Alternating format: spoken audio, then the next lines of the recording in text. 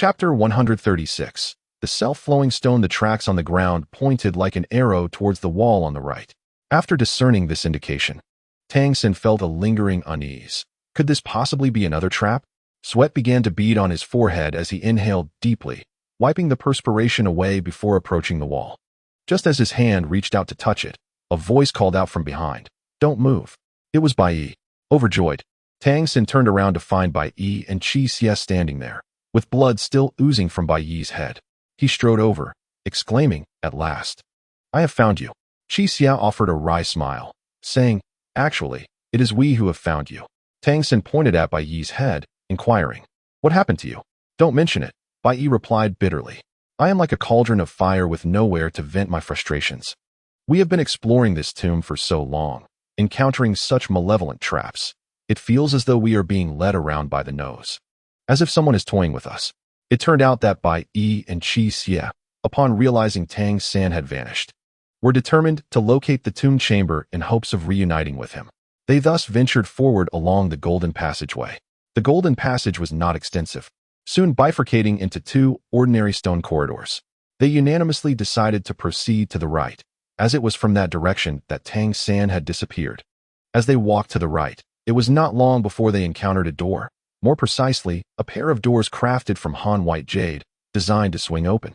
Bai Yi was familiar with this type of door, which has a center of gravity leaning inward, allowing it to open and close with ease.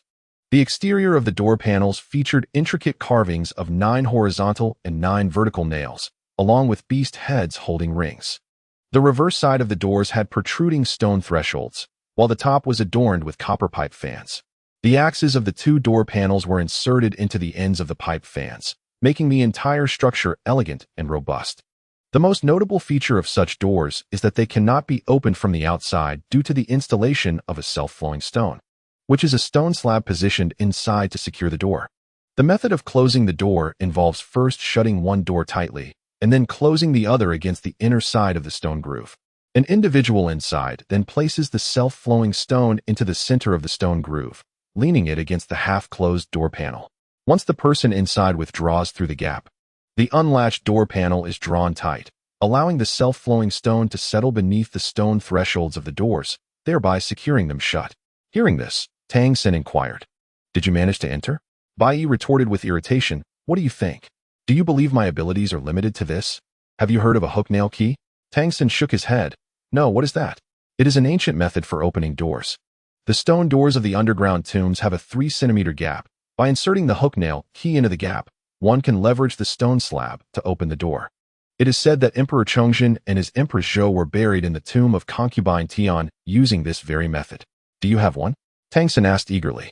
Bai Yi shot him a glance. "I do not, for the design and dimensions of the hook nail key are lost to history. So I can only lament the absence of such a key." Without a key to unlock the door, Bai Yi and Qi Xie were compelled to devise an alternative solution. Bai Yi, possessing a wealth of knowledge across various fields such as medicine, physics, and commerce, engaged in contemplation and ultimately arrived at a method. Although he lacked a conventional key, the principle of unlocking remained consistent. He retrieved his water bottle, dismantled the mouthpiece, and extracted a wire, fashioning its end into a hook. Carefully, he maneuvered the wire through the door's crevice, aiming to ensnare the lever stone. By using a wooden board to leverage the stone upwards from its groove, he could successfully displace it, thereby granting access to the door. In theory, this seemed feasible, yet the practical execution proved to be considerably more challenging, especially when attempting to ensnare the lever stone within the constraints of limited space. During this endeavor, Bai Yi inadvertently struck his head. Fortunately, after much effort, the lever stone was finally displaced, allowing them to enter the burial chamber. What lies within? Bai Yi pondered aloud. As they opened the door and stepped inside, they discovered a rectangular chamber adorned with blue stone slabs. At its center lay a platform designated for a coffin, upon which rested a white jade coffin, devoid of any other furnishings or adornments.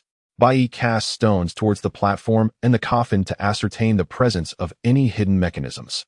Upon confirming their absence, the two advanced to unveil the white jade coffin. As the lid was removed, the sight within startled them. A stunning woman lay inside, her eyes shut as if in a deep slumber. Although her complexion was pale, her features were exquisite, revealing her as a true beauty. Her attire was not that of a deceased individual. She adorned a phoenix and dragon crown, a flowing red robe with wide sleeves, and a long red skirt embellished with intricate embroidery, while her hair was styled in a special updo adorned with dragon and phoenix decorations. It was immediately apparent that she belonged to the imperial harem of the Ming dynasty. The hierarchy of the harem included not only the empress, but also the imperial consort, favored concubines, and various ranks such as noble ladies and maidens. Titles within the Ming harem included those of virtue, propriety, dignity, respect, grace, and peace, with the imperial consort ranking above others. The mid to late Ming dynasty saw the emergence of the highest rank among concubines, the imperial consort, which was first established during the reign of the Ming Emperor Xianzong. After the death of his favored concubine, Wang Guifei, she was posthumously honored with the title of respectful and careful imperial consort. The official title of imperial consort was later conferred upon Zheng Guifei, who, after bearing 3 sons, was elevated to this esteemed position. Bai Yi contemplated for a moment, noting that the phoenix crown of the Ming dynasty came in 2 forms, one worn by the imperial consort, adorned not only with phoenixes, but also dragons and other embellishments. Like a queen's crown adorned with 9 dragons and 4 phoenixes, there are 12 trees of large and small flowers each. The imperial consort's phoenix crown boasts 9 feathers and 4 phoenixes, with 9 flower hairpins and 9 small flowers. The woman within this coffin, adorned with 9 flower hairpins and 9 small flowers, appears to be an imperial consort. Given her attire, her status within the palace likely ranks just below that of the queen. Yet, can an imperial consort truly be adorned in such a manner in death? She is dressed in ordinary clothing, which is utterly astonishing. As Bai Yi spoke, he reached towards the face of the imperial consort and pressed down lightly. Chapter 137. The golden well. Tang Sancheng abruptly waved his hand, saying, "Enough, let me guess, the imperial consort in the coffin cannot possibly be alive. Can she? She is deceased," Qi Xie replied succinctly, though she appears quite lifelike. Indeed, as Bai Yi pressed his hand against the consort's face, he felt the rigid texture, confirming that this was not the visage of a living person. He sighed in relief. Had a living being been resting within that coffin, it would have been truly ghastly. Bai Yi, captivated by the flower hairpin atop the consort's head, reached to pluck it off and placed it into his satchel. Whether the preservation of the corpse was due to the white jade coffin remained a mystery, and Bai Yi chose not to dwell on it for long, promptly closing the coffin lid. In the past, Bai Yi would not have possessed such patience. Once a coffin was opened, it was rarely closed again. However, the sight of this female corpse was so bizarre that it was best to avoid it entirely. It was undoubtedly the left or right hall, with Tang Sancheng absent. Bai Yi and Qi Xie deliberated and decided to seek the rear hall, where the true essence of the royal tomb awaited. According to the map they possessed, the rear hall was connected to the front hall. By chance, they stumbled upon the front hall just as they witnessed Tang Sancheng reaching towards the wall. Bai Yi recalled the dust on the stone walls below and instinctively called out, "Did you find your way here smoothly?" Tang Sancheng inquired. "A perilous journey indeed." Bai Yi sighed. "That obvious door is certainly impassable. Below may lie an unfathomable pit. Keep that in mind." "Like this?" Tang Sancheng said, pointing at the door of the front hall and tossing a stone towards it. Bai Yi retorted angrily, "Exactly. Thankfully, we are astute. Otherwise, we would have suffered great losses." "What about you, Tang Sancheng? What transpired?" Tang Sancheng recounted his own experiences, which left both men quite anxious. Bai Yi concurred with the speculations regarding the silver mask. Lei Zi was in the central hall, and the whereabouts of Old Fan remained unknown. Tang Sancheng remarked, "The wheel tracks lead toward this wall. I wonder if the rear hall lies just beyond it. The map indicates that the front and rear halls are interconnected. But such an obvious mark, could it be a trap?" Bai Yi felt a surge of fear. Suddenly, Qi Xie interjected, "Might the designer have exploited the psychology of tomb raiders?" They were now in a state of paranoia, and Bai Yi was thoroughly exasperated by the circumstances. "Forget it. Let's give it a try," he declared. "If I were to survive this ordeal, I would be a true anomaly. Let me take the lead." As soon as he finished speaking, Tang Sancheng was unable to intervene, and Bai Yi moved towards the wall, placing his hands upon it and exerting force. With a creaking sound, the wall shifted, confirming that this time the instructions were indeed correct. Once the wall parted, Tang Sancheng beheld the white jade stone door Bai Yi had mentioned. It was made of natural stone, compelling Bai Yi to repeat the previous actions, extracting the natural stone from the ground groove to open the door. This endeavor took approximately half an hour, resulting in Bai Yi breaking into a sweat. At last, the door swung open, and the three entered, discovering that the floor was adorned with polished square, speckled stone slabs. In the center lay a stone bed for the coffin, which was placed atop it. The coffin bed was made of stone, matching the decorative pattern of the floor, yet was bordered by white jade. At the center of the coffin bed was a square hole, filled with yellow earth. Tang Sanqing muttered to himself, "Golden well." The yellow earth in the square hole is referred to as a golden well in the art of geomancy. In burial customs, there exists a process known as opening the golden well. Traditionally, after selecting the burial site, often referred to as seeking the dragon and locating the vein, the next crucial step is to construct the tomb, which includes the significant task of opening the golden well. This involves excavating excess soil and stones from the coffin bed to create a space for the coffin, typically by creating a hole in the coffin bed itself to place the earth, followed by positioning the coffin above it.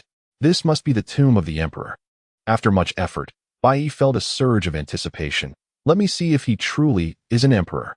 It could possibly be the Jiajing emperor, Tang Sanqing remarked, as the inscription on the porcelain jar for the everlasting lamp bears the name of Jiajing. The seven evils and Bai Yi proceeded to open the lid of the white jade coffin in the same manner as they had with the imperial consort's tomb. The figure within was, like the previous imperial consort, remarkably preserved, clad in yellow silk embroidered with dragons, pheasant patterns, and 12 chapters, traditional attire of the Ming dynasty emperors. There was no doubt that this individual was an emperor. With keen eyes, Tang Sanqing noticed a jade bottle beside the emperor, resembling a small medicine vial. Acting swiftly, he picked it up, exclaiming, "What is contained within? Could it be wine?" As he spoke, Tang Sanqing had already removed the cork, inhaling the scent and shaking the bottle, which produced a sound as if it contained liquid. He poured a drop out, hesitating to let it fall onto his hand. Instead, the droplet landed on the emperor's lips and instantly disappeared into his mouth, leaving no trace behind. Tang Sanqing did not even discern the color of the liquid. He handed the jade bottle to Bai Yi, stating, "Bai Yi, take a look at what is inside. There is no scent of alcohol. It does not seem to be wine." Bai Yi held it, detecting a strong medicinal aroma, though he was uncertain of its precise contents. However, seven evils took it and sniffed, making a discovery. At the very least, it contains Heishou Wu, wild ginseng, and Tai Sui. I cannot identify anything else. This emperor is truly peculiar. Even in death, he keeps a vial of medicine beside his head. But could this medicine be the reason for his remarkable preservation? It is indeed a possibility. Bai Yi placed the vial of medicine into his pocket and turned his attention to the 4 chests before the coffin. Despite their modest number, these 4 chests stood a full meter tall. Upon opening one, it revealed an array of jade dragons, phoenixes, jade belts, and various jade ornaments. Another chest was filled to the brim with gold and silver ingots. The third chest housed garments fit for emperors and empresses, particularly a crown. The emperor within the coffin already wore one, yet here lay another. The crown structure featured a circular hat, draped in black gauze and lined with red silk. On the hat, delicate gold filigree formed a design, with the upper part in black and the lower part in red, rounded at the front and flat at the back. 12 tassels adorned the front and back, each crafted from 5 colored silk threads, strung in the order of vermilion, white, azure, yellow, and black, creating 12 strands of colorful beads. On either side of the crown, red silk threads suspended jade ornaments, known as chong'er, symbolizing the notion of refraining from inappropriate sights and sounds. Additionally, there was a golden winged crown, entirely fashioned from gold and intricately woven from countless strands, its patterns delicately balanced, resembling wings or gossamer. The craftsmanship employed various techniques such as filigree, layering, and weaving, with even the scales of the dragon meticulously twisted from gold threads. The welding was executed flawlessly, leaving no trace of seams, showcasing an unparalleled level of artistry that left one in awe. Chapter 138. Resurgence. As the three were engrossed in examining the chests, Bai Yi discreetly filled his pockets with gold and silver ingots, his hands lingering over the exquisite winged crown, preparing to take it when a sudden cacophony of clucking sounds erupted from behind them. Startled, the trio turned in unison. Upon turning, Tang Sanqing's eyes widened in shock as he grasped Qixie's wrist tightly with one hand, while the other muffled his own mouth to stifle a gasp. Bai Yi and Qixia also struggled to suppress their voices, emitting strange sounds from their throats as they fought to maintain silence. What unfolded before Tang Sansheng was a scene he had only ever heard recounted in his father's tales.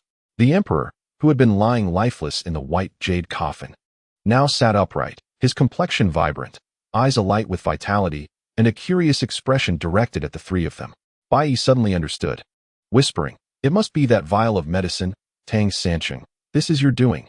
Tang Sansheng recalled the drop of medicine he had inadvertently let fall into the emperor's mouth, his expression turning sour.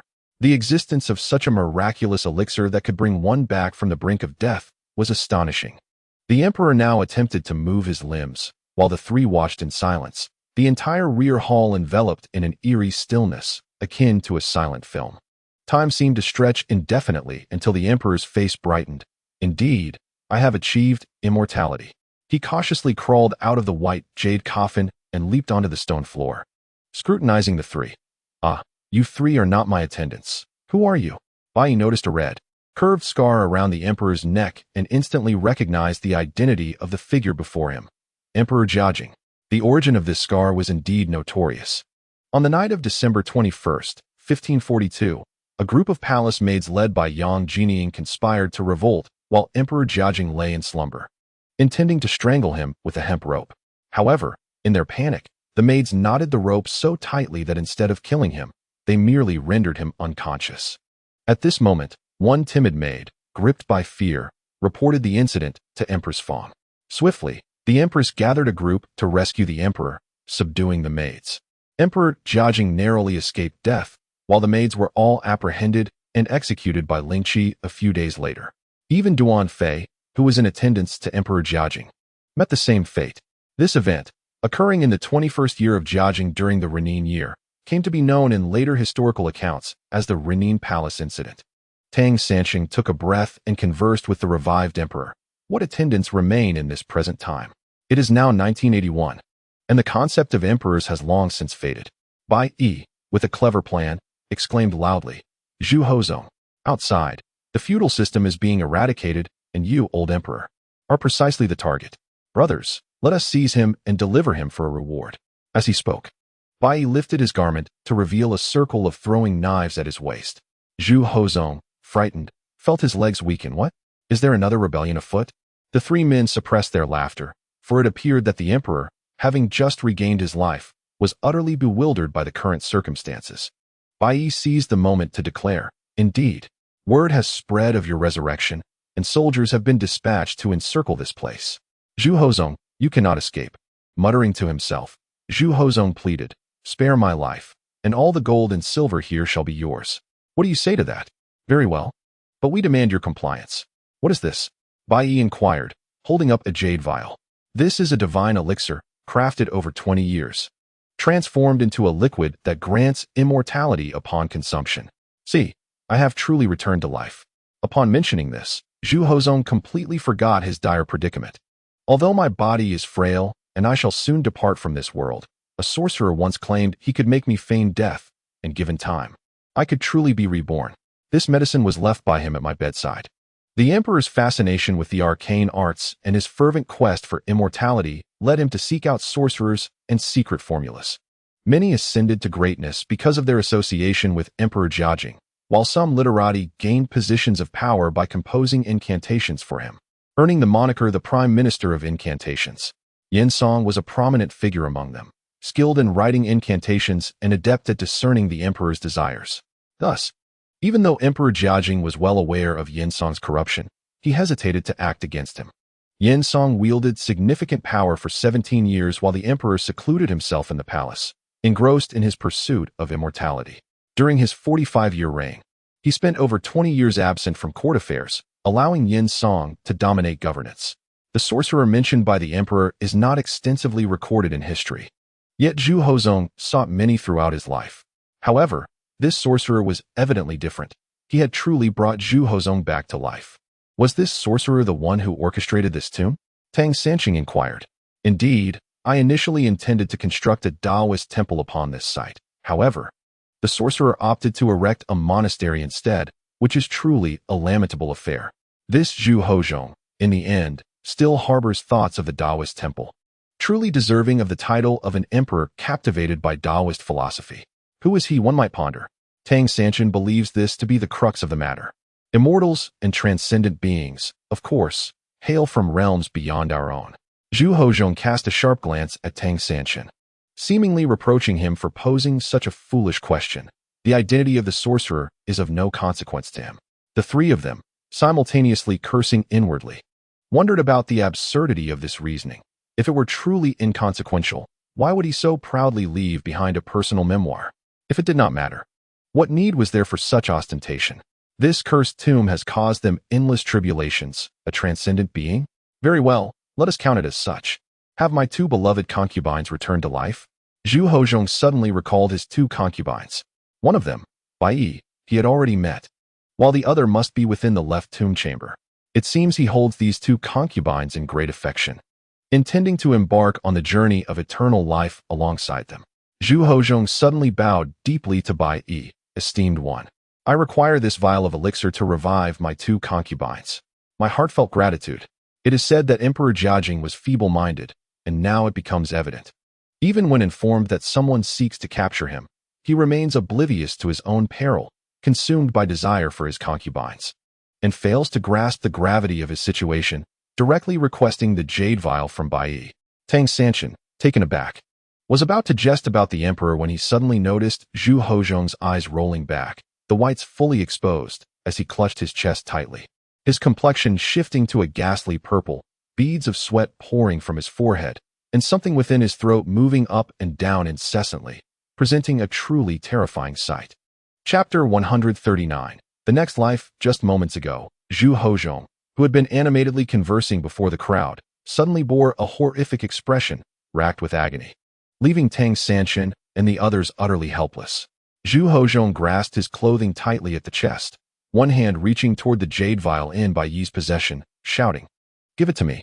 All his strength coalesced into those two words, and once they escaped his lips, Zhu Hozhong's eyes widened, his body slackened, collapsing to the ground.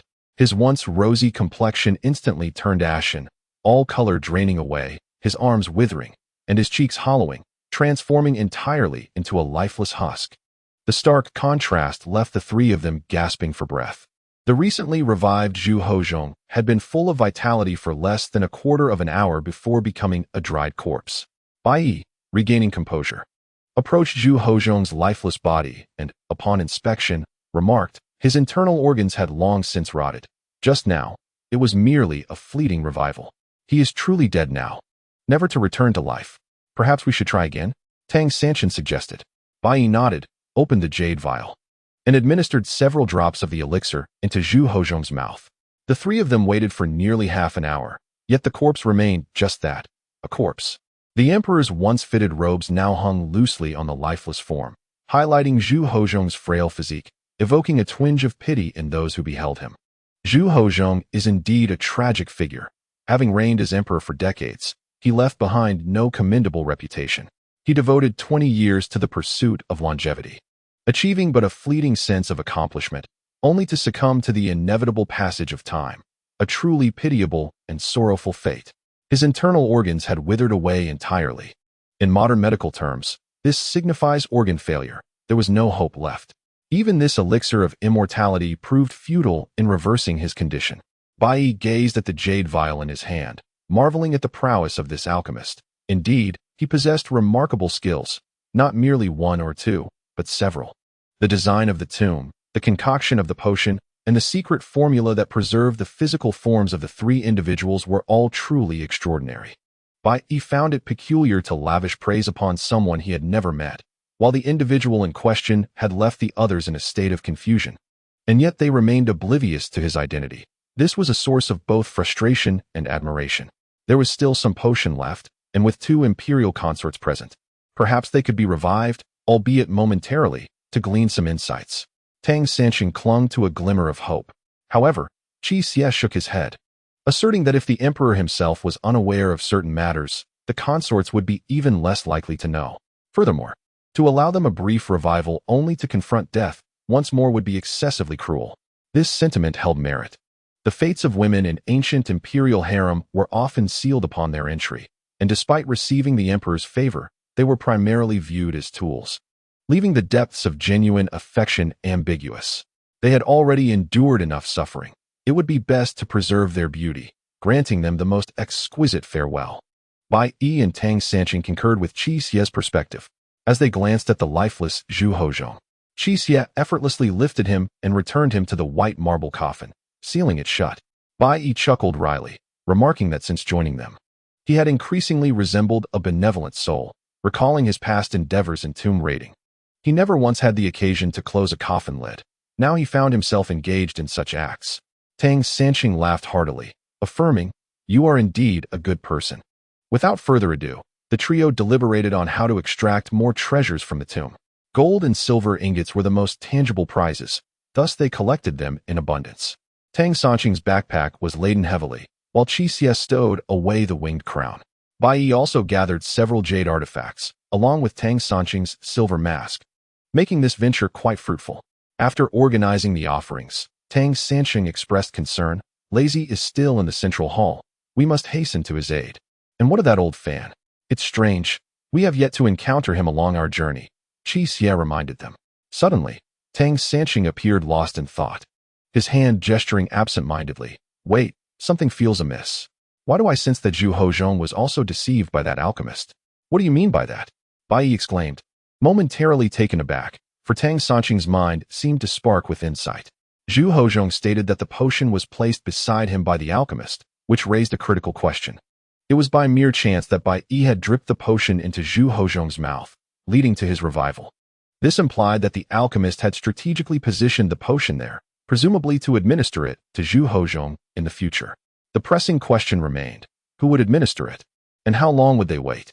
The alchemist has not returned to administer the medicine, leaving Zhu Hozhong in this state until we discovered him. Had I not been careless, he might have remained in this condition indefinitely. Tang Sanqing's eloquence is rather lacking, yet both Bai Yi and Qi Xie comprehended the gravity of the situation. After a prolonged silence, Bai Yi exclaimed in frustration, "Damn it, who is this alchemist to dare toy with the emperor? It seems he never intended to return to administer the medicine. Perhaps he wishes for Zhu Hozhong to perish sooner rather than later." This alchemist deceived the emperor, and Zhu Hozhong, in his naivety, failed to realize that the mere presence of the medicine bottle is futile without someone to administer it. It can only be said that he placed too much trust in this alchemist, obediently following his guidance, even to the extent of allowing him to design his own tomb. Alas, it is all but a memory now. This alchemist possesses expertise in at least 3 domains. First, architecture. Second, feng shui. And third. Tang Sanqing pondered but could not find the right term, prompting Qi Xie to interject. Pharmacology. He is well versed in pharmacology. Indeed, the elixir in the jade bottle must have granted the emperor at least a fleeting moment of life, which is remarkable in itself. Such an extraordinary figure. Yet there is no record of him in history. Could it be that, as Zhu Hozhong suggested, he is indeed a celestial being? Upon finishing, Bai Yi gestured dramatically toward the sky, as if surrendering the question to the air. Enough of this speculation. Perhaps the alchemist has perished himself, thus unable to administer the medicine to the emperor. There are countless possibilities. Let us focus on the present. With the ceremonial objects secured, the trio retraced their steps back to the central hall. Upon entering, they immediately heard the sounds of a struggle, along with Lei Zi's curses. "You bastard. If you want to die, do it alone. Are you out of your mind?" The 3 noticed Lei Zi pinning someone down with all his strength, his body trembling from exhaustion as he pressed the individual beneath him. He gritted his teeth, using every ounce of his strength, his legs pinning down the other's thighs. Both locked in a fierce struggle. Upon closer inspection, the man beneath Lei Zi was severely injured, his body a gruesome sight. Just as he was about to reverse the situation, revealing his back, Tang Sanqing's heart sank. There were 9 gaping wounds on the man's back, still oozing blood. Chapter 140. Explosives. It's Lao Fan. Qi Xie recognized him first and prepared to rush in to assist Lei Zi. Oddly, although Lei Zi and Lao Fan were in a tangle, the reason for their conflict was unclear. After all, they were supposed to be allies. Yet Qi Xie instinctively sensed the danger Lao Fan posed and felt compelled to help Lei Zi, largely due to the fact that Lei Zi had once shown mercy and saved everyone, leading the group to believe in his fundamentally good nature. This consideration drove Qi Xie to act without hesitation. Out of the corner of his eye, Lazy caught sight of the three. Stay back. He has explosives. Qi Xie halted in his tracks, and only then did the three notice the bundle of homemade dynamite wedged between the two, with sparks already igniting the fuse. Lao Fan let out a maniacal scream. There's no escape here. We might as well die together. A madman. Tang San tugged at Qi Xie, gesturing towards a nearby mechanism that led to a passageway, directly connecting to the cave where the man-eating tree resided. Qi Xie understood immediately and dashed forward without hesitation. He stepped onto the blood-soaked hole on Lao Fan's back, causing Lao Fan to writhe in agony, and finally release Lazy, who dropped the explosives onto the ground. Qi Xie initially attempted to extinguish the fuse with his foot, but to no avail. Despite his pain, Lao Fan smugly declared, "You underestimate my abilities. This fuse cannot be extinguished by foot." As the fuse neared its end, Qi Xie lunged forward, activating the mechanism, revealing the passageway before him. After a brief moment of contemplation, he hurled the explosives inside. The explosives soared approximately 4 to 5 meters before coming to a halt. He swiftly closed the passageway and turned to leap back, simultaneously shouting, "Duck down, cover your heads." Lazy, the weak, summoned all his strength to roll over a meter away. Bai Yi and Tang San immediately crouched down, covering their heads as the entire tomb trembled, resembling an earthquake, with debris continuously raining down. After about 5 seconds, silence enveloped the space. Tang San shook his head, brushing off the rubble from his hair, and saw Qi Xie already standing. Lazy, however, lay motionless on the ground, with Qi Xie aiding him to rise. Lao Fan, in stark contrast, lay like a lifeless fish in a pool of his own blood, the recent tremors exacerbating his wounds, rendering his survival unlikely. Though Lao Fan's limbs twitched, he suddenly rolled over, causing a jade vial to tumble from his pocket, rolling to rest at Tang San's feet. This jade vial resembled the one Bai Yi held, filled with powder. Tang San picked it up, asking, "Lao Fan, where did you acquire this jade vial?" Lao Fan trembled slightly, blood spilling from his mouth, managing to utter just 2 words, "The cripple is finished," before his head tilted and he breathed his last. Bai Yi approached, checking for a heartbeat and testing for breath. Shaking his head in resignation, "There's no saving him." Lazy remarked, "If you hadn't come, I would surely have perished here alongside him." Tang San, "I knew you would return for me." Lazy had remained in the central hall, waiting for Tang San to rescue him. Exhausted, he had dozed off, unaware of the passage of time. When he opened his eyes, Lao Fan's face loomed before him, his eyes fixed and unblinking, sending a shiver down Lazy's spine. Recognizing Lao Fan's unusual demeanor, Lazy felt a surge of apprehension. "Lao Fan, where have you been?" Lao Fan remained silent, suddenly collapsing to the ground. As Lazy tilted his head, he spotted the blood streaming from Lao Fan's back, where 9 wounds, resembling nail punctures, gushed forth. "Lao Fan, you're injured," he exclaimed. "This is a fatal wound. We cannot escape. Lazy, you two shall not make it out alive." Lao Fan's voice was laced with malice, his eyes glinting with madness. Clearly devoid of reason, Lazy propped himself up with both hands, shifting slightly away from Lao Fan, attempting to soothe his agitated spirit. "Lao Fan, do not speak foolishly. Even if there are numerous traps, we can dig our way out. Maintain a positive outlook and remain calm." "No, no, no," Lao Fan exclaimed, blood flowing from his wounds. Seemingly oblivious to the pain, he gesticulated wildly. "Lazy, rather than languish here in agony, let us end this swiftly." In a sudden frenzy, he tore off his clothing, revealing a bundle of explosives before Lazy. "Lazy, this is something I have long prepared. Let us perish together here." Madness. Lazy had never contemplated dying within this tomb, yet he found himself powerless, desperately trying to wrest the explosives from Lao Fan. Strangely, despite his grievous injuries, Lao Fan appeared utterly numb, his actions completely deranged. Lazy could do nothing but watch as Lao Fan ignited the fuse. Upon hearing this, Tang Sencheng broke into a cold sweat. Had they not arrived in time, Lazy would have been buried alongside Lao Fan. Moreover, the structural integrity of the tomb was uncertain. Should it collapse from the explosion, it would not merely be Lazy accompanying Lao Fan to the grave, but 4 souls in total. Bai Yi's focus, however, rested on the 2 words the cripple uttered by Lao Fan before his demise. "Tang Sencheng, do you think the cripple's death could be attributed to this potion?" The vial was likely discovered by Lao Fan during his search of the cripple's home. for it was crafted from white jade, and even if empty, it held considerable value, prompting Lao Fan to take it. Just before his death, when questioned by Tang San Chung, Lao Fan mentioned the cripple, suggesting that as one nears death, their words carried truth. Reflecting back, the peculiar scars on the cripple's heart came to mind. If he had entered this tomb and discovered the potion, curiosity might have compelled him to consume it. But his body could not withstand the strain, leading to his tragic demise. This potion resembled a defibrillator, capable of temporarily reviving the heart. With luck, one might experience a brief resurrection akin to Emperor Jiajing, but with misfortune, it could overburden the internal organs, resulting in a fate as grim as that of the cripple. It was likely that he regretted ingesting the potion, meeting a gruesome end, his body left unrecognizable and charred. Bai Yi continued, in this chamber, there should be 1 emperor and 2 empresses, implying 3 jade vials should be present within the 3 white jade coffins. The empress we encountered, discovered by Qi Xie and myself, lacked a jade vial, possibly taken by the cripple. Should the cripple have entered this tomb and taken just 1 jade vial? It is entirely plausible he became disoriented, wandering into an empress's tomb, but failing to find his way out. Tang Sancheng suddenly interjected. The fact that the cripple managed to exit indicates there must be an escape route. This revelation alleviated their concerns. Tang Sancheng observed Bai Yi and Qi Xia exchange glances, their expressions grave and silent. What troubles you? Am I mistaken in my assertion? Chapter 141, Dust Sancheng. Bai Yi and I have traversed the golden passageway, but it has now become a dead end. We cannot return the way we came. We must find a new exit. Qi Xie remarked. We have been vigilant throughout our journey, yet we have found no leads. Tang San was feeling quite dejected.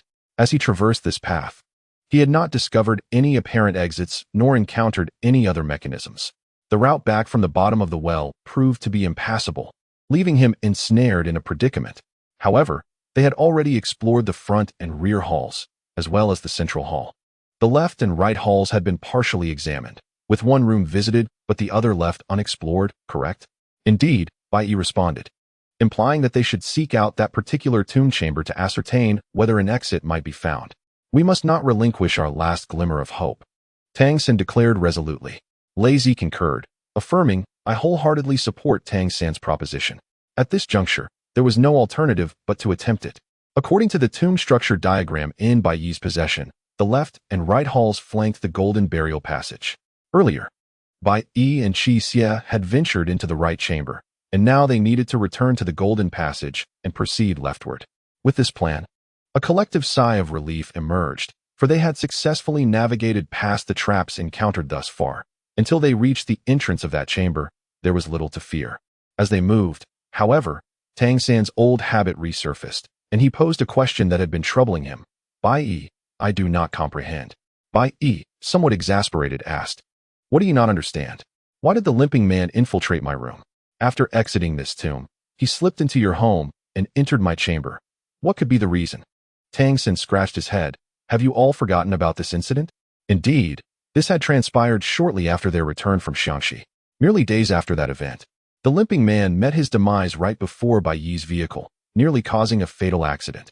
Reflecting on it now, it seemed improbable that the limping man could have known Bai Yi. Perhaps it was merely a coincidence. Bai Yi, too, found himself at a loss for a plausible explanation. Suddenly, Lazy, supported by Qi Xie, chuckled, what is so difficult to explain? The limping man was a habitual thief. He likely spotted something of value in your home and attempted to pilfer it. This rationale appeared somewhat convincing. However, a heavy sense of unease weighed on Tang San. He could not shake the feeling that the situation was not as straightforward as Lazy suggested. If thievery was the intention, Bai Yi's master bedroom would have been far more enticing, and besides, nothing of value had been stolen from the household.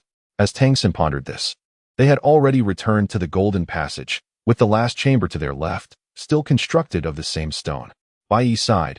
He loathed such tasks, which demanded meticulous attention and were mentally taxing. Observing Bai Yi's sullen demeanor, Tang San could not help but chuckle, prompting Bai Yi to shoot him a glare before squatting down to attend to the door. While Bai Yi was occupied with the stonework, Tang San's eyes remained vigilant. Standing at the end of the golden passage, he contemplated alternative methods should they fail to locate an exit. After much deliberation, the only solution that arose was to tunnel through. How he wished for Xiao Ning to be present. Tang Xin chuckled foolishly, prompting Lei Zi to inquire. What are you laughing about? Tang San, taken aback, pinched his chin and replied, Did I laugh? Indeed, you did, Qi Xie stated solemnly. Qi Xie was never one to speak falsely, and thus Tang Xin accepted that he had indeed laughed. The mere thought of Xiao Ning evoked such a reaction, causing him to cough awkwardly. The door finally creaked open, revealing a chamber that mirrored the right hall in both size and layout. At its center lay a coffin bed, upon which rested a coffin of Han white jade. Upon lifting the lid, one beheld a figure adorned in attire akin to that of the Empress in the right hall. Although her body had not yet succumbed to decay, she appeared somewhat frail and delicate, her features softer, exuding a gentler grace. It seemed these two empresses embodied entirely different forms of beauty. The thought entertained by this Jiajing emperor was indeed fanciful, to be resurrected amidst golden jade and flanked by two exquisite beauties. Additionally, this empress had a white jade vase placed beside her head. With a sigh, Bai Yi collected the vase and removed the hairpin from the empress's head. It was evident that the limping man had never ventured here. The question remained, where could the exit be? Lei Zi suddenly interjected, Bai Yi, when you entered the right hall, was the door closed? Indeed, Bai Yi replied, it took considerable effort to pry it open. But wasn't the jade vase retrieved by the limping man from there? How did he manage to enter? Lei Zi's words sent a shiver through the trio. Oh, I comprehend now. The limping man entered by a different means than we did. He must have stumbled in through the exit. He merely took the vase and inadvertently exited the tomb. Bai Yi concluded, we must return to the right hall. After a series of tribulations, they found themselves at the same starting point. Upon arriving at the right hall, nothing particularly stood out. If the limping man had already been here upon his descent, what could have been the point of impact? Lei Zi surveyed the surroundings and pointed to the ground behind the coffin bed. Look there, the dust has been disturbed. Doesn't it resemble a spot where someone might have lain? The tomb floor had undoubtedly accumulated a considerable amount of dust over the years. The area behind the coffin bed, being a blind spot, had escaped Bai Yi and Qi Xie's notice upon their entry. The tomb was spacious, and they had simply taken the hairpin and departed. Fortunately, Lei Zi's position allowed him to catch sight of that detail. Otherwise, the four would have remained ensnared in confusion for longer. There, a trail of footprints led right up to the coffin bed, evidence that the limping man had indeed opened the coffin. Yet, there was nothing beyond that. It seemed that the key to the mystery lay there. They gathered near the spot. Observe, there are only footprints leading upwards, but after the limping man descended, there are no further traces. Could it be that he vanished atop the coffin bed? Inquired Tang Sancheng. Well put, Tang Sancheng, Lei Zi exclaimed, exhilarated. It appears the secret resides upon the coffin bed. The bed was constructed of stone encased in Han white jade, appearing stable and unremarkable. Given its height, one needed to climb onto it. Bai Yi circumnavigated the coffin bed, but yielded no findings. Finally, he decided to follow the footprints left by the limping man directly onto the coffin bed. If the limping man intended to open the coffin, what would his next actions entail? Bai Yi envisioned himself as the limping man, mimicking his previous conduct. First, he would need to open the coffin. Bai Yi climbed atop the coffin bed once more, lifting the lid. He then spotted the jade vase and retrieved it. Whether he consumed the potion within the vase at that moment remained uncertain. After securing the vase, what would he do next? Descend? At this time, his hands would likely steady themselves against the jade coffin. Yet, the limping man did not descend. Instead, his footprints ceased right there, and he exited the tomb. The truth lies within the jade coffin. Bai Yi exclaimed. Chapter 142. The phoenix head. The sides of this white jade coffin are intricately adorned with exquisite phoenix motifs, closely linked to the identity of the imperial concubine. Bai Yi's fingers delicately traced the elegant designs, seeking to uncover their secrets.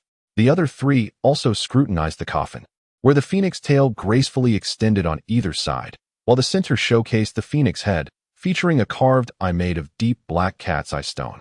Upon seeing this eye, Bai Yi let out a soft chuckle. This must be it.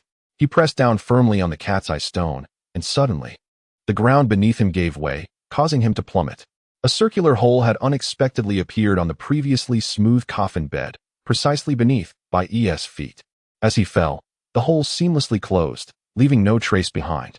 Tang Xin supported Lei Zi as they ascended, allowing Lei Zi to descend first, while he and Qi Xie followed suit.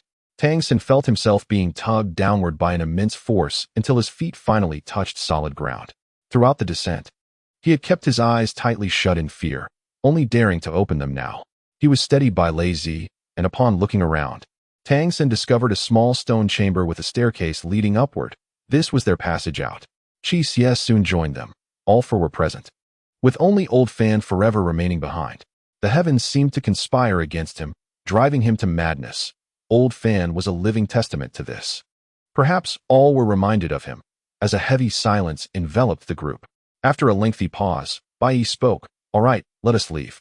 The four ascended the staircase. Reaching the top, where Bai Yi felt a surge of anxiety. Yet again, it was the self-opening stone. Suddenly realizing that they were already inside, he thought it unnecessary to struggle further. Removing the stone would open the door. As they stepped out, Bai Yi turned back to secure the passage, ensuring that no one else could enter. It was best to let everything rest in silence. The moment the self-opening stone locked the door, a wave of relief washed over them. Turning to face the front, they inhaled deeply. Before them lay a level expanse, leading further to a bottomless abyss. The group had been toiling beneath the grave for an entire night, and dawn was fast approaching. Mist lingered in the mountains, and for a fleeting moment, they believed they had arrived in a paradise, as clouds enveloped the landscape, with sunlight hidden within, refracting beautiful rays, a sight to behold. As they turned back, the four beheld the main entrance of the temple. It was the mountain gate. After the temple's destruction, the gate stood ajar. Tang Xin approached and pushed it open, revealing a scene of ruin. All the Buddha statues had vanished, the walls lay incomplete, and the once exquisite murals had been drenched in black or red paint, rendering them grotesque. The red paint resembled blood splattered on the walls, instilling a sense of dread. The four ventured into the temple, traversing various halls until they reached the back door, where the well still stood, enduring through the ages. Bai Yi suddenly chuckled wryly. "Once again, I have escaped calamity." Bai Yi then retrieved several gold and silver ingots from his bag and placed them in Bai Yi's hands, saying, "This is what you rightfully deserve." Bai Yi held the gold and silver ingots in his hands, somewhat taken aback. "What do you mean by that? How about joining us?" Bai Yi replied, "You are now a solitary figure. Engaging in tomb raiding such endeavors necessitates companions. I refer to companions in the truest sense, those with whom one can cultivate trust, not just a rabble." Bai Yi comprehended the implication of Bai Yi's words. In the past, his association with Brother Wu had been merely a disorganized mob, where everyone exploited one another for personal gain. His relationship with Old Fan mirrored this dynamic. Even in his absence, Old Fan had dragged him into peril. To be candid, Bai Yi discerned something distinct within the trio, a rather commonplace yet rare element: friendship. In the depths of the tomb, there was mutual care and collaboration, rather than scattering like leaves in a tempest when adversity struck. "Do you truly welcome my inclusion?" Bai Yi still felt incredulous. Tang Xin chuckled. "One of us has ears, the other a nose. Together, we make the finest team." Additionally, with the skills of the seven evils and Bai Yi's erudition and composure, not to mention his adeptness with throwing knives, Bai Yi scribbled down his address. "Come here in a week. We shall strategize our next operation." Bai Yi accepted the note, nodding. "Let us ensure we meet then." By this time, the sun had risen, and although the mountain scenery was enchanting, the four had little inclination to appreciate it. They hastened their descent, replenishing their supplies of food and water along the way. After a prolonged period of rest, Bai Yi's strength had partially returned. He had not anticipated the potency of the ointment smeared upon the wall, which had rendered him incapacitated within a mere 12 hours.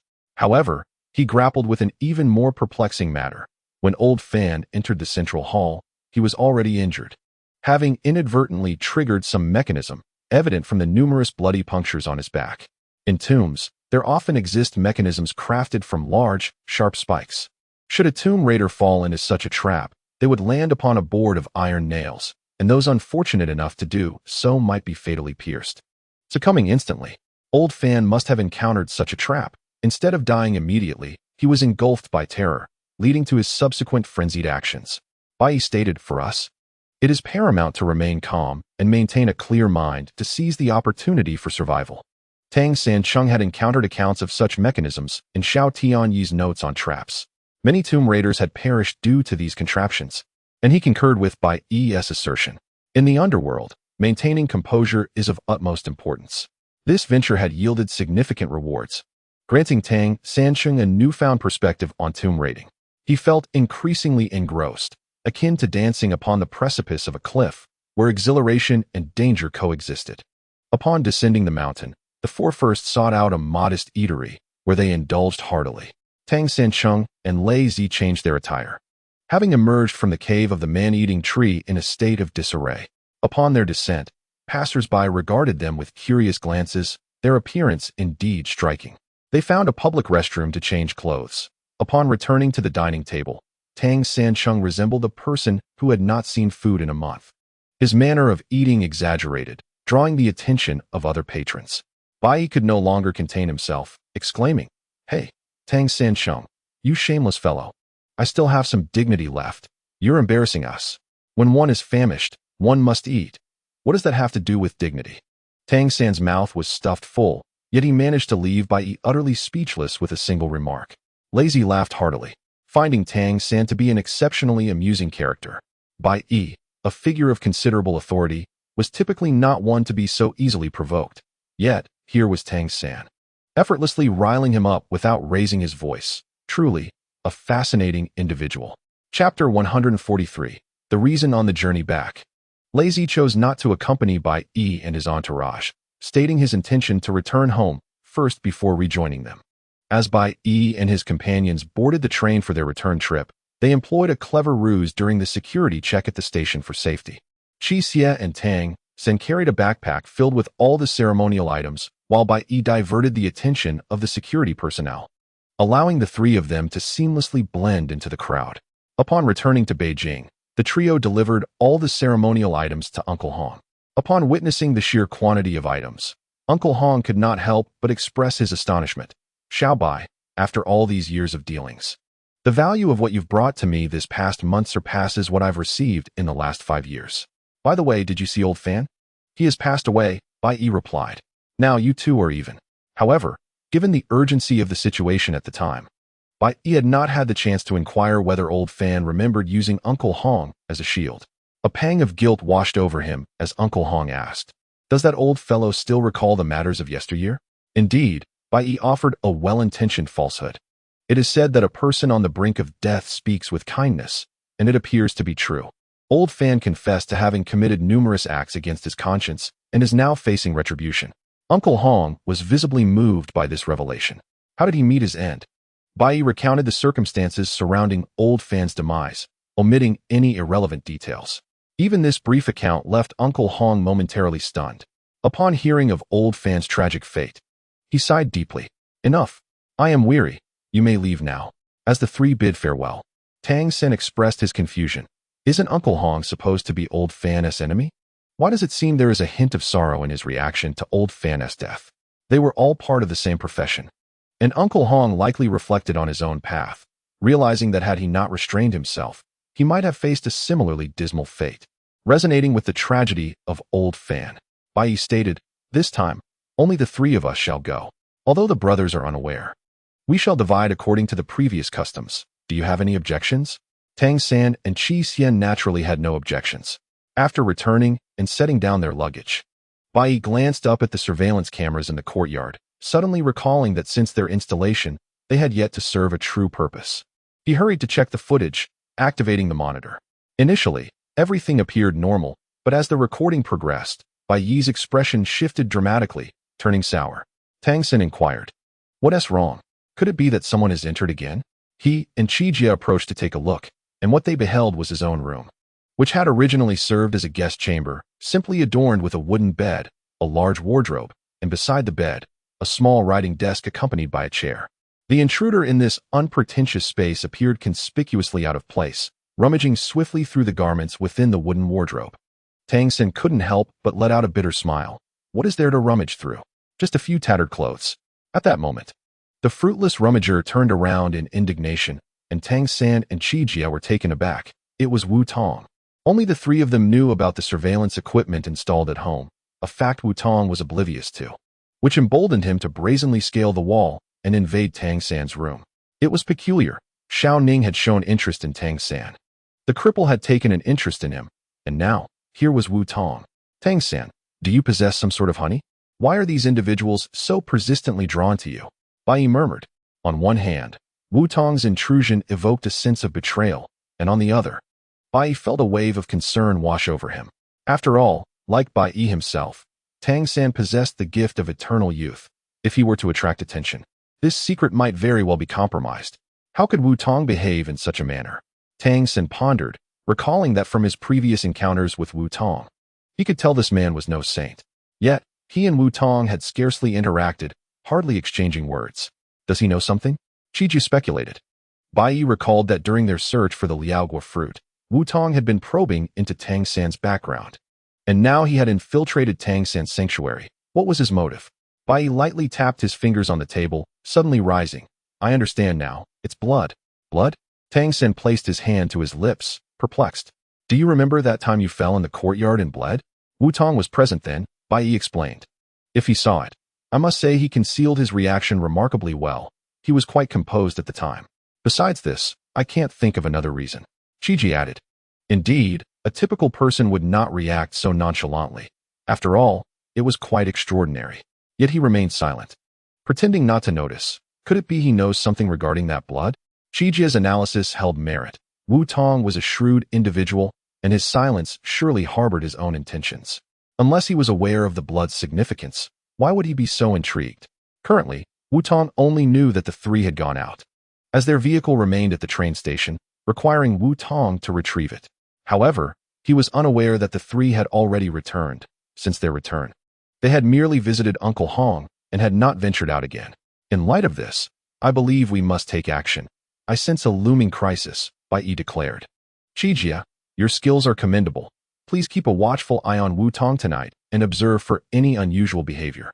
As for Tang San and myself, we shall remain here to see if he returns. If he does, I shall confront him on the spot. After devising this plan, Bai Yi left the two behind to fetch some food. Tang San sat in the courtyard, feeling somewhat disheartened. Qijia, must someone like me always endure such tumult? Heaven has bestowed upon you such lineage. Thus it is destined that you shall be extraordinary. Qixia remarked, every person has their fate. I have never inquired about your origins. Qixia, which signifies my belief in this notion, that each individual possesses their own destiny. However, I also hold faith in the idea that human determination can prevail over celestial decrees. Tang San expressed, the cripple takes an interest in me. If he were to perish, I would genuinely worry that Wu Tong and Xiao Ning might consider me a harbinger of misfortune. Each person has their fate, and what is meant to come will inevitably arrive. Qixia's words always carry an air of solemnity. Though brief, they encompass profound truths, leaving it to Tang San to derive his own understanding. Tang San murmured, every person has their fate. Sometimes I ponder what life has cast me down into, discarding me as if I were a mere remnant in a graveyard. Is this my destiny? The ever-optimistic Tang San suddenly revealed a sorrowful side. Qixia placed a reassuring hand on Tang San's shoulder, uttering not a word, merely intensifying his grip, hoping Tang San would sense his unwavering support. Tang San, comprehending the gesture, smiled at Qixia, saying, it's nothing. I merely indulge in occasional reflections. Chapter 144. Somnambulism. Night fell, and darkness served as the finest disguise. Like a specter, Qixia stealthily approached Wu Tong's residence, scaling the walls of the courtyard with utmost care to remain undetected. Wu Tong resided in a traditional courtyard house, albeit smaller in size. Although a sparrow is diminutive, it possesses all essential organs. At this hour, most households had succumbed to slumber. Wu Tong's abode was enveloped in darkness, indicating he had long retired for the night. As Qixia hesitated on whether to continue his vigil, a sudden beam of flashlight illuminated the courtyard, revealing Wu Tong emerging in a dazed state, his movements stiff and slow. He walked deliberately, his body rigid, particularly his knees.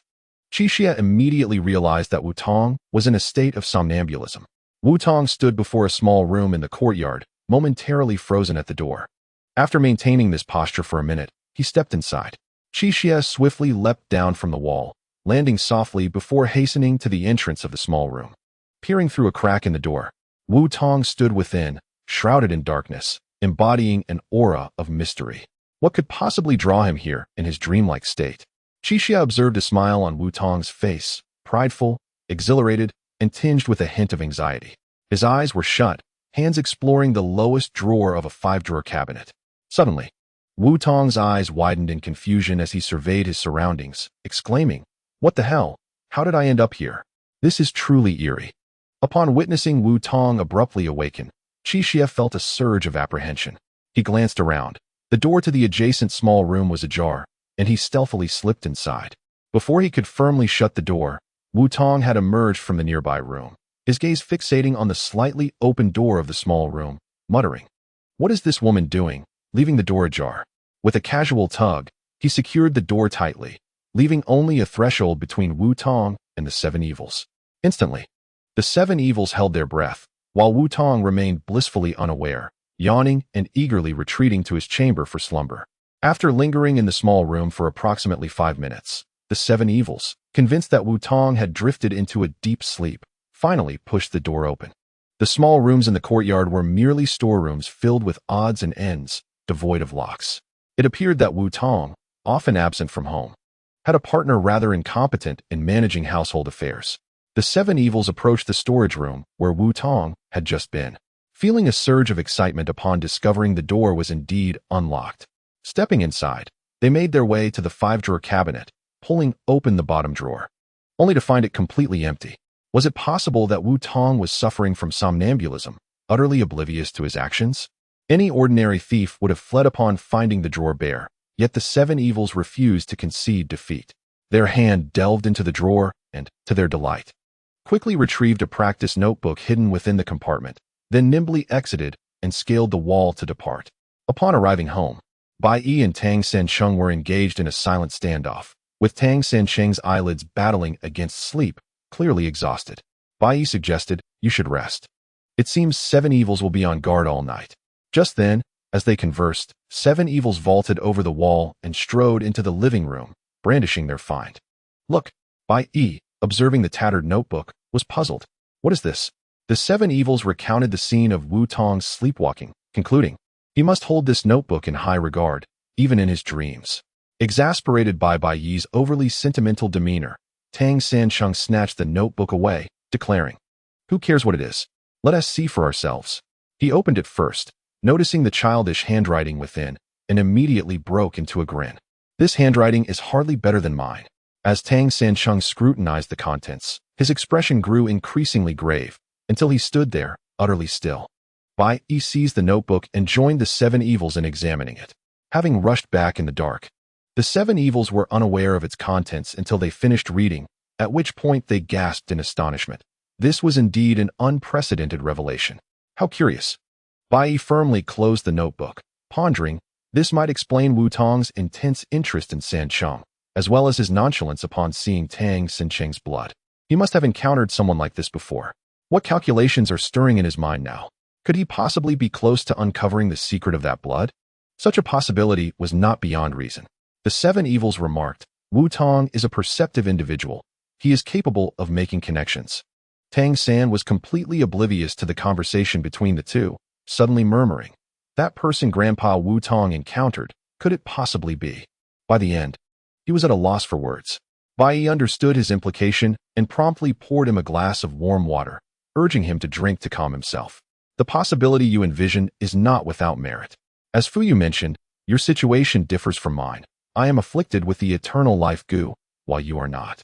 If it is a matter of bloodline, it could indeed provide an explanation. The individual Grandpa Wu Tong met certainly shares your bloodline. Of that we can be certain. However, what we cannot ascertain is the nature of their relationship with you. Thus, Sansheng, it is prudent to maintain a sense of detachment regarding this matter. There will inevitably be a day when the truth surfaces." "How can I not be agitated?" Tang San exclaimed, unable to conceal the tumult of emotions within him at the thought that this person might be connected to his own origins. Qi Xie inquired, "What shall we do now? You have taken something of great importance to Wu Tong. I fear that once dawn breaks, he will discover the item missing. How will he react then?" Bai Yi replied, "His emotions will spiral out of control, and at that moment, it will be the perfect opportunity for us to confront him. People tend to divulge more when their minds are clouded." Tang San was wide awake, his thoughts consumed by the content of the practice book. He sat there dazed, as if trapped in a different realm, detached from the events around him. Seeing his state, Bai Yi grew frustrated and delivered a light slap to his face. not using much force, and said, "Tang San, snap out of it. You are, after all, ageless. If Grandpa Wu Tong has a chance to meet him, so too shall you."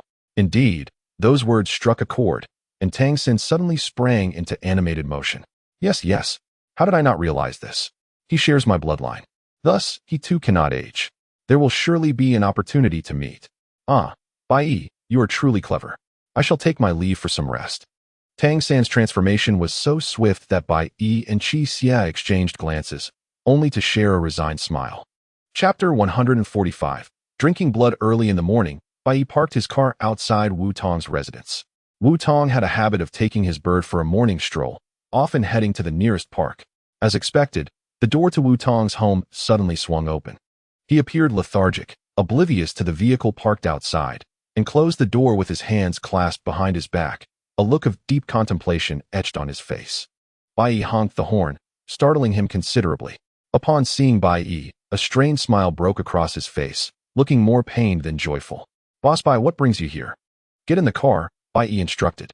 As Bai Yi was indeed his superior, Wu Tong complied without hesitation, climbing into the vehicle. "Boss Bai, is there a new plan this time? By the way, when did you all return?" Bai Yi smiled without replying, merely driving towards his home. Qi Xia suddenly chimed in. "Old Wu, you don't seem very cheerful today. Has something happened?" "Not really. I didn't sleep well last night, so I'm a bit out of sorts today." Wu Tong blinked and immediately concocted an excuse, exclaiming, "Ah, ever since the arrival of you two young gentlemen, Boss Bai has grown rather indifferent towards me. Just look. On this journey, he has only brought you along, seemingly having forgotten my very existence." This statement was a blend of truth and fabrication, hinting at a deeper meaning. Bai Yi chuckled coldly. "In truth, Old Wu, you haven't exactly been idle in our absence." "What do you mean by that, Boss Bai?" Wu Tong's expression shifted instantly. "I assure you, I did not engage in any side dealings while you were away. I am aware that plans must be meticulously crafted, otherwise, one risks encountering unforeseen complications." Was Wu Tong genuinely oblivious or merely feigning ignorance? Or was he simply overly confident, believing that his clandestine activities went unnoticed? The vehicle had already halted at the entrance of the Bai family's courtyard. Bai Yi opened the door and stepped out first. "Old Wu, how about we watch a movie today? Why come to the house to watch a movie?" Wu Tong sensed something was amiss. Qi Xia leaned against him, and he was all too aware of Qi Xia's prowess. Reluctantly, he exited the car and followed Bai Yi to the monitor displaying surveillance footage. Bai Yi activated it. "Isn't the movie right here?" The screen revealed the scene of Wu Tong sneaking in, causing his face to drain of color, and his speech faltered. "I haven't even thought of an excuse for this," he stammered. Bai Yi tossed a practice book onto the table. "Old Wu, can you explain what is going on here?" Upon seeing the practice book, Wu Tong frantically clutched it to his chest, suddenly enlightened. "So it was you too. No wonder it disappeared overnight." He fell silent. As everything was laid bare, a calmness washed over him, and he chuckled coldly. "It seems everyone is in the know. However, it appears you both have also learned about him." The him referred to Tang Sansheng. "Ah, no wonder, Boss Bai, you insist on bringing him along wherever you go." Bai Yi furrowed his brow, pondering whether Wu Tong suspected ulterior motives behind his association with Tang Sansheng. Wu Tong lowered his voice conspiratorially. "Boss Bai, so you too wish to attain immortality? Enough of your nonsense." Bai Yi retorted, irate. Wu Tong laughed heartily. "What is so remarkable about that? I wouldn't hesitate to share this with you. My grandfather, before he passed, said that despite pondering for a lifetime, he never grasped the truth until the moment of his death, when everything became clear. The person he encountered back then was no ordinary individual. He was someone who could evade death. So, Tang Sansheng, you two are of that ilk, aren't you?" The revelation of this secret caught Tang Sansheng off guard. If Wu Tong was not silenced, this matter could spiral endlessly. Qi Xia interjected. "Old Wu, I fear you may be disappointed." "What do you mean?"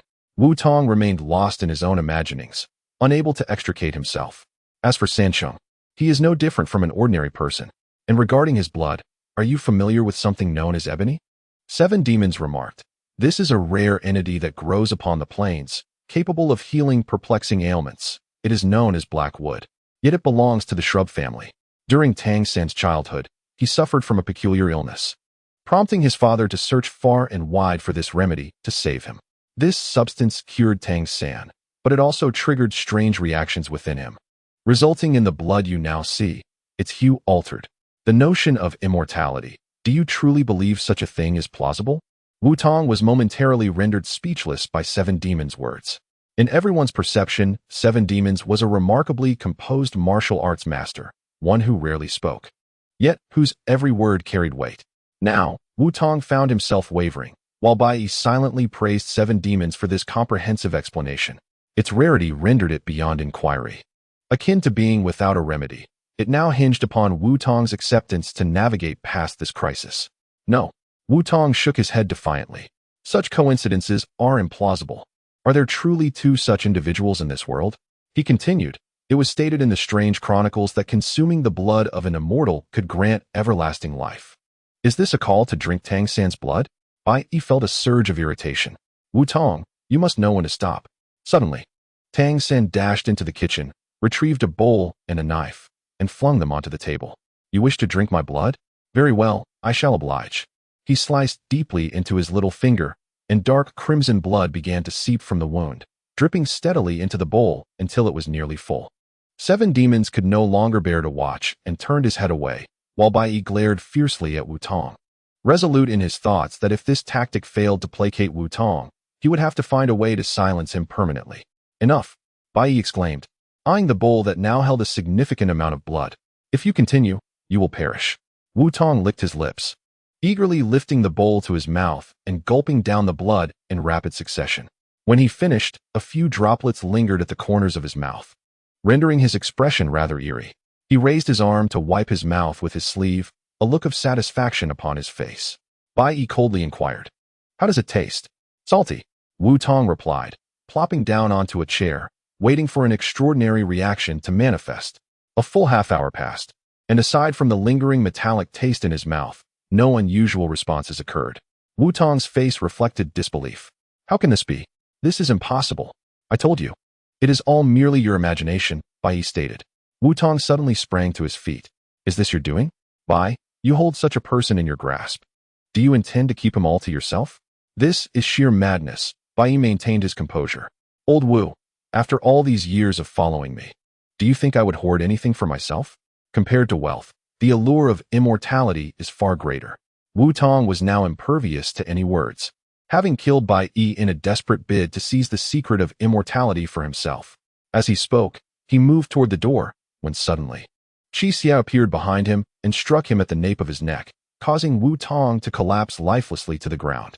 Chapter 146. Banksia. Qi Xia realized that persuading Wu Tong was futile. Allowing him to exit this room would be akin to releasing a ticking time bomb, while keeping him here would only lead to endless chaos. Immortality was indeed a poison that drove those afflicted into madness. If only there were a way to silence him. Tang Sansheng, troubled and nursing his wounds, was reminded by this thought. I actually have a solution. There exists a plant called Banksia, which is entirely toxic. It can serve both as medicine and poison. If ingested raw, it induces poisoning, rendering a person incapable of speech, and in some cases, can even cause permanent muteness. What is it? Bai Yi inquired. Since raw Banksia is toxic, it is rather difficult to procure, Qi Xia replied. Perhaps we can purchase it alongside ginger, for when combined, they form a remedy, thus reducing the likelihood of arousing suspicion. All right, I shall take charge of this matter, Bai Yi declared, promptly exiting. Keep a close watch on him. Qi Xia then bound Wu Tong with rope and sought out medicine for Tang Sancheng's wounds. To their astonishment, Bai Yi returned with Banksia through some unknown means. Before Tang Sancheng could inquire, Bai Yi silenced him with a single remark. Money can make the devil push a millstone. Fine. I concede that this is a profound truth, Tang Sancheng admitted. Caution is paramount with Banksia, otherwise, it could lead to disaster. Qi Xia cautioned as he measured it with his hands. Tang Sancheng, feeling anxious, remarked, You say to be careful, but can you accurately measure it by hand? Qi Xia chuckled. Not to worry, my hands are those of a divine craftsman. I have been handling such things since childhood, and I am more precise than any scale. The dosage of Banksia must be maintained between 0.1 grams and 1.8 grams. Too little will yield no effect, while too much could be fatal. Tang Sancheng's anxiety only deepened as Qi Xia pinched a small amount and placed it at Wu Tong's lips, lifting his chin to ensure it entered Wu Tong's stomach. Now, they awaited Wu Tong's awakening to see the effects. The waiting felt interminable. When Wu Tong finally stirred, he opened his eyes wide, surveying the ropes binding him. His mouth opened in silent terror. He could not utter a sound. Qi Xia had succeeded. Wu Tong was mute, but in no danger of losing his life. The three of them breathed a temporary sigh of relief, though the next steps remained fraught with difficulty. Wu Tong, rest assured, this is but a temporary silence. We do not wish to harm you. We only need you to remain calm, Bai Yi stated as he paced the room with his hands behind his back. If you can listen to us calmly now, simply nod your head. Recognizing the wisdom of the situation, Wu Tong anxiously nodded. I understand your desire for immortality. It is a wish shared by all who long to live forever. However, you have misidentified your target. Tang Sansheng does not share your aspirations. You must accept this reality. As for your wish, I can assist you, Bai Yi continued. Wu Tong's eyes widened with anticipation, while Tang Sansheng felt a surge of confusion. What exactly did Bai Yi mean? Upon hearing Bai Yi's words, Qi Xia slightly furrowed his brow, as if he had already sensed Bai Yi's intentions. Bai Yi continued, if you are willing to accept my assistance, simply nod your head and promise not to speak out of turn. I will cure you of the poison. Otherwise, I will have no choice but to render you mute. Wu Tong emitted a strange sound from his throat, realizing his inability to vocalize, and promptly nodded. Bai Yi produced fresh ginger, sliced it, and placed the pieces in Wu Tong's mouth. Ginger could counteract banxia, a remedy he had learned from a herbalist. Indeed, Wu Tong felt a fiery heat surge within his stomach, an uncomfortable sensation, but as the intensity subsided, the pain in his throat gradually faded. He attempted to utter a few words. I can indeed speak again. Wu Tong looked at Bai Yi and said, Boss Bai, please untie me. Observing that Wu Tong had lost his earlier frenzy, Bai Yi released him from his binds. Wu Tong stretched his limbs and stood up, appearing considerably more submissive. Boss Bai, I beg your mercy. Tang brother, I was in the wrong. Please forgive me. With that, Wu Tong struck himself several resounding slaps across the face. Enough, Bai Yi said solemnly. We have treated you with sincerity, yet you harbor doubts towards us. You claim that drinking blood is beneficial. If that were the case, Tang Sancheng would offer you his blood. Wu Tong, you have truly disappointed me. In ancient times, Emperor Qin sought immortality. Did he succeed? If true immortality existed, society would be in chaos. Tang Sancheng clicked his tongue, marveling at Bai Yi's performance. His expressions and demeanor resembled that of a seasoned actor, leaving Wu Tong momentarily stunned. Wu Tong sighed. I was indeed deluded. After reading my grandfather's diary, my mind has been consumed by these thoughts. I am now awakened. Boss Bai, I was wrong, truly wrong. Well, it's good that you've regained your senses. Think of your wife and children. What would happen to them if you were to come to harm? Bai Yi kindly reminded Wu Tong. To Qi Xia's ears, it seemed as though Bai Yi's words carried an underlying threat. Wu Tong replied, Yes, I will no longer ponder such matters. Prepare yourself. We have a new plan in 4 days, Bai Yi instructed. Understood, Boss Bai. I shall take my leave now. Wu Tong hurriedly exited Bai's residence, a shadow of a smile crossing his face. Did they think they could deceive him so easily? Wu Tong aimed to retreat strategically, as his earlier fervor might have provoked Bai Yi's ire. Now, he was determined to extract information from Tang Sancheng. Bai Yi sought to monopolize the secret. Yet Wu Tong recognized that he could not overpower him. Retreating was his only option for now. Opportunities would arise again, and as long as he remained close to Tang Sancheng, he could gradually inch closer to the truth. Wu Tong stroked his chin, realizing that Bai Yi was indeed concerned about him leaking this information. That was inconceivable. He would guard this secret fiercely until he uncovered the answers. The fewer people who knew, the better. With his hands clasped behind his back, Wu Tong strolled leisurely towards home. Was this truly the resolution? Tang Sancheng could hardly believe that Bai Yi had settled matters with Wu Tong in mere words. Bai Yi exhaled with exasperation and remarked, You underestimate him greatly. From my understanding, he is not easily swayed.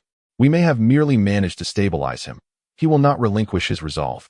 What should we do then? Tang Sancheng asked, panic evident in his voice. Calm down. There will always be a solution, Bai Yi replied. This person, if not dealt with, will remain a lingering concern. But how shall we eliminate him? If he were to perish here, we would inevitably be implicated. There is, however, one place most suitable for someone to vanish, the ancient tomb. Indeed, Qi Xia interjected solemnly, letting out a sigh. Circumstances often compel us to make difficult choices. Between Wu Tong and Tang Sancheng, I find myself compelled to side with Tang Sancheng. Absolutely. Bai Yi affirmed. We must expedite our planning for the next operation. Once we arrive there, we shall proceed step by step. Chapter 147. Wei Zhuang at present. We have only located one of the 7 items, the liaogua fruit. The Tai Sui is still somewhat unfamiliar to us. As our next step, we might endeavor to seek out the Tai Sui. Bai Yi noted, Fu Yu has mentioned that the Tai Sui we seek grows in areas rich in yin energy. Qi Xie, you are well versed in traditional medicine. Do you know its primary regions of production? The Tai Sui is essentially a type of meat like lingji, yet it does not belong to the plant kingdom. The fibrous Tai Sui is found in mountainous areas, lacking elasticity and resembling lingji, while the gelatinous Tai Sui emerges from the earth, possessing elasticity and a meaty texture. I propose a promising location, a land abundant with mountains and vast expanses, known as the ancient capital of 13 dynasties. Are you referring to Shaanxi? Bai Yi inquired, realizing the connection. He retrieved a map for reference. Xi'an has indeed seen numerous ancient tombs unearthed, making it a populous site and relatively easy to search. Years ago, Tang Dynasty porcelain was discovered on the southern outskirts of Xi'an, but unfortunately, the burial chamber was never located, leaving the matter unresolved. This shall be our starting point. With the plan set, we now await Lei Zi's arrival. Bai Yi was unaware that unforeseen complications lay ahead, fearing that Wu Tong might not keep his silence. True to the agreement, Lei Zi arrived at the appointed time, his large backpack containing all his possessions. He stood at the entrance of Bai's residence, exuberantly knocking on the door. Tang Sanchen, munching on a snack, bounced over to open it. Upon seeing Lei Zi, he excitedly embraced him, exclaiming, "You finally made it." Lei Zi had fully recovered. The effects of the sedative from the Jiajing tomb lingered for 3 days. During that time, he felt mentally foggy and physically weak. After returning home, he slept for an entire day and night before feeling a semblance of improvement. Curiously, he found that drinking water triggered an urgent need to urinate, leaving him hesitant to even sip water during those days. Regrettably, Jiajing had no knowledge of the origins of that sorcerer, leaving the mystery to persist, and in future discussions, everyone would refer to that figure as an esteemed personage. After Lei Zi's arrival, Xiao Ning unexpectedly appeared, claiming she had come to see Tang Sanchen. He immediately turned crimson upon her arrival. Surprised to see Lei Zi, Xiao Ning, being perceptive, deduced that they had plans and insisted on joining them. This was akin to an indelible piece of chewing gum. Initially hoping for a smaller group, the team had now unexpectedly expanded beyond Bai Yi's expectations, truly exemplifying the adage that plans rarely withstand the test of change. Currently, Wu Tong is an essential companion, necessitating the dismissal of Lu Zhishi and the other young fellows. Even so, their numbers have swelled to 6. After 2 days of meticulous preparation, they are equipped with all necessary provisions, resembling a miniature tour group. During their journey, Wu Tong remains notably reticent, much to Bai Yi's relief. However, he observes Wu Tong occasionally glancing at Tang Sancheng, his heart never fully at ease. Bai Yi has chosen a location in Wei Zhuang, situated to the south of Xi'an. This area is renowned for having produced Tang Dynasty porcelain, discovered by a farmer while excavating a water channel for irrigation. Originally, there were 6 pieces, but 2 were accidentally shattered during the excavation, leaving only 4. This incident was a significant news story at the time, yet 3 to 4 years have elapsed, and it remains uncertain what changes may have occurred in the area or whether the ancient tomb can still be located. Xi'an, known as the capital of 13 dynasties, is also associated with claims of 16 or 17 dynasties. The 13 dynasties refer to the Western Zhou, Qin, Western Han, Exine, Eastern Han, Western Jin, Emperor Min, former Zhao, former Qin, later Qin, Western Wei, Northern Zhou, Sui, and Tang dynasties, which collectively established their capitals here for over 1,200 years. The 16 dynasties notion builds upon the 13, incorporating the Gengshi regime established by Lu Xian at the end of the Western Han, the Red Eyebrow regime founded by Fan Chong and Lu Pensi, and the Great Qi established by Huang Chao. The claim of 17 dynasties includes the Wu Zhou, Great Qi, and the regimes of Li Zicheng and the Red Eyebrow. In Bai Yi's estimation, even if Wei Zhuang yields no discoveries, the richness of such a historical site surely guarantees the existence of ancient tombs. Upon reaching the heart of Xi'an, the 6 indulge in authentic local delicacies. Xi'an, part of the Guangzhou region, has a long-standing reputation for its mastery of noodle dishes, most notably the renowned lamb and beef pao mao. Legend has it that this dish evolved from an ancient beef and lamb stew dating back to the 11th century BC. During the Western Zhou period, this stew was served as a royal delicacy for kings and nobles. According to the Book of Song, during the southern and northern dynasties, Mao Xiuji presented this exquisite dish to Emperor Wu of Song, who, impressed by its flavor, appointed him as the Grand Historian, later promoting him to the Minister of Rites. There is also an amusing tale involving Emperor Zhao Kuangyin of the Song dynasty, who, before ascending the throne, found himself trapped in Chang'an, enduring days of hunger. One day, he came upon a shop preparing lamb and beef. The shopkeeper, seeing his plight, allowed him to break his dry bread into pieces and ladled hot meat broth over it to cook. Zhao Kuangyin devoured it voraciously, declaring it the finest food in the world.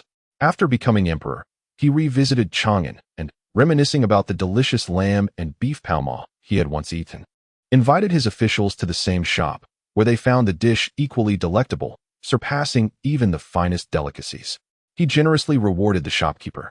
And thus the story of the emperor enjoying palma spread, making it a celebrated street food in Chang'an. Each of the six indulged in a bowl of lamb palma, savoring their fill before purchasing additional provisions nearby and filling their water bottles. Among the local delicacies suitable for travel rations is the guacamole, a round bread measuring about a foot in diameter, thick as an inch, and weighing 5 pounds. To procure fine wheat flour, the stalks are pressed and kneaded, then baked slowly over a gentle flame. The exterior exhibits a mottled yellow hue, while the cross-section reveals a sandy white, yielding a crisp yet palatable texture that can be stored for extended periods and is easily portable.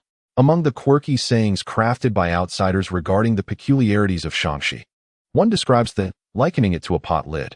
Another variation is the stone cake, which presents a bright, charred yellow appearance, with a concave center and protruding edges, resembling a small, oval golden basin.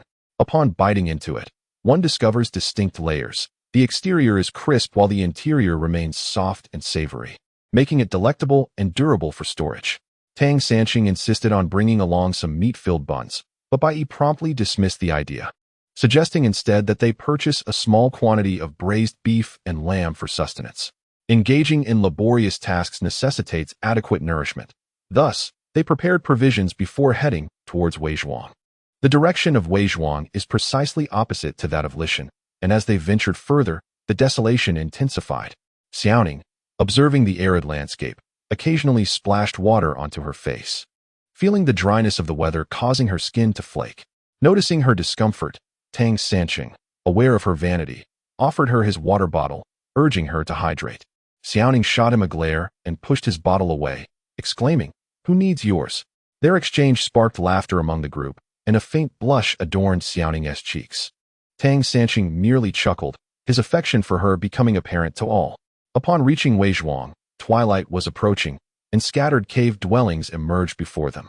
Along the journey, they had observed numerous cave dwellings built against the mountainside or nestled into the earth, constructed in a courtyard style reminiscent of large wells. As far back as 4,000 years ago, the inhabitants of the northern Lus Plateau in Shaanxi had adopted the custom of excavating dwellings. The clay of the plateau is dense and firm, resistant to collapse. These caves are built into the hills, with horizontal excavations into the natural earthen walls, making construction straightforward, cost-effective, and providing comfortable, living conditions throughout the seasons.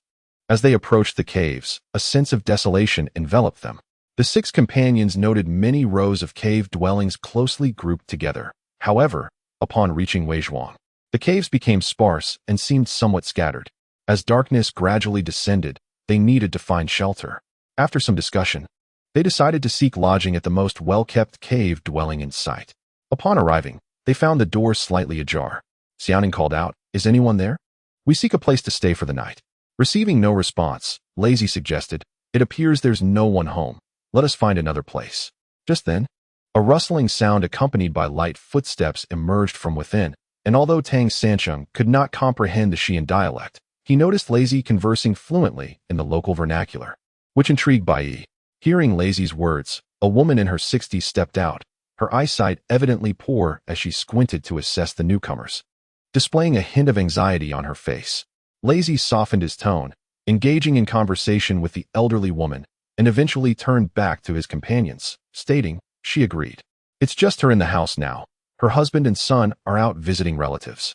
Bai Yi then produced a tenuan note, placing it in the woman's hand, saying, "Esteemed elder, this is our accommodation fee." The elderly woman's face, adorned with deep wrinkles, revealed a faint smile as she rubbed her hands together, appearing somewhat bashful. Though this place was remote, the local customs remained refreshingly unpretentious. The woman ushered 6 individuals into a cave dwelling, and as Tang Sanqing looked up, he noticed that the cave was over 3 meters high and equally wide. It seemed to be newly constructed, reinforced with stones that formed a solid stone entrance. Upon arrival, he had also observed bricks fortifying the cave. The interior of the dwelling branched out in various directions, with single chambers on either side. The walls were adorned with dried chilies, cured meats, and some corn, encapsulating the rich atmosphere of rural life. The elderly woman led the 6 into a room, where there were beds on either side. Xiao Ning's expression shifted. She hoped she wouldn't have to share a space with 5 men. Lazy chuckled, "Xiao Ning, you can have one bed to yourself while the 5 of us squeeze together. Though we'll be in the same room, rest assured, we mean you no harm." Xiao Ning tossed her bag onto the bed, exclaiming, "Shaw, don't tease me." Laughter erupted among them, and Bai Yi turned to Lazy, "You speak the local dialect. Inquire about the location where the Tang Dynasty porcelain was unearthed. This elderly lady must know something." Lazy accepted the task, and Tang Sanqing removed his shoes, climbing onto the bed to study a map. The more he examined it, the more captivated he became. He slapped his knee in realization. No wonder this place was the capital of 13 dynasties. "What do you mean?" Qi Xie inquired. Tang Sanqing pointed to the map. "There are 8 rivers surrounding this city in a peculiar formation. Do you not see how it resembles the Bagua diagram? Furthermore, between the Qinling Mountains and the Wehe River, this is clearly a dragon vein, its head facing north, drinking from the Wehe, and its tail pointing south, absorbing the spirit of the earth. We are situated right in the heart of this dragon vein." Wu Tong inhaled deeply. "So, we are currently within the dragon vein?" "Indeed," Tang Sanqing affirmed. "It's no wonder that one can unearth Tang Dynasty porcelain with little effort here." Xiao Ning perked up. "I believe if we were to dig anywhere, we could access an underground palace." "No," Bai Yi interjected. "When the porcelain was discovered, the authorities invested considerable manpower and resources to excavate. Yet they found nothing despite the commotion. I wonder if there might be other secrets hidden beneath. Could it be that there was a grand misunderstanding back then?" Tang Sanqing remarked dismissively. Just then, Lazy returned, his expression somewhat enigmatic. He sat down, and as Tang Sanqing was about to inquire, Lazy said, "Silence. Let me explain thoroughly. This elderly woman not only knew about the events of that time, but it was her husband's nephew who made the discovery. Thus she was privy to all the details. The circumstances surrounding the incident were rather peculiar. Unearthing porcelain while digging a water channel was not extraordinary. Here, even tilling the land could yield ancient coins, and the locals were well aware that they resided in a land rich with auspicious energy. Beneath the surface lay countless treasures, leading to a thriving underground tomb-robbing culture. Once the porcelain of the Tang Dynasty was unearthed, relevant authorities dispatched a significant number of personnel brimming with ambition to excavate deeper into the earth, reaching depths of over 20 meters. However, as they delved further, their hopes gradually diminished. Beneath the surface lay nothing but gravel. In the midst of their excavation, 2 skeletal remains were discovered, which, upon examination, were determined to have belonged to individuals who had died merely 5 or 6 years prior. Upon hearing this, Bai Yi remarked that these 2 individuals were likely colleagues, suggesting that the porcelain might have been brought out by them. Indeed, that was the prevailing sentiment at the time, igniting a wave of excitement as everyone believed that an ancient tomb lay hidden beneath. The excavation continued for a week before ultimately being abandoned. Lazy mentioned that the site was located just behind their residence. The kiln was excavated against the mountainside. And Bai Yi understood. Was it indeed the backside of this mountain? "Precisely," Lazy affirmed. "I told the old woman that we were travelers from afar, and she harbored no suspicions. When shall we go?" Bai Yi suggested departing at dawn. "Let us strive to avoid alarming anyone else. It is quite remarkable. Observe how the palaces of the Tang and Han dynasties are symmetrically positioned, one to the east and the other to the west, both near the dragon's head, on the highest ground in Xi'an. This entire city is a veritable treasure of geomancy, which explains why it was chosen as the capital. The Tang and Han, positioned on either side of the dragon vein, occupy the two most auspicious locations. The prosperity of the Tang and Han eras is indeed undeniable. Tang Sansheng joyfully studied the map, noting that to the south lay hundreds of ravines, formed by ancient rivers that cleaved through the mountains. The ancients intended to gather the essence of the mountains and rivers within the city. Xi'an was formerly known as Chang'an, symbolizing long-lasting peace and abundant life. The very existence of this city is unparalleled in the world. Chapter 149. The Art of Deception. Lei Zi rolled his eyes, interrupting Tang Sansheng. Enough of that. It bears no relevance to our purpose. By the way, the old woman did mention the peculiarities surrounding the deaths of those two individuals. They indeed passed away 4 or 5 years ago, their flesh and blood having withered away. The old woman recounted that upon seeing them, she felt a chill run down her spine, not merely because the bodies had desiccated, but due to the expressions of sheer terror etched upon their faces, as if they had witnessed something unfathomable and had suffered greatly in their final moments. The ability to convey such fear from beyond the grave suggests that these individuals encountered something extraordinary. If they were indeed tomb raiders, what could they have faced in the subterranean realm? Bai Yi perceived this as a warning, a harbinger. The answers lie ahead. Let us eat something and retire for the night. The old woman prepared a spread of local delicacies. Despite the limited living conditions of the area, she brought forth nearly the finest provisions from her home. After hastily finishing their meal, they returned to rest, collapsing into sleep. At around 4 in the morning, the group prepared to set out. Bai Yi left the payment on the table, and the 6 of them ventured into the dim night. Although it was nightfall, dawn was imminent.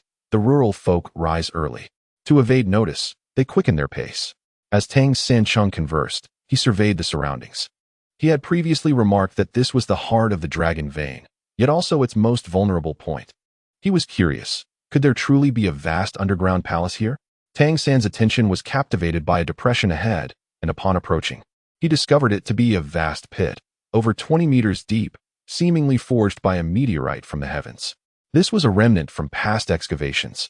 Lei Zi crouched down, inhaling deeply and carefully pinching a handful of soil from the edge to scrutinize it beneath his nose. A peculiar odor emanated from it, distinctly different from the soil elsewhere, indicating a change in its composition. Could it be explosives? Bai Yi remarked. Given the scale of such an undertaking, it would be exceedingly difficult to achieve solely by human effort. It certainly cannot be, Lei Zi replied. The old lady remembers quite clearly that due to a shortage of hands, they enlisted the villagers' assistance, and it was dug out manually. They were too cautious to utilize explosives, fearing the potential discovery of ancient tombs beneath, which could lead to adverse effects. This suggested that the soil here was inherently unique. Tang San, oblivious to their conversation, wandered around, muttering. The reddish-yellow hue of the soil indicates a harmonious energy flow. The observed color of the soil being reddish-yellow signifies a balanced energy pulse within the site. This soil is a promising find. What are you murmuring about, Tang San? Bai Yi inquired. The soil quality, Tang San summarized, echoing his earlier thoughts. Thus, they excavated in the correct location, but why is it so deep without yielding any rewards? It's rather peculiar. Bai Yi, let me down to investigate. I sense something amiss. Allow me to accompany you. Qi Xia immediately offered. The two were slowly lowered by a rope. As Tang San descended further, he felt as though he were ensnared in a labyrinth, the tightly packed earthen walls enclosing him like a trapped prey, rendering escape impossible. Why did the mere soil exude such a menacing aura? Their feet finally met the muddy ground, having reached the bottom. They untied the rope and surveyed their surroundings. The pit measured over 10 square meters, the earth beneath somewhat damp, and the fetid scent of mud filled the entire space. Numerous stones were embedded in the ground, creating an uneven surface underfoot. As Tang San's hand brushed against the earthen wall, a chill coursed through him. Closing his eyes, he suddenly felt as if his hand had passed through the wall and was suspended in midair. Startled, he opened his eyes to find his hand still pressed against the wall. The sensation had felt so vivid. Tang San's expression shifted slightly. Could it be the illusionary technique spoken of by his master? The master referred to by Tang San was one he had encountered 2 decades prior on Wuyi Mountain, a figure of remarkable wisdom that had captivated him, leading him to remain there for 5 years. The master had once mentioned that those well-versed in Tao could master an illusionary technique, where all things are present yet remain unseen. In his innocence, Tang San had inquired if such a technique truly existed, to which the master had laughed heartily, If I possessed such power, I would have flown long ago, and there would be no need for me to remain here to cultivate. The distinction between Taoism and Buddhism lies in the fact that, upon achieving enlightenment, a practitioner of Buddhism may leave behind relics and flowers, which are said to harbor the hidden treasures of the Buddha, thereby bestowing blessings upon future generations. In contrast, Taoist practitioners aspire to transcendence. Both paths possess their own mysteries. Tang Sanchen finds himself caught in a web of contemplation regarding his life and destiny, a conundrum that remains elusive. The outcome of his journey is shrouded in uncertainty. 5 years later, his master mysteriously departs without a trace, leaving Tang Sanchen in a state of bewilderment, compelling him to descend the mountain. The secret of the illusionary barrier eludes him, serving as the only explanation he can conjure at this moment. Beneath the dragon's belly, the earth is tinged with hues of red and yellow, and the proximity of the nearby hills aligns with the characteristics of a dragon's lair. Coupled with the discovery of Tang Dynasty porcelain, the location raises considerable suspicion. "What is the matter, Sanchen?" inquires Qi Xia. "I cannot find the key, yet my intuition is undeniably strong. This is the place." "But why?" Tang Sanchen, feeling frustrated, squats upon the ground, cradling his head in his hands, repeatedly banging it against the earthen wall, disregarding the dust that clings to him. "Take your time," Qi Xia reassures him. "If it proves too difficult, we can dig a tunnel directly downward." Despite having dug deep in the past with little reward, they now face the prospect of futility once more.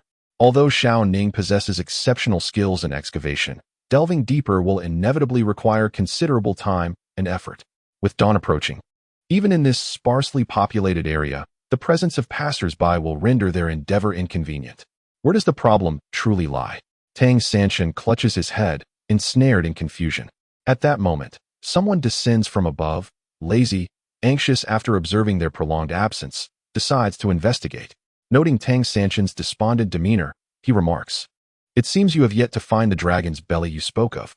Tang Sanchen remains silent as Lazy circles the area, commenting, "It appears the project is quite grand. This must have required significant effort." Suddenly, Lazy's nose twitches as he exclaims, "Strange. The soil here and there appears identical, yet the scents are entirely different." The pit is square-shaped, and Lazy refers to 2 adjacent sides. Tang Sanchen, momentarily taken aback, experiences a moment of clarity. "I understand now. So that is the case." As Tang Sanchen reaches this epiphany, Bai Yi and Wu Tong descend, leaving only Xiao Ning above to keep watch. Bai Yi remarks, "Daylight approaches. Our time is limited."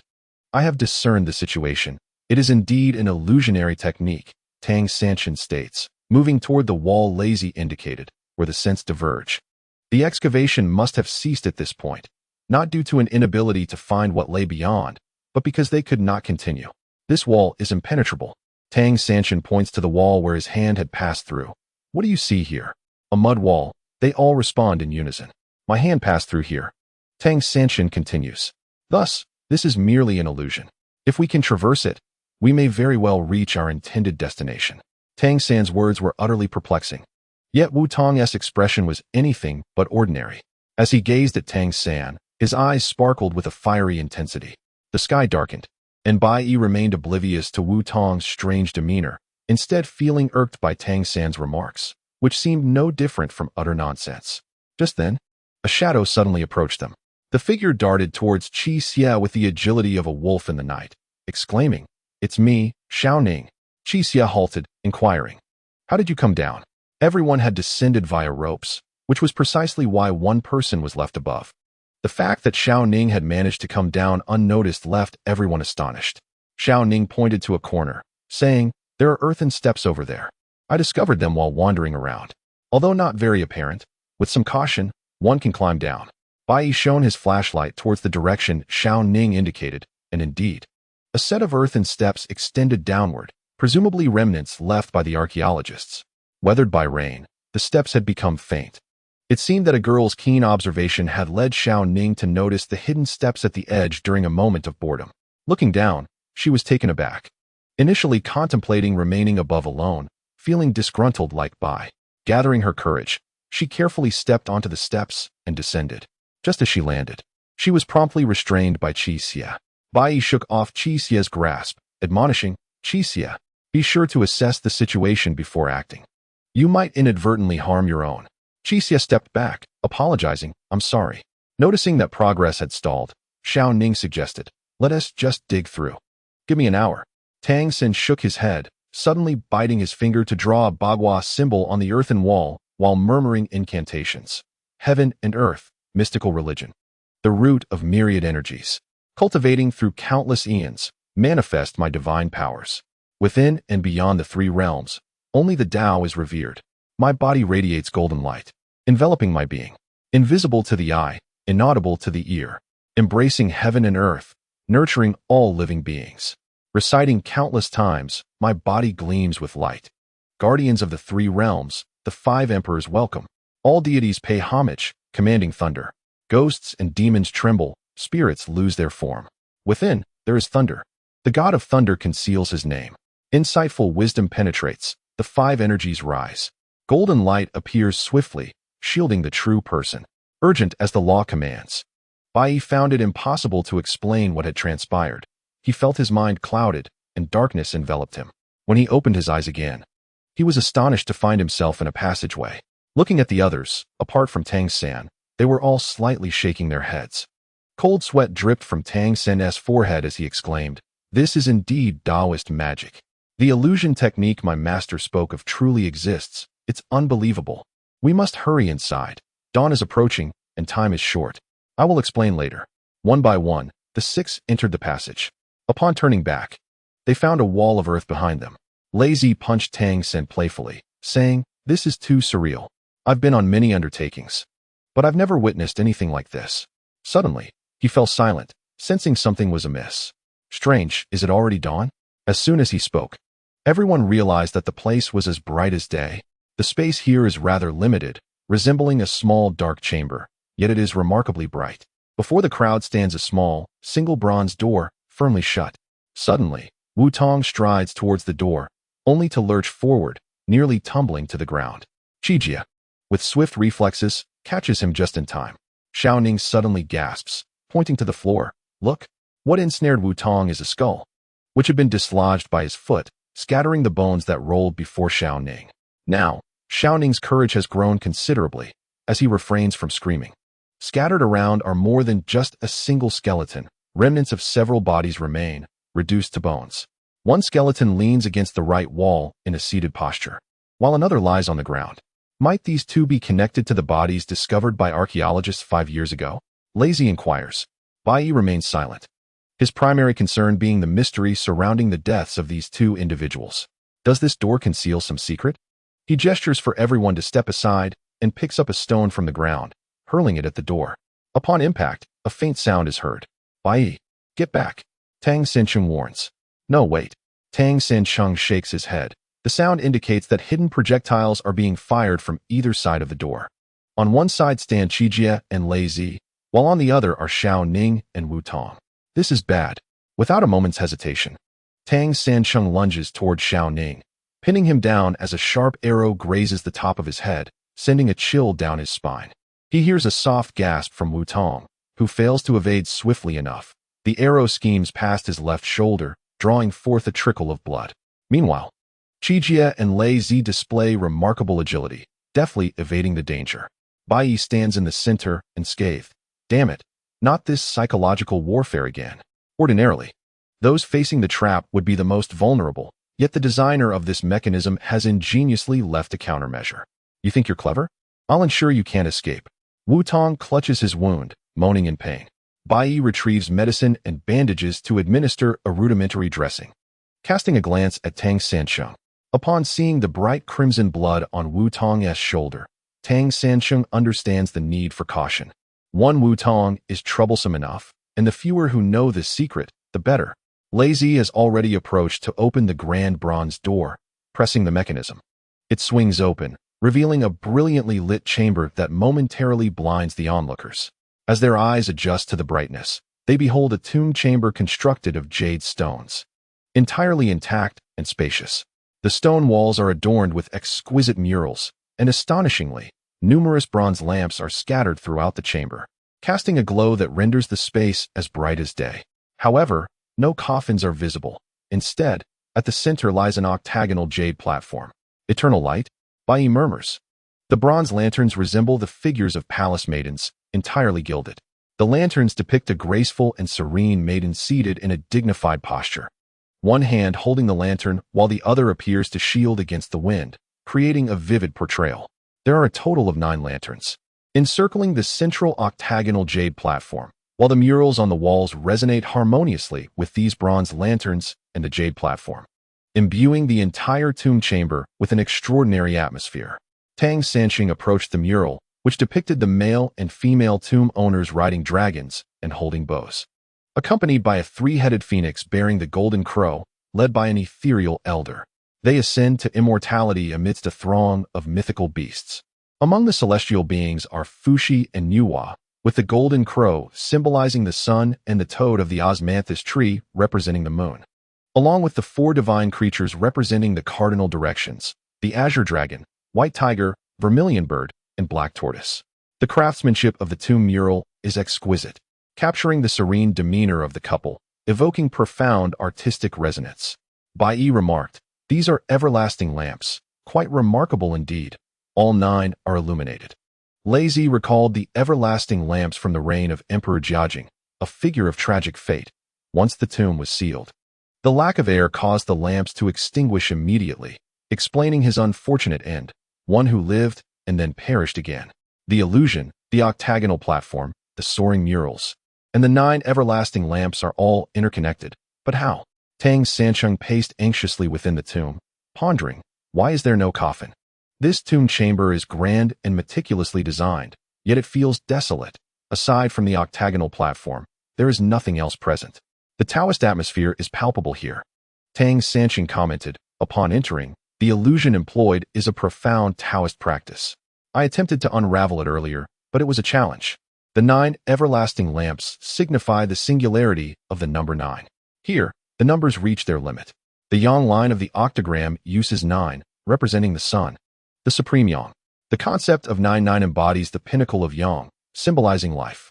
The numbers 3, 9, and 6 are favored in Taoism, as are the octagonal platform and the murals on the wall, which represent what Taoists refer to as ascension to immortality.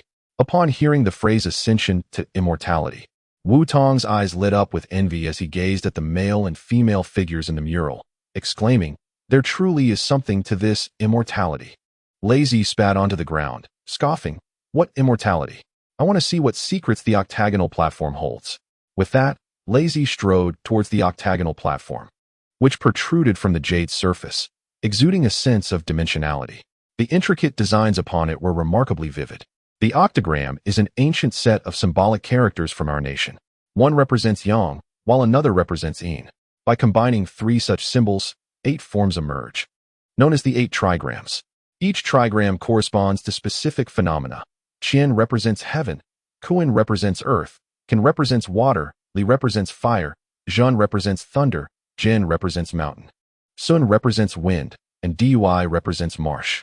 The 8 trigrams combine to form 64 hexagrams, symbolizing various natural and human phenomena. The bagua can be rotated. Lazy spun it haphazardly, and Tang Sen helplessly remarked, "Lazy, the bagua has its coordinates. Your aimless actions are utterly futile. Moreover, we cannot ascertain whether this bagua platform conceals any secrets. It may very well be merely a decorative piece." The master of this underground palace seems to hold Taoism in high regard, so the presence of such a bagua platform is hardly surprising. Damn it, Lazy cursed. "So, are we here for nothing?" Tang Sen was momentarily at a loss for words. Bai Yi interjected, "Let us search for clues. I refuse to believe that such effort was expended to create this tomb merely for a bagua platform as an ornament."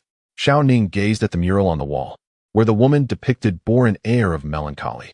Though undeniably beautiful, her demeanor suggested a certain sadness. Suddenly, Xiao Ning stepped back, questioning whether she had merely imagined it. As it seemed the woman had glanced back at her, rubbing her eyes, she widened her gaze again. The woman in the mural remained seated upon a 3-headed phoenix. Her heart raced, nearly leaping from her chest. "Xiao Ning, what's wrong?" Tang Sen noticed her unusual expression. Xiao Ning wiped her forehead. "It's nothing. Just a strange feeling." "Tang Sen, have you discovered anything?" The master of this tomb is a devout believer in Taoism, and this place is replete with Taoist elements. That much I can confirm, Tang San replied, somewhat despondently. I haven't found anything else for the time being. Standing before the mural, Tang San suddenly turned around and noticed the inscriptions on the Bagua platform.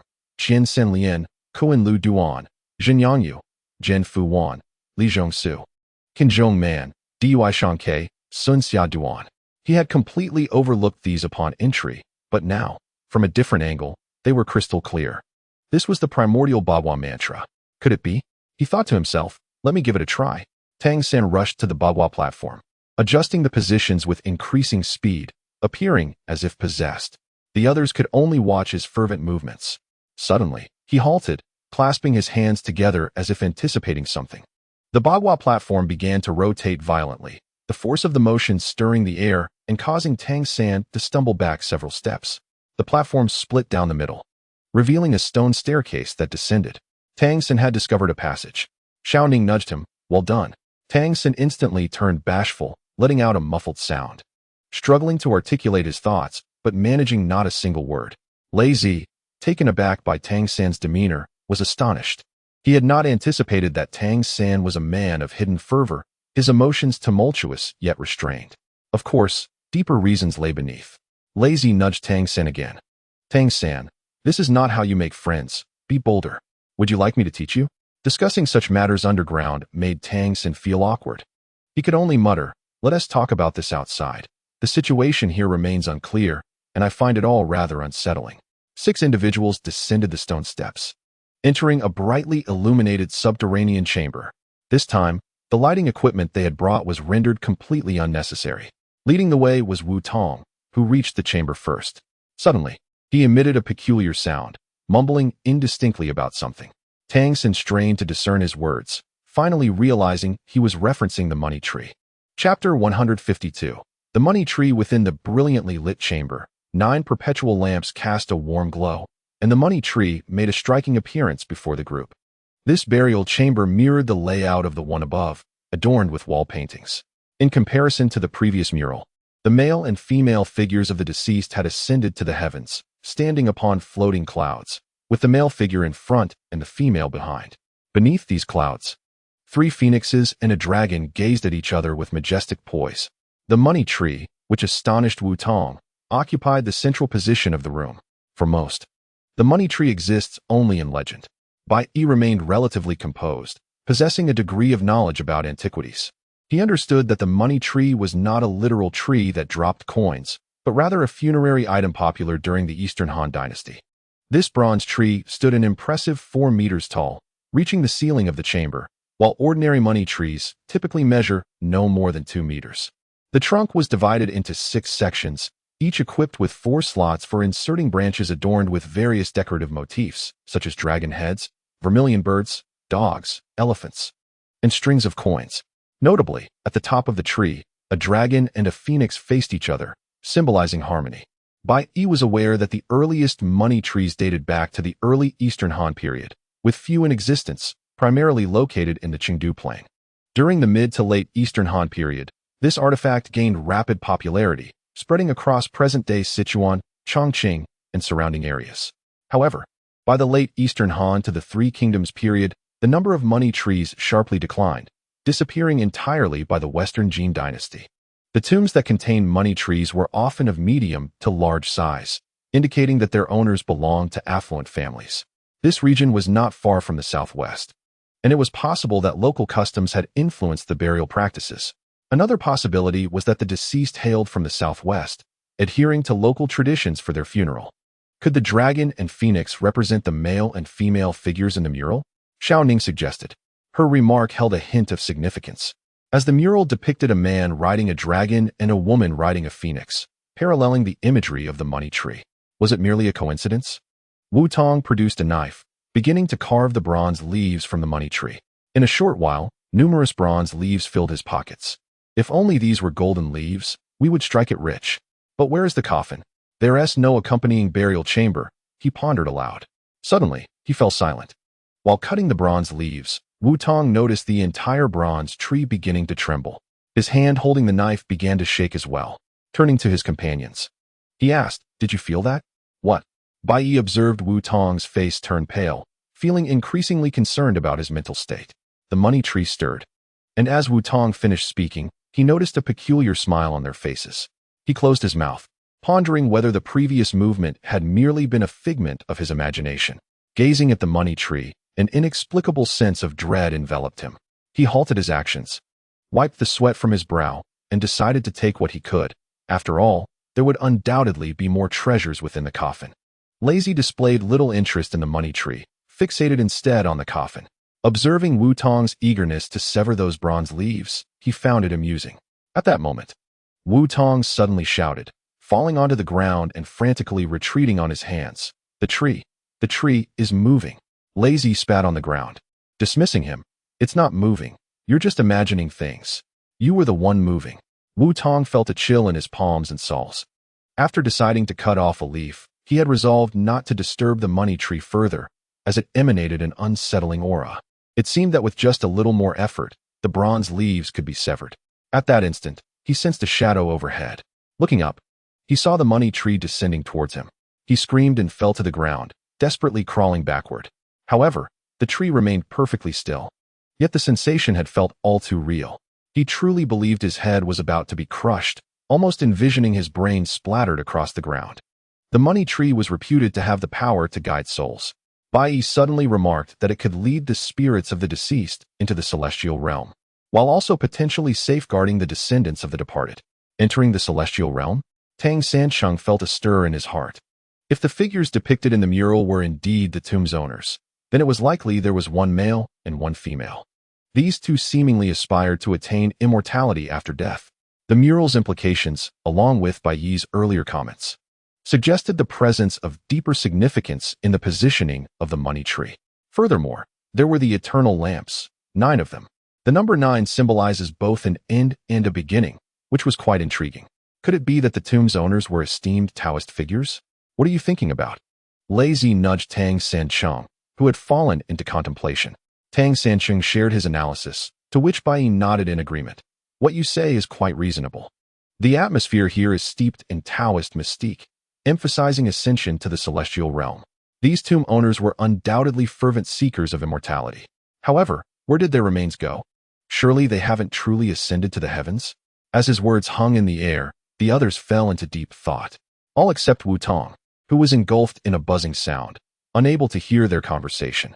His head felt heavy, as if the bronze leaves in his bag were exerting pressure, the straps of his backpack digging painfully into his shoulders. Overwhelmed by discomfort, his vision began to blur. He stretched out a hand. Bai Yi. A face suddenly materialized before him. It was Bai Yi. Wu Tong, why are you lying on the ground? Wu Tong jolted awake, realizing he had indeed collapsed onto the tomb's floor. Startled, he scrambled to his feet. How long have I been lying here? I don't know. While we were talking, you didn't make a sound. When we turned back, you were already on the ground, Bai Yi replied, giving him a gentle pat. You must be exhausted. Before embarking on his journey, Wu Tong had engaged in some mischief with Qi Xia concerning the herb known as banksia. He pondered whether it might leave some lingering aftereffects. Wu Tong hesitated, uncertain whether his recent sensations were a figment of his dreams or an actual occurrence. He found himself unable to discern the truth. He touched his shoulder bag, filled with heavy bronze leaves, which, while substantial, was certainly not as burdensome as he had previously envisioned. Wu Tong felt a wave of relief wash over him. It's nothing. Perhaps I am merely fatigued, having had a restless night. As he rose to his feet, a sharp pain shot through his right shoulder, causing his heart to sink momentarily. Chapter 153. The corpse cocoon. Wu Tong cast a dubious glance at the money tree and reassessed the contents of his bag. It was not excessively heavy enough to cause an injury to his shoulder. He observed the stone ground and reasoned that perhaps, in his slumber, he had inadvertently bumped into something, or maybe it was merely the chill of the floor that unsettled him. At that moment, Tang Sansheng was examining the tomb chamber, while the 5 of them dispersed to inspect for potential mechanisms. The stone walls were barren, devoid of any discernible traps. This was not Xiao Ning's first descent into a tomb, yet she had never encountered one so utterly devoid of intrigue. Leaning against the stone wall, she appeared somewhat disheartened. In my opinion, this tomb is a wasted endeavor. Look, the mural clearly depicts a man and a woman ascending. This is nothing but an empty grave, designed with aspirations of soaring into the heavens. Just then, Wu Tong leapt up. Did you see that? See what? The others responded with bemusement. Wu Tong pointed at the money tree. There's someone smiling at me from the top. Isn't she the woman from the mural? Xiao Ning shuddered. Earlier, when she had been atop the tree, she too felt as though the woman in the mural had turned to smile at her. Albeit for but a fleeting moment. Hearing Wu Tong's words now sent chills down her spine. Slowly, she turned to look at the money tree, finding it empty at the top, with only a dragon and a phoenix perched at the tree's apex. Wu Tong, are you seeing things? Wu Tong trembled slightly. Resembling someone in a fit, his eyes glazed over. Qi Xie rushed forward, pressing his fingers to Wu Tong's philtrum and giving it a firm pinch. Wu Tong inhaled deeply and gradually regained his composure, appearing transformed. What just happened? That's a question we ought to pose to you, Bai Yi remarked. The fearful demeanor Wu Tong had exhibited moments earlier was uncharacteristic of him. Typically shrewd and astute, he was usually unfazed by challenges. Wu Tong felt a sense of confusion, as if the events that had just transpired were shrouded in fog. No matter how hard he tried, he could not recall the details. He could only grasp his head, stomp his foot, and surrender. Damn it, it felt as though I were possessed.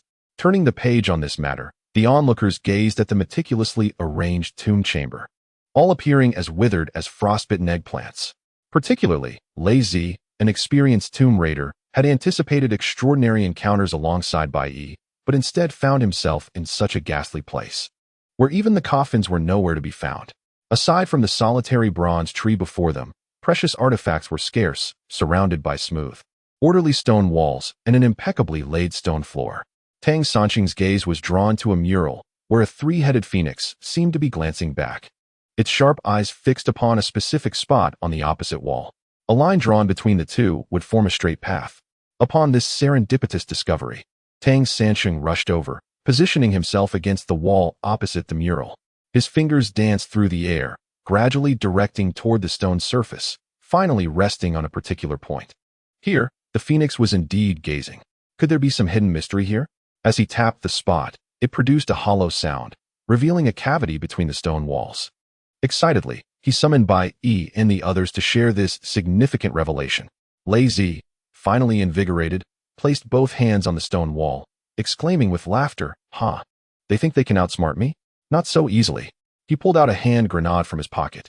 Bai Yi shot him a disapproving glance, warning, "The structure of the tomb is uncertain. If an explosion were to cause a collapse, we would be entombed here alive.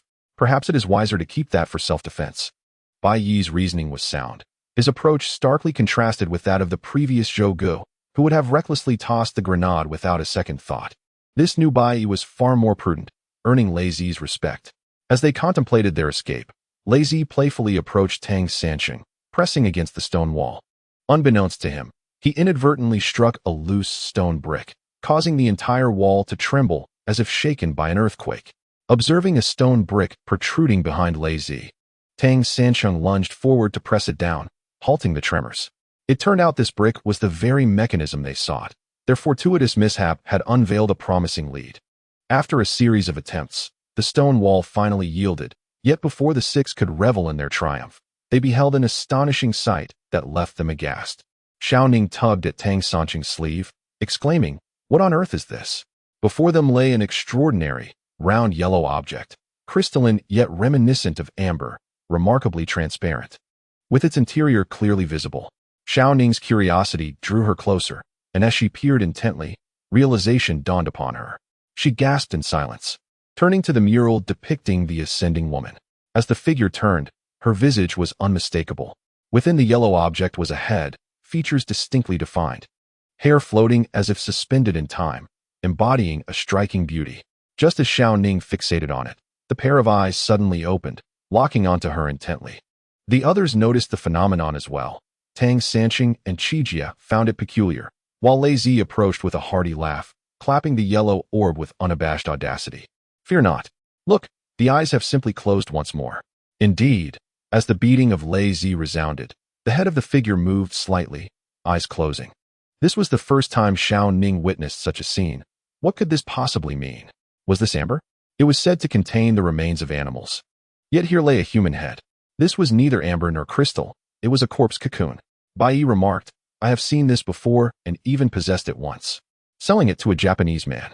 According to ancient texts, this object may date back to the pre-Qin era, used by alchemists as a medicinal catalyst.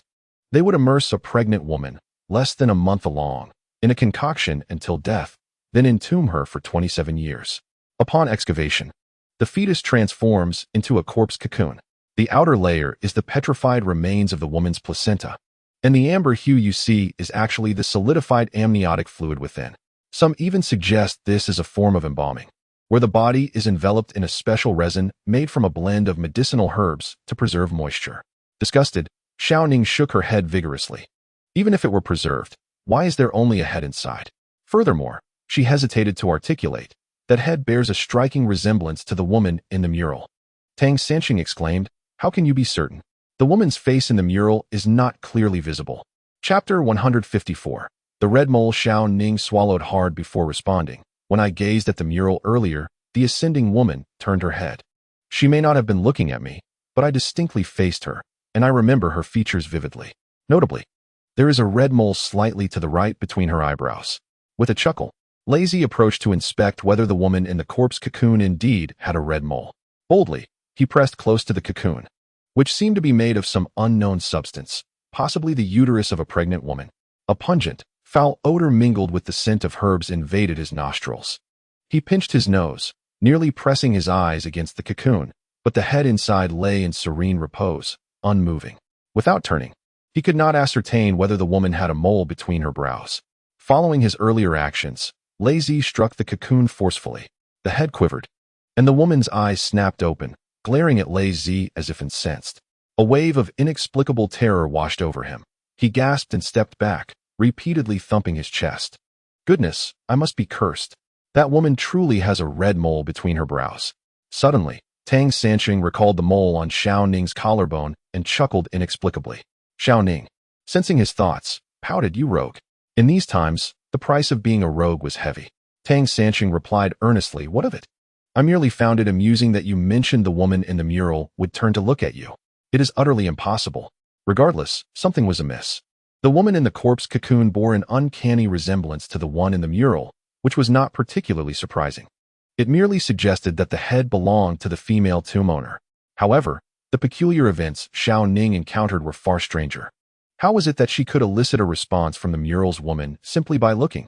Wu Tong, take this thing out, Bai Yi said through gritted teeth. Having entered, he could not leave empty-handed. This was precisely in line with Wu Tong's intentions. He advanced swiftly, seizing the head-shaped corpse cocoon as if it were a freshly severed head. Holding the cocoon aloft, his gaze was irresistibly drawn to the wall. As he walked, he observed, and suddenly halted, realizing that the mural seemed to move in tandem with his steps. Though subtle, its motion was undeniable. He exclaimed, this mural is alive. One by one, the others tested this phenomenon. Tang Sanqing walked in the opposite direction of the flying maiden, fixated on the mural as he moved. Unbeknownst to him, the maiden's head subtly turned, her eyes fixated on him, her lips curling into a strange smile. Tang Sanqing was rendered speechless, realizing that Xiao Ning's claim of seeing the woman's visage was indeed true. This revelation sent chills down everyone's spine. The tomb was undeniably eerie. There's a sinister aura here, Lazy asserted. We should leave quickly, at least not empty-handed. This suggestion garnered unanimous agreement. Despite the absence of traps or monsters, the simplicity of the tomb's layout instilled fear in the seasoned adventurers, an instinctual response that arose from deep within. At that moment, the entire chamber shook violently. The cocoon slipped from Wu Tong's grasp, rolling ominously towards the money tree. Inside, the head shifted slightly, its eyes snapping open, glaring at the 6 individuals. Wu Tong turned to meet that gaze, a shiver coursing through him, rendering him unable to retrieve it. Lazy, undeterred by the ominous presence, cursed under his breath, coward, and hurriedly seized the cocoon, clutching it tightly to his chest. Wu Tong, incensed by Lazy's audacity, retorted, who the hell are you cursing? In that tense moment, the two became entangled, Wu Tong gripping Lazy's throat. Who do you think you are? When I followed Boss Bai into the tomb, where were you? Off in some corner. The tremors continued, loose stones and dust cascading down as the tomb threatened to collapse. Bai Yi fixated on the cocoon in Lazy's arms, snatching it back and replacing it against the wall. The shaking subsided, and the group exhaled in relief, only to hear a loud thud. A stone door and a bronze gate fell simultaneously, sealing their exit completely. Bai Yi's face paled, realizing the cunning of the mechanism. Any ill intent towards the cocoon could lead to the chamber's collapse, entombing them alive. Returning it had triggered the second trap, blocking their escape entirely, a dead end. Finally releasing each other, Lei Zi and Wu Tong spat on the ground, their mutual disdain palpable. Tang Sansheng suggested, "Let us search for another way out." There was no alternative, no other escape. Tang Sansheng felt a wave of despair, realizing that his accidental discovery had turned into a trap. Xiao Ning suddenly began tapping on the stone wall, and then stood beside the mural, remarking that this particular wall sounded different. Perhaps they could break through from here. Tang Sansheng tapped it lightly and noted the hollow echo, suggesting it might be empty. Upon hearing this, everyone brought their tools forward and began to strike the stone wall. At first, they were cautious, only managing to create a small hole in the center, which gradually expanded enough for a person to fit through. Wu Tong, spurred on by the earlier taunts, was the first to crawl through, leading with his head and upper body. However, just as he lifted one foot inside, he suddenly fell backward, tumbling out with a heavy thud, landing awkwardly on the ground. Alongside Wu Tong, a headless corpse emerged, identifiable as female by her attire. Her hands clung to Wu Tong's shoulders, with decayed sleeves revealing sharp, bony fingers that pierced through his clothing into his flesh.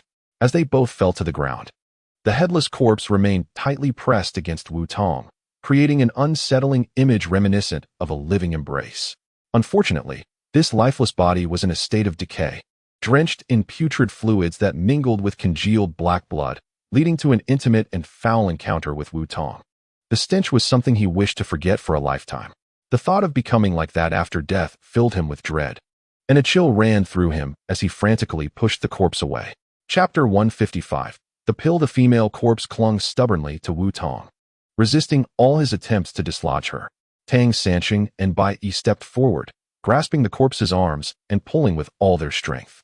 Finally, the bony fingers released their grip, leaving Wu Tong's shoulder bleeding slightly. At the same moment, a green pearl fell from the corpse. Xiao Ning, overjoyed, picked it up, initially believing it to be a luminous pearl. However, upon closer inspection, she let out a disappointed sigh, realizing it was not what she had hoped for. Wu Tong struggled to his feet, one hand pressing against his shoulder wound, and recounted, "As soon as I entered, I saw someone lunging at me, thinking there was another person here. Damn it, it turned out to be a headless corpse. Even in death, she had quite the strength." Bai Yi took the green pearl from Xiao Ning's hand, and Lei Zi sniffed it, detecting a medicinal aroma. Considering Qijia's expertise in traditional Chinese medicine, Bai Yi handed it to him, saying, "Qijia, give it a whiff." "It smells like realgar," Qijia replied. "This must be some kind of elixir." Tang Sansheng had already deduced that this place was closely related to Taoism. The mural depicted celestial beings, with the subterranean layers still in a state of ascension. The couple portrayed were capable of flight, illustrating the phenomenon of transcendence. This elixir was likely what Taoists referred to as an immortal potion. An immortal potion, indeed. Lei Zi scoffed. If it were truly so, this woman wouldn't be dead.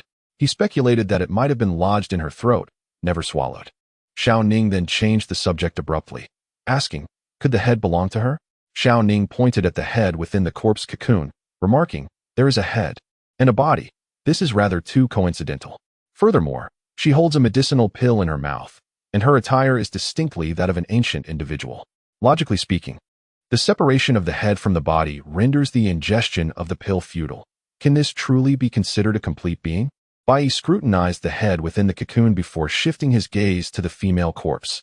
The wounds around her neck bore striking similarities, and he pondered whether the lack of decay in the body could be linked to the medicinal pill. Might this green orb possess preservative properties? The essence of the medicinal pill originates from Taoist alchemical practices, primarily composed of minerals. Cinnabar purportedly cures ailments of the 5 internal organs, vanquishes malevolent spirits, and grants longevity with regular consumption, capable of transforming mercury. Mercury, when refined, returns to its pill form and, with prolonged use, bestows immortality. Kongqing enables lightness of body and extends life, allowing transformation of metals such as steel, iron, and tin into gold. Zhengqing similarly promotes longevity and can transmute copper. Stone gall ensures eternal youth when consumed, prolonging life, and can convert iron into copper, yielding gold and silver. Tai Yi Liang enables endurance against cold and hunger, grants lightness, and facilitates flight over vast distances, among other miraculous effects. One of the most commonly used substances is realgar. The composition of these pills is exceedingly intricate. Materials vary across different dynasties and practitioners, leading to unpredictable effects. The female corpse before them is adorned in the everyday garb of the Eastern Han dynasty, confirming her origins. Under ordinary circumstances, flesh would have long since decomposed, yet now it remains partially intact, with the remaining flesh still fresh. Although the term fresh may seem grotesque, when Wu Tong came into contact with the body, the viscous fluid adhered to him. This corpse fluid is toxic, and those who delve into such matters typically avoid contact, referring to it as corpse poison. Wu Tong's strong reaction is thus understandable. The putrescine and cadaverine present in the fluid are highly toxic chemicals. An excessive exposure could endanger his life. Bai Yi, initially hesitant, now saw Wu Tong as a ticking time bomb. His demise due to corpse poison could indeed be advantageous. Bai Yi's change of heart stemmed from Wu Tong's astute avoidance of the corpse fluid. Even if he were to be poisoned, it would not be fatal. However, should he become incapacitated, he would become a burden. Moreover, with Lei Zi and Xiao Ning, two unaware individuals, present, taking action would be imprudent. They would need to seek another opportunity. The money tree, the Bagua platform, the 9 eternal lamps, and the woman's skirt all indicated that this tomb undoubtedly belonged to the Eastern Han dynasty. Bai Yi observed, the mural depicts a man and a woman. We have only located this woman's corpse, and she is not within a coffin, but sealed within this wall. Her head is ensconced in the cocoon, suggesting that extraordinary events transpired here. The mechanisms are ingeniously crafted, and the atmosphere is unsettling. It is unwise to linger. We should depart swiftly. Tang Sancheng, with his keen eyes, spotted a piece of silk fabric tucked at the woman's waist, a placement considered rather indecorous during the Eastern Han era. Under normal circumstances, how could one possibly place an item in such a location? Tang Sancheng carefully extracted a piece of silk, upon which words were inscribed. Strangely, despite the passage of years, the script remained remarkably clear, written in a dark crimson hue, as if composed of blood. The elegant, cursive style bore few characters, and the strokes appeared hurried, as if penned in a state of great agitation. After perusing the text, Tang Sancheng abruptly tossed the silk onto Bai Yi and swiftly approached the money tree, scrutinizing the bronze trunk closely. The others hastily gathered around the silk. Although the message was brief, it evoked a sense of tumultuous waves. The money tree, the corpse cocoon, and the 8 trigrams platform were all interconnected in a startling revelation. Tang Sancheng's expression darkened. The money tree stood 6 meters tall with a substantial trunk, and moving it by sheer manpower was an impossible task. He recalled the grenade in Lei Zi's possession, yet the confined space rendered such an explosive impractical. Tang Sancheng clenched his fist in frustration. Acutely aware that the coffin lay beneath the money tree, yet it was untouchable, an impassable barrier. The sparse words on the silk hinted at a tale of betrayal, ascension, and conspiracy. The woman's head within the corpse cocoon occasionally opened her eyes, stubbornly refusing to close them even in death. The details were of little concern to the group. They only recognized that a coffin undoubtedly resided within the tomb, concealed from everyone. Consequently, the 6 individuals found themselves in no rush to depart. The inscription indicated that the coffin lay beneath the money tree, completely sealed with no apparent mechanisms for access. Finding the coffin would necessitate brute force. The ground was paved with stone slabs, making any attempt at excavation inefficient, and even with Xiao Ning's assistance, the effort would yield little. Suddenly, Lei Zi had a brilliant idea. He disassembled the grenade, pouring out the gunpowder and burying half of it beneath the bronze tree. This method of detonation would minimize destructive force. Demonstrating considerable skill, he elicited surprise from Bai Yi as he remarked, "You are quite adept with explosives?" "I suppose so," Lei Zi replied. "I've had an interest since childhood, and crafting my own gunpowder poses no challenge. Trust me this once, we have no better alternatives. I am a man of simple methods. Now step back." With that, he remained beside the bronze tree, retrieving a lighter, poised to ignite the concoction. Chapter 156. The human-shaped terracotta figure with a decisive flick, Lei Zi ignited the lighter, maintaining a distance of 2 meters. Suddenly, he hurled the lighter forward and swiftly turned. Leaping away to evade the force of the impending explosion, a clever maneuver. A deafening blast resonated, causing everyone to flatten against the ground, shielding their heads and ears with their hands. Tang Sancheng felt countless forces tugging at him. A thunderous roar reverberated near his ears, and a wave of heat swept over him. Time stretched, and only after what felt like an eternity did the searing sensation gradually dissipate. He raised his head to behold the money tree leaning to one side, revealing a narrow opening beneath, shrouded in obscurity. Lazy meticulously gathered the remaining gunpowder from the grenade, then approached the money tree. With a push, the tree swayed slightly. Now, together we can move it. Come on. The bronze tree was gradually pushed aside, revealing an entrance. With a flashlight illuminating the dark interior, Wu Tong was overjoyed to discover a stone coffin within. I'll go down and take a look, he declared, momentarily forgetting the unsettling encounter with the female corpse. The entrance was narrow, allowing only one person to enter at a time. Someone had to descend first. Bai Yi nodded, and several of them watched as Wu Tong's feet descended, followed by his entire form leaping down. Observing Wu Tong land safely, they realized the height was not considerable. Once below, Wu Tong found a fire basin on the wall and ignited it. This space was quite rudimentary, aside from the fire basin on the stone wall. The only other object was the stone coffin itself, placed directly on the ground, evoking a sense of desolation. Confirming there was nothing else, Wu Tong waved his hand upward. All clear, come down. One by one, the others jumped down. Xiao Ning, undaunted, nimbly descended and, upon seeing the stone coffin, was eager to open it.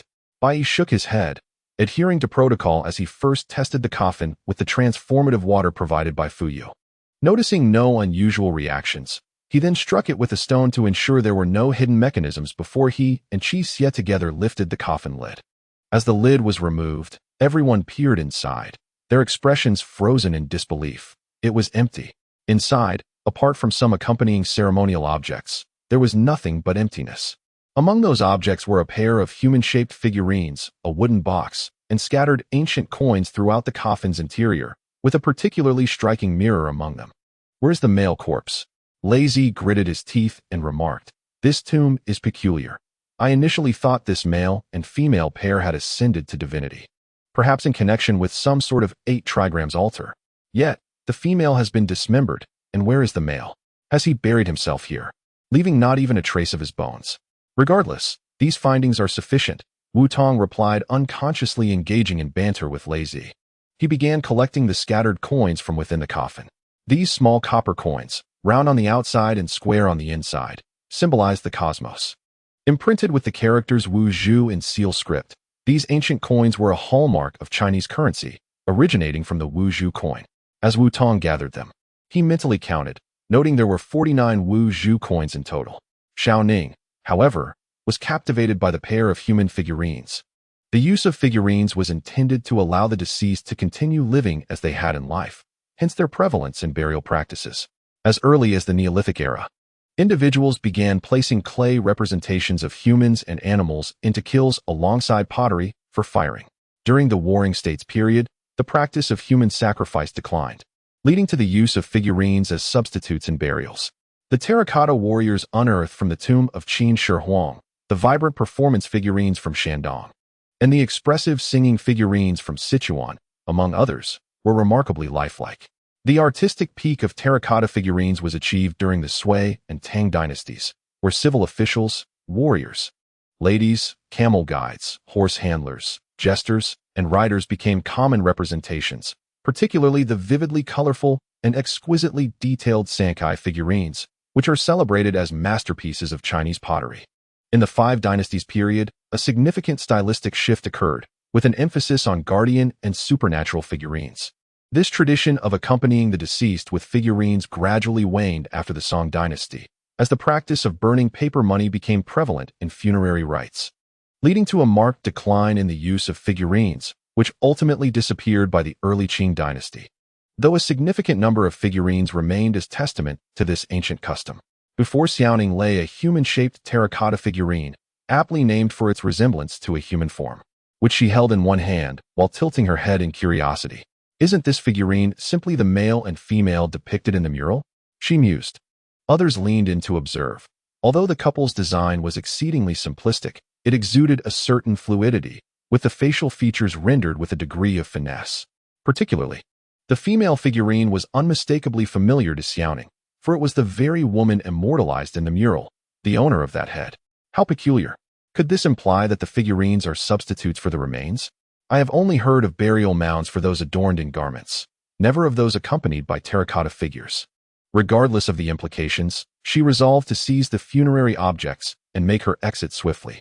Wutong, thoroughly weary of the surroundings, grasped a mirror. Not a single piece of gold or silver jewelry, he remarked. The tomb's construction is remarkably neat, yet the accompanying burial items are woefully meager. Look at this mirror. Merely bronze. He carelessly shook the mirror, displaying his disdain. As the mirror faced the wall's fire basin, it unexpectedly refracted a beam of light, startling Wudong into retreating several paces. Goodness, what on earth is this? Bai Yi, a seasoned antique dealer, recognized the significance of the moment. He took the mirror, directing the light to illuminate a less luminous section of the wall, where two lines of text materialized. Light of the sun, great brightness under heaven. These inscriptions were the very words etched on the back of the bronze mirror. Tang Sanqing sighed. This is truly astonishing. This is a translucent mirror, a craft that dates back to the mid to late Western Han Dynasty. In essence, it is not particularly remarkable. The phenomenon arises from numerous minute variations in curvature on the mirror's surface. The areas with images are slightly concave, while the plane areas are slightly convex. The concave sections concentrate light, whereas the convex ones disperse it, creating bright and dark areas on the wall that correspond to the designs on the mirror's back. This technique was indeed conceived during the Western Han, showcasing the ingenuity of our ancestors. Suddenly, Bai Yi felt that this was not the appropriate moment for such discussions. He stowed away the translucent mirror and turned his attention to the interior of the stone coffin, shining his flashlight inside. He sought clarity and found 3 words carved into the stone wall. I depart too. I depart too. Bai Yi was taken aback. Could this be a message left by the male occupant of the tomb? Lazy, upon discerning the inscription, was equally astonished.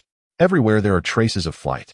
But surely if the male occupant ascended, his corporeal form would have vanished completely. Is it possible that deities truly exist in this world? Tang Sanqing furrowed his brow.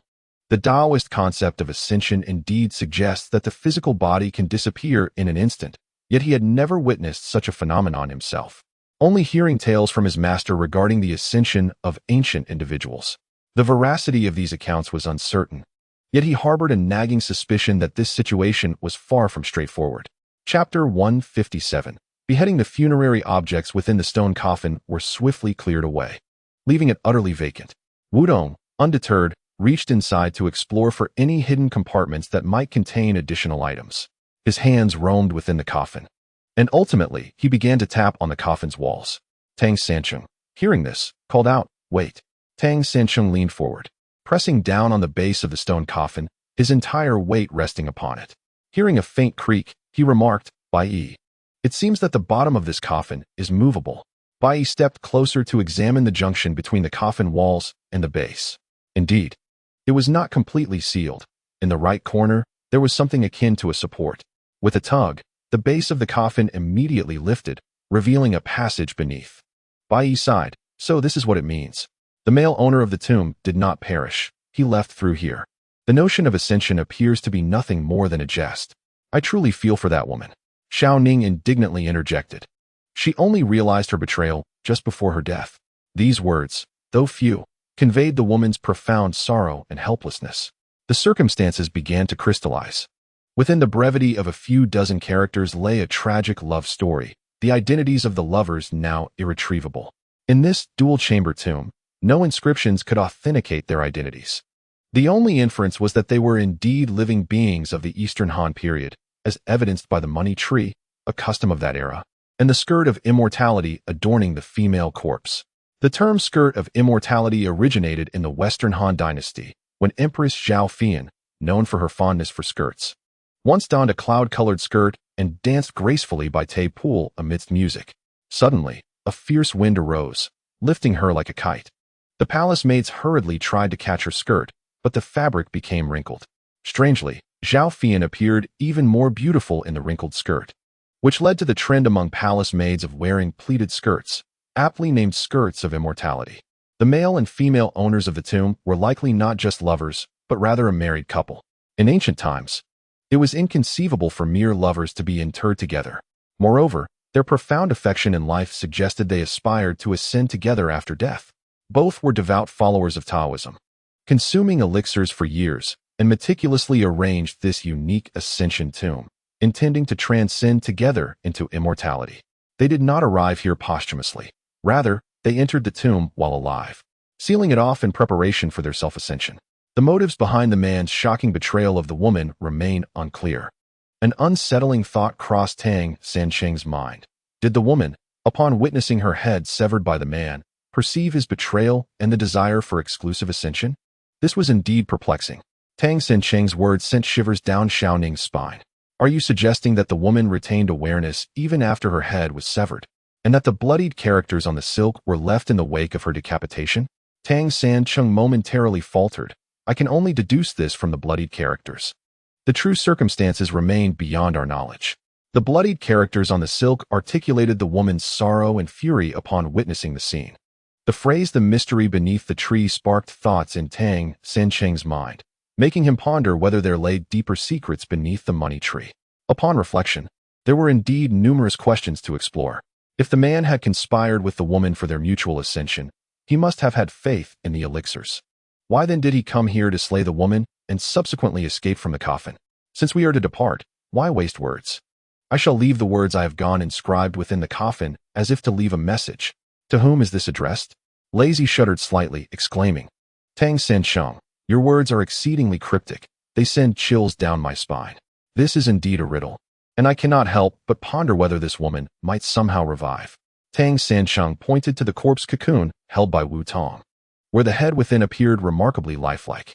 When the cocoon was struck, the woman's eyes would flutter open, gazing at us. Were it not for the decaying body, one might suspect that returning the head would summon forth an enchanting beauty from the Eastern Han dynasty, who would gracefully emerge and bow to the assembly.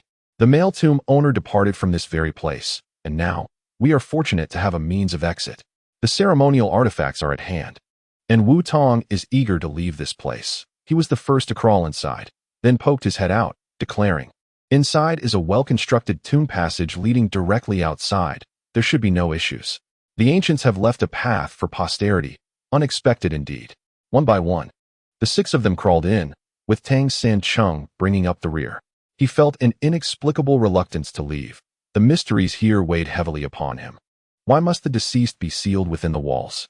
This is a tomb, and aside from the 2 of them, surely no one else would come here. Killing the female tomb owner could have been done without entombing her. Why was it necessary? And why place her head inside the cocoon? Who devised this enigmatic 8-trigram tomb? The illusion at the entrance is not something an ordinary practitioner could conjure.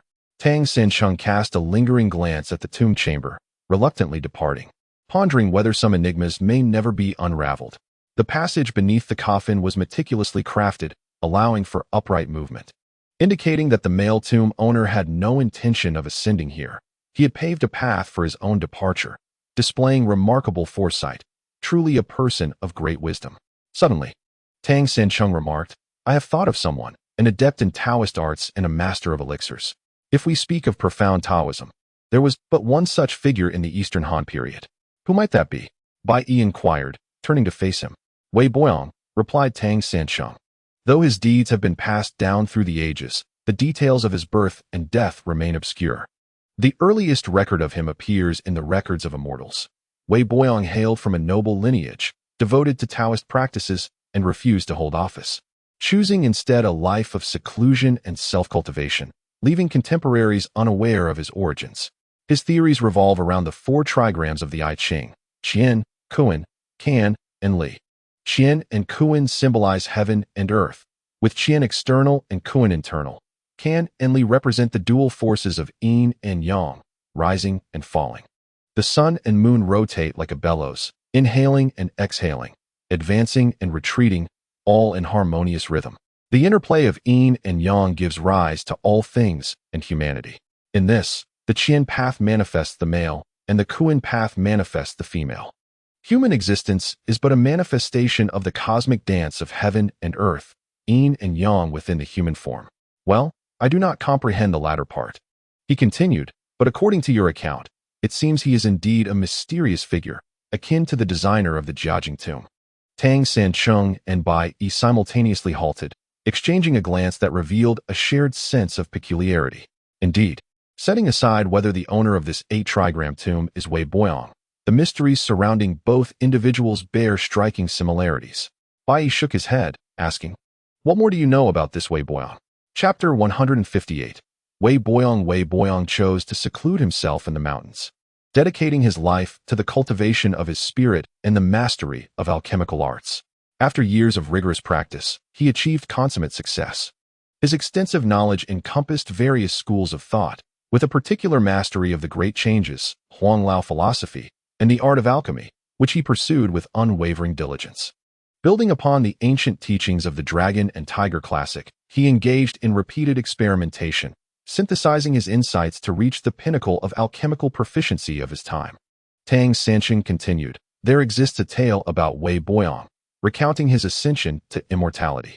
It is rather lengthy, so if you wish to hear it, I shall share. If not, I shall remain silent." Bai Yi shot him a sidelong glance. "You've teased me with a story at this point. How could I not listen? Please, proceed." If only to alleviate my boredom. While concocting a divine elixir, Wei Boyong was accompanied by 3 disciples. After the completion of the grand elixir, he discerned that 2 of his disciples lacked sincerity and devised a plan to test their resolve. He first presented a pill to a white dog, which consumed it and immediately collapsed, lifeless. The disciples exchanged glances, instinctively turning their gaze towards their master, Wei Boyong.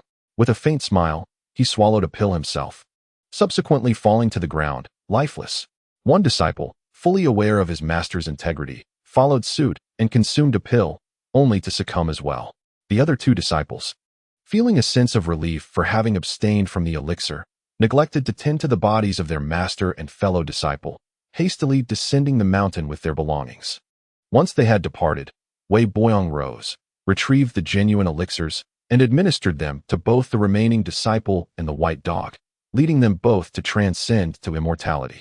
Xiao Ning, who had been walking ahead, inquired, "Was that an elixir of false death?" "Indeed, you are correct," replied Tang Sancheng. Wei Boyong and his devoted disciple traversed the mountain path, encountering a woodcutter to whom they entrusted a message for their loved ones back home, which swiftly spread throughout the village.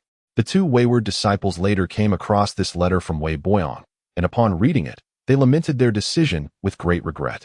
This tale has been passed down through generations. While I cannot vouch for its authenticity, the fact that it endures suggests some kernel of truth, though the extent of its veracity remains elusive. Bai Yi remarked, "That has certainly become your catchphrase." Tang Sancheng gazed at the passageway ahead, puzzled. How strange. I wonder where this path leads. It must have required considerable effort to construct. Having already ventured inside, there was no turning back. They resolved to proceed naturally. Bai Yi mused that, since there were no traps or chaotic monsters present, their journey felt quite effortless. Suddenly, he began to perspire profusely, sensing they had reached a dead end. A wave of anxiety washed over him. What if this led to a cul-de-sac? As he approached, he exhaled in relief. It appeared to be midday, with the sun blazing down. A radiant light illuminated the area, accompanied by the shimmering of water, creating a mesmerizing spectacle. Bai Yi stood entranced, bewildered by how they had arrived at the bottom of a body of water. The surface glimmered before him, yet the water did not intrude upon the passageway, leaving everyone in astonishment. Lazy exclaimed, "I can scarcely fathom how this is possible. It is hardly surprising, akin to boiling water in a paper cup over a flame, as it merely exploits relevant physical principles." "Come, we cannot linger here indefinitely," Bai Yi remarked, leading the group towards the shimmering waters. Upon reaching the vicinity closest to the water's surface, Bai Yi extended his hand, the sensation of moisture palpably conveyed to him. Although he insisted that it was a matter of physical principles, the genuine contact still evoked a sense of wonder within him. Bai Yi inquired, "How proficient are you all in water?" This question was primarily directed at Tang San, who, as expected, wore a grimace. "Dog paddle, I can barely manage." Lazy erupted in laughter. "We delve into the earth and ascend into the heavens. Aside from not flying, we must master everything. With such skills, how could you dare venture out?" Tang San persisted, "The dog paddle is indeed swimming, albeit not the most graceful." Bai Yi looked upward, observing the sunlight penetrating the water's surface with considerable intensity, indicating their proximity to the surface. Qixia, please keep an eye on him. While he can be quite bothersome at times, we cannot allow him to drown. Tang Xin chuckled quietly, noting that Bai Yi could hardly utter a kind word. And he found amusement in the concern disguised as criticism. He turned to glance at Xiao Ning, whose demeanor exuded tranquility, suggesting that her swimming abilities were likely superior to his own. Wu Tong once again secured the bag containing the ceremonial vessel, fastening it tightly around his waist, preparing to plunge into the water. Qixia turned to Tang San. You lead, and I will follow. Do not hold back. Having always perceived himself as someone who understood water, Tang San shook his head in confidence. Rest assured, I will be fine. He took a deep breath, believing Bai Yi's assertion that the water was shallow due to the strong light above, indicating it was indeed daytime. Yet, he could not articulate why he instinctively felt that this was a river. It was an inexplicable sixth sense. Now, all he needed to do was dive upward, and he would soon break the surface. As Tang San inhaled, he followed Bai Yi into the water. Strangely, it felt as if an invisible barrier existed between the passage and the water, preventing the flow from entering the channel. As he squeezed through, Tang San sensed a force pulling him inward. The current was swifter than he had anticipated. His surroundings blurred, and he caught a fleeting glimpse of Bai Yi's legs. Submerging proved to be more taxing than he had imagined, and with a muffled grunt, he accidentally swallowed a mouthful of water, leading to a fit of coughing. It spiraled out of control, and Tang San felt himself sinking. A hand reached out to him. It was Qixia. Qixia, save me. Tang San silently shouted within, his vision becoming increasingly blurred. Water. He suddenly recalled the words spoken 50 years prior by his father, who had mentioned that a fortune teller in his childhood had foretold that this child was destined to encounter calamity from water and should keep a safe distance from it. Rivers and lakes were his sworn enemies.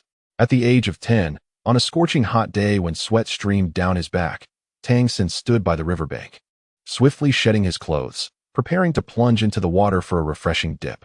Out of nowhere, his father appeared, grasping him firmly and delivering a slap on his backside, his eyes reflecting both concern and affection. From that day forth, Tang San refrained from approaching the river, not out of fear of water or belief in the prophecy, but rather to spare his father the anguish evident in his gaze. Tang San murmured, I'm sorry, father, I forgot. His hand grasped once more, and then darkness enveloped him entirely. Why did his body feel so heavy? Chapter 159.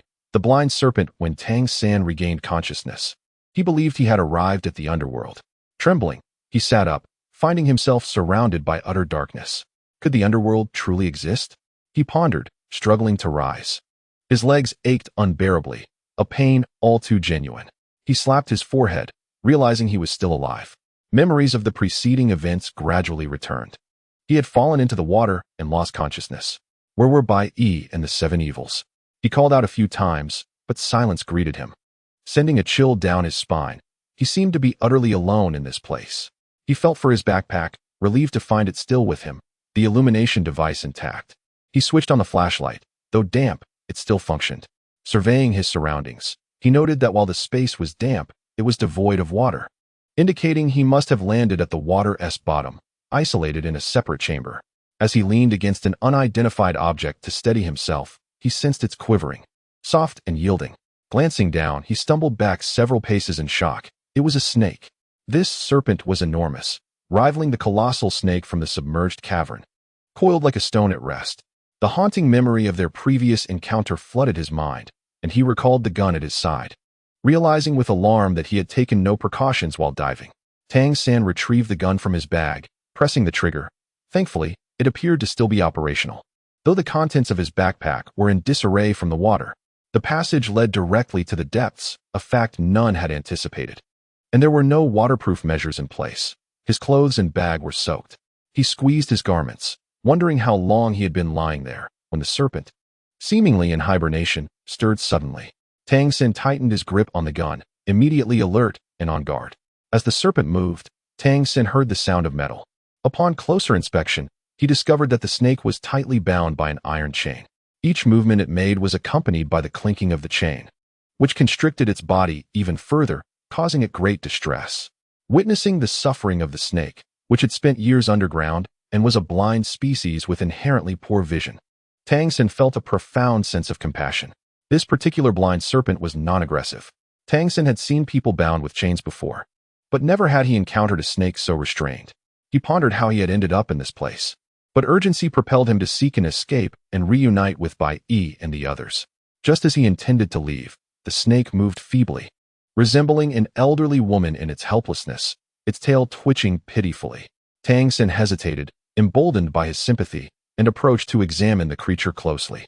The iron chain had inflicted deep, red welts upon its body, with some areas still oozing blood. Seeing the snake in such agony made it difficult for Tang Xin to continue his journey. He reasoned that since it was a blind snake and injured, it likely posed little threat. In a moment of unexpected kindness, he resolved to free the serpent from its chains.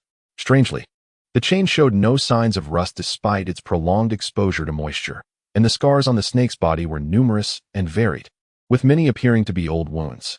This suggested that the chain had not been affixed recently, further deepening the mystery of this place. Realizing that pure strength would not suffice to break the chain, Tang Xin recalled his firearm.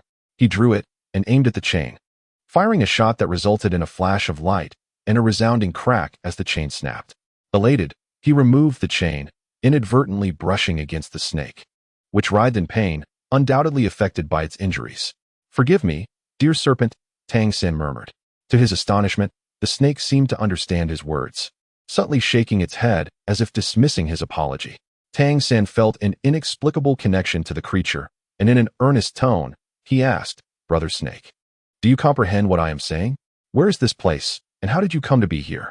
Though the serpent could not speak, it cautiously slithered forward, glancing back in Tang Xin's direction. Despite its blindness, it appeared to sense his presence. This was no ordinary serpent, and Tang Xin decided to follow it. The snake moved slowly, allowing him to observe their surroundings. They seemed to be in a natural cave, damp and shadowy, with skeletal walls adorned by unknown vines.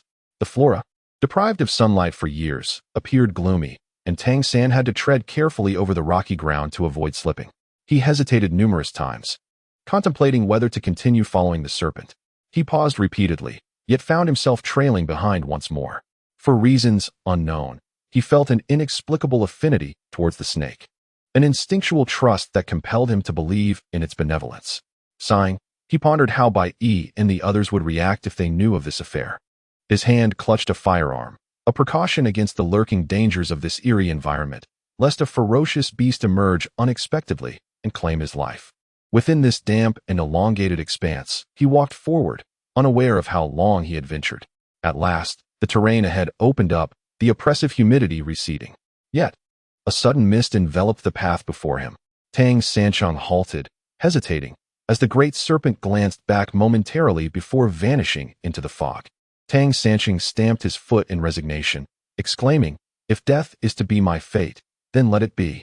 He followed the serpent into the shrouded mist. Upon entering, he discovered a steaming pool before him, where the serpent luxuriated comfortably. The wounds upon its body soaked in the warm water, blood dissipating gradually, and the gashes began to mend. Tang Xin knelt, dipping his fingers into the water and bringing them to his nose, a medicinal aroma wafting forth. Initially mistaking the steam for that of a hot spring, he recalled the springs he had encountered in the cliff tomb, which lacked this distinct herbal scent. The pool's water held an unmistakable medicinal quality. He thought of Qi Xia. Had he been present, he would undoubtedly discern the concoction's composition. The serpent twisted playfully in the pool, splashing water onto Tang Xin's face. Wiping his visage, he noted the serpent's exuberance, realizing it engaged in a game akin to that of a child. Taken aback, he watched as the serpent paused, gently swaying its body, beckoning him to join in the water. Tang Xin hesitated, staring at the enigmatic liquid in the pool, pondering whether to plunge in or refrain. In Chapter 160, titled The Fairyland, the serpent submerged beneath the surface, bubbles rising to the surface. One particularly cheeky bubble floated into the air, landing on Tang Xin's nose before bursting. With hands on his hips, he chuckled helplessly, finding himself unwittingly following a serpent through this extraordinary world. He shed his clothing, wrapping his belongings securely, pinching his nose before leaping into the pool. Upon opening his eyes underwater, he spotted a circular platform at the center of the pool, with the serpent awaiting him nearby. Lacking swimming prowess, he struggled for some time before managing to reach the platform's side. The serpent coiled its tail around the structure, exerting force and causing the platform to rotate, which in turn made the entire pool descend. Breathless, Tang Sanqing surged upwards, breaking the surface and gasping for air. He realized that the pool was designed as a singular entity. As the platform shifted, the entire pool sank. Grasping the edge, he wiped the water from his forehead and saw the serpent emerge from the depths, facing him directly. "Where are you taking me?" Tang Sanqing inquired. "What is this place? You know, don't you?" The serpent remained silent, prompting Tang Sanqing to self-deprecate. "You may as well consider me a madman." Tang San had now completely regained his composure. He was certain that Bai Yi and the 7 evils would come to find him. If one were to live, they must be seen. If one were to die, their body must be found. 7 evils, please arrive soon. At this moment, the surroundings faded into nothingness. The water level in the pool had receded by a layer, and darkness enveloped him. Suddenly, a burst of light compelled Tang San to shield his eyes with his hands. Once he adjusted, he excitedly moved to the side, climbing out of the pool. Was this a realm of paradise? The walls were adorned with countless fireflies, covering an entire wall. These fireflies were significantly larger than those Tang San had seen in his childhood, their tiny lanterns shining much brighter. This wall had truly become a wall of light, illuminating the space while simultaneously creating a magnificent landscape. As Tang San approached the luminous wall, the fireflies remained perfectly still. He reached out to touch one, and it merely fluttered its wings lightly, showing no intention of departing from the wall. Tang San then surveyed this enchanting chamber, apart from the wall of light. Numerous unfamiliar flowers and plants exuded a distant fragrance. Among them stood a colossal flower, resembling a potato with its roots, its crown not fully unfurled. The crown was a deep crimson, delicately poised, and amidst the surrounding blooms, it appeared particularly special, standing at a height of over 1.5 meters. The surrounding flora was exceptionally lush, and a large snake seemed to keep its distance from the flower, wary of it. Tang San felt an irresistible urge to approach the purple-red blossom. As he drew within 1 meter, he caught a whiff of a putrid odor, reminiscent of decaying flesh and somewhat akin to the scent of dirty socks. How could such a beautiful flower emit such a repugnant smell? Covering his nose, Tang San took a step back. At that moment, he noticed a hem of a skirt peeking out from the flower bed. There was someone there. "Is anyone there?" Tang San inquired, a sense of dread washing over him. Could it be that someone had fainted? The thought of the earlier foul odor sent a jolt through him. Was it a corpse?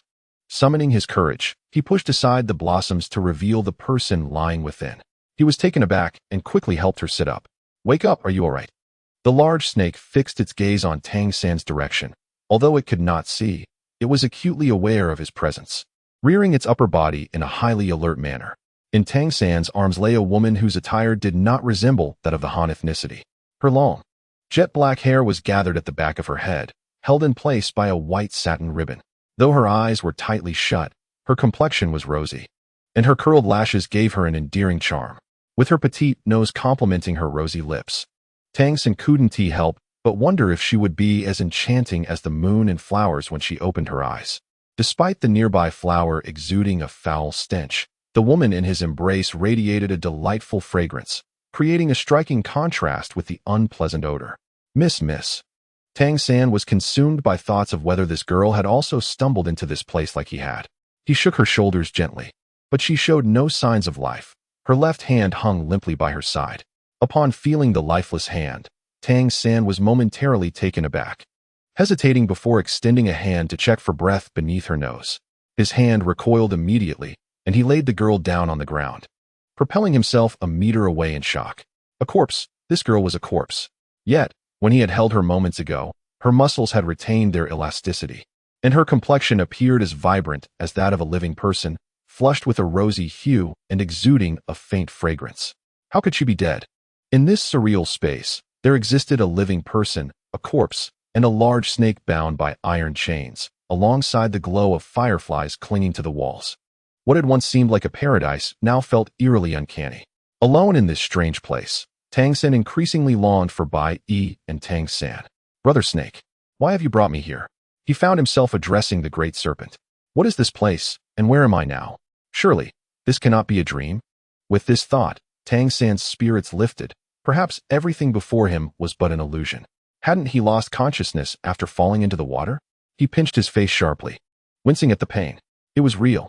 Despondently, he sank to the ground, wondering what he should do next. What had transpired in the water to land him in such an odd location? Just as he was on the verge of despair, the great snake suddenly became alert and moved toward the pool of water. Startled, Tang Xin thought, "Is it leaving me behind? Hey, brother snake, where are you going? Are you abandoning me?" The serpent turned its head, shook its body, and leapt into the water. The pool then seemed to rise like an elevator, and Tang San, in shock, rushed towards it, but it was too late.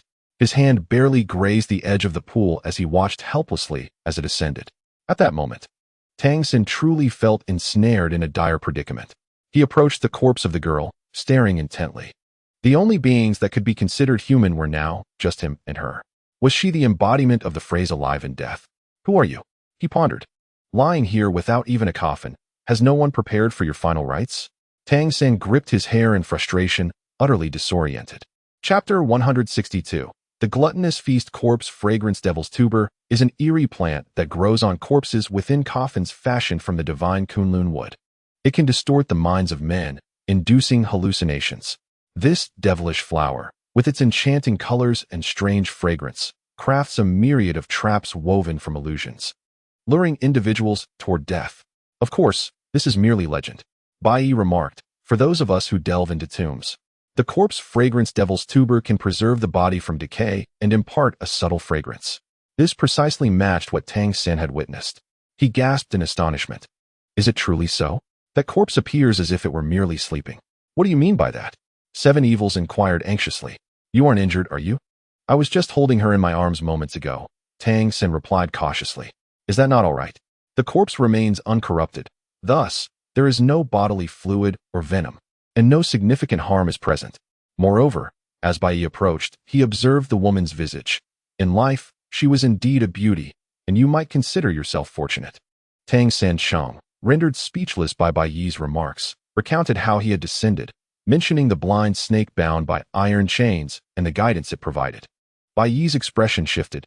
"You say that snake was chained?" "Indeed, its body was marred with bloodstains, appearing quite tormented. It seemed devoid of aggression." Tang San Cheng shrugged.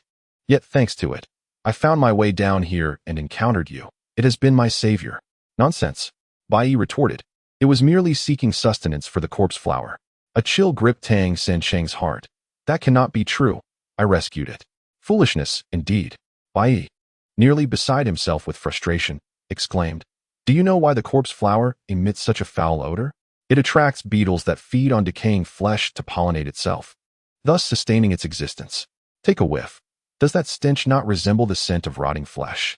This flower may appear beautiful, yet it is among the most perilous of plants, capable of causing death without a trace." Tang San Cheng had already discerned the scent of decay, his speech faltering.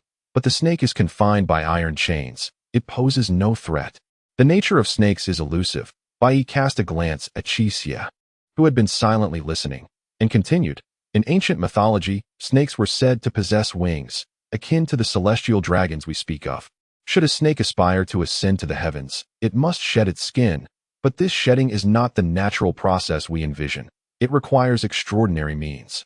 Tang San Cheng's tongue stumbled. "Are you suggesting it involves the iron chains?" "Entirely plausible," Bai Yi replied. "It seems you have been deceived by that snake, and perhaps you still consider yourself its benefactor." Tang San Cheng felt utterly dejected. "Why do I always find myself entangled with snakes? Could it be that the guardian of this place is not the figure on the stone door, but rather this serpent?" Qi Xie remarked, sending a shiver through Tang San Cheng. The idea of being governed by an animal was indeed unfathomable.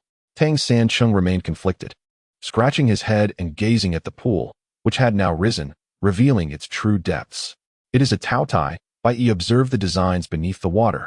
The Taotai is a mythical and mysterious creature, often depicted in bronze artifacts. This beast lacks a body, possessing only a large head and a voracious mouth, consuming everything in sight, ultimately succumbing to its own gluttony. It symbolizes greed and is the fifth son of the Dragon King of the East Sea. It is said to be one of the four malevolent creatures from the era of Yao and Shun, collectively referred to as the four great ancient monsters, Taotai, Qiongqi, Tao Wu, and Hundun. The Taoyia's form is that of a sheep's body with a human face, its eyes positioned beneath its armpits, with tiger-like teeth and human claws. Its head is adorned with curved, beastly horns, and it possesses a pair of wings that resemble colossal ears, creating a fearsome appearance, its cries reminiscent of an infant's wail. The Taotai is insatiable in its appetite, embodying the epitome of gluttony, particularly favoring flesh, and thus stands as a symbol of avarice. The Qiongqi, resembling a large beast akin to a bull, presents an appearance that initially evokes the ferocity of a tiger, yet is adorned with the bristly fur of a hedgehog and possesses wings. This creature subsists on human flesh, often soaring to the scenes of conflict in ancient times, where it would sever the noses of the just. Conversely, if an individual committed malevolent acts, Qiongqi would reward them with birds and beasts, thus earning the moniker of a malevolent deity that promotes wickedness while suppressing virtue. Qiongqi is devoid of reason, favoring those who exhibit vile behaviors, the more nefarious their deeds. The more it delights in their company, its vocalizations reminiscent of a dog-esque growl. While Qiongqi embodies malice, it pales in comparison to the Taowu, which bears a resemblance to Qiongqi, yet is slightly smaller in stature. With a human face, tiger claws, and the tusks of a pig, its long tail measures an impressive 18 feet. Its singular trait is its ferocity and obstinacy, although its nature is somewhat less malevolent than that of Qiongqi, who not only revels in wickedness but also incites others to commit evil. The chaotic Chao, plump and round like a pig, is engulfed in a fiery hue, sporting 4 wings upon its back and 6 legs, yet lacking facial features. Its short tail is peculiar, for despite its absence of ears and mouth, it possesses an uncanny ability to comprehend melodies and dances. Invisible to ordinary humans, it often bites its own tail and emits foolish laughter, displaying a rather idiotic demeanor. It is indifferent to right and wrong. It becomes violent when encountering benevolent individuals while obediently following the commands of the most malevolent. The 4 great ancient beasts serve as a true reflection of humanity. The terrifying patterns of the Taotai beneath the water's surface evoke a sense of dread. Tang Sen initially thought the blind snake had sensed the presence of others and hastily departed, but after hearing Bai Yi's analysis, he began to suspect there was more to the situation than met the eye, leaving him momentarily bewildered. At that moment, the fireflies, previously clinging to the walls, suddenly buzzed into the air, converging like arrows directed towards Tang San and his companions. As the diminutive fireflies united, they transformed from their previously fragile form into a formidable swarm, and Tang San could hear the sound of their wings buzzing overhead. In his mind, fireflies were gentle creatures, lazily fluttering in the summer night with their little lanterns, akin to the elderly. Yet, now they moved with surprising swiftness, and this stark contrast left Tang San momentarily stunned. "Get down," shouted Qi Xia, snapping Tang San back to reality. The trio instinctively crouched, covering their heads as the fireflies swept over them, heading straight for the corpse flower. Chapter 163. Illusions. The fireflies clung to the petals, leaves, and stems of the corpse flower, transforming the entire plant into a radiant lamp. Once Tang San stood up, he patted his chest and exclaimed, "You startled me. I thought they were going to kill us." "Wait, look," Qi Xia said. All the fireflies flew onto the lifeless body of the woman, completely enveloping her. Some even crawled into her mouth, seemingly siphoning her bodily fluids. The fireflies appeared to be extracting the essence of a corpse devoid of vitality. Tang San shuddered at the thought, when suddenly a thunderous realization struck him. Wait, this cannot be right. Bai Yi had mentioned that the corpse fragrance amorphophallus could lead one to lose their sanity and experience illusions. Was what he was witnessing merely a figment of his imagination? The fireflies cloaked the entire corpse, and what of Bai Yi and Qi Xia before him? Were their faces also mere facades? Or, from the very beginning, were they not Bai Yi and Qi Xia at all, but rather someone else? Or perhaps not human at all? Tang San clutched his shoulders, his head trembling with agitation. Terrified by his own thoughts, he looked again at the 2 familiar faces, now filled with suspicion and dread. His tongue quivered as he asked, "Qi Xia, do you recall the circumstances of our first meeting? Why the sudden inquiry?" Qi Xia frowned slightly. "Do you not remember?" A knot tightened in Tang San's heart. It was inconceivable that he would forget, unless he were not Qi Xia at all. "Of course I remember." Qi Xia glanced at Bai Yi, who had never heard this story before. After a moment of reflection, he continued, "It was snowing that day. I collapsed in the street, frozen and starving. Had you not rescued me, dragging me to a dilapidated temple and offering me a bowl of warm water and food, I would surely have become an ice sculpture. Qi Xie's eyes glimmered with gratitude. How could you suggest that I would forget? Tang Xin breathed a sigh of relief. The Qi Xie before him was indeed the real Qi Xie. But what of Bai Yi? As his gaze swept over, Bai Yi shot him a glare. What on earth are you up to, asking such random questions? The tone was unmistakably familiar, yet Tang Xin shook his head, reminding himself that if this were an illusion, it was one derived from his own psyche. Their recollections and manner of speaking were merely reflections of that reality. Just as he began to calm his racing heart, it shrank back in trepidation. You. He stepped back, a defensive expression crossing his face. You are not. Before he could finish, the two familiar faces morphed into serpent heads, sharing a single body, both eagerly flicking their tongues as they lunged toward his face. Mother! Tang Xin cried out, collapsing onto the ground. In a frenzy, he reached for his gun, but felt his wrist go numb. Glancing down, he saw the serpentine body tightly coiled around his wrist, sapping his strength. The gun slipped from his grasp, and a pallor spread across Tang Xin's face. It was over. A heavy blow struck his head, tilting it to one side, and darkness enveloped him. After an indeterminate time, he vaguely heard voices conversing. Did I apply too much force? Why isn't he awakened yet? It's fine. I know my limits. With a groan, Tang Xin opened his eyes to find Bai Yi and Qi Xie peering at him, concern etched on their faces. What are you doing here? He inquired. Bai Yi and Qi Xie exchanged glances. Is it strange for us to be here? The oddity lies with you. Why have you gone mad again? The reason for the use of the character is primarily due to the previous incident at the bottom of the well in the Jiajing tomb, where Tang Xincheng had also lost his sanity and fired recklessly, injuring others. This time, Bai Yi pointed at his wrist, exclaiming, Fortunately, the skills of Qi Xie are profound. Otherwise, at such a close distance, one of us would surely be dead or wounded. Tang Sancheng noticed the clear finger imprints on his wrist, as if they had been stamped there, and he cried out in pain. Bai Yi retorted, If you weren't in pain, it would have been our turn to perish. The events of earlier began to resurface in Tang Sancheng's mind, and he muttered in confusion. Was I just bewitched? Or could it be that we were the ones enchanted? Bai Yi replied, You have been here the longest, and you have previously encountered the corpse fragrance taro, so its effects manifested first on you. When you suddenly bombarded us with questions, I sensed something was amiss. Upon observing your vacant gaze, I realized you had fallen under its influence. Had I not been cautious, both Qi Xie and I would have been perforated by now. I truly did feel possessed just now, Tang Sanqing admitted. I kept thinking you were not the real Bai Yi and Qi Xie. And then I suddenly saw you transform into a two-headed serpent. Embarrassed, he touched his head and continued, This gun has never served a legitimate purpose on my person. In fact, it has only harmed our own twice. Bai Yi stated, If there comes a day when we cannot assist you in cleaning up the aftermath, you will have to fend for yourself. Do you understand?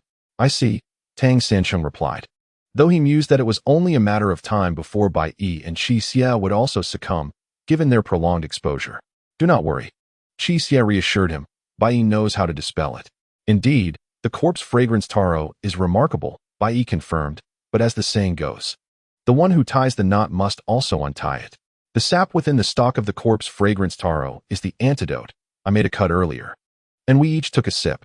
Thus, you need not fear that Qi Xie and I will go mad, Bai Yi added.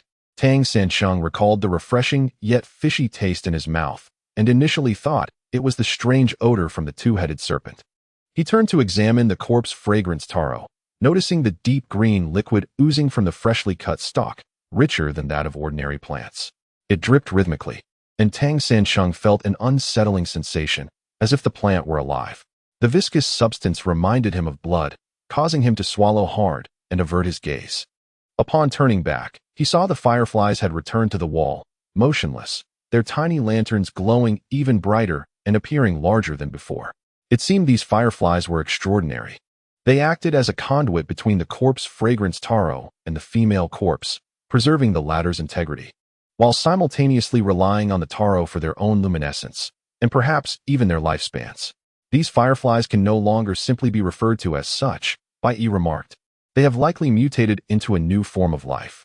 Chapter 164. The conjoined rings blind serpents, corpse-scented devil's tongues, incorruptible female corpses, and an entire wall of mutated fireflies.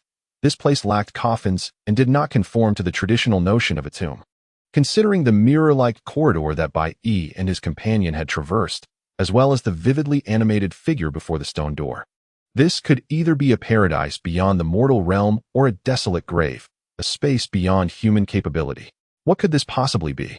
Bai Yi gazed at the female corpse, noting that her makeup and adornments, along with her attire, did not resemble that of Han ethnicity. It appeared this woman hailed from a foreign lineage, a style he seldom encountered.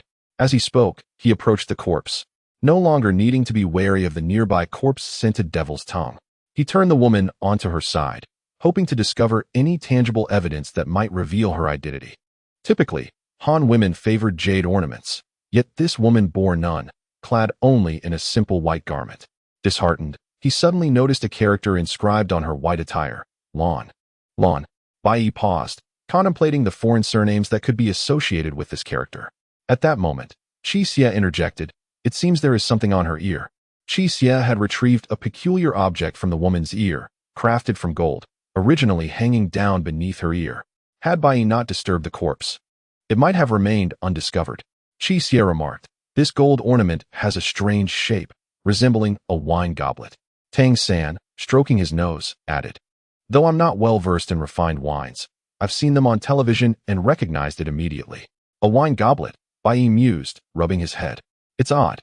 These clues are fragmented, yet interconnected. I feel a stirring within, yet I am just a hair's breadth away from clarity." Ever the optimist, Tang San suggested. "Then let us not dwell on it further. Let us search for additional clues. Moreover, it is evident that this is not a Han custom. Who discards a body on the ground without a coffin? This woman surely cannot be of Han descent." Indeed, while the woman lay upon the earth, her attire was meticulously arranged, and the corpse-scented devil's tongue preserved her body from decay. The individual responsible for her final arrangements was certainly remarkable. Bai Yi felt certain that, had this person been historically notable, he would have known of them. The accumulation of knowledge over 50 years was not without merit. Bai Yi surveyed the surroundings once more, inspecting the corpse again. The woman appeared as though she were merely asleep, her skin still possessing elasticity. A sense of foreboding lingered within him as he forced himself to avoid looking at her face, particularly her eyes. Noticing the sleeves of the woman's garment, which were capable of concealing objects, Bai Yi reached inside and, to his delight, discovered something within. Upon extracting it, he found a pair of golden conjoined rings, intertwined to form the shape of the number 8. Holding the rings, an idea began to blossom in Bai Yi's mind. As far as he knew, there once existed a marriage custom in a certain dynasty that involved the giving of conjoined rings as a betrothal gift, and that dynasty held a particular affinity for wine. If the name Lan were to be connected to them, it would indeed be plausible, for they had once had a sovereign by that surname. "Which dynasty are you referring to?" "I feel utterly lost," Tang Sancheng remarked, touching his nose in mild frustration. He was generally knowledgeable about basic historical dynasties. Yet the one Bai Yi mentioned was entirely unfamiliar to him, leaving him unable to resonate with the topic. "Da Yuan," Bai Yi replied, according to relevant literature. Da Yuan was a nation with a mere population of several 100,000, thriving in agriculture and pastoralism, renowned for its abundant grape production, thus giving rise to a flourishing wine industry. Furthermore, this nation is also famed for something you must have heard of, the heavenly blood horse. The records of the grand historian recount that when Zhang Qian returned from the western regions, he reported, "The western regions boast many noble steeds, horses that sweat blood. Hence, in China, for over 2 millennia, these horses have been shrouded in mystery, referred to as the heavenly blood horse. Capable of traveling 1,000 miles by day and 800 by night, they require but a single drink of water each day. From the Han Dynasty until the Yuan Dynasty, these horses flourished for over 1,000 years, only to suddenly vanish in later times. The heavenly blood horse originated from Da Yuan, the very western regions that Zhang Qian once journeyed to." "You mean this woman was from Da Yuan? Yet how did her corpse end up here?" Tang Sancheng inquired. "It likely has something to do with her lover," Bai Yi conjectured. "She bore a golden token ring, and the presence of such a pair is rather telling.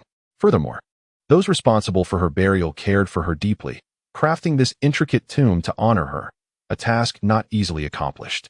Merely the water pool, as you mentioned, serves as a lift and is a considerable undertaking. Additionally, the fragrant corpse flower is not a product of our homeland, but rather something imported from foreign lands. Which makes sense.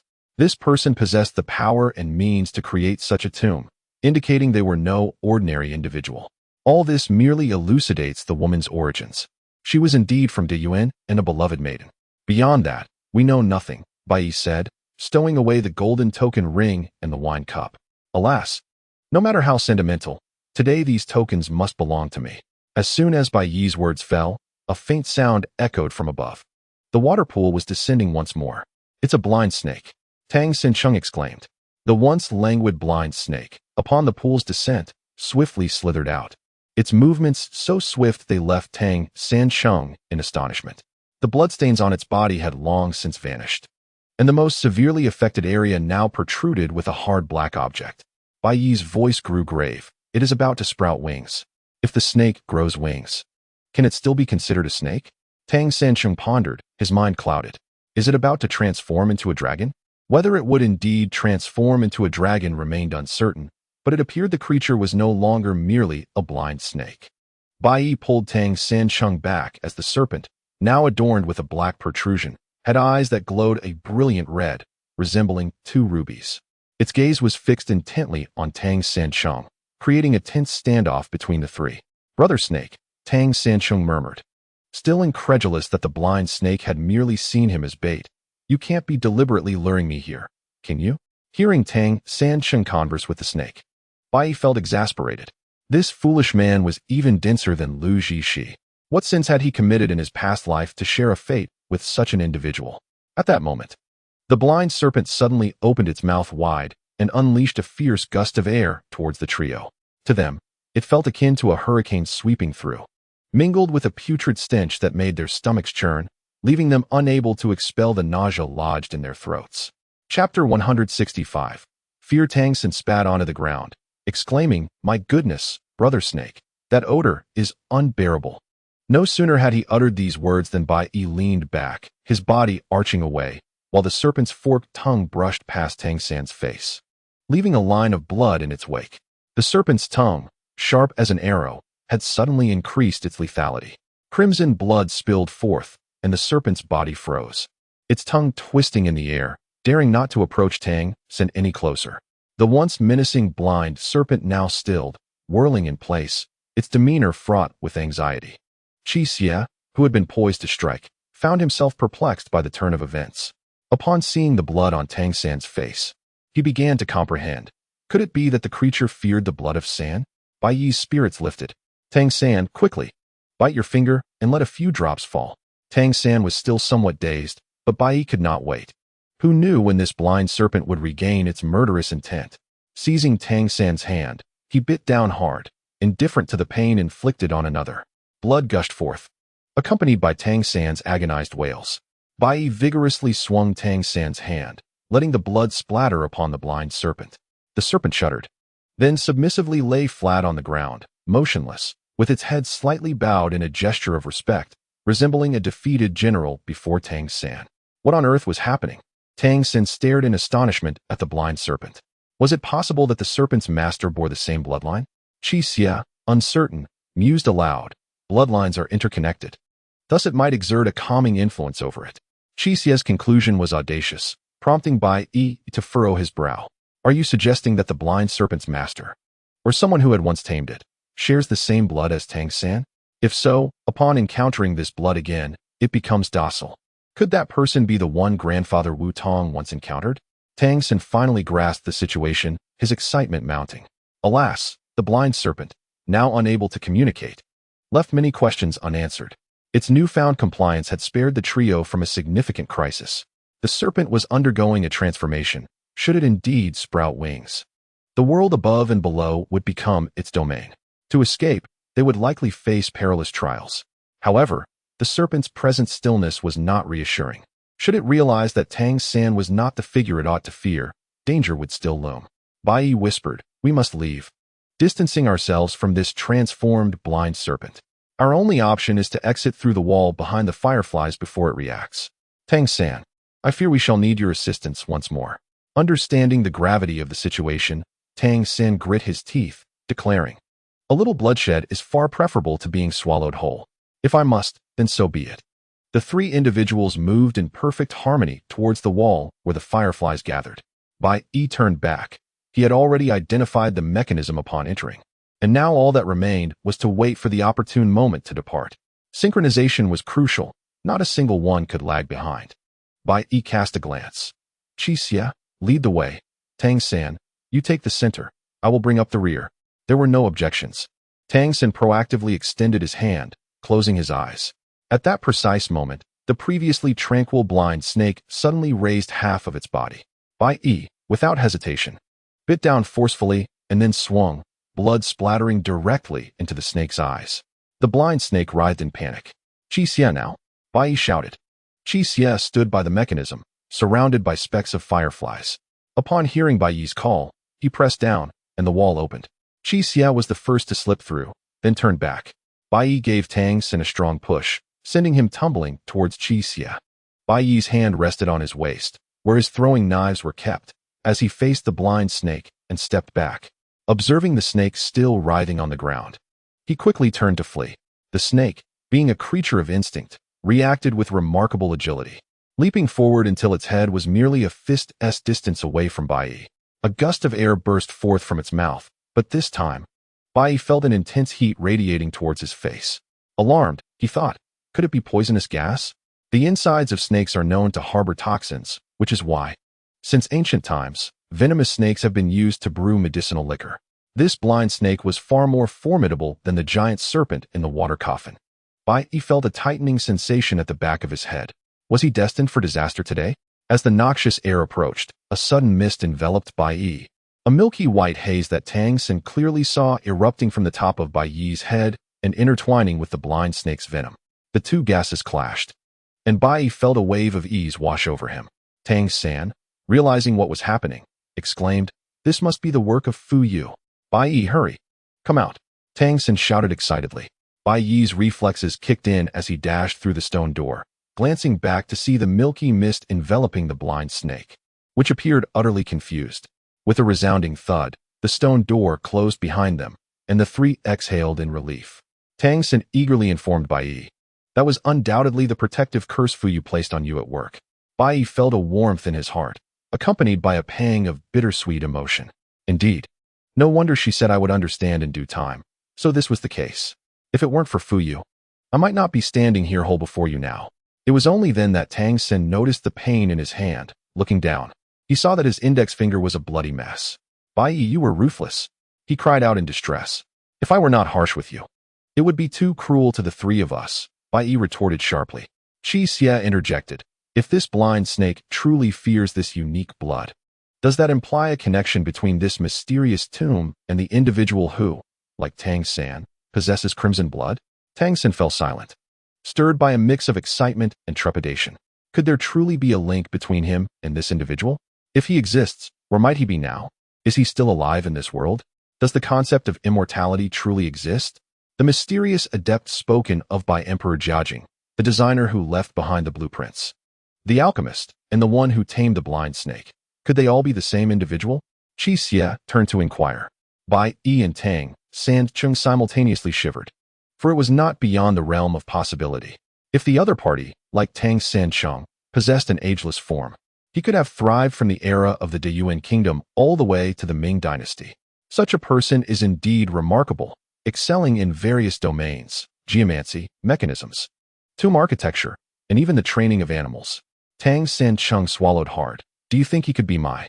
Chapter 166. The other side. Tang San Chung hesitated to voice his thoughts, feeling a twinge of fear. However, Bai Yi and Qixia understood, and Bai Yi nodded. It is not without merit to consider such a possibility. His words were tactful, leaving room for interpretation. Speaking too definitively would offer no avenue for retreat. Why push oneself into a corner? Now is not the time for such discussions. Let us first find our way out. Qixia stated. At this moment, Tang San Chung could see the figure etched upon the stone door as Bai Yi had described. His hand grazed the surface. The stone was entirely smooth, devoid of any signs of carving. The representation of the figure was so vivid, yet left no trace of its creation. The posture of the bow was remarkably lifelike, and as Tang San Chung gazed, he uttered, "How strange that I cannot see his face." Indeed, while welcoming, the figure obscured much of its visage with its hands, rendering its features a mystery. This was rather unusual. If such a magnificent work existed, why would it conceal the face? Could it be that this individual was the architect behind the tomb of this Dayuan woman? A thought struck Tang Sancheng. Perhaps he feared being recognized, thus avoiding exposure. If he were indeed the one who tamed the blind snake, a rationale emerges. Sharing the bloodline of immortality with Tang Sancheng, he would inevitably encounter a few individuals throughout the annals of history, such as Wu Tong's grandfather. Fearing the revelation of his secret, it would make sense for him to shield his identity. Additionally, the author of the Jiajing Tomb notes had also remained anonymous, aligning with the mindset of an immortal who yearns for legacy yet harbors unspeakable truths. Enough of this speculation.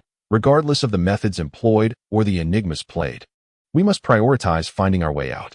We cannot linger, not knowing the fates of the other three. Bai Yi finally began to compose himself. The sensation of narrowly escaping death was not new, yet this time felt particularly profound, especially for the sake of Fu Yu. For her, he must gather the 7 items and return to the cliff coffin to reunite with her. Whether in life or death, a resolution must be reached. The corridor has 2 ends. One connects to the tomb of the corpse-fragrant devil's yam. Now, there is no choice but to progress towards the other end. After a brief moment of respite, the 3 of them set forth, with Tang San's hand gliding along the flawlessly polished stone wall, prompting an involuntary exclamation. Incredible. Were it not for my own eyes witnessing this, I would have thought your claims exaggerated. If the mirror-like stone wall, the illusory figure on the stone door, the blind snake, the corpse-fragrant yam, the incorruptible female corpse, and even the elevating water pool and fireflies are all remarkable, there is something even more extraordinary. Bai Yi, maintaining a composed demeanor, inquired, "How did we arrive here?" Qixia also found himself taken aback. Indeed, upon opening his eyes, they were already here. With no recollection of how or why they came, a most enigmatic predicament. To exit, they must first ascertain their point of origin, otherwise, they would be ensnared in a deadlock. Lacking better alternatives, they pressed forward in search of a glimmer of hope. During this endeavor, Tang San raised his voice several times, calling out the names of Xiao Ning and Lei Zi, yet only the echoes of his cries reverberated through the long corridor, with nothing else to be heard. As Tang San's hand brushed against the stone wall, he suddenly sensed a subtle movement within it. It was faint, but he felt as if the wall was shifting. He halted, gazing at the wall with suspicion. Strange. Upon voicing his doubts, Bai Yi's expression changed, as he recalled the tales circulating in the tomb-robbing community. In the late 1990s, around 1895, there was a renowned figure known as Master Guan, a titan in the realm of tomb raiding. He had hundreds of disciples, all devoted to him, and his prowess was unparalleled, able to navigate both the light and dark realms seamlessly. His techniques were extraordinary, employing methods long thought lost to legend, earning him great renown. Yet, after one particular expedition, Master Guan returned disheartened and, after a month of seclusion, abruptly announced his retirement from the trade. His disciples, disheartened by his decision, began to disperse. Despite his illustrious standing in the tomb-robbing world, the announcement led to a somber farewell from his followers. Fortunately, a few devoted disciples remained, kneeling at his door, unwilling to depart, providing him with a modicum of solace. Finally, Master Guan opened the door to address his kneeling disciples. "Rise, my children. From this day forth, our master-disciple bond ceases to exist. Such formalities are no longer necessary." The 6 disciples promptly stood, and the eldest among them clasped his hands together, asking, "Master, what troubles you so? Share it with us, and let us, your 6 brothers, assist you in finding solace." Indeed, the other disciples chimed in, offering their support. With a wave of his hand, Master Guan expressed his satisfaction, stating, "After all these years and having taken in so many disciples, I find myself content with just the 6 of you remaining. This is not a hurdle that needs resolving. I have merely come to a realization and grown weary. I genuinely wish to take a rest, regardless of whether you choose to pursue this path in the future. Remember this, there are always greater talents beyond, and skies beyond the heavens. Do not persist in a singular path until it becomes a dead end. This is the final piece of advice I impart to you. Now, if you still heed my words, it is best to disperse." The 6 disciples hesitated, but Master Guan had already turned to re-enter his chamber. Just as he was closing the door, he suddenly chuckled softly. "Have you ever encountered a moving tomb?" Upon hearing the phrase moving tomb, the 6 disciples were taken aback, eager to inquire further, yet Master Guan had shut the door, and from within came the succinct command: leave. Having followed Master Guan for quite some time, the six understood his temperament. If he chose not to speak, even the most severe of injuries would not coax him into saying a single word. They exchanged glances, until the eldest finally spoke. The master has made his decision. Let us part ways. To remember him fondly in our hearts would be the greatest expression of gratitude. Thus, the matter reached a conclusion, and the six brothers shared their sentiments before parting ways. However, the notion of the moving tomb lingered in their minds, particularly in the eldest's heart, as he remained troubled by those words. Years later, when he sought to uncover the truth from Master Guan, it was too late. Master Guan had passed away 3 years after retiring from his former life. Upon hearing this, Tang Sansheng felt a mix of understanding and confusion, asking Bai Yi, "How do you know of these events?" Bai Yi replied, "I have a connection to one of them, and I heard this story from him. I once thought he was exaggerating, but now, hearing you speak, I wonder if there is some truth in the matter." Chapter 167, The Moving Tomb. Could it be that you were one of those 6 disciples from back then? Tang Sansheng pondered aloud, realizing the inconsistency. In 1895, Bai Yi had yet to be born. No, then perhaps the eldest among them became my mentor. Although we never formally acknowledged our teacher-student relationship, he undeniably is my master. I am uncertain whether he was influenced by Master Guan, believing that the act of teaching should not be merely superficial. Thus he forsook appearances entirely. We have always regarded each other as friends rather than master and disciple. He guided me into this path, and when I established my own foothold, he bore no resentment, considering it a matter of course.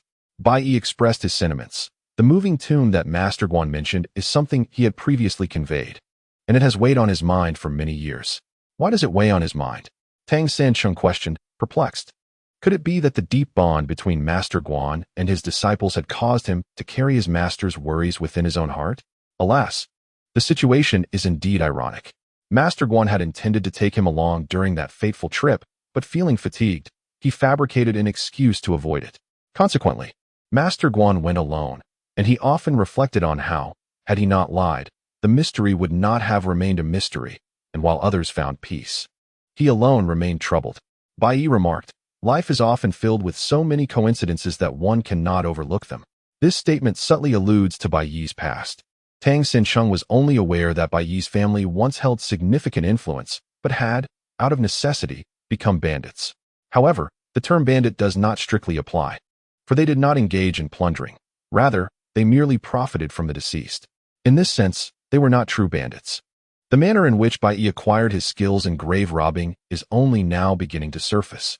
Upon hearing Luo Tian's account, Tang Sansheng's heart stirred. The stone wall was moving, albeit imperceptibly, yet it was indeed shifting. Could this be the moving tomb chamber that Seventh Master had encountered? This required further validation. Bai Yi maintained a composed demeanor, understanding that some matters must be substantiated with evidence before one can speak. The tomb chamber was disorienting, and its existence might be linked to the 8 sealed tombs. At this thought, Bai Yi slapped his forehead, realizing he had forgotten about the 8 sealed tombs. After emerging from the Bagua tomb, he had arrived here, and the proximity of these 2 tombs was rather uncanny. What had become of the man who had left the coffin? This remained an unsolved mystery. At the crucial moment, why had he harmed that woman? Bai Yi's thoughts spiraled into confusion. Just then, he heard Tang Sansheng's exclamation of surprise. Indeed, it is moving. Bai Yi turned to see Tang Sansheng pressing his ears against the stone wall. His face flushed as he strained to hear the sounds outside. Though faint, there was indeed the sound of heavy objects shifting in water. The noise was so subtle, and the stone wall so thick, that one had to listen intently to discern it. If this was a cohesive unit, could it be sealed? Bai Yi shook his head. That could not be right. How had they entered? Indeed, this contradiction left Bai Yi puzzled. Suddenly, Tang Sansheng proposed, "Perhaps we are overthinking this. We fell from above." Qi Xie, standing nearby, paused in surprise before enthusiastically patting Tang Sansheng's shoulder. "Exactly, we fell from above." "From above?" Tang Sansheng, taken aback, inquired. "What do you mean, Qi Xie? Above?" Qi Xie pointed to the top of the passageway. "Where we came from, we should naturally return." Tang Sansheng grasped the implication, and Bai Yi experienced a moment of clarity. It made sense. After their entrance, the trio had focused primarily on the path ahead and the walls to their sides, seldom glancing upward, leaving them oblivious to the state of the passageway above. It was worth noting that this corridor was over 2 meters high. Bai Yi exchanged a knowing glance with Qi Xia. They nodded, and Qi Xia promptly lifted Bai Yi onto his shoulders. Bai Yi, now elevated, began to tap the upper wall. Tang Sancheng, listen closely for any unusual sounds, and speak up immediately. Tang Sancheng understood, with Qi Xia hoisting Bai Yi. Bai Yi knocked on one area before moving forward to test other spots. Tang Sancheng perked up his ears, attentively listening. Time passed as Bai Yi continued tapping. Eventually, Tang Sancheng covered his face. I want to confirm this once more. Bai Yi, please tap again. Bai Yi pointed to the section above his head. Here? Indeed. Tang San asserted confidently. It is right here. Bai Yi attempted to push at the top and gingerly explored, hoping to uncover some hidden secret. Tang San gaped, his eyes fixed on Bai Yi's movements, and suddenly his ears perked up. Wait, do not move, Bai Yi.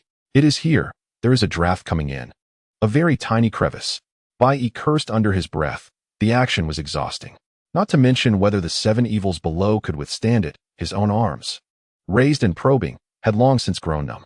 Hearing Tang San's command to remain still was both infuriating and hopeful. If there was no escape here, he would undoubtedly seek trouble with Tang San. Bai Yi, why not try pushing upwards? Tang San suggested, uncertain himself, leaving it to Bai Yi to attempt. You stand there talking. It's easy for you, but I can't push it. Bai Yi glanced down at the 7 evils, relieved to see they were still holding strong. He looked up, feeling frustrated. They had been trapped for so long, hungry and exhausted, surrounded by countless enigmas, leading to a mental weariness. In a fit of anger, Bai Yi struck out with his fist, and the sound echoed, catching even the somewhat hard of hearing 7 evils' attention. What is happening? The forceful impact startled Tang San into action. It's definitely here. Bai Yi's anger dissipated. The sound he heard was not that of stone, but rather a resonant thud or collision. His fist could not have struck with such might. He gazed at his hand and asked Tang San, what was that sound? Be specific. It sounded like someone outside was forcefully knocking. Tang San exclaimed. Could it be Lei Zi and the others? Have they found us? Before Tang San could finish, the intense thudding resumed, growing more vigorous with each strike. The trio, lacking anything particularly sturdy, resorted to shouting, We are down here, down here. Chapter 168. Connection. With a resounding thud, a hole suddenly appeared at the top, and Lei Zi's head peeked down. Upon seeing the 3, he croaked, So this is where you are. Lei Zi's head nearly collided with Bai Yi's, but the 2 men quickly set aside any embarrassment and laughed. Bai Yi noticed the water swirling around the opening, unable to enter. It was reminiscent of the scene when they emerged from the Bagua tomb. Could this mobile tomb truly be connected to the Bagua tomb? Lei Zi pulled Bai Yi out, who clung to the edge of the opening, half submerged in water. The force of the current gave him a tangible sense of reality. He was indeed in the water. 7 evils hoisted Tang San onto his shoulder, intending to carry him out, while he remained behind. With a surge of strength, 7 evils leaped and clambered up to the opening, and with a tug from Lei Zi, they all emerged. The 4 floated in the water, and Tang San, straining, focused on escaping rather than investigating the moving tomb. As Bai Yi turned to look back, he noticed a trail at the bottom of the water, confirming that it was indeed on the move. The 4 individuals remained unaware of how long they had been submerged. They only knew that Tang San was on the verge of collapse, teetering on the brink of unconsciousness several times. Yet it was the unwavering grip of Qijia that kept him from succumbing. When Tang San finally felt the caress of air once more, his eyes rolled back, and he fell to the ground, supported by delicate hands, those of Xiao Ning. Remarkably, Tang San managed to muster a faint smile, calling out her name, Xiao Ning. Observing his disheveled state, Xiao Ning felt a mix of exasperation and amusement. You are such a peculiar person. Tang San let out a bitter laugh, collapsing onto the ground.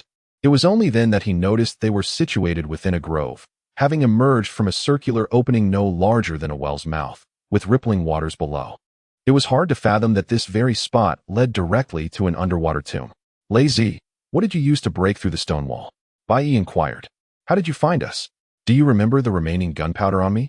Lei Zi replied, a hint of trepidation in his voice. What if I had mismanaged it? You all could have been injured, especially since you were so close to me at that moment. It was far too perilous. Bai Yi, who had never considered the possibility of his own demise, touched his forehead, which was beaded with sweat. It turned out he too was afraid. Death, such a taboo word. Lei Zi continued. You 3 suddenly plummeted downwards as if swept away by the current. We were utterly powerless to grasp you, merely watching as you fell. We had no idea where we were. The water was exceedingly deep. We could only surface first and then see if there was any chance of your survival. Though it sounded cruel to disregard their plight, Bai Yi understood that had he been in Lei Zi's position, he would have made the same choice. After all, the situation underwater was uncertain, and their strength had already waned considerably. It was no longer worth the risk. Aside from sacrifice, there was little purpose in it. Fortunately, Lei Zi did not abandon them. Otherwise, the course of events would have been shrouded in uncertainty. Upon surfacing, Lei Zi and the others discovered a peculiar pond.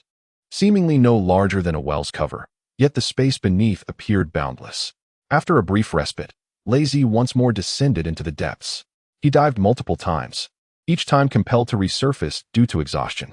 Through repeated explorations, he began to notice peculiarities, shadowy forms lurking at the bottom, which would shift to other locations whenever he attempted to dive deeper. After several attempts, Lei Zi surmised that these shadows might hold the key to the mysteries beneath the water.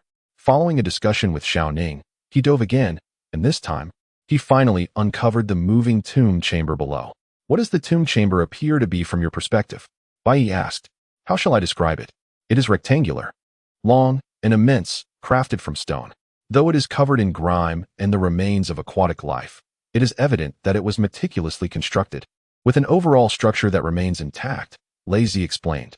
I randomly chose a spot, thinking that even if you were not inside, it would be worthwhile to see what lay within. To my surprise, once the explosives detonated, there you were. I am uncertain whether it was sheer luck on my part or merely your good fortune. Both, came the reply. Tang San regained some of his strength and began to speak. It would be wise for you to avoid that tomb. It is filled with peculiar and bizarre artifacts. The three of them took turns recounting the circumstances within, omitting the blind snake's fear of Tang San's blood, as well as the matter of the Guan Bai Yi. Despite this, Lei Zi and Xiao Ning listened in astonishment. Upon hearing that the female corpse had not decayed, Xiao Ning's expression became somewhat animated. Women cherish beauty. If one could maintain their appearance even in death, it would indeed be worthwhile. The individual who crafted this mobile tomb for her must have loved her deeply, investing such effort to create a perfect resting place. And that snake, I dare say, was trained by her lover to protect her. This notion is certainly plausible. The tomb was not impenetrable. It was designed to lure prey, to serve as sustenance for the corpse, ensuring her preservation from decay. It need not exclusively target humans. Even deceased animals could suffice. Yet, the intricate design was meticulous and cautious. However, one must ponder whether the designer of the tomb had anticipated the evolution of the blind snake. Tang San recalled the hard spines on the serpent's body. If it had indeed evolved into a creature akin to a dragon, endowed with enhanced capabilities, would it remain obediently at the bottom of the water as her guardian? In the depths, any creature could undergo transformation. It seems both the fireflies and the snakes have transcended the conventional definition of animals, and in due time, they may very well become a new species. Lei Zi remarked, I believe there is a connection between the Bagua tomb and this mobile tomb. Might it be so? Of course, this is merely my conjecture, he added. Do not worry. Feel free to share your thoughts. We are merely listening, Tang San replied earnestly. Lei Zi couldn't help but chuckle. You see, the male and female occupants of the Bagua tomb were both followers of Taoism, aspiring to ascend together. Yet, at the last moment, the male abandoned this notion and even killed the female, escaping through a pre-designed passage. Clearly, there were ulterior motives at play. What motives? Xiao Ning recalled the red mole on the woman's face and felt a twinge of discomfort. Women are particularly sensitive to betrayal. Given their agreement to ascend together, how could he be so cruel? If he wished to leave, why must he take her life? Lei Zi was momentarily taken aback, likely surprised by Xiao Ning's intense reaction. Bai Yi interjected, No matter, continue your narrative. After all, it is all speculation. Chapter 169. Disappearance. I wonder if the male occupant truly loved the female occupant of the Bagua tomb. Such cruelty suggests a deep-seated grudge. Lei Zi pondered while observing Xiao Ning's expression. Thus, I contemplate that the woman from Dian was the true beloved of the Bagua tomb's master. She perished first, while the subsequent couple entered the Bagua tomb alive. After killing the female master, the male master infiltrated the mobile tomb, completed his plans, and then departed. Tang San questioned, Departed? Do you believe he is still alive? Indeed. Otherwise, you should have found his corpse within the mobile tomb, yet only the female corpse remains. Lazy replied, scratching his head. But again, this is merely my conjecture, without any solid evidence. Bai Yi refrained from expressing his own opinions, acknowledging the merits in Lazy's assertions. The male tomb master could indeed be the architect of the mobile tomb chamber. If this were the case, he would possess a crimson bloodline, akin to Tang San, a fact unbeknownst to Lazy. By merging Lazy's analysis with his own knowledge, Bai Yi discerned certain rational elements. Was the man capable of taming the blind snake still among the living? Curiously, why were only the two of them present?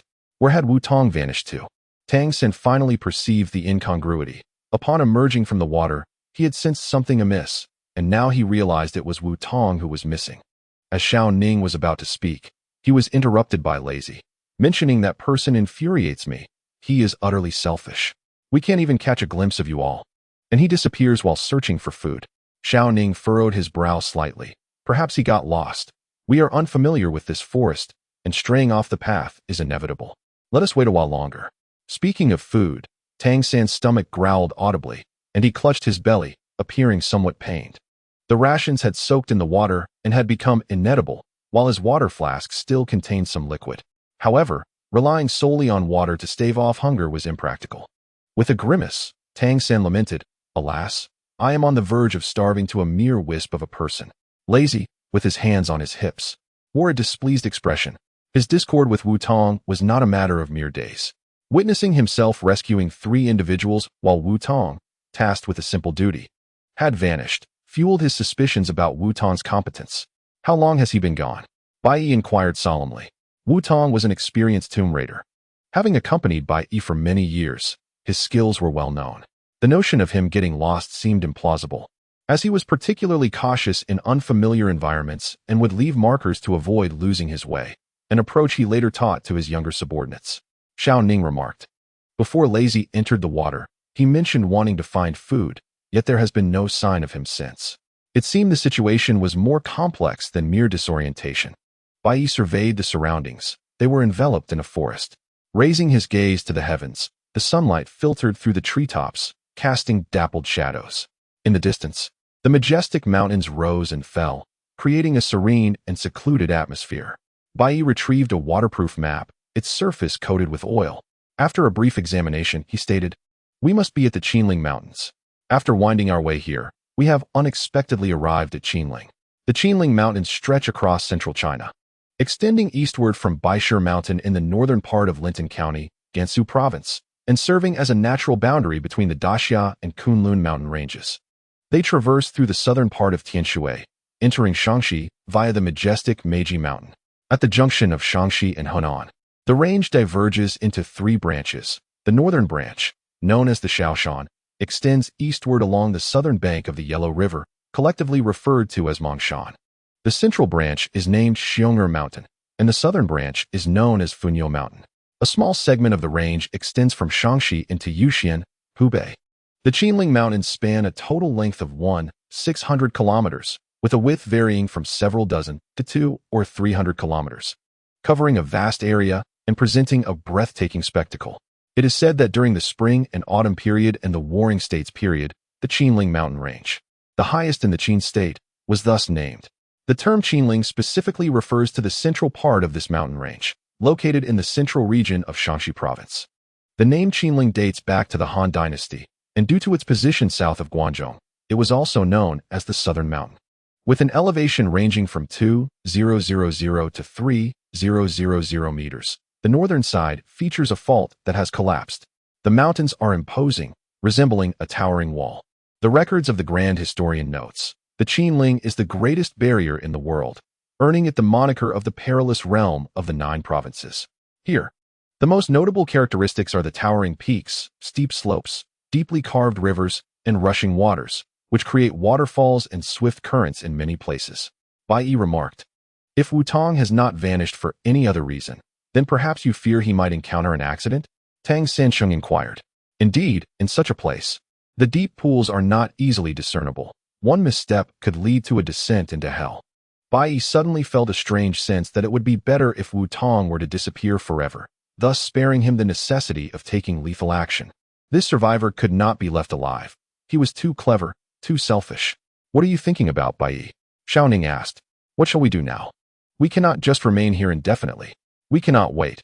We must find a way out, Bai Yi replied. Our exact location is unclear, and the terrain is treacherous. We must search for Wutong while simultaneously seeking an exit. At this moment, Bai Yi's stomach growled, and he laughed awkwardly, unable to suppress his human instincts. Seeing this, Qi Xie suddenly removed his shirt and dove into the water. Tang Sansheng, aware of Qi Xie's intentions, remained composed. All right, soon we shall have something to eat. Let us wait patiently. With that, he playfully licked his lips, resembling a greedy cat. As anticipated, several fish were soon tossed onto the shore, still wriggling. Qi Xie surfaced, supporting himself on the bank. There are plenty of fish below. These are the only ones I recognize, so they should be safe. Let us make a fire. However, making a fire posed a challenge. Both the lighter and matches had gotten wet. The previously excited Tang Sansheng now resembled a deflated balloon. We'll have to eat them raw. Bai Yi grinned slyly. Not necessarily. He retrieved a lighter from his damp belongings. I brought this back from abroad. It has a protective case and is waterproof. Let us give it a try. Finally, a flame flickered to life, and the group gathered branches to skewer the fish for roasting. Although devoid of any seasoning, the natural flavor was delightful in its own right. Xiao Ning, unaccustomed to such fare, remarked while eating, if only we had some salt, that would be perfect. In truth, Bai Yi did have some salt and sugar on him, as he always kept them handy. However, they had dissolved in the water. He chuckled at the thought, suddenly recalling the mutated blind snakes and fireflies in the submerged tomb, causing a churn in his stomach. Gazing at the fish in his hands, he involuntarily retched. Xiao Ning, puzzled, asked what's wrong. Bai Yi waved his hand dismissively. It's nothing. I merely recalled some matters.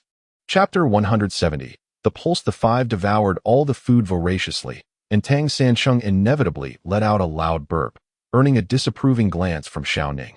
He cradled his stomach. Indeed, the taste of pure, natural fish is unparalleled.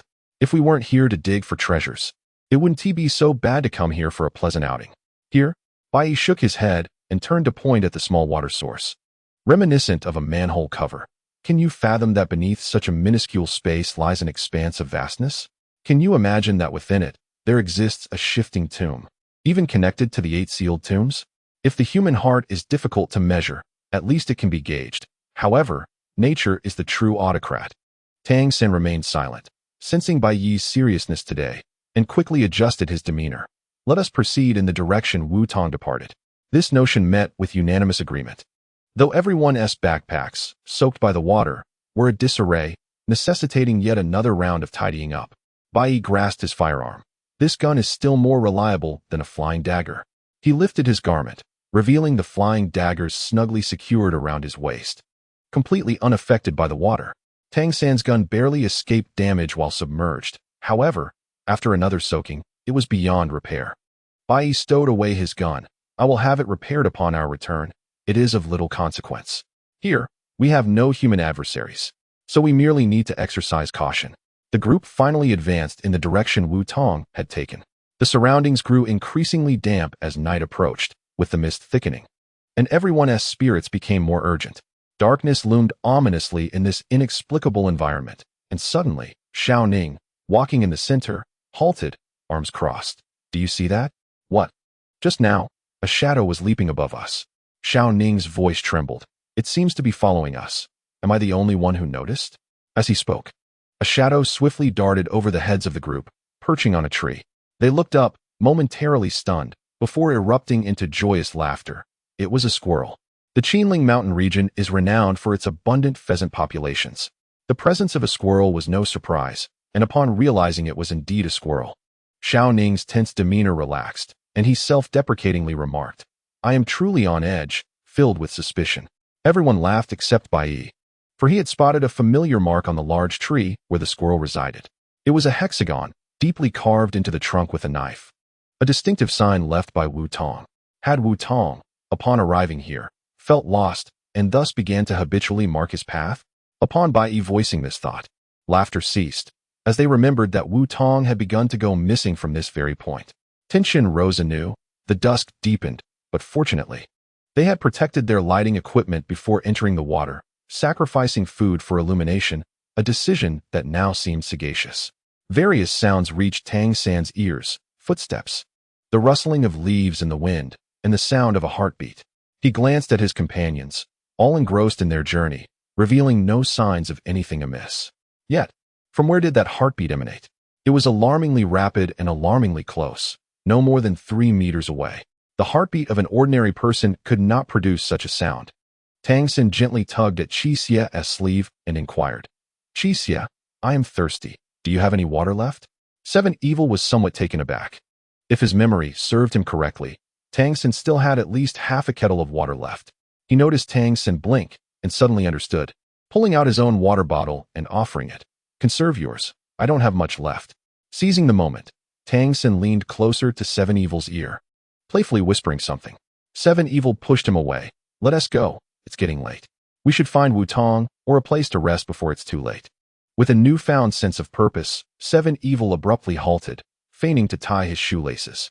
Unaware of his intentions, others passed by him, while 7 Evil, with his eyes slightly closed, caught sight of the direction Tang Xin was pointing. Like a sprinter, he sprang into action, so swiftly that Xiao Ning mistook his movement for a gust of wind. By the time she reacted, 7 Evil had already seized a person, forcefully throwing him to the ground. "Who are you? Why have you been following us?" As darkness enveloped the surroundings, the day had completely faded. Bai Yi's flashlight illuminated the stranger's face, revealing a look of surprise. Wutong. The man on the ground was indeed Wutong, shielding his eyes from the bright beam. Barely managing to utter 2 stiff words, "It's me. Where on earth have you been?" Lei Zi grumbled. "You said you were going to find food. You didn't stumble upon something you wanted to hoard, did you?" "Of course not," Wutong replied, rising and brushing off his knees. "I didn't find any food to hoard. However, I made another discovery and intended to return to inform you. I didn't expect to encounter you along the way. That doesn't add up. You've been trailing us for over 100 meters. If you saw us, why didn't you just call out? Why the stealth?" Tang Xin found Wutong's demeanor suspicious. "This is a strange place," Wutong responded. "As night falls, one should feel relieved to see others, yet vigilance is paramount. I merely wish to confirm our meeting later." Nevertheless, Tang Xin wanted to inquire why Wutong's heartbeat was so irregular. He could hear it distinctly from several meters away. Yet Bai Yi interrupted him, directly asking Wutong, "What did you discover?" "There's a cave ahead that seems suitable for shelter," Wutong replied. "I lack the necessary supplies and am alone, so I didn't dare to enter. I thought it best to return and discuss it with you. We could manage to spend the night in the cave. Truly, this is the land of dragon veins, surrounded by ancient tombs. With nightfall upon us and no other options, a cave is preferable to this forest. We can light a fire inside and rest against the stone walls," they concluded, no longer hesitating. They followed Wutong towards the cave he had found. Along the way, Wutong spoke little, only offering brief responses when questioned. Tang Xin glanced back at him. In the dim light, Wutong's expression was inscrutable as he stared at his own feet. Was he merely overthinking? "Tang Xin, what are you pondering?" As Xiao Ning collided with Tang Xin Cheng, who had suddenly slowed his pace, he exclaimed, "With all the weight on our minds, let us at least reach the cave before discussing further matters. I certainly do not wish to traverse this dark and foreboding place any longer." At that moment, Wutong hoarsely remarked, "It is just ahead." Chapter 171. Have you eaten? The cave was somewhat concealed, were it not for Wutong's guidance. The group might have inadvertently walked past it without a second glance. "Wutong, how did you notice this place?" Tang Sansheng inquired. "I stumbled upon it while falling over, and out of curiosity, I ventured inside, which delayed my return," Wutong replied as he entered first, parting the vines at the entrance. The mischievous vines twisted around, blocking Tang Sansheng's path. He decided to tear them away to clear the way, unaware of their nature, which bore tiny barbs that drew blood from his hand as he did so. He winced and quickly wiped the blood on his trousers to conceal the injury. Fortunately, it was dark, and neither Lei Zi nor Xiao Ning noticed. Wutong suddenly turned back, flashing an impish smile at Tang Sancheng, a grin tinged with mischief. Bai Yi furrowed his brow but found himself powerless to reprimand Tang Sancheng. Such occurrences were beyond control. Moreover, Tang Sancheng's quick reflexes allowed him to erase any trace of blood, leaving no room for criticism. Thanks to Tang Sancheng's efforts in clearing the vines, the others were able to enter with ease, and Wutong called out from within, "Come in quickly." The air inside the cave was stale and murky. Lei Zi inhaled deeply and remarked, "What is that strange smell?" "It's damp in here," That odor is to be expected, Xiao Ning replied, pinching his nose. Did you expect an aromatic fragrance to greet us upon entry? Well, not quite, Lazy conceded. The group began to kindle a fire, and as the flames roared to life, they finally grasped the true nature of the cave. It was merely one of the most ordinary types found in the Qinling Mountains, adorned with rugged stones. Yet, Tang Sancheng felt an unsettling chill emanating from the jagged rocks, sending shivers down his spine. Just then, as the fire blazed brightly, the shadows in Tang Sancheng's heart were dispelled. He nestled close to the flames, grateful for the shelter, as even with the cave's wide opening, it provided better protection than spending the night outside. Suddenly, Bai Yi inquired, Wu Tong, have you eaten? Not yet, Wu Tong replied after a moment's hesitation. I'm not hungry. Wu Tong speculated that the cave might house an ancient tomb, prompting Lei Zi to eagerly search for clues. At the far end of the cave, he discovered another damp chamber, dark and obscured, and questioned, is this the place? Indeed, Wu Tong affirmed. Then let us descend and take a look, Lei Zi exclaimed, preparing to leap down, but Wu Tong swiftly restrained him. No, why not? Lei Zi retorted, his tone sharp. Are you implying that I alone cannot go down? Or are you afraid I might covet the treasures below? Since I have promised Bai Yi to join this venture, I shall adhere to the rules. Do not bully me. Wu Tong forced a smile, more wretched than tears. That is not my intention. What I mean is that the situation below remains unclear. We must devise a comprehensive plan before proceeding, which would be prudent. It is essential to have someone on watch. Are you asking me to keep watch? Lei Zi inquired. Indeed, you and Xiao Ning will be on lookout. Wu Tong promptly designated the sentinels.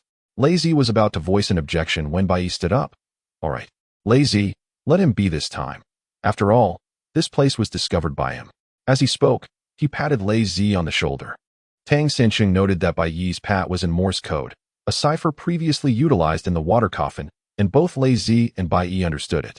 Lei Zi's demeanor relaxed, though he was uncertain of Bai Yi's conveyed message, which proved unexpectedly useful.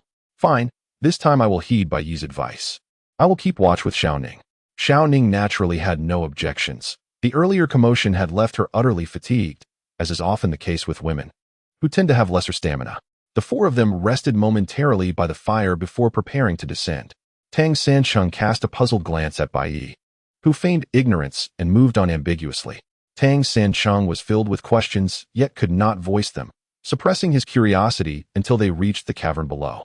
As the beam of the flashlight illuminated the depths, they encountered an intricate network of tree roots, layered and intertwined. Judging by their appearance, the tree must have been over a century old but had been severed for unknown reasons, leaving only the roots. Wu Tong pointed at the substantial roots below. It seems there is a passage beneath the roots. I only caught a glimpse. A glimpse? Tang Sancheng also noticed a shadow beside the roots, uncertain whether it was an object or an entrance. They would have to descend to uncover the truth. Qi Xia was the first to descend. Although the cave was slippery, there were protruding stones that provided footholds, allowing for a careful descent. Grasping a stone that jutted inward, Qi Xia leaped down from a distance of over a meter from the roots, landing steadily. He shone his flashlight below and called out, "There is another layer down here." At least this confirmed Wu Tong's words. Tang Sancheng and Bai Yi followed suit, one after the other, with Wu Tong bringing up the rear. When Tang Sancheng glanced back at him, he noticed Wu Tong's face turned aside, whether by chance or design, leaving him with an unsettling impression. Wu Tong no longer maintained eye contact while speaking as he once did, and the former swagger seemed to have vanished. As Tang Sancheng pondered the peculiarities of Wu Tong, Bai Yi nudged him. Are you afraid? If so, you might as well wait up there for us. Afraid? Not a chance, Tang Sancheng retorted. However, when he mentioned ghosts, Wu Tong shivered slightly. Tang Sancheng scrutinized Wu Tong. What's this? Are you afraid of ghosts too? Unbeknownst to Tang Sancheng, those who delve into tombs hold many superstitions, and the fear of ghosts is among them. Bai Yi interjected, "Stop the nonsense. Hurry down and let us not repeat the last time," leaving Lei Zi and Xiao Ning to wait in vain above. Bai Yi appeared rather peculiar. It seemed he was privy to certain knowledge, yet chose to remain silent. Furthermore, he exhibited an urgent desire to descend further below. As Tang Sancheng glanced at Qi Xia, he noticed that Qi Xia was, as always, taciturn and nimble in his movements, exhibiting no unusual behavior. However, this was merely a superficial observation, and the truth remained elusive. The more Tang Sancheng pondered, the more apprehensive he became. Could it be that the corpse fragrance tuber possessed some residual side effects? Although the poison had been purged, had it been entirely eliminated? At this thought, Tang Sancheng pinched his thigh with great force. Ouch! It seemed unlikely to be a mere figment of his imagination. Suddenly, Wu Tong's visage appeared beside him. What are you doing? Tang Sancheng stammered. Nothing, just feeling drowsy, pinching myself. This explanation held a kernel of truth. For he was indeed fatigued, especially after a hearty meal, which only intensified his weariness. As he spoke, he stifled a yawn, adding an extra layer of authenticity to his claim. Wu Tong merely grunted in response and nonchalantly moved ahead of Tang Sancheng. They were now poised to descend to the next level, reminiscent of a path leading to the depths of the 18 hells. They were about to enter the third tier. Chapter 172. Red Sand Day. Beneath the narrow opening lay a long rope woven from vines. Bai Yi tugged at it, finding it quite sturdy, capable of supporting several individuals without issue. Yet, a question plagued Tang Sancheng's mind. Who had placed this rope here? Surely, Bai Yi must harbor some doubts. Yet he remained reticent. Bai Yi glanced back at him, quickly blinking his eyes. Was he hinting at something? Wu Tong interjected. Allow me to descend first. Without waiting for a response, he grasped the vine rope and slid down with remarkable grace, making not a sound upon landing. Tang Sancheng rubbed his ears, puzzled. There should have been some noise upon impact. After witnessing Wu Tong's descent, Bai Yi finally remarked, "Be cautious of him." Those succinct words illuminated Tang Sancheng's understanding. No wonder Bai Yi appeared more unsettled than usual. Qi Xie, too, bore an expression of indifference. Could it be that he sensed something unusual about Wu Tong as well?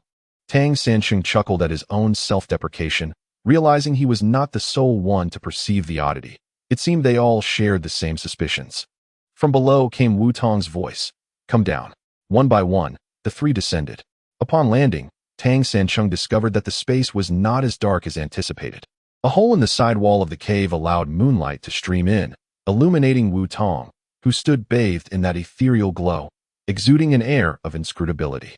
Directly in front of him lay a wooden coffin, crafted from golden silk Nanmu wood. Bai Yi remarked, golden silk Nanmu. This coffin must be quite valuable. Nanmu does not decay. Only the most distinguished individuals can afford such craftsmanship. Historically, golden silk Nanmu was reserved for royal palaces and select temple constructions and furnishings. The thrones of ancient feudal emperors were crafted from premium Nanmu, and any commoner daring to employ it would be punished for transgressing societal norms. Even without lacquer, it grows increasingly lustrous with use. Its bark is thin, adorned with dark, dotted pores. The inner bark and wood interface features a black annular layer. Given that Nanmu was predominantly sourced from large timber, characterized by a straight grain and minimal knots, it is no wonder that this ancient Nanmu coffin appeared remarkably radiant, enduring the test of time without decay or infestation. Jinsenin wood, a rare and unique timber indigenous to China, has been on the brink of extinction since the late Ming dynasty. In the early years of the Kangxi era, officials were dispatched to southern provinces to procure this precious wood. However, due to the exorbitant costs involved, Kangxi deemed this endeavor excessively extravagant, detrimental to the populace, and of no benefit to the state. Consequently, he opted for the use of Manchurian yellow pine. While many of the grand hall's wooden pillars were constructed with a core of less valuable wood, encased in jinsenin. As Bai Yi contemplated this, he deduced that the owner of the coffin before him must have been born at least in the early Qing dynasty. Nearby, an inscribed stone tablet appeared to bear the deceased's birth and death dates. Upon glancing at the dates, Tang Sancheng's expression suddenly changed dramatically. He turned to Wu Tong, whose pale visage resembled a blank sheet of paper. In a hushed tone, Tang Sancheng remarked, "This individual was born on a red sand day and died on a black sand day. If this is indeed a flying sand site, then he is quite likely to have become a zombie." Bai Yi followed his gaze, confirming his suspicions that the individual was indeed from the early Qing dynasty. Zombies, in the parlance of grave robbers, refer to those who have died yet remain unyielding, commonly termed zongzi. The red sand day is defined in traditional texts as falling on the Yu days of the 1st, 4th, 7th, and 10th months of each season, as well as the Si days of the 2nd, 5th, 8th, and 11th months, and the Cho days of the 3rd, 6th, 9th, and 12th months. These dates are considered inauspicious for undertakings such as construction, marriage, and travel, particularly marriage. Folklore warns, Building on a red sand day brings 100 days of fire to the home. Marrying on a red sand day sees one daughter wed to 3 families. Falling ill on a red sand day inevitably leads to an audience with the king of hell. Traveling on a red sand day guarantees one will not return home. The texts Zhuan Shenli and Chuyong Chu Yishua articulate that the Si day of the Ming month, Yu day of the Zhong month, and Chou day of the Ji month are all considered ominous. The Si, Yu, and Chou days are deemed malevolent due to their inherent numerical conflicts. The numbers associated with Zi and Wu each tally to 9, while those of Mao and Yu total 6, culminating in 30. The journey from Zi to 30 to encounter Si constitutes the primary malevolence of the 4 Zhong months. Similarly, the journey from Zi to 22 to encounter Yu signifies the primary malevolence of the 4 Ming months.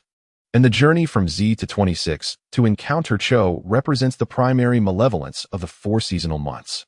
This is also the origin of the 3 malevolent influences of Shun and Run. Conversely, the Black Sand Day stands in stark contrast to the Red Sand Day, creating a remarkably intricate juxtaposition. Born on a red sand day, perishing on a black sand day, and destined to be interred in flying sand, a term denoting soil with an imbalanced pH unsuitable for organic growth. There are 2 types of zongzi, one that mutates post-mortem or remains uncorrupted after prolonged burial. However, Bai Yi was aware of another scenario. Having once heard in India of grave diggers who, during the process of relocating corpses, suddenly went mad, their flesh decomposing to a point of being more terrifying than a zombie. This condition was attributed to accidental exposure to corpse poison, leading to a transformation. With newspapers at the time labeling these individuals as zombies, Tang Sancheng scrutinized the area surrounding the ginseng and wood, his countenance shifting. He noticed copper mirrors. Though they lay askew on the ground, he recognized that these mirrors were originally arranged according to the directions of the bagua, now regrettably broken. As he moved his foot, he stepped upon a branch, a peach tree branch. His heart sank further. This location had once housed a formation, now long since destroyed. There was no sign of glutinous rice, but it was evident that it had once been present. The copper mirrors, peach tree branches, and glutinous rice were all elements of ancient methods believed to counteract zombies. Tang Sancheng trembled. Something is amiss here, Bai Yi. We must leave. Wu Tong's voice emitted a low hum. What is amiss? We are here to excavate. We must at least open the coffin and take a look before we can cease our endeavors. There was an unmistakable edge in Wu Tong's words, prompting Tang Sancheng to lose his composure. He shouted at Wu Tong, whose face resembled that of one dusted with powder. What are you playing at, Wu Tong? Do you not realize that this place could potentially harbor? Bai Yi interrupted Tang Sancheng, resting a hand on his waist as he drew a flying dagger. You intentionally led us here, Wu Tong. Speak plainly. What are your intentions? Had it not been for Lei Zi and Xiao Ning's presence earlier, I would have confronted you already. Now that we are alone, let us dispense with the pretense. Wu Tong smiled darkly. By boss, you are astute. When did you begin to suspect me? From the very moment you began to follow us, I sensed something was amiss. I owe my gratitude to Tang Sancheng's remarkable hearing. Your intent in bringing us here is all too evident. When I inquired if you had eaten, you replied in the negative. Bai Yi chuckled. How curious. Though you claim to have not eaten, your stamina is impressive. You stride with greater vigor than before. And in the past, you would have been more vocal.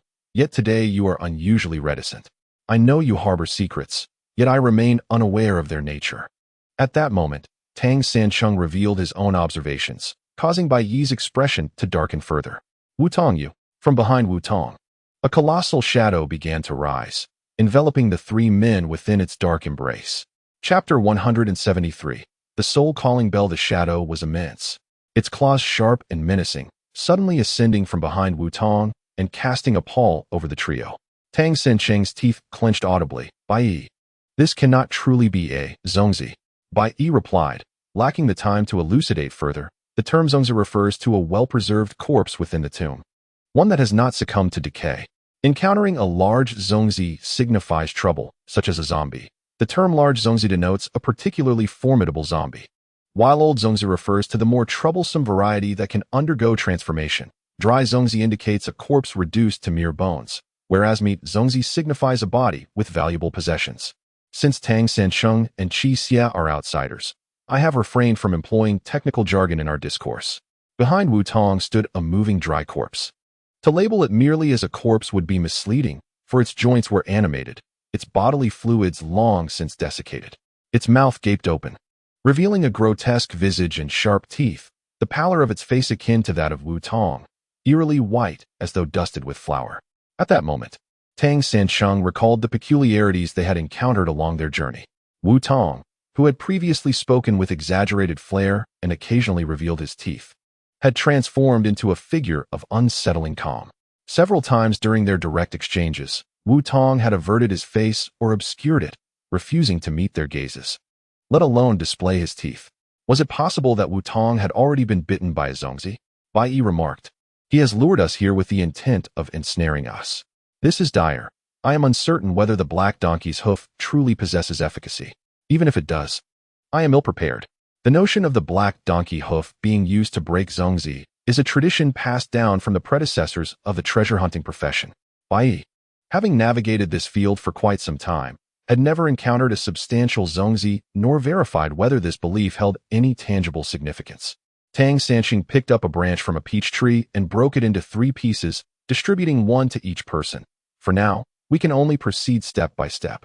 Peach wood is known to ward off evil, which is why Taoists favor using peach wood swords in their rituals.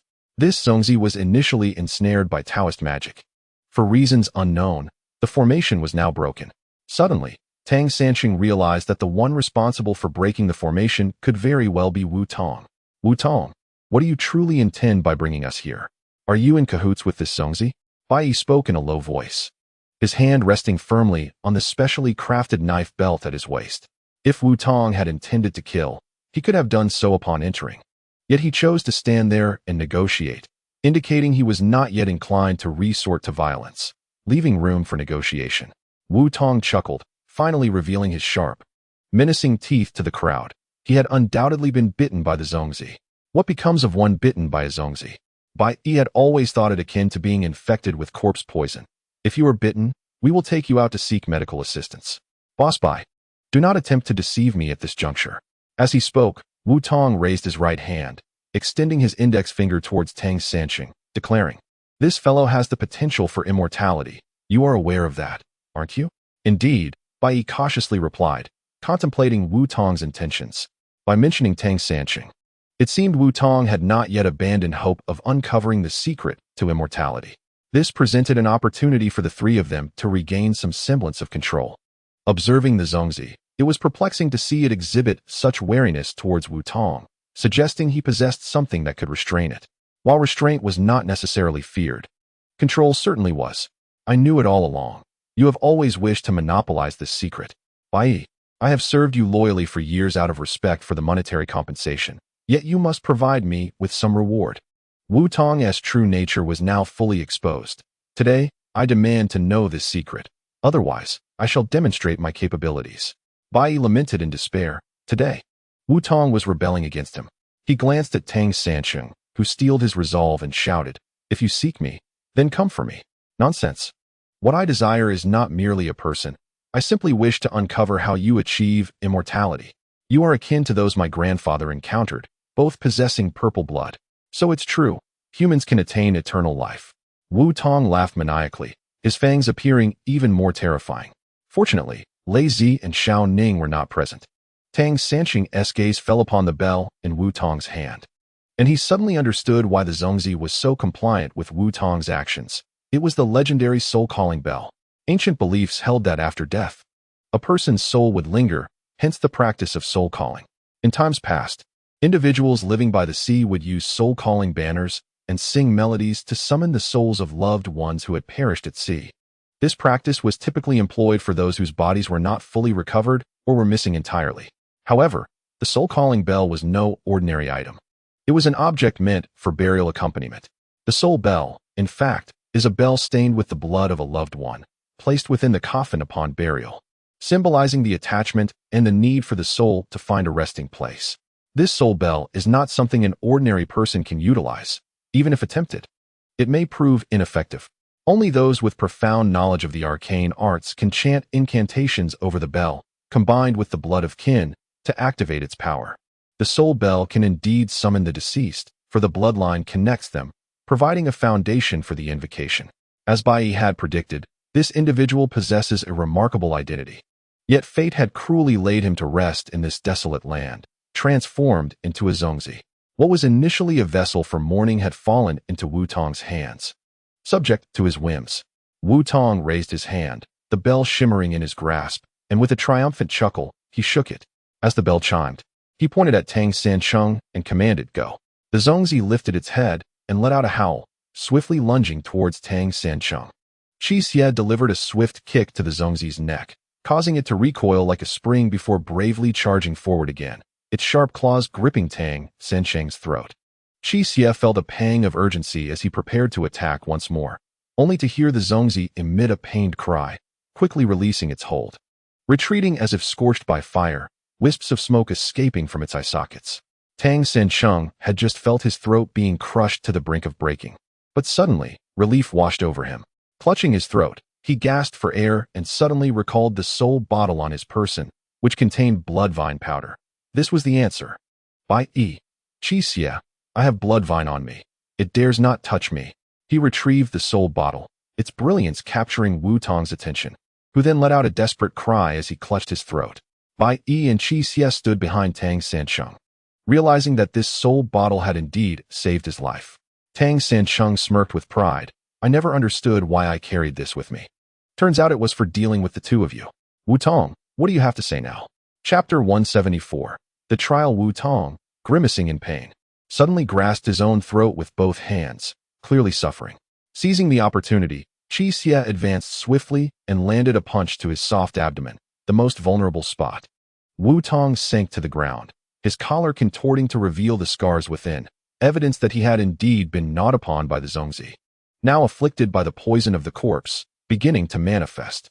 At that moment, the soul bell slipped from Wu Tong's grasp and fell to the ground. The zongzi, standing behind him, raised its head and lunged for the bell, cradling it in its palm before crushing it effortlessly, reducing it to ash. This was dire. Now only the soul bottle could restrain the zongzi, yet there was but one bottle among 4 individuals. The zongzi approached the writhing Wu Tong, effortlessly lifting him by the collar, exhaling a noxious green mist, clearly agitated. Wu Tong, enduring the pain, pleaded for Bai Yi's help. Save me. Bai Yi, however, observed coldly. While Tang Sansheng felt a pang of sympathy, Bai Yi, please save him. Very well, Bai Yi replied, but instead drew a flying knife from his waist and hurled it directly at Wu Tong. Wu Tong's eyes widened in horror as he saw the knife hurtling toward him. Unleashing a cry of despair, the rice dumpling sprang to life, deftly lifting Wu Tong as it leapt over 3 meters high, landing on an elevated rock. Surveying the trio from an advantageous position, Bai Yi, having lost his grip, spat in frustration. Damn it. Tang Sen held the soul bottle aloft, and the rice dumpling, resisting the bottle's power, dared not approach easily, establishing a standoff with the 3. Tang San was acutely aware of Bai Yi's precise and swift techniques. Yet the agility of the rice dumpling surpassed even that of a flying dagger. What, apart from the soul bottle, could extinguish this creature? At that moment, Qi Xie remarked, the bloodvine can counteract zombies. If we were to make the zombie swallow it, what would happen? Lacking the black donkey's hoof, they had no choice but to experiment with the bloodvine powder. It was akin to a mouse attempting to bell a cat, with the greatest dilemma being which mouse would undertake the task. The 3 faced a similar predicament. Bold experimentation was not out of the question.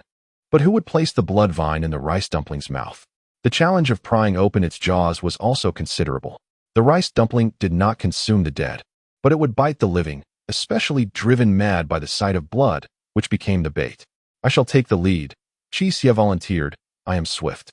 When it opens its mouth, I will place the bloodvine inside. Absolutely not, Bai Yi replied sternly.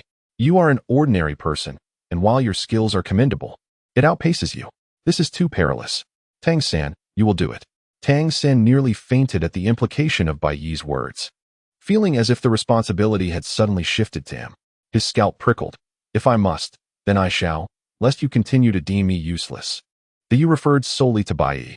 Turning away, he poured a small amount of bloodvine powder from the soul bottle. It appeared as mere white powder, indistinguishable from ordinary medicinal dust, yet its effects were extraordinary, beyond the comprehension of even the greatest medical minds. Just as Tang San grasped the powder in his right hand, Bai Yi swiftly drew a blade, leaving a crimson gash across Tang San's hand. Dark red blood oozed forth, catching the rice dumpling's attention, which became increasingly agitated. Tang Sen cursed inwardly. Bai Yi's ruthlessness was shocking. Using a knife like that was treacherous.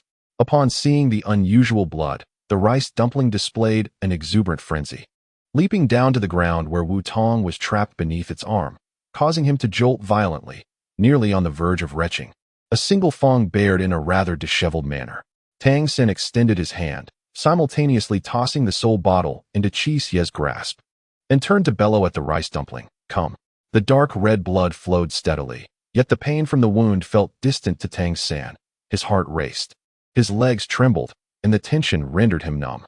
The rice dumpling's heightened state persisted as it advanced cautiously, its body contracting and expanding with each careful movement. Tang Sen clenched his teeth and propelled himself forward, his hand poised to penetrate the mouth of the zongzi. The zongzi, drawn by the scent of crimson blood, lifted its head and let out a cry, then lowered it, preparing to bite down on Tang Sen's hand. Seizing the moment, Tang Sen scattered the blood vine powder from his palm into the zongzi's mouth, landing perfectly. Accomplishing his task, Tang Sen swiftly turned and fled, nearly collapsing into the arms of Qi Xie upon arrival. Meanwhile, the zongzi, having ingested the blood vine powder, trembled as if struck by lightning. The Wu Tong it held fell to the ground with a thud. After a tumultuous ordeal, Wu Tong had completely lost his earlier vigor, rolling on the floor while calling for his parents. The zongzi opened its mouth, exhaling green mist, and suddenly clutched its throat, as if attempting to expel the swallowed powder. After a prolonged struggle, it collapsed to the ground, its rigid limbs falling limply, a stream of green bubbles escaping its lips, before it tilted back and perished. Seeing the zongzi's demise, Tang Sen let out a cry. Qi Xie, it hurts. Qi Xie hastily bandaged Tang Sen using his own tattered clothing, which now appeared even more ragged. Unconcerned about his appearance, Bai Yi cast a glance at Tang Sen. The wound isn't deep. It will stop bleeding on its own after a while. Why the fuss? What a heartless person. Tang Sen, upon hearing Bai Yi's words, pouted without voicing his thoughts, instead leaning against Qi Xie for rest, secretly acknowledging Qi Xie's reliability, devoid of such frivolities. Bai Yi approached the zongzi, which was undoubtedly a male corpse, its attire remarkably intact, adorned with a white jade pendant hanging from its waist. Bai Yi removed the pendant and tucked it into his bag, then examined the rest of the zongzi. Its flesh had not decayed but had shriveled, making its clothing appear oversized. The braid at the back of its head had nearly fallen out, leaving only a portion hanging down, a rather comical sight. This fellow must have had substantial burial goods. Using golden-threaded nanmu would indicate a wealthy or aristocratic lineage, Bai Yi remarked, heading toward the nanmu coffin. At that moment, Wu Tong, still rolling on the ground clutching his stomach, lunged at Bai Yi, brandishing a knife aimed at Bai Yi's back. Chapter 175. Malevolent Thoughts. Tang Sen watched intently, poised to warn, but Bai Yi, with a cold smirk, turned around, gripping a flying knife. With a swift motion, he hurled the knife, which embedded itself deep into Wu Tong's chest, leaving only the handle visible. Wu Tong bent over, blood gushing from his chest and splattering onto the ground, reminiscent of a recent slaughter. It was too gruesome. Tang Sen shut his eyes, daring to open them only after a significant while, only to see Wu Tong standing there with the knife in his chest, wearing a peculiar half-smile directed at Bai Yi. Qi Xie remarked, "It appears he has become rigid. He is now a half-dead monstrosity." Upon hearing the term monster, Wu Tong gazed down at the hilt of the dagger resting upon his chest, and the color drained from his face, replaced by a pallid hue akin to death itself. He chuckled, his laughter reminiscent of a long-neglected wooden door creaking ominously. Bai Yi sighed, lamenting, "Had I known this would be the outcome, I would have acted differently from the start. Do not blame me, old Wu. This predicament was thrust upon you." Wu Tong tilted his head, reflecting, in a moment of misjudgment, "I have rendered myself a half-dead creature. Who can I blame? My obsession has led to my downfall." Typically a rugged and boisterous man, Wu Tong's philosophical musings astonished Bai Yi, with a hand resting on the dagger's hilt. Wu Tong recounted, "That day, after parting ways with Lei Zi and Xiao Ning, I ventured out in search of sustenance, only to discover that the surroundings were far more intricate than I had anticipated. Thus, I marked my path to avoid losing my way. This cave I entered while pursuing a wild rabbit, stirred by curiosity, a trait inherent in all humans, myself included, though I possessed an additional vice, greed. Upon entering the cave and uncovering its secrets, he descended further, his gaze alighting upon a coffin made of golden Nanmu wood. Without hesitation, he sought to pry it open, driven by his own motives. Having spent considerable time in the trade of tomb raiding, he felt he was entitled to a share of the spoils. As he prepared to leave, he stumbled upon a bronze mirror, catching a glimpse of a peach tree branch. Despite his limited education, Wu Tong was well versed in the lore of tomb raiders and recognized the significance of the findings. The atmosphere was decidedly sinister, and as he stood in contemplation, a surge of adrenaline coursed through him. Compelled by some inexplicable force, he misaligned the bronze mirror and broke the peach tree branch, disrupting the protective array against the vengeful spirits. Wu Tong understood the connections between red sand, black sand, and the swirling sands. He was aware that zombies embody a form of death without true demise, which could be regarded as another iteration of immortality. Trembling, he reached to lift the coffin lid. Torn between hope that it concealed treasures and the awareness of the lurking dangers within, his heart raced as myriad thoughts flooded his mind. When he first encountered Bai Yi, he was merely an ordinary tomb raider, albeit more astute than his peers. He was bewildered at how Bai Yi learned of his exploits and approached him with a generous offer of 10,000 yuan for collaboration. Who would turn down such an opportunity? Whether he worked alone or partnered with another, he was still delving into the depths of the unknown. And little did he know that their fates would soon be entwined. Wu Tong had always referred to Bai Yi as Boss Wu, recognizing the nature of their relationship as one of partnership, albeit with Bai Yi maintaining an air of aloofness. The only exception was the elderly man named Li, who, despite his name suggesting strength, had lingered in a state of frailty for years. Their bond seemed deep, prompting Wu Tong to speculate whether they were related. Yet he understood the necessity of turning a blind eye to certain matters, for Bai Yi was undoubtedly the foremost figure in their dealings. Regardless, Bai Yi was responsible for the planning, leading the team in implementation, while he himself dealt with the Mingqi. The rewards reaped by him and his brothers were substantial. And that was more than sufficient. Had it not been for the appearance of Tang Sancheng, this situation might have persisted indefinitely. The crimson blood stirred the deep-seated desires within Wu Tong's heart. In his youth, while perusing his grandfather's journals, Wu Tong often felt a profound sensation that the man who appeared before his grandfather was immortal. As he matured, this feeling intensified, culminating in the sight of Tang Sancheng's purplish-red blood, which fully unleashed his pent-up emotions. From Bai Yi, he gleaned no information whatsoever and was rendered mute, which made Wu Tong acutely aware of the disparity in strength between the two factions. Yet, he could not bring himself to believe Bai Yi's nonsensical claims about ailments and herbal remedies. In that moment, Wu Tong found himself looking down on Bai Yi. The delay was merely a strategy for further advancement, yet it had led him to discover a zombie. With his hand resting on the coffin lid, Wu Tong felt a tremor. He had heard tales that those bitten by a zombie would also become undead. In his childhood, he often heard rumors of villagers who had been bitten and subsequently vanished, which had once filled him with dread. Now, however, he felt a sense of relief. Before he could extricate himself from his thoughts, the coffin lid moved on its own. Startled, he stepped back several paces, and the undead creature slowly emerged from the coffin, its head twisting grotesquely until it fixed its gaze upon Wu Tong. In his hand, he clutched a fragment of the peach tree branch he had just snapped, sharpened to a point. This branch had likely been tampered with by a practitioner of profound arts. Otherwise, it would not have retained its fresh appearance after all these years. Wu Tong believed this peach branch would surely have some effect on the zombie. Just as he hesitated, the creature lunged at him, and Wu Tong barely managed to evade it, scrambling to the ground with the peach branch still in hand, but without the opportunity to thrust it. He was unsure how he found himself tumbling into the coffin and discovering the soul-calling bell. As the zombie pinned him to the ground, he realized he was already clutching the bell. A slight movement on his part left the zombie momentarily stunned. He understood the bell's significance.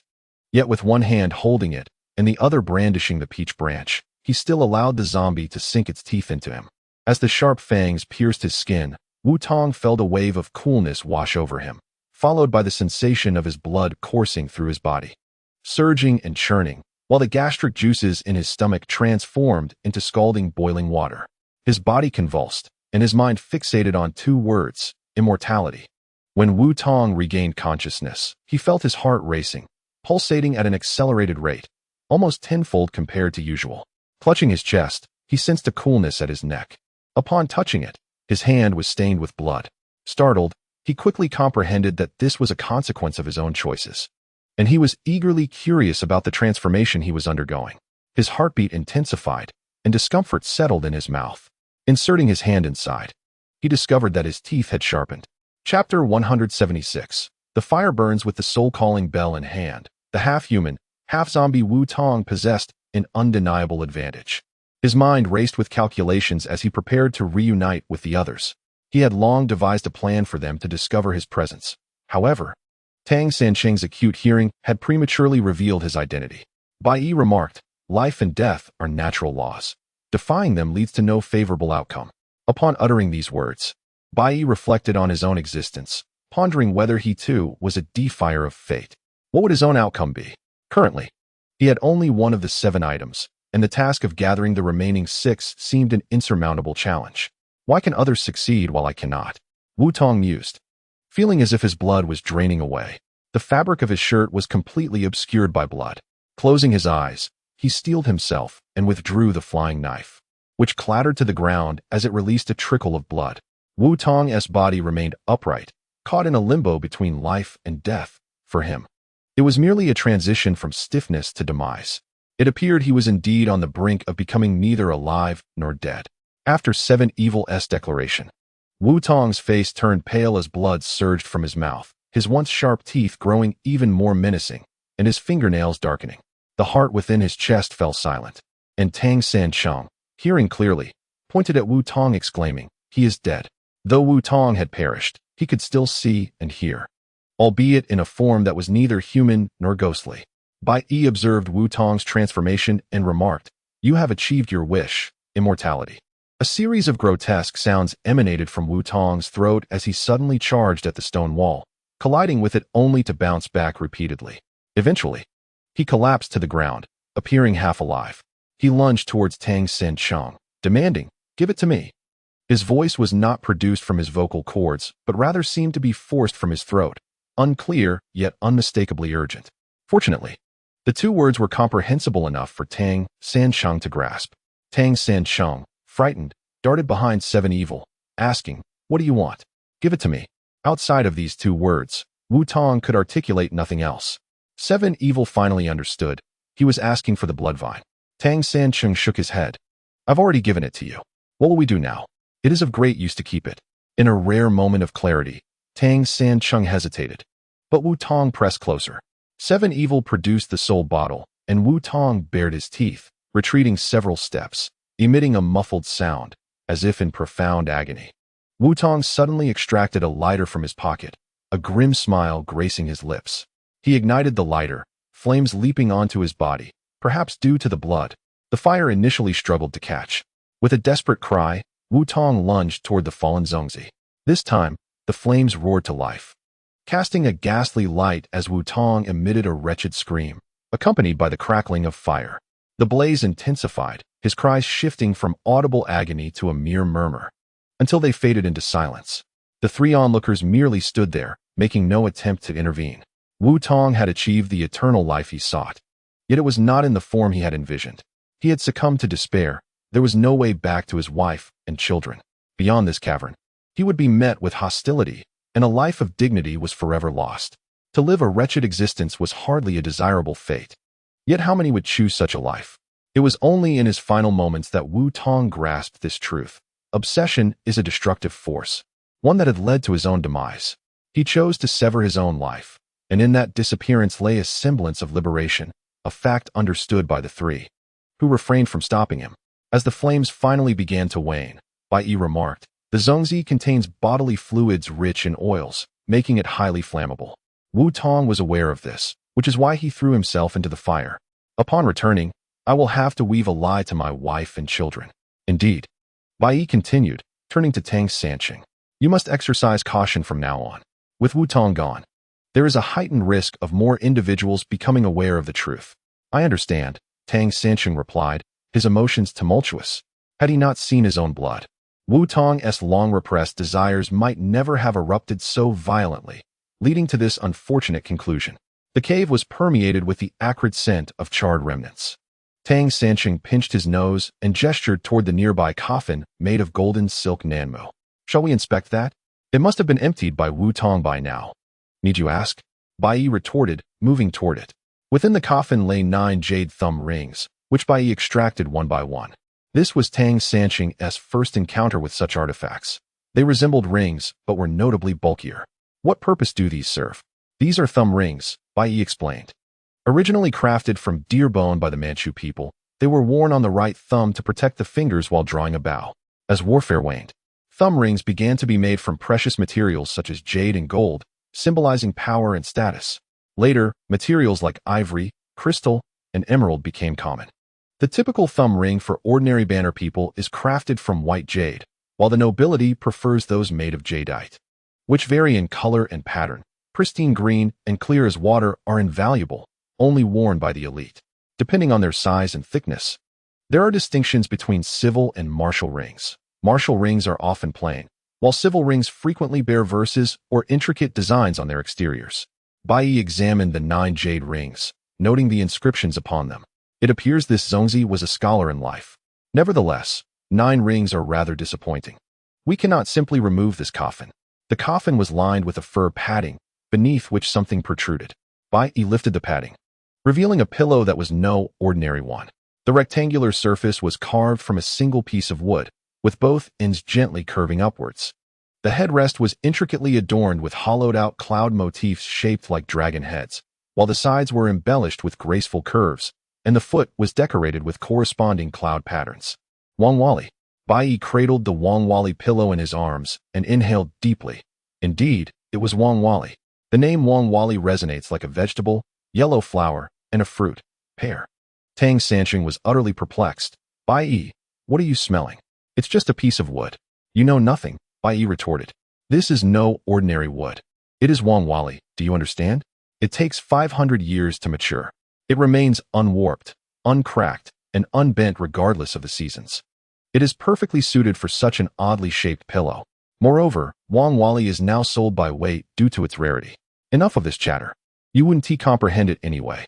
Tang Sanqing might not understand, but Bai Yi's spirits soared.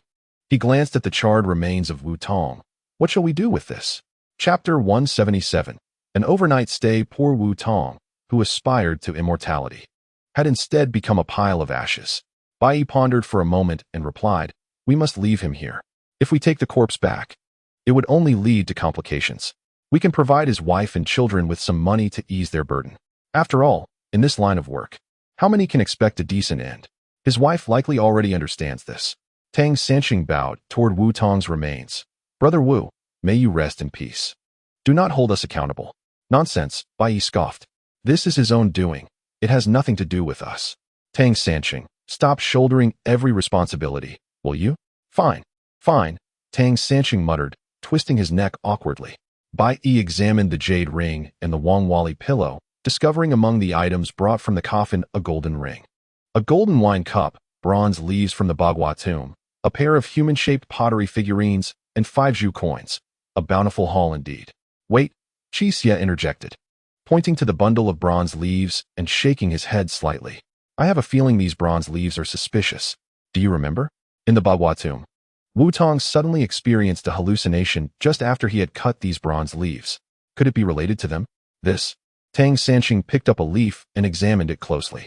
Isn't this just bronze? What is so special about it? I think Wu Tong was simply obsessed with the idea of immortality. Suddenly, Tang Sanqing's vision blurred, and he swayed slightly. He saw a vague figure in the distance, beckoning him. He murmured, "What are you doing over there?" As he moved toward the figure, someone unexpectedly tapped him on the shoulder, jolting him awake. Upon regaining his senses, he realized the bronze leaf he held had been knocked from his grasp, and there was no one in sight, his nose nearly touching the stone wall. He pinched his nose firmly. How strange. These bronze leaves truly seemed to conjure hallucinations. In this vast world, there exists an abundance of peculiarities. Wu Tong, under the influence of some unseen force, may very well be ensnared by the mischief of the bronze leaves. Bai Yi suddenly remarked, though typically a seasoned individual, he was fully aware of the presence of zombies yet deliberately chose to disrupt the formation that restrained them, allowing himself to be bitten. This behavior is both rational and irrational. Could it be that the bronze leaves, which Wu Tong has carried with him, exerted a continuous influence over him, leading to a loss of reason and discernment? Qi Xian nodded in agreement. It is not beyond the realm of possibility. That money tree is indeed quite sinister. Bai Yi nodded gravely, placing the pouch of bronze leaves into the coffin made of golden silk nanmu. We must not keep this item. Safety must take precedence. This sentiment was unanimously agreed upon. Although the intricacies of the situation were not fully understood, prudence is the mother of safety. Should one be consumed by greed, the consequences could be dire. Upon discarding the bronze leaves, Bai Yi felt a wave of relief wash over him. The three of them retraced their steps. And throughout the journey, Bai Yi's mind was abuzz. Wu Tong's demise would necessitate an explanation to those above. Xiao Ning and Lei Zi had been anxiously awaiting their return. Having already heard the anguished cries emanating from below, accompanied by the acrid scent of burning flesh, Xiao Ning, her hands clasped tightly, nervously rubbed them together, while Lei Zi, hands on his hips, peered into the abyss. The exhaustion that once weighed upon them had vanished, replaced by heightened alertness. Spotting the trio emerging, Lei Zi exclaimed with joy, "You have finally returned. What transpired down there? Where's Wu Tong?" Xiao Ning, sharp-eyed and perceptive, immediately noticed Wu Tong's absence. Bai Yi succinctly recounted the events that unfolded below, placing particular emphasis on the bronze leaves of the money tree. This revelation led the two listeners to conclude that Wu Tong had been ensnared by the allure of the bronze leaves, losing his sanity and inadvertently guiding them into the lair of the zombies, ultimately facing dire repercussions himself. This narrative seemed plausible enough. Xiao Ning still felt a tinge of dread. Wu Tong's heart was truly ruthless. She patted her chest, relieved. "Thankfully, you all made it back safely." Tang Sancheng raised the soul bottle in his hand. "We owe our survival to the blood vine contained within this bottle. Otherwise, we would have been entirely at their mercy." Lei Zi added, "In truth, when we venture out, the black donkey's hoof is essential. However, it is currently difficult to procure, and encounters with Zongzi are rare. Thus, most travelers do not prioritize it. If we manage to escape this time, I shall seek out a few for future excursions to alleviate any lingering concerns." When Lei Zi mentioned if we manage to escape, it struck a chord with Bai Yi. Their party remained trapped in the mountains, uncertain of their exit. Bai Yi, feeling a wave of fatigue wash over him, yawned and suggested, "Let us rest here for a while. We shall devise our plans at dawn." The group settled beside the fire, leaning against the stones, and soon fell asleep. Tang Sancheng, unperturbed by the dampness of the ground, lay down, using his coat as a makeshift cushion for Xiao Ning. Her face flushed. She shook her head. "No need for that. If you catch a cold, it will be on my conscience. Just sleep. My constitution is as strong as steel. I fear not the chill of the earth. I even wish I were more grounded." After Tang San completed his words, he turned over and closed his eyes in front of the campfire. With no other option, Xiao Ning settled down on Tang San's coat, while the other three robust men huddled together, dozing off. A few hours later, the outside world brightened, and the sound of birds chirping roused everyone from their slumber. Tang San's mouth hung slightly open, deeply engrossed in sleep, while the fire in the campfire had long extinguished, with smoke curling up and wafting into everyone's noses, causing some discomfort. Xiao Ning was the first to cough. Noticing the light outside, he exclaimed, "It's dawn." The food consumed the previous night had long been digested, and now all five were ravenous. Tang San rolled over and climbed up, one hand clutching his stomach, too hungry to utter a word. Bai Yi glanced at his backpack, filled to the brim with various items, but if they could not escape the Qinling Mountains, it would all be for naught. The immediate priority was to find food and then find their way out of the mountains. Qi Xie said, "I will go catch a few fish. Lei Zi, you come with me." Lei Zi readily agreed. Having been thoroughly impressed by Qi Xie's abilities the day before, without hesitation, he followed. At this moment, only Xiao Ning, Tang San, and Bai Yi remained in the cave. After much contemplation, Bai Yi finally spoke. "Miss Xiao Ning, there is something I wish to inquire about." "Feel free to ask," Xiao Ning replied readily. "Why are you so interested in the markings on Tang San?" As soon as Bai Yi's question fell, both Xiao Ning and Tang San turned their heads sharply to fixate on him. Chapter 178. The hidden path. The tiger talisman mark on Tang San was the reason Xiao Ning had been closely following him, a fact known only to her. Tang San was aware that he had possessed this mark since his father had retrieved him. The mark resembled a tiger, and in his childhood, His father often affectionately called him Little Tiger. It was only upon meeting Bai Yi that he realized it was the shape of a military talisman. Unprepared for Bai Yi's inquiry at this moment, Xiao Ning appeared somewhat flustered. After considerable thought, she finally said, "Before my father passed away, apart from instructing me to go to the water coffin, he also tasked me with one other thing." "What was it?" Bai Yi inquired. "He asked me to find a man with the military talisman mark." Xiao Ning replied. "He mentioned it casually, and at the time, I found it strange. Who would have such a mark? I thought it was just my father's ramblings in his final moments. However, when I saw Tang San at the bathhouse, I realized that such a person truly exists in this world. Your father only mentioned this person without explaining why. That complicates matters. When he died, I wasn't by his side, so I had no chance to clarify. However, my father was a man who rarely let anything weigh on his mind. And in his last moments, these two matters were of utmost importance. One was the incident involving the water coffin, where he was deceived by his peers, and the other, I am unaware of its significance." Sensing Bai Yi's lingering skepticism, Xiao Ning added, "The reason I initially refrained from speaking was that I was uncertain whether I could share this with you. My subsequent silence was due to not knowing how to begin. It is akin to unraveling a case without a lead." Xiao Ning did not speak falsely. Bai Yi had indeed studied psychology abroad.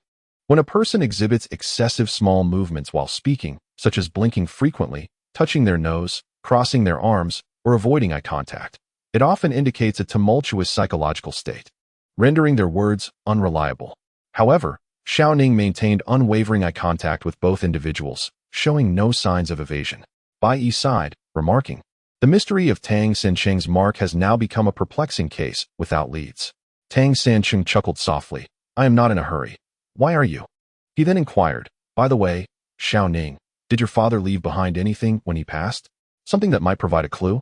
"Well, there is a box, but I cannot open it," Xiao Ning replied, her expression troubled. "I have never seen the lock on it before. I consulted numerous locksmiths, but they all claim that the craftsmanship of such locks has long been lost, so there is no way to open it." "A box?" Bai Yi and Tang Sancheng exchanged glances. "Where is it now?" "Of course, it is here with me. It is something my father left behind," Xiao Ning said, casting a sorrowful glance outside, where the sun shone brightly. "If we can get out, I will take you to see the box." The trio fell into silence, acutely aware that within the mountains, every step forward could lead deeper into danger, necessitating utmost caution. Just then, Qi Xie and Lei Zi returned with food. Upon seeing fish, Tang Sancheng immediately knelt by the fire, stoking the flames to restore their vigor. After replenishing their energy, Bai Yi spread out the map on the ground, revealing a layer of oil paper over it, which impressed Lei Zi even more. "We are approximately here," Bai Yi indicated one of the mountains. "Our current dilemma is orientation. We must head south to find our way out. If we veer off course, we may find ourselves delving deeper. That is simple. The sun is high in the sky. We can use it to ascertain our direction and find south," Lei Zi exclaimed, eagerly rushing outside. It was already noon, and facing the sun. He realized that the southern direction was clear, solidifying their path forward. The five of them quickly gathered their belongings and proceeded southward. To avoid losing their way, Lei Zi carved crosses into the trees along the route as markers. They walked for what felt like an eternity, the sun gradually shifting towards the southwest. Xiao Ning's pace slowed. Being a girl, she struggled to keep up with the strength of the men. Suddenly, her ankle twisted, causing her to tumble into a nearby gully.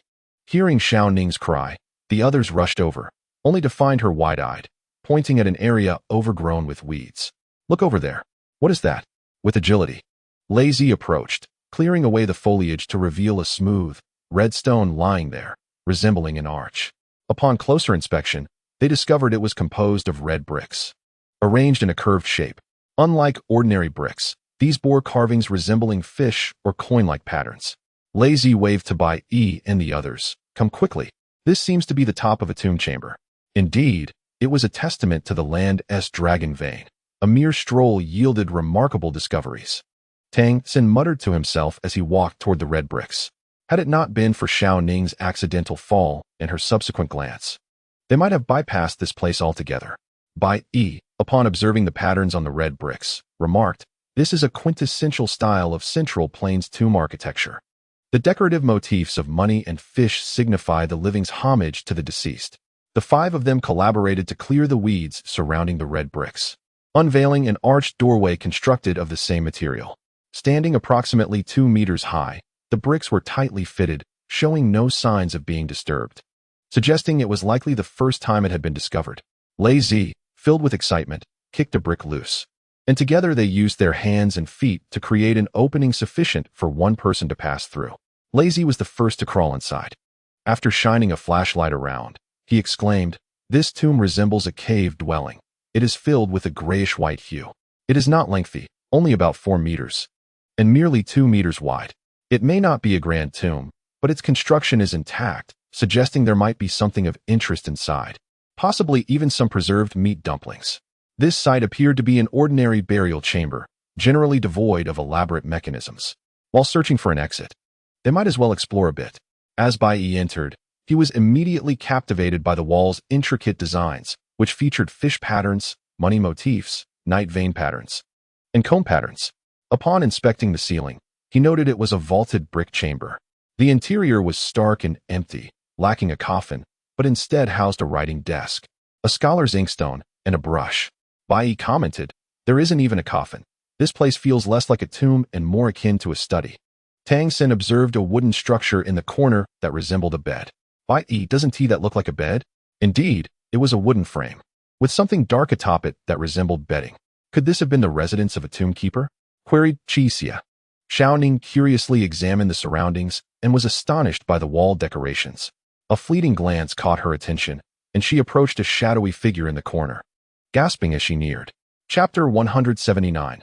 Floral seal in the corner lay as skeletal remains, reduced to whiteness. Strangely, the posture of the bones was peculiar. Xiao Ning, facing away from the skeleton, mimicked its seated position. It appeared the bones were in a meditative pose, suggesting a serene departure from life. Beside the skeleton lay a piece of silk, which Bai Yi reluctantly picked up, saying, "It bears a floral seal." "What is a floral seal?" Bai Yi inquired, leaning closer to see as Bai Yi carefully brushed the silk to better discern the inscriptions. Bai Yi explained, "A floral seal is akin to a modern signature. During the Tang dynasty, it was popular among scholars to use cursive script for their signatures, referred to as floral seals, a tradition that persisted through the southern and northern dynasties and into later generations. In contemporary terms, it aligns with what we now consider a signature. The signatures of ancient individuals were often quite distinctive. For instance, the Southern Dynasty literary figure He Jingrong had a unique signature. He spaced the characters of his name widely, with Jing written in large letters, while Wen was inscribed small, and the character Rong contained a large father character, leading his contemporary Lu Chue to mock him for the disproportionate sizes. In the Northern dynasties, many minority nobles had not fully assimilated into Han culture and found it challenging to write Chinese characters. For instance, the Northern Qi noble, Zil Jin, renowned for composing the song Chige, has become a name etched in the memories of countless elementary students. Originally named Zil Dun, he altered his name due to his inability to write the character Dun correctly, opting instead for Jin. However, his signature still bore little resemblance to the character for gold. Emperor Gao of Qi, Gao Huan, pointed to the sharp corners of the palace roofs, urging him to replicate the form, likely resulting in a signature that resembled a quaint little house from a distance. Another intriguing Northern Qi noble, Kuti Gan, often penned the character Gan by threading its vertical stroke from bottom to top through the 2 horizontal lines, earning him the mockery of being called pierced nail. Song Huizong, Zhao Ji, was a distinguished calligrapher and painter, and his signature, famously referred to as Juya, appeared somewhat like a loosely written character for heaven. In reality, Zhao Ji was engaged in a playful disassembly of characters, seamlessly connecting the 4 characters Tian Xia Yi Run to assert not only his imperial dominion, but also his unparalleled artistic prowess. Another notable artist, Zhu De, known as the 8 Great Mountain Man, had a signature that was equally unique, with the 4 characters Ba De Shan Ren flowing together in a continuous manner, appearing to evoke both laughter and tears from afar. The mark upon the silk cloth resembled the character Xian, perhaps the name of the owner of the skeletal remains. Bai Yi regarded this as a mere interlude on their return journey. "Well, aside from this inkstone, nothing else seems remarkable. Let us move on." "Wait," Tang Xincheng exclaimed, pointing towards the back of the bed, his ear pressed against the wall, listening intently. "I can hear the sound of air circulating. There must be a larger space inside." Bai Yi muttered skeptically, "Is that for real?" Can you actually hear it? Tang Sancheng retorted dismissively. I have no time for your nonsense. Qijie had already begun to move the bed, and before applying much force, the seemingly intact bed collapsed with a resounding thud, releasing a cloud of dust that choked him. Forcing Qijie to turn his head aside, Lazy rushed over and patted the wall, exclaiming, Hey, it really does seem empty. It's not solid. The group searched for any hidden mechanisms, but found nothing. It appeared this wall was completely sealed. Everyone's gaze fell upon Xiao Ning, who was reputed to be an expert at tunneling, yet had yet to reveal any skills. Perceiving their doubt, Xiao Ning coldly remarked, You all should step aside. From her bag, Xiao Ning produced a small pickaxe and struck the wall several times, then selected a particular point to begin her work. To her surprise, the brick wall seemed less solid under her touch. However, Tang Sancheng noted that the secret lay in the pickaxe itself, whose sharp tip had been specially crafted. Xiao Ning first pierced the brick wall with the pointed end, having chosen a spot that was particularly easy to penetrate, then applied methodical force around it. The four burly men stood aside, awaiting Xiao Ning's completion of the brick wall.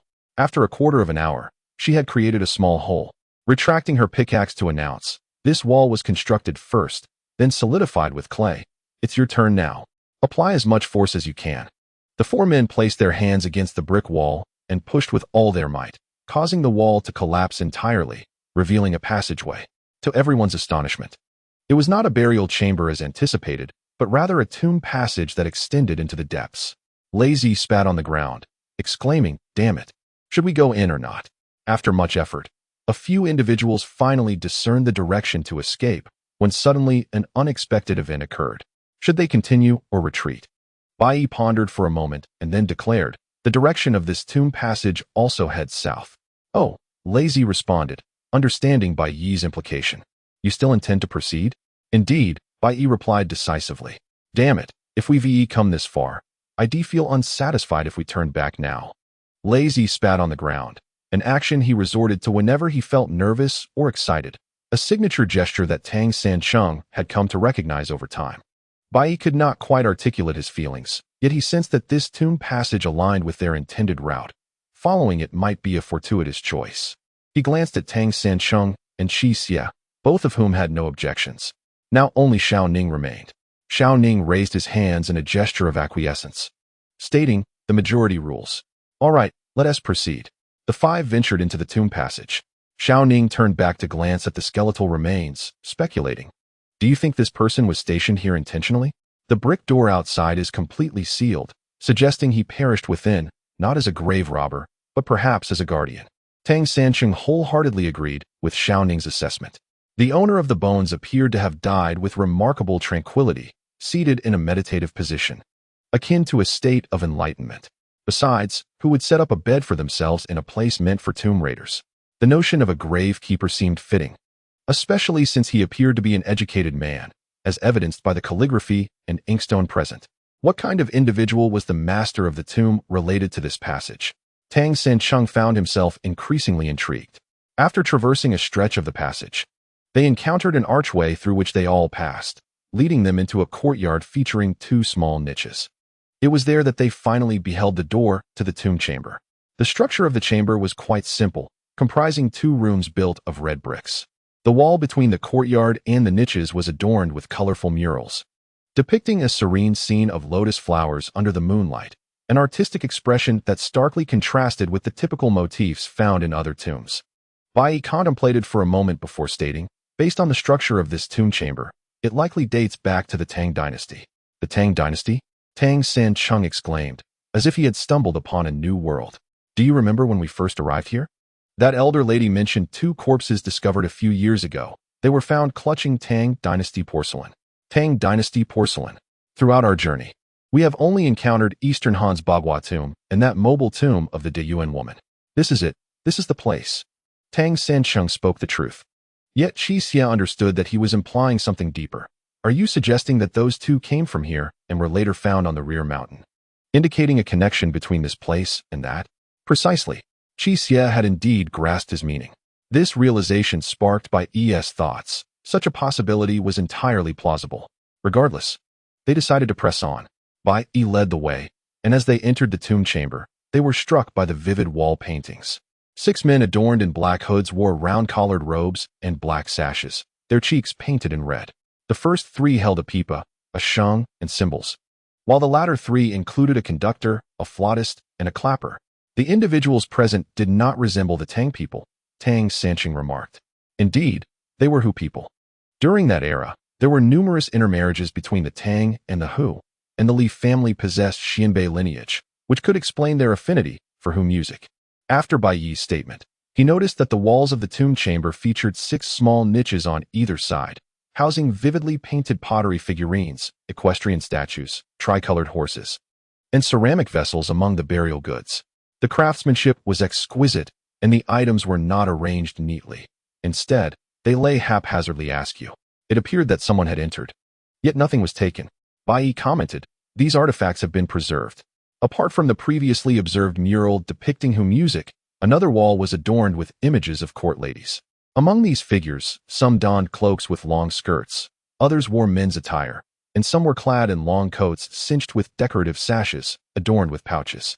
Some wore auspicious shoes, while others sported short jackets and long skirts, holding pots, trays, flowers, or engaged in gestures of greeting or conversation. Judging by their garments and actions, it was evident that these individuals hailed from the palace. Could it be that the owner of this tomb was of royal descent? Bai Yi pondered aloud. Lazy had already collected the delicate pottery and stowed them in his bag, then followed Bai Yi toward the 2 stone doors ahead. The tops of these stone doors were inscribed with a pair of mandarin ducks, wings spread, soaring toward one another. Such stone carvings within a tomb strongly suggested that it was a shared burial site for a couple. The stone doors bore clear signs of damage, indicating that someone had indeed entered. It was a simple task to gain access to the doors, and upon entering, they discovered 2 stone coffins that had already been opened, with the remains within pulled out, half hanging awkwardly outside, a most disheveled sight. Observing this, Lazy spat on the ground in frustration. Damn it, they've been plundered already. Bai Yi was captivated by a particular stone carving that read Yongtai Xianhui. Xian? He pondered for a moment, realizing its significance. Hearing Bai Yi's musings, Tang Sanqing exclaimed eagerly, "What have you deduced? Please share with us, it's quite urgent." I can indeed connect Yongtai and Xianhui to a person from the Tang dynasty. There was a Yongtai princess, the daughter of Emperor Zhongzong Li Xian, named Li Xianhui. At the tender age of 15, she was wed to Wu Yanjiji, a man approximately 20 years her senior, thus becoming the daughter-in-law of Wei Wang Wu Qingzi. Despite past grievances between the Wu family and the Li family, Wu Yanjiji and Princess Yongtai shared a profound affection.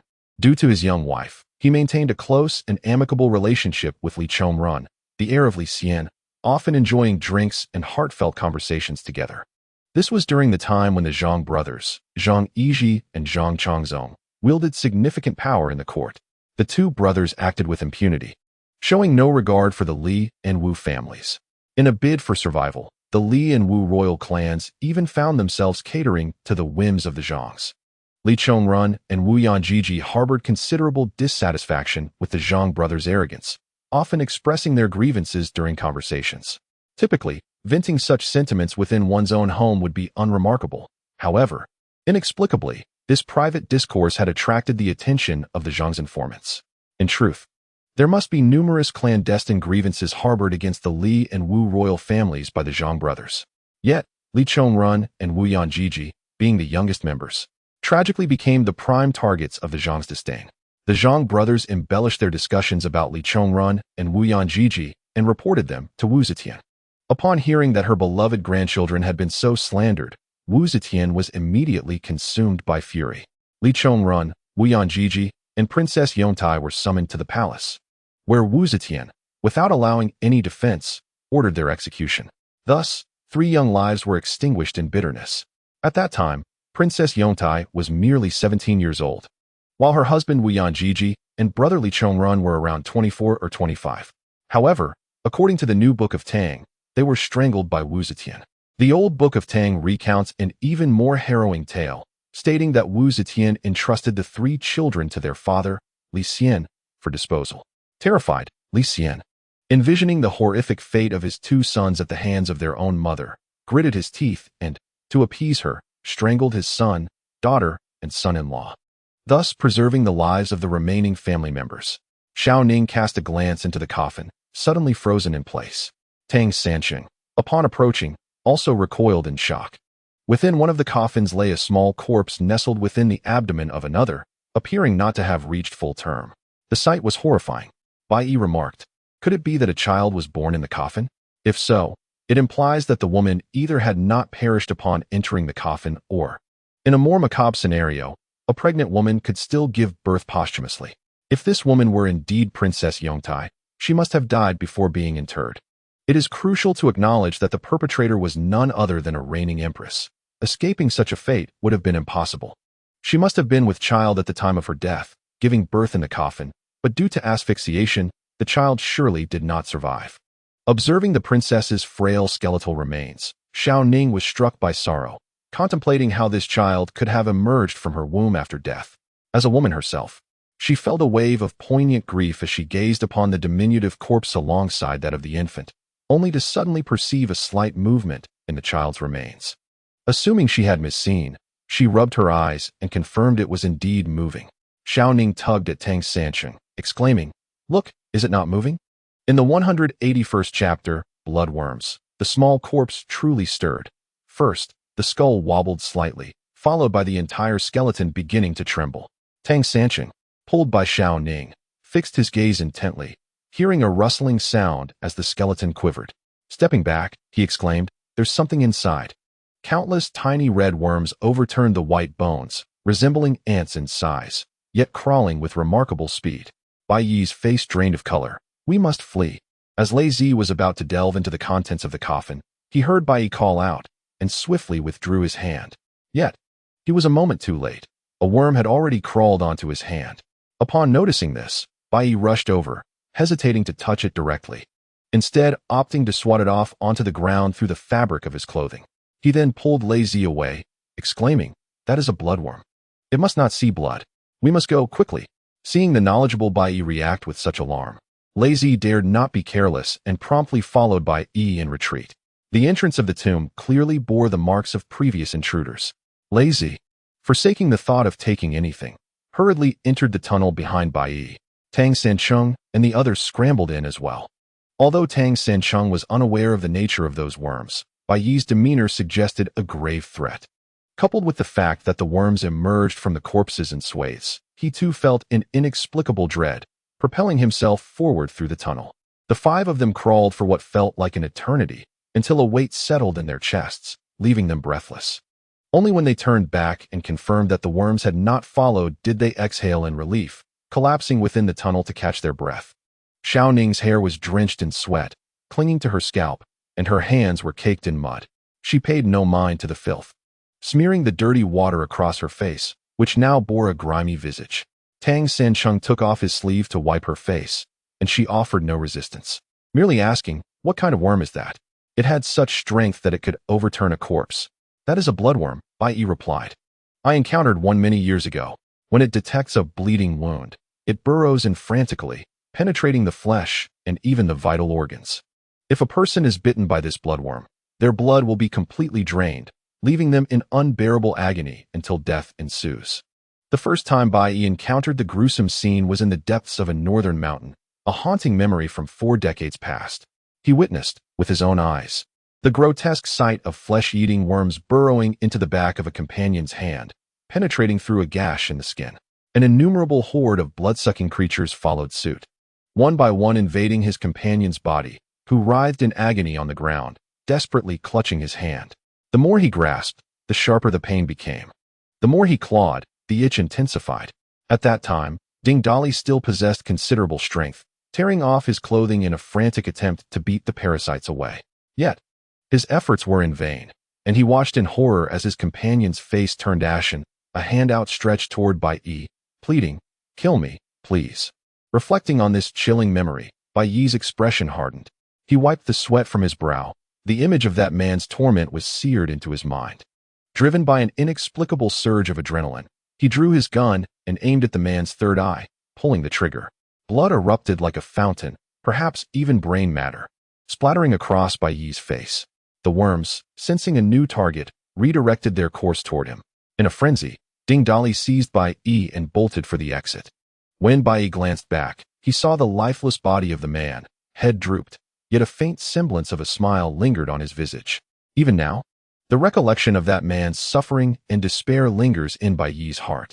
These were no ordinary worms. Some would prefer death over enduring their torment. Bai Yi's earlier reaction was not without reason. Observing the excavation site, he discerned that the workers were evidently not skilled, yet their tenacity was remarkable. This tunnel extended forward, seemingly without end. Could it be that this was the very passage dug by the two who perished years ago? Lazy recalled the tale of the two mentioned by the elder. They were found surrounded by Tang Dynasty porcelain, their demise horrifying. Indeed, upon reflection, the pieces fell into place. They had hastily departed with only a few porcelain items, and if their deaths were a result of bloodworm infestation, their suffering would be natural, leading to their desiccated remains, perhaps a consequence of the worms draining their lifeblood. The elder's description, although sparse in eloquence, conveyed the shock and fear that had lingered long after the incident, underscoring the terror that those corpses evoked. If this tunnel were indeed the work of those two, Bai Yi felt a strange sense of gratitude toward them. Since entering this place, it was uncertain if any of the five bore wounds, should they have delayed their escape. The survival of even a few would have been in jeopardy. Tang Sancheng was drenched in cold sweat, for just hearing Bai Yi's account was enough to evoke a sense of suffering worse than death. Yet, experiencing it firsthand was a fate to be avoided. Tang Sancheng remarked, "Our only option now is to find a way out of here." Their next course of action depended entirely on where this tunnel led. The five of them, suppressing the dampness of the soil, crawled through the passage. Time became an elusive concept as they traversed the darkness. Eventually, Tang Sancheng heard voices from above, accompanied by the sounds of drums. Upon sharing this discovery, a wave of exhilaration swept through the group. It seemed they had reached a settlement. Their movements quickened, and as they crawled forward, the tunnel suddenly forked, one path veering to the left and the other to the right. Clearly, we are not the only ones who have descended here, Lazy chuckled. Such occurrences, having transpired numerous times, inevitably lead to encounters with various factions attacking from different angles, ultimately converging into one. As long as one can access the tomb, the question remains, which direction should they traverse amidst the left and right paths? Lazy ascended towards both sides, subsequently pointing towards the left tunnel and declaring, "This way." His certainty was palpable, leaving Bai Yi without a shred of doubt. "Then we shall proceed left." The five individuals continued along the left tunnel, and after approximately a quarter of an hour, Tang Sancheng once again heard the jubilant sounds of voices, accompanied by the resounding clang of gongs. He was immediately elated. It was indeed the same group of people, with the melodies of the Swana echoing in familiarity, reminiscent of a wedding procession. This was fortuitous, an encouraging sign that instantly uplifted the morale of the group. After climbing for over 20 meters, they reached a dead end. Tang Sancheng extended his hand, feeling the loosened soil above. With a push, dust cascaded down upon him, prompting a cheerful shake of his head as he exclaimed, "This tunnel must have been dug down from above." Xiao Ning produced a small pickaxe and began to excavate. As more soil continuously fell, enlarging the tunnel. When it became spacious enough for a person to squeeze through, Xiao Ning eagerly thrust his body out. But upon lowering his head, his expression revealed a complex mixture of emotions. Chapter 182. The origin. Xiao Ning's pallor startled everyone. They assumed they had not yet reached their destination and had instead entered yet another dead end. All they heard was Xiao Ning utter, "We return to the origin." The origin? Bai Yi gestured for Xiao Ning to step aside, and he himself wriggled into the space, bracing himself against the ground as he leapt up. Upon surveying the surroundings, he finally comprehended what Xiao Ning meant by the origin. It was none other than the large pit they had descended into. They had meandered in circles and found themselves back here. One by one, the others climbed up, each feeling an inexplicable sense of nostalgia. After a brush with mortality, they now stood in this vast pit once more, uncertain of how much time had passed underground. The sun shone brightly above, and the festive sounds of the Swana still resonated nearby. They exchanged glances, their bodies caked in mud, particularly Chi Xie, whose clothing was tattered beyond recognition, a stark contrast to their initial appearance upon arrival. Exiting in such a state would undoubtedly raise suspicions. Each had spare garments in their backpacks, soaked from the water, yet dried by themselves. Upon retrieval, a foul odor wafted forth. Nevertheless, it was preferable to their current state. They hastily changed, with Xiao Ning darting to a corner to swiftly don his attire. all the while grimacing at the strange smell emanating from him. Lazy jested. We are now akin to pariahs. Be cautious not to asphyxiate anyone. Once attired, they resumed their ascent along the staircase. Tang Sancheng glanced back at the wall obscured by an illusion, shaking his head slightly. The secrets of the Bagua tomb and its master remained shrouded in mystery. Observing Tang Sancheng's demeanor, Bai Yi remarked, if we, as grave robbers, seek to unravel enigmas, then the endeavor becomes futile. Since time immemorial, how many extraordinary events have transpired beyond human comprehension? Tang Sancheng, do not ensnare yourself. Tang Sancheng let out a sigh, finally ceasing to look back.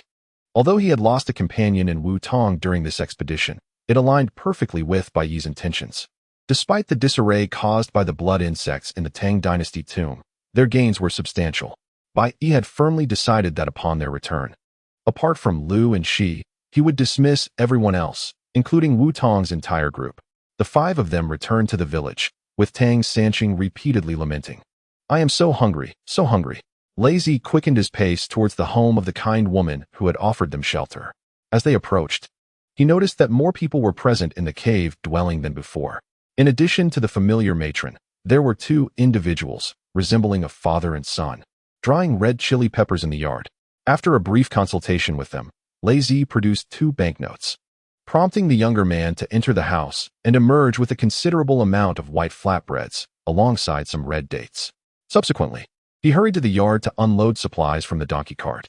It turned out that Lazy had arranged for them to transport goods to the nearest station.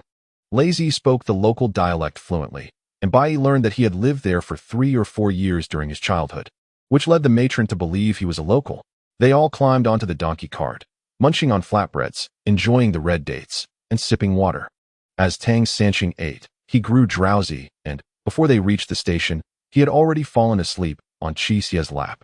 After a series of twists and turns, the five finally returned to the city, checked into a hotel, relished a refreshing bath, and savored a hearty meal before retreating to their respective rooms for a well-deserved rest. When they awoke, it was already past 6 in the early hours of the following day. Bai Yi ventured out alone to purchase train tickets. Upon his return, he found Lazy squatting on the roadside, gazing sorrowfully at the ground. With a deep sigh, Lazy extended his hand, intently staring at his palm. Bai Yi slowed his pace and approached him, then suddenly raised his voice. What's wrong, Lazy? Startled, Lazy's face paled, and he quickly clenched his hand, shaking his head, stammering, nothing. What happened to your hand?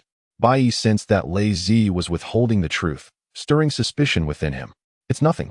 I was merely reminiscing about my childhood here and got a bit distracted. I'll go see if they're awake, Lazy replied. Rising swiftly and darting back into the hotel, Bai Yi felt an unsettling notion that Lazy was concealing something, yet he could not press him, as Lazy was not a novice, but rather a capable ally. With Wu Tong gone, it was essential to have a reliable companion, and Lazy was a commendable choice.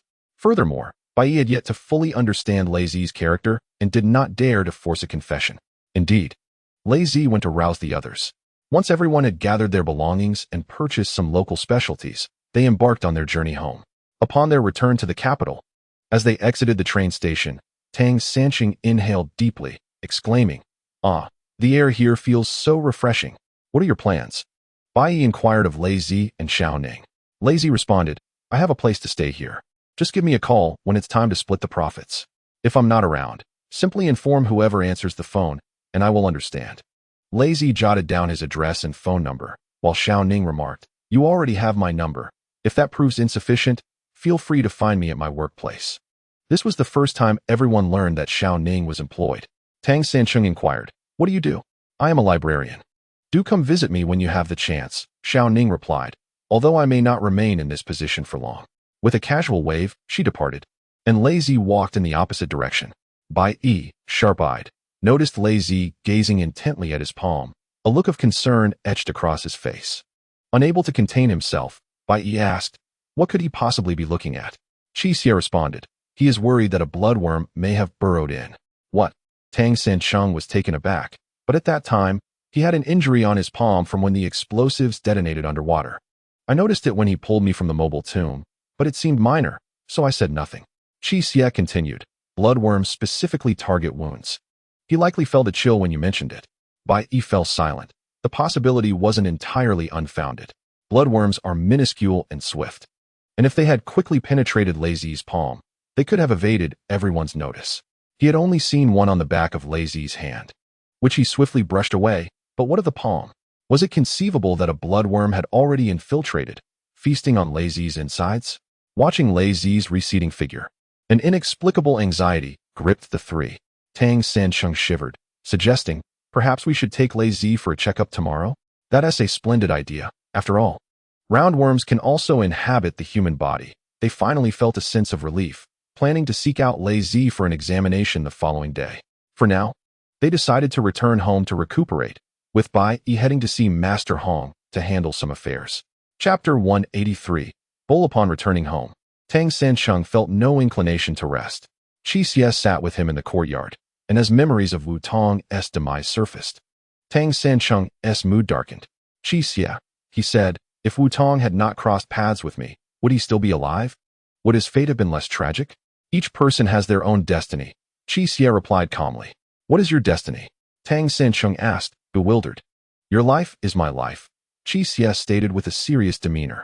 Tang Sancheng shook his head. That won't do. I am too foolish. In this underworld, I could lose my life at any moment, and I do not wish for you to suffer even the slightest harm because of me. That is not what friends should do. Do not speak of it anymore, Qi Xie insisted. My life was given by you, and should it need repayment, that is only fitting. Qi Xie's origins remain a mystery. On that snowy day, he was huddled on the street, trembling uncontrollably. This was Tang Sancheng's first impression of him. Later, he learned that Qi Xie possessed unparalleled martial skills, abstained from worldly pleasures, and spoke little. He could only describe his loyalty with 4 words: unwavering and devoted. If there were anyone in this world who would never harm him, it would be Qi Xie. He could entrust his life to him without hesitation. Bai Yi returned, tossing his backpack onto a chair. All the artifacts within were missing. He yawned and suddenly remarked, it's a pity we didn't discover any of the other 6 items this time. Bai Yi initially believed he would at least catch a glimpse of the elusive Tai Sui. Unfortunately, apart from that terrifying bloodworm, he found nothing else. The pressure of gathering the 7 items weighed heavily upon him, and he felt an urgent desire to prepare for the next endeavor. However, before proceeding, he needed to take Lazy to the hospital for a checkup. The following morning, Bai Yi drove to find Lazy, and upon arriving at his residence, he discovered the door wide open, yet the inside was eerily vacant. A sense of foreboding enveloped the 3 of them. Could it be? Tang Sancheng entered the room and called out, Lazy, where are you? Lazy's head peeked out from beneath the bed, asking, what's up? Are you all right? Tang Sancheng noticed a dusty wooden box in Lazy's hands. What is this? He inquired. Do you remember Brother Zhou, who was swallowed by the snake? Lazy replied, opening the box. He gave this to me before. I heard it's quite valuable. Just this box alone is worth a lot. He would never leave anything of worth for me, so I casually tossed it under the bed. But in the cave, when I heard you mention a coffin made of golden silk namu worth a fortune, I wondered if this wooden box might actually hold some value. Tang Sancheng sighed in relief, realizing the situation. Bai Yi, who operated an antique shop and possessed extensive knowledge of antiquities, took the wooden box from Lazy, inhaled its scent, and examined the intricate carvings. He wasn't deceiving you. This box is made of Wangwali wood, just like the Wangwali pillow we discovered inside. Take a whiff. Do you not detect a refreshing aroma? Lazy brought his nose close to the box. Indeed. Bai Yi pondered over the box in his hands. I wonder what it contained. Lazy took it back. Why not see for yourselves? He casually opened the box, revealing its emptiness. However, that was not entirely accurate, for there was a base inside, marked with an impression resembling the bottom of a bowl. I've always found it peculiar. Is this box meant to hold a bowl? Using a Wangwali box for that purpose seems rather extravagant. Bai Yi inquired, where did this wooden box come from? It was retrieved from a tomb that Zhou and I explored together. Lazy began hesitantly. That tomb was like a labyrinth. We never located the main burial chamber. Only a side room. This item was found in that side room. One thing I am certain of is that when we arrived, there were no signs of other thefts. We must have been among the first to enter. Bai Yi gazed thoughtfully at the bowl-shaped imprint before stating, we can discuss this later. Lazy, we are here today to take you to the hospital. Lazy paused, then opened his palm to reveal a wound, its edges blurred. He offered a wry smile. It seems you already know. You should have informed us, Bai Yi urged. A bloodworm might render you unaware, but over time, It can indeed affect your internal organs. Lazy, let us get you checked at the hospital so everyone can feel at ease. As Lazy hesitated, Tang Xin had already begun to usher him out, and he found himself following them to the hospital for a full-body examination. When the machine scanned over him, Lazy felt a wave of discomfort. By the time the results were ready, the typically fearless Lazy found himself too apprehensive to even collect the report. Tang Xin snatched it away, meticulously comparing the results, all of which were normal. He slapped Lazy on the chest and exclaimed, "What are you afraid of? Everything is normal. We ran fast back then. There was nothing to worry about. Relax." While the two were engaged in their banter, Bai Yi quietly made his way to the attending physician's office, entered, and discreetly closed the door behind him. "Doctor, I have a question I wish to consult you about." Tang Xin suddenly turned around, puzzled. "Strange, where did Bai Yi go?" "He was just here." Bai Yi emerged from around the corner. "I'm right here. Everything is fine. Lazy, I'll take you home." "Where did you just go?" "To the restroom," Bai Yi replied. "I have a bit of a stomachache today." Qi Xie furrowed his brow slightly. He sensed that Bai Yi was lying. As the restroom was not in that direction, it led only to the doctor's offices. He remained silent as Bai Yi took Lazy home. Once they were back in the car, Qi Xie inquired, "What did the doctor say?" Bai Yi jumped slightly, then realized he had been seen through by Qi Xie. "The test report doesn't reveal much. The doctor mentioned that some minute organisms might be lurking within the body, and our current detection machines cannot identify them. What should be done now? Should they inform Lazy?" Tang San's earlier elation plummeted to despair. Bai Yi shook his head in resignation. "You fool. Bringing him in for a checkup was meant to provide him with some reassurance, to prevent him from scaring himself unnecessarily. As for what lies ahead, we shall see in due time. Right now, the odds are 50-50 regarding Lazy's survival." Hearing the 50-50 odds, Tang Xin felt a wave of discontent wash over him. His spirit dampened as he entered the car. Qi Xie patted his back reassuringly. "Each person has their own fate. Lazy has a 50% chance of survival." Chapter 184. A visitor. While Tang San was preoccupied with concerns for Lazy's life, Bai Yi had already commenced the execution of his own plan. He first visited Wu Tong's wife and children, delicately conveying the tragic news to them and offering a substantial sum of money. Wu Tong's wife, a genuine woman from northeast China, was inconsolable upon hearing of her husband's demise, wailing dramatically as if to shake the heavens and stir the spirits. Uninformed observers might have assumed her grief was profound. In truth, Wu Tong had been absent for long stretches, and she had already taken a lover. With Wu Tong's death, she was finally free. Bai Yi was not swayed by her tears, having witnessed countless lives and deaths over the years. He could discern genuine emotion from feigned sentiment with a mere glance. Although she dabbed at her tears with her sleeve, her eyes glistened with the remnants of forced sorrow. The tears she managed to squeeze out were clearly contrived for his benefit. Bai Yi could not help but chuckle inwardly at the spectacle. As Wu Tong's wife received the money, the curtain of this performance was drawing to a close. She wiped away a tear and sighed, "Alas, I know that my husband Wu Tong would not endure much longer, as he has always lived with a blade hanging over his head.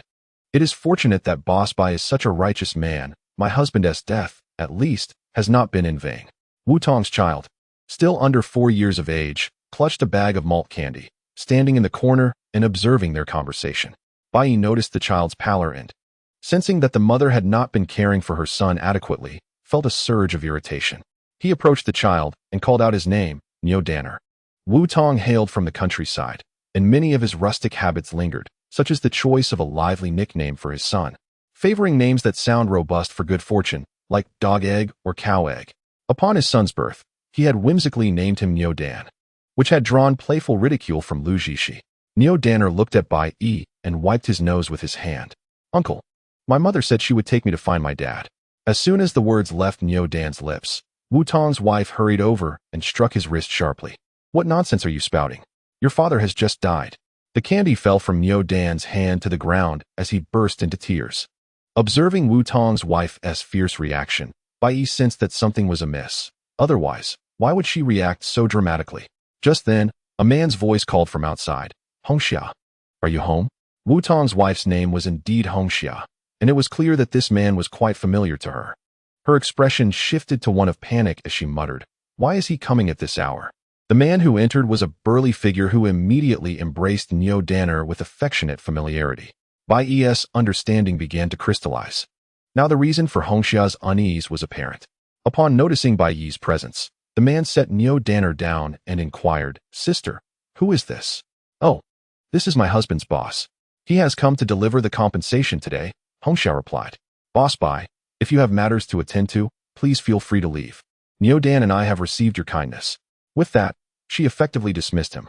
Bai Yi, understanding the implication, responded, "Since you have a guest, I shall take my leave." Hongxiao escorted Bai Yi to the door and promptly closed it behind him. Bai Yi snorted softly, realizing that this couple was undoubtedly entangled in an affair. In retrospect, Neo Dan's earlier statement about his mother taking him to find his father was likely about this man rather than the deceased Wu Tong. This revelation implied that Neo Dan might not even be Wu Tong's biological child. It was no wonder that upon his birth, people remarked that the child bore no resemblance to his father, but rather to his mother. Yet, upon observing the man who had just entered, Bai Yi noted that Neo Dan's features mirrored his perfectly. With his hands clasped behind his back, Bai Yi was about to depart when the door swung open again, revealing the burly man. "Boss Bai, you're indeed Boss Bai?" "I am," Bai Yi replied, intrigued by the man's intentions. "May I inquire what you need?" "Well, I heard you run an antique shop, and I have something I would like you to see. Might we arrange a time to meet?" The man lowered his voice as he spoke. "In the afternoon, I will be at the antique shop at 2 o'clock. I shall await your arrival," Bai Yi remarked. The man, elated, responded, "Excellent, Boss Bai, let us not miss each other." Bai Yi nodded, and the man performed a respectful clasp of his hands before retreating. This gesture momentarily startled Bai Yi. In this era, such a salutation has become increasingly rare. Had it been 50 years ago, such a greeting would have been customary among various factions, yet now, only members of certain groups might still adhere to it. Although the prominence of gangs has faded in the annals of history, they have not entirely vanished, merely adopting a more clandestine approach. Who, then, is this man? Bai Yi glanced at his watch. Only an hour remained until their appointed meeting. He proceeded toward the antique shop, having not visited for some time. Bai Yi was greeted with utmost respect by the attendant upon his arrival. Suddenly, the attendant recalled something. "Boss Bai, a number of individuals have recently inquired about a certain matter." "What matter?" Bai Yi asked, assuming inquiries at an antique shop would pertain to antiques. "They are searching for a wooden box, claiming it contains a bowl imprint and is meant for holding bowls." The attendant displayed a look of disdain. "I believe they have come to the wrong place. If they seek a bowl cabinet, they should visit a kitchenware store, not our antique shop." "Wait," Bai Yi interjected, halting the attendant's complaints. "When did this occur, and who were these individuals?" The attendant, sensing Bai Yi's serious demeanor, recounted carefully. "It was within the past month. They appeared rather unsavory, exuding an air of menace that unsettled me. They mentioned that should anything be discovered, we could inform them, and they would offer a handsome reward." Having concluded his account, the attendant noticed Bai Yi's lack of reaction and added, "That is all I have to say." "Understood. You may return to your duties," Bai Yi replied expressionlessly. The attendant quickly withdrew, and Bai Yi entered the inner chamber, brewing himself a cup of tea. The timing of this situation was rather fortuitous, having just discovered a wooden box capable of holding bowls from Lazy. News of a substantial reward for such an item had now surfaced. What allure does this box possess? If it were merely for holding bowls, it would be curious enough. Furthermore, what purpose does the man, who likely has an affair with Wu Tong's wife, intend to pursue? Bai Yi glanced at the time. It was nearly 2 o'clock. The man should be arriving soon. Chapter 185. The quest for immortality. The man did not arrive. It was already 2:30. And Bai Yi felt a surge of annoyance. If he were indeed a figure of the underworld, such a lack of punctuality would hardly serve him well.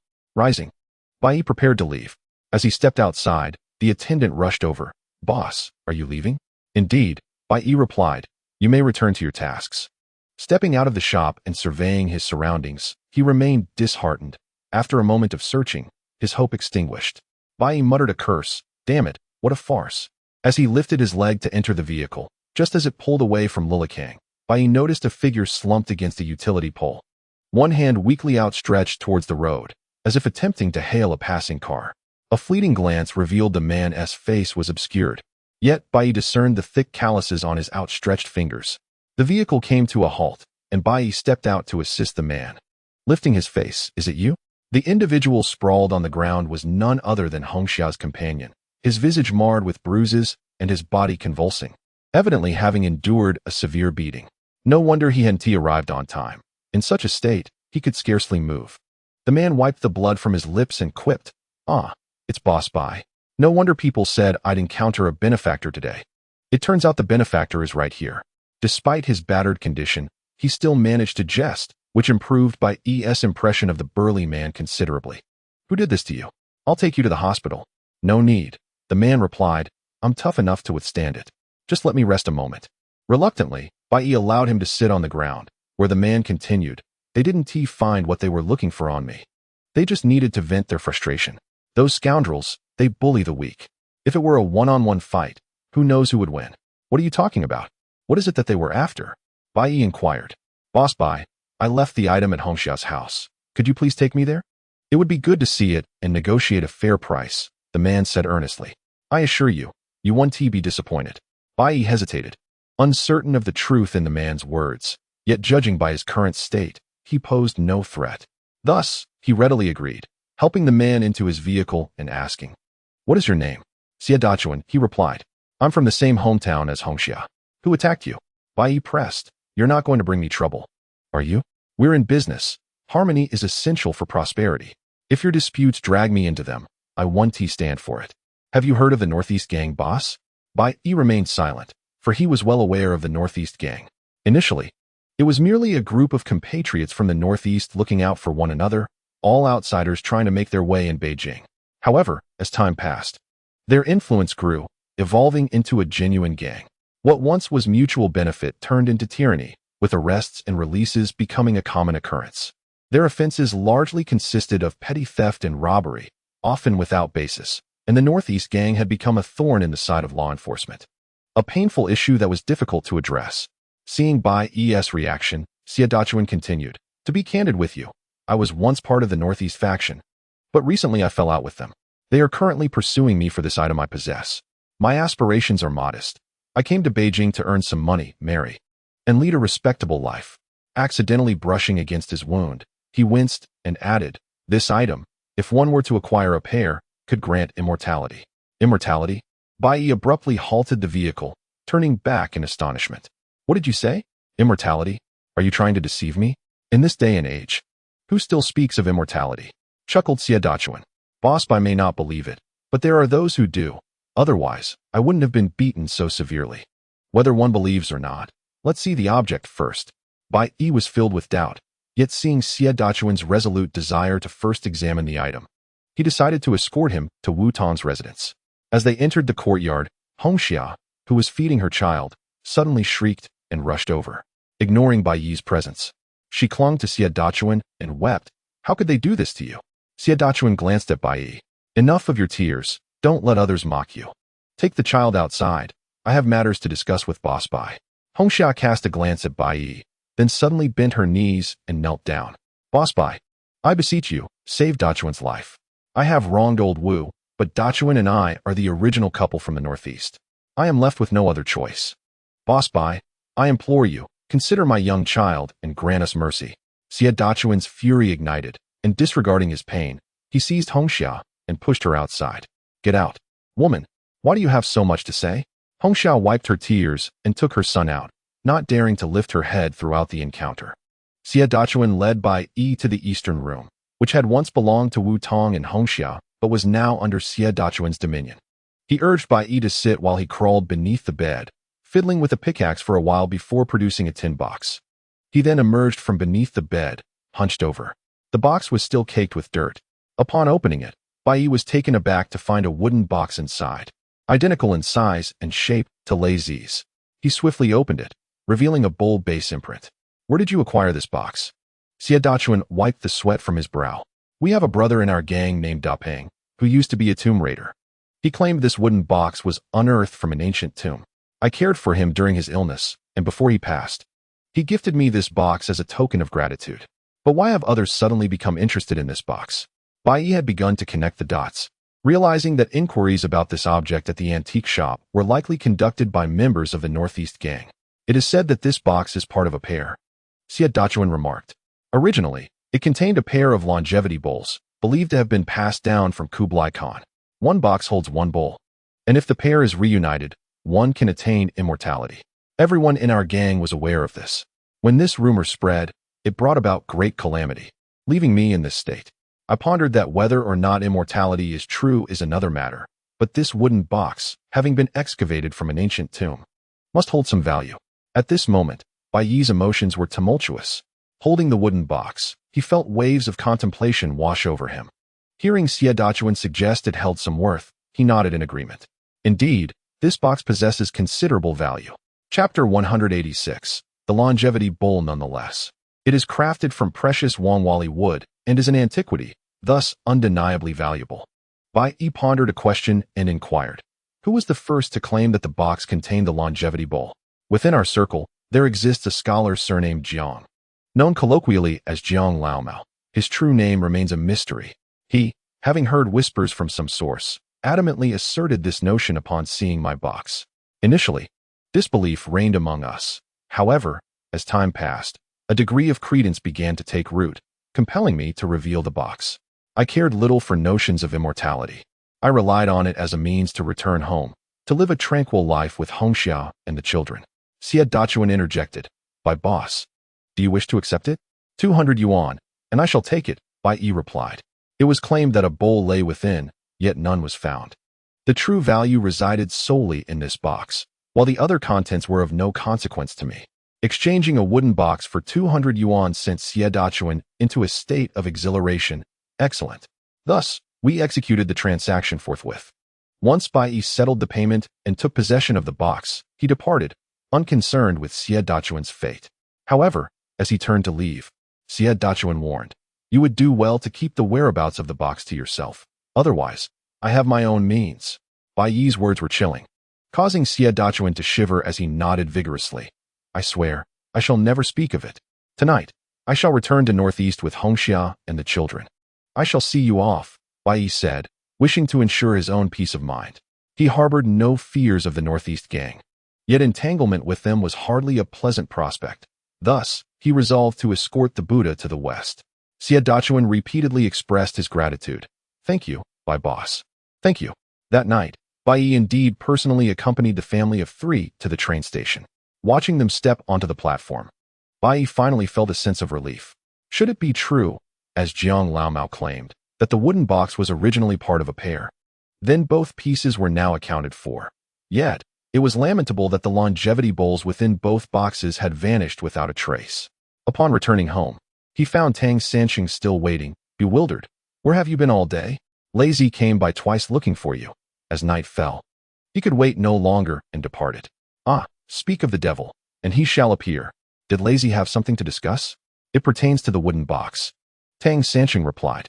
"This fellow stubbornly refuses to divulge details, insisting that one must see it to discern its significance, and that we must wait for everyone to be present. Could it be that Lazy uncovered some hidden mystery within the box?" Bai Yi felt a surge of excitement as he revealed the wooden box he carried. "Behold this." Tang Sanqing was taken aback. "Isn't this the one that was with Lazy?" Bai Yi recounted the events of the day, and Tang Sanqing exchanged glances with Qi Xie. The coincidence was indeed remarkable. Tang Sanqing scratched his head and exclaimed, "Damn it, Wu Tong's fate is truly unfortunate. It turns out his wife and children belong to another. This is a grave injustice. Having raised someone else's family for years, what a loss." Bai Yi slapped him on the back. "That is not the crux of the matter." "Oh," Tang San responded affirmatively, acknowledging the significance of the 2 wooden boxes that contained the eternal life bowls now in their possession, one held by Lazy and the other by himself. However, Qi Xie shook his head, expressing concern that the eternal life bowl was not among them. Indeed, Bai Yi mused, if the bowl is not here, it may very well be within the ancient tomb. Yet, if someone has already taken it, there would be no recourse. Then we should simply descend and investigate. Tang San remarked nonchalantly. Bai Yi reiterated his thoughts, stating, "Precisely, that is my intention. I shall discuss this further with Lazy tomorrow." This notion ignited a fervor within Tang San, keeping him awake through the night. He was convinced that if he continued to delve into the tomb, he would encounter the man who shared the same crimson bloodline as himself. At dawn, Lazy had already arrived, conversing with Qi Xie in the courtyard. Tang San promptly rolled out of bed. The 4 of them convened, and Bai Yi placed the wooden box he had obtained upon the table. The 2 boxes, identical in size, bore matching imprints of the bowls within. Lazy exclaimed, "What a coincidence! No tale is complete without its narrative." This certainly presents us with a promising opportunity. Bai Yi was taken aback by Lei Zi's shared sentiment when he observed Lei Zi flipping his box over to reveal its contents on the table, gesturing for the others to peer inside. "Take a look," he urged. Bai Yi leaned in, squinting through the crevice, just in time to catch a glimpse of the bowl's imprint. The shadowy outline suddenly loomed larger, and Bai Yi gasped. "What is this?" "A seal," Lei Zi answered.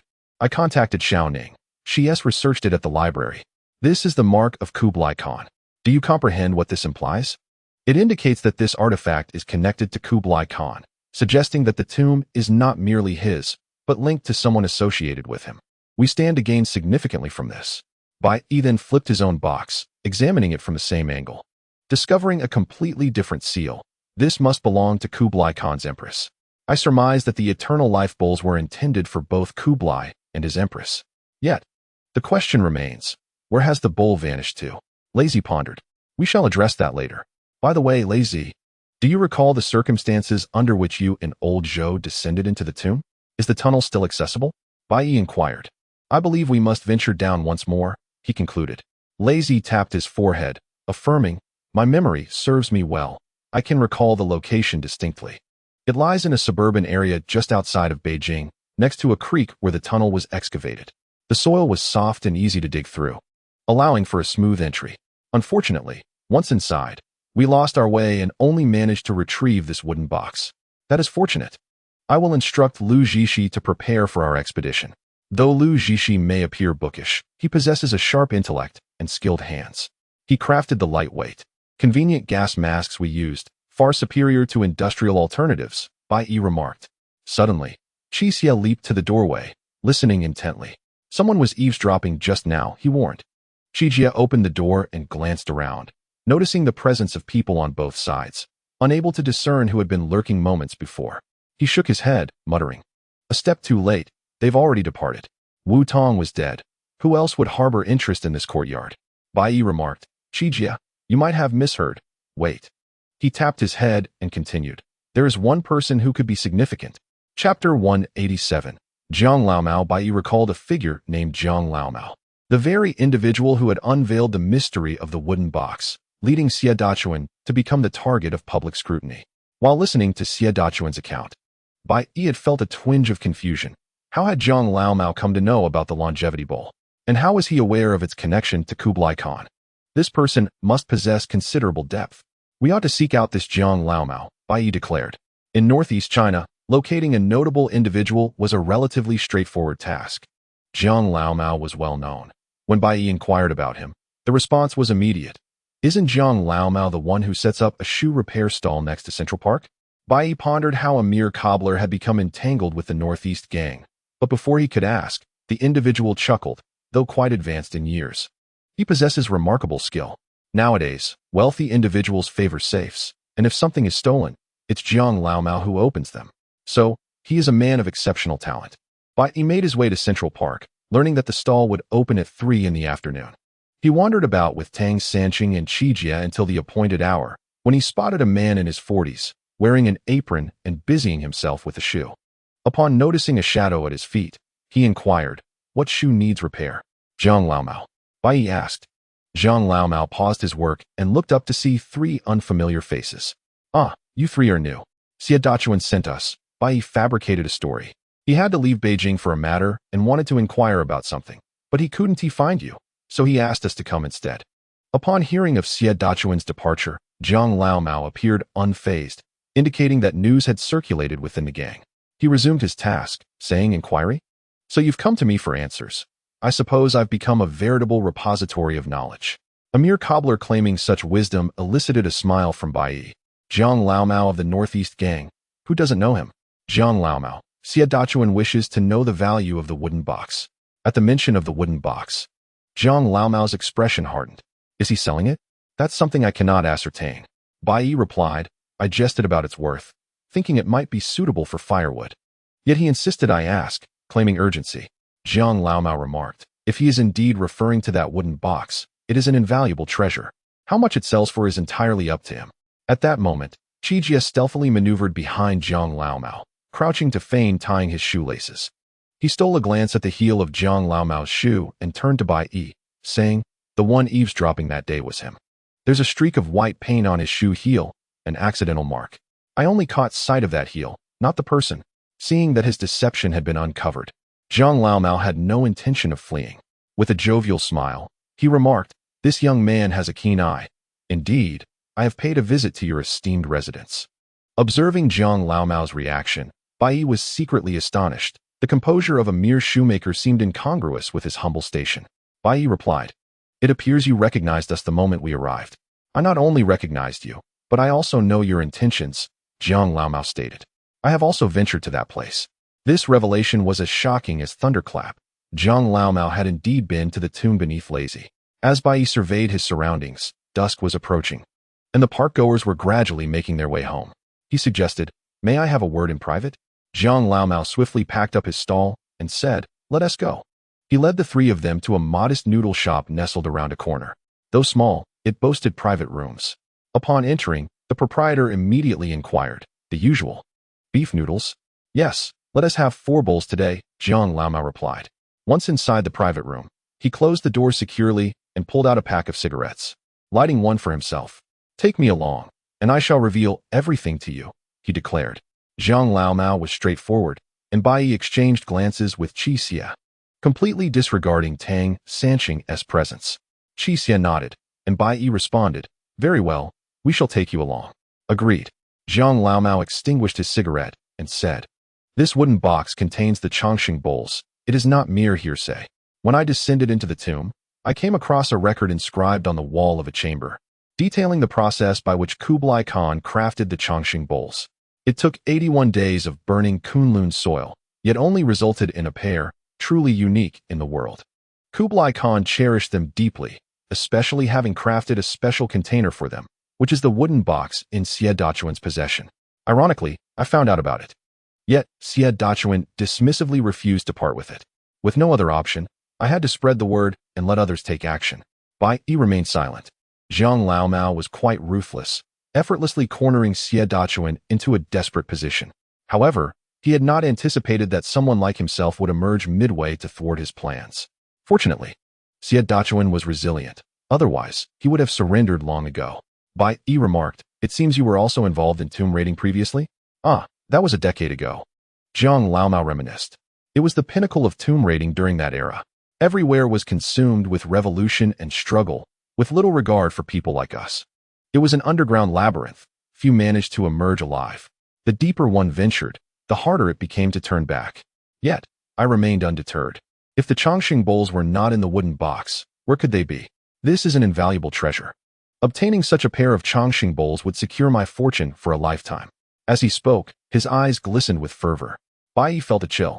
Zhang Laomao was a formidable character, warranting utmost caution, and his words could not be taken at face value. Now, upon reflection, 3 groups of individuals have ventured down.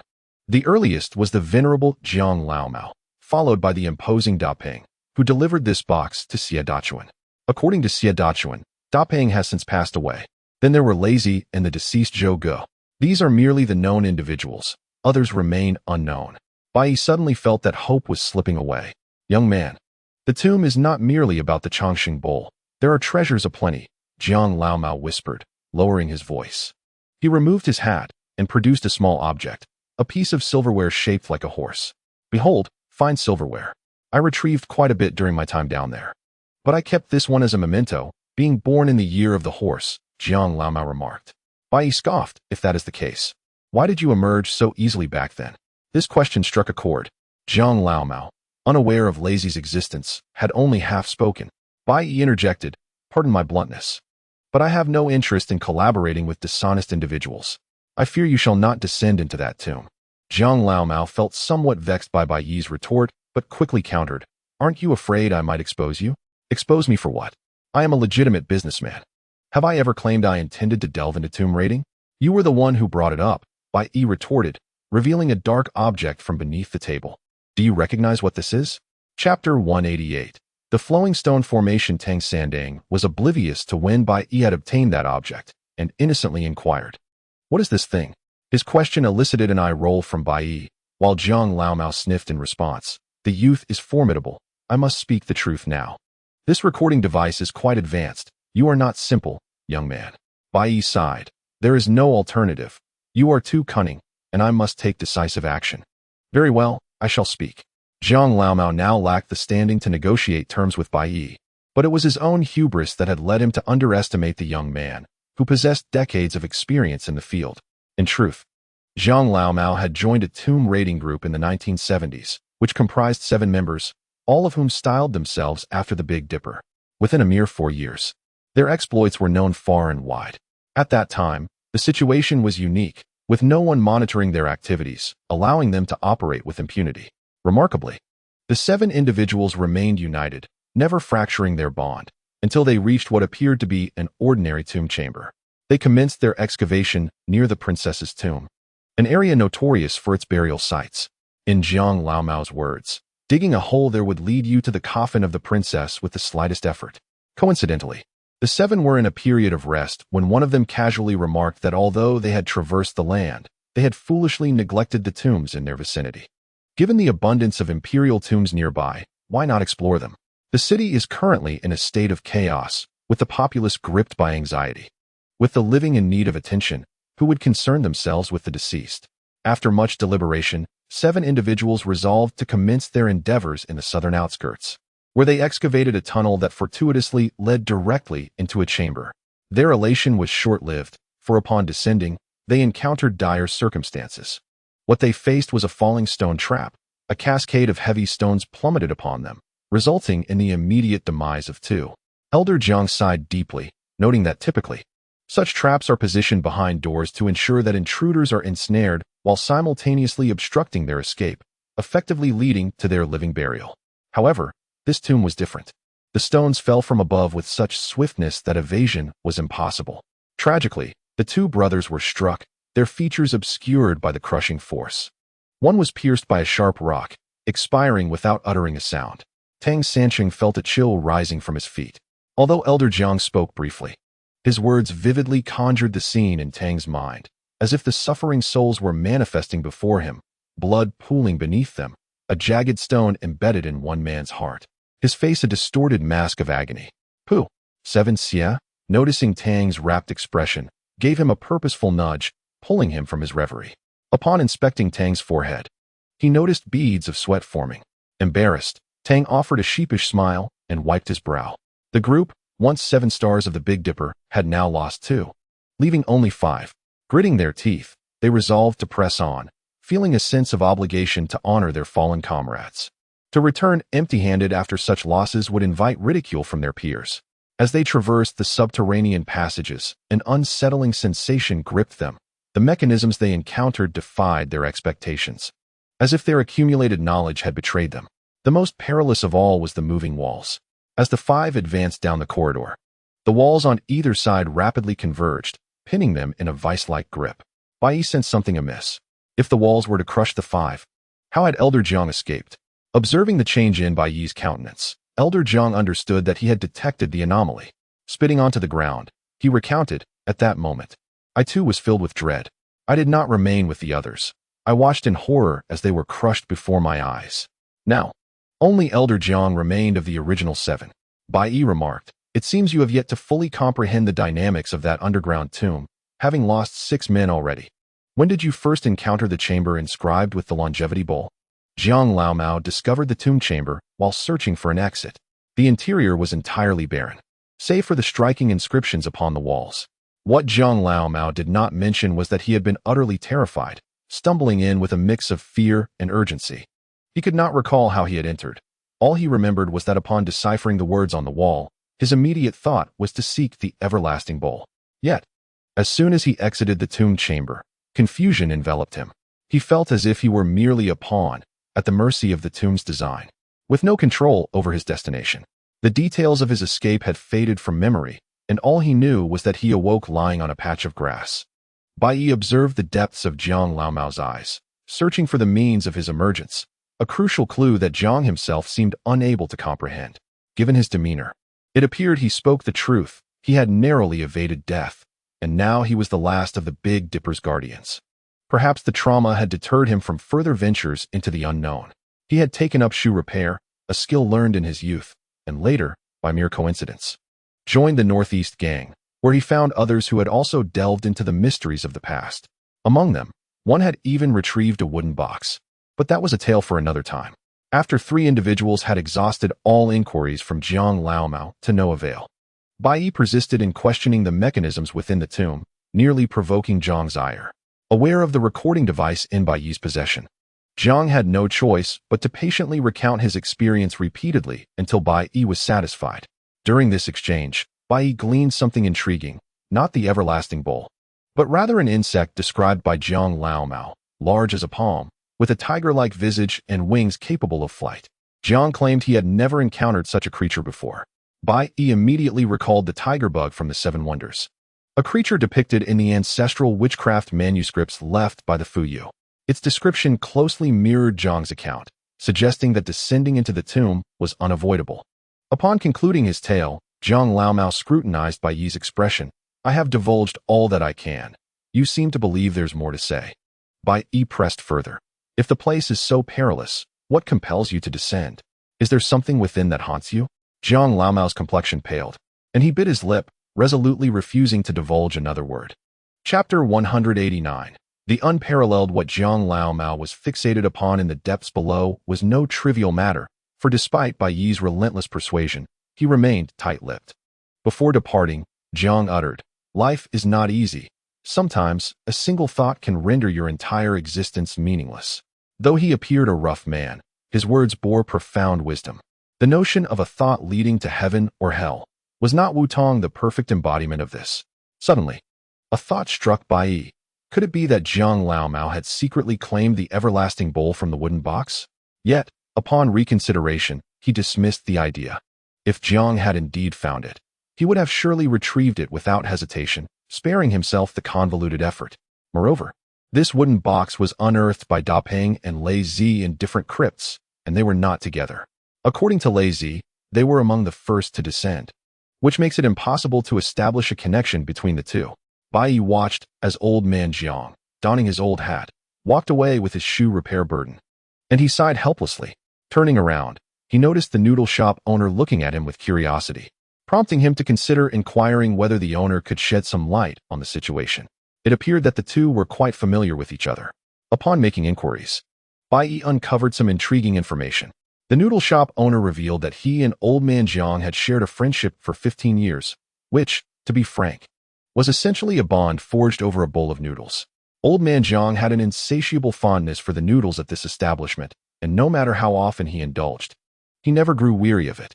As long as the shop remained in business, he would invariably come in for a bowl. Over time, he had hinted at various matters to the owner, who had long suspected that old man Jiang was no ordinary cobbler.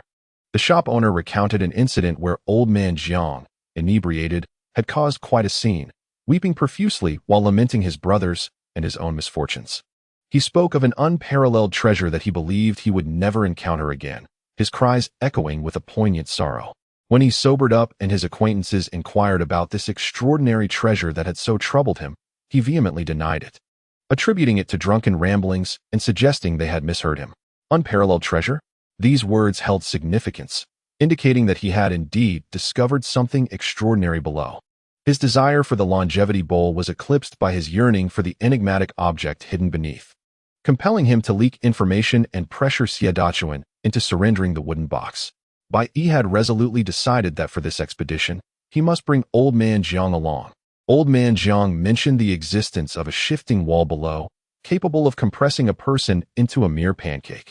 Bai Yi summoned Lu Jishi to inquire if he possessed any methods to counteract this. Lu Jishi deemed it a simple challenge, proposing that strength could counter strength.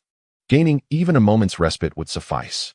He quickly sketched 2 straight rods on paper, suggesting they be fashioned from solid steel, retractable in nature. Should they encounter the shifting wall, they could be extended immediately, providing a brief window of opportunity for escape. Bai Yi then broached the topic of falling stone formations. Lu Jishi had a solution for that as well. According to his account, ancient warriors wore helmets, and modern counterparts could procure similar headgear to shield themselves from the descending stones. As for the sharp rocks, Lu Jishi asserted that they had been deliberately prepared, with the intent of claiming lives. It had been some time since Bai Yi had utilized Lu Jishi's talents, and this opportunity thrilled him. unleashing a torrent of innovative ideas as if divinely inspired. Once Lu Zixi had shared his 2 suggestions, Bai Yi expressed his agreement, recognizing the value of human ingenuity. Lu Zixi's mind proved to be quite resourceful.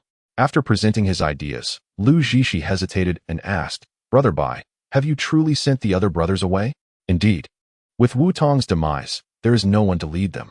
Besides, the situation is precarious. Having too many people would complicate matters and increase the risk of exposure. We shall proceed with a lighter load," Bai Yi replied. Lu Zixi licked his lips, asking Bai Gu, "Will you take me this time?" After having been tormented outside a cave by someone called Mouse, Lu Zixi had felt a twinge of fear for quite some time. Now, as he contemplated descending once more, it felt akin to a craving. With a pitiful gaze, he looked at Bai Yi, who replied, "As long as you bring forth the 2 items you mentioned, I shall take you." With that, Lu Zixi eagerly prepared for the expedition. The trio convened once more to strategize. The tomb was fraught with peril, and certain essential items were imperative. Unlike previous excursions, this time a gas mask was a necessity. Bai Yi deemed the longevity bowl to be of little significance, emphasizing that the peculiar insect, reminiscent of a tiger's shell, was of utmost importance. Tang Sanqing and Qi Xie readily concurred. After meticulously checking for any overlooked items, they awaited the development of Lu Zixi's belongings before embarking on their journey, which was conveniently located in the outskirts. Early the next morning, Tang Sanqing ventured out alone, savoring a few donkey rolls and meat buns at a street vendor while meandering toward the library. He intended to find Xiao Ning and procure a library card. As he approached, he was aware that Xiao Ning was seated at her desk, impeccably attired in her work uniform, assisting patrons in locating books. When their gazes momentarily crossed, she feigned ignorance and retreated to the rear of the library. Tang Sanqing attempted to follow, only to be halted by another staff member. "Comrade, do you have a library card?" "No," he replied candidly. "Then you must obtain one first. This is not a place one can freely enter. It is not a bookstore. You may only borrow books, you understand?" The staff member insisted. "Very well, I shall go and get one." Tang Sanqing responded obediently. Once he acquired his library card, he dashed inside and found Xiao Ning, who was stifling laughter behind her hand. Realization dawned on him. "You saw me all along, didn't you? You could have at least greeted me, instead of leaving me to be compelled to get this card." Xiao Ning, amused by the sight of his flushed face, teased. "You didn't even mention your name. You let me believe you were indifferent. Why have you come today?" "We have an operation underway," Tang Sanqing whispered, glancing around to ensure they were not overheard. Xiao Ning perked up at this news, urging him to elaborate. He succinctly explained the connection to the longevity bowl. Upon hearing those words, Xiao Ning abruptly interrupted him, rushing to rummage through a pile of old books. After an indeterminate time, she unearthed a treasure. Her excitement palpable as she exclaimed, "I'm leaving work early today. Let us go find Bai Yi together." Chapter 190. The secret burial. What Xiao Ning discovered was astonishing, leaving Bai Yi utterly taken aback. It turned out that relevant records indeed mentioned the longevity bowl. The documentation did not elaborate explicitly. It merely noted that in the 2nd year of Kublai Khan's reign, a large number of craftsmen were unexpectedly summoned to the palace, with incessant tracks of carts moving in and out at night. This was merely described in these 4 simple words. Xiao Ning has long been employed at the library, frequently encountering ancient tomes. In her idle moments, she often peruses these texts.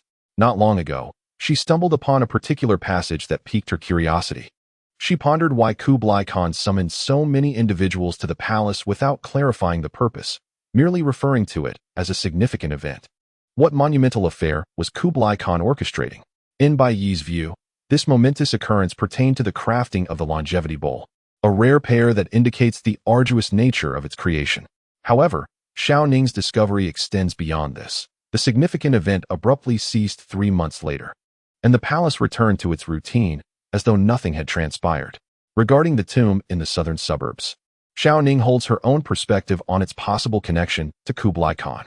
The Mongols possessed distinctive funeral customs, markedly different from the elaborate burial practices of the Han Chinese, favoring instead a simpler, more practical approach. As a nomadic people residing on the vast steppes, their lifestyle is straightforward. Reflected in their funeral rites, the deceased is seated in the center of a tent used in life, accompanied by horses and tables laden with meat and milk, before being interred. This arrangement ensures that the departed have shelter, steeds, and sustenance in the afterlife. Following the establishment of the Yuan dynasty, a significant influx of Mongols migrated inland, gradually adopting Han customs, including the use of coffins for burial. However, their coffins differ from those of the Han. After the deceased is placed within, two coffin halves are joined to form a cylindrical log, secured with iron nails. Such coffins, referred to as Mongolian coffins during the Yuan era, were exclusively crafted by specialized shops in the capital. Despite their dominance over the Central Plains, the Mongols maintained their unadorned burial practices, with the deceased typically clothed in their everyday attire. Burials were generally conducted in secrecy, leaving no tomb or inscribed monument, and the family refrained from holding formal mourning rituals. This is the essence of the Mongolian secret burial. According to the historical texts I have consulted, it is noted that after Genghis Khan's death, his subordinates adhered to his last wishes by not mourning or publicly grieving. They secretly transported his coffin back to the northern steppes. Once the emperor's coffin was covertly delivered to the burial site, it was interred and subsequently trampled by a multitude of horses to erase any trace. No tomb, stele, or ceremonial pathway was erected, nor were there stone figures or beasts.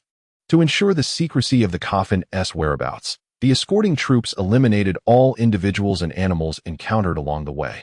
Upon reaching the destination, the Mongolian royal family, consorts, relatives, and officials held a solemn mourning ceremony.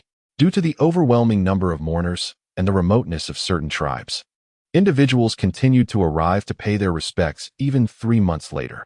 Xiao Ning remarked, concerning the burial sites of Genghis Khan and the emperors of the Yuan dynasty, that despite varying historical accounts, it is widely believed that starting with Genghis Khan, the Mongolian Khans and emperors of the Yuan were interred in the same location.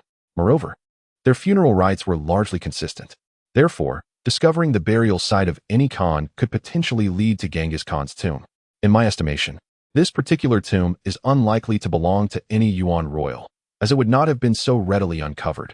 However, the presence of the longevity bowl within complicates my understanding. These enigmas, I fear, will only reveal their truths once we descend further. However, Xiao Ning, the insights you have imparted are immensely beneficial to us. You mentioned that Xiao Ning has other commitments, and Bai Yi is uncertain whether she should accompany us. It would be ideal if Xiao Ning, with her remarkable skills, could join us. I have long wished to resign from this job, Xiao Ning remarked, stating that her current work is merely a matter of fishing 3 days and sunbathing for 2. The higher-ups are already dissatisfied with her. Upon returning, I intend to quit.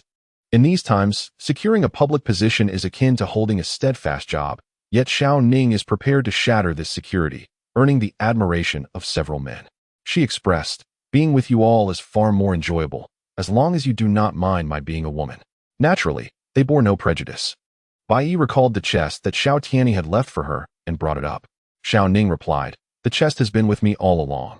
However, the lock is unyielding. In a moment, you shall accompany me to see it. I have located the individual marked by the tiger talisman. Yet I remain perplexed as to what my father intended to convey. Could the mystery lie within the chest? Tang Sancheng, brimming with excitement, clamored to ascertain the contents of the chest immediately. Upon arriving at Xiao Ning's residence, she, being a woman, felt the need to exercise discretion while bringing 3 men home. Residing in a dormitory at her workplace, she informed the doorman that her family had come to visit and requested them to carry some items back. The chest Xiao Ning referred to was neither large nor heavy. She effortlessly lifted it and, after greeting the doorman, slipped into Bai Yi's vehicle. Upon seeing the chest, Bai Yi was taken aback. This chest is from the Qin dynasty. Given that Xiao Tianyi was a treasure hunter, it was not surprising that he possessed such an artifact. Observing the lock further, Bai Yi was astonished. This particular lock, known as the 7 Treasures lock, could not be opened with a key. The term 7 treasures signifies that one must push from 7 distinct directions, aligning them at a single point to unlock it. However, the method of manipulation had long been lost to time, which explained Xiao Ning's struggle to find someone adept enough to open it. Xiao Tianyi had acquired this chest from an unknown source, treating it as a treasured relic, and upon his passing, he entrusted it to Xiao Ning. Tang Sancheng, staring at the lock, felt an unusual sensation stirring within him. He inhaled sharply and mused, why do I feel as though I can unlock this chest? All eyes turned toward him. While there was no doubt regarding his prowess in geomancy, his ability to unlock the chest left much to be desired. Nevertheless, In this situation, they were willing to try any means necessary. Bai Yi placed the chest on Tang Sancheng's lap. All right, you shall attempt to open it. With the chest now resting on his lap, Tang Sancheng felt a twinge of trepidation. He chuckled nervously. I merely sensed that I might be able to do so. I cannot guarantee its successful opening. No one is asking for guarantees. Just give it a try. Why are you so verbose today? Bai Yi urged impatiently. Hurry up. If you cannot manage it, we shall find someone else. Tang San's head bobbed like a chick pecking at grain. All right, I shall begin. Chapter 191. The delicate mechanism. Tang San extended his hand towards the bronze pillar. This intricate lock, known as the delicate mechanism, was adorned with 7 slender copper rods, as thin as matchsticks. Each time he pressed down, a distinct clicking sound resonated. Each push produced a sound, culminating in 7 distinct notes. After contemplating for a considerable time, Tang San was at a loss as to how to proceed. Just as the others began to grow impatient and were ready to urge him to abandon the task, a melody suddenly echoed in his ears. In April, the 6 flowers bloom. 3 little children come to perform. The tune resonated deeply, both distant and yet strikingly clear, reverberating as if whispered in his ear. Initially, Tang San struggled to decipher the lyrics, but eventually, he could recite them by heart. A shiver coursed through Tang San's body, and his hands began to move swiftly. He deftly pushed down the 7 copper rods in sequence. First 4, then 6, followed by 3, 5, 1, and finally 7. A resounding click echoed, louder than the previous sounds. Tang San could scarcely believe his success. He placed his hands on the box, raising his gaze to meet the 6 pairs of eyes staring at him, and cautiously declared, "It has opened." Bai Yi inhaled sharply and suddenly shoved Tang San in the chest, exclaiming, "You rascal, how did you manage to unlock it?" "I am not entirely sure myself. It was merely a feeling, an instinct," Tang San replied, tilting his head slightly and muttering, "I find it rather uncanny as well." Regardless of the means, the lock had been unfastened, revealing the contents of the box. Xiao Ning lifted the lid and stood there, momentarily stunned. Inside, there was nothing of value, just a bloodstained piece of cloth. This perplexed Bai Yi. The fabric was unmistakably homemade, reminiscent of styles that were fashionable from the early 1900s. Around 1900 to 1930, the stark contrast of this early-century artifact within a Tang Dynasty box was bewildering. Bai Yi attempted to rationalize the situation, positing that the box had not been locked prior to the insertion of this item. Thus, it made sense that these 2 elements could not coexist synchronously. He glanced at Xiao Ning, who appeared equally baffled. Her father had never mentioned such a thing. Could it be something left behind by your grandmother? Perhaps used during your father's birth? This remark was somewhat irreverent, yet Tang San, unfazed, blurted it out. Xiao Ning was taken aback. That is not entirely impossible.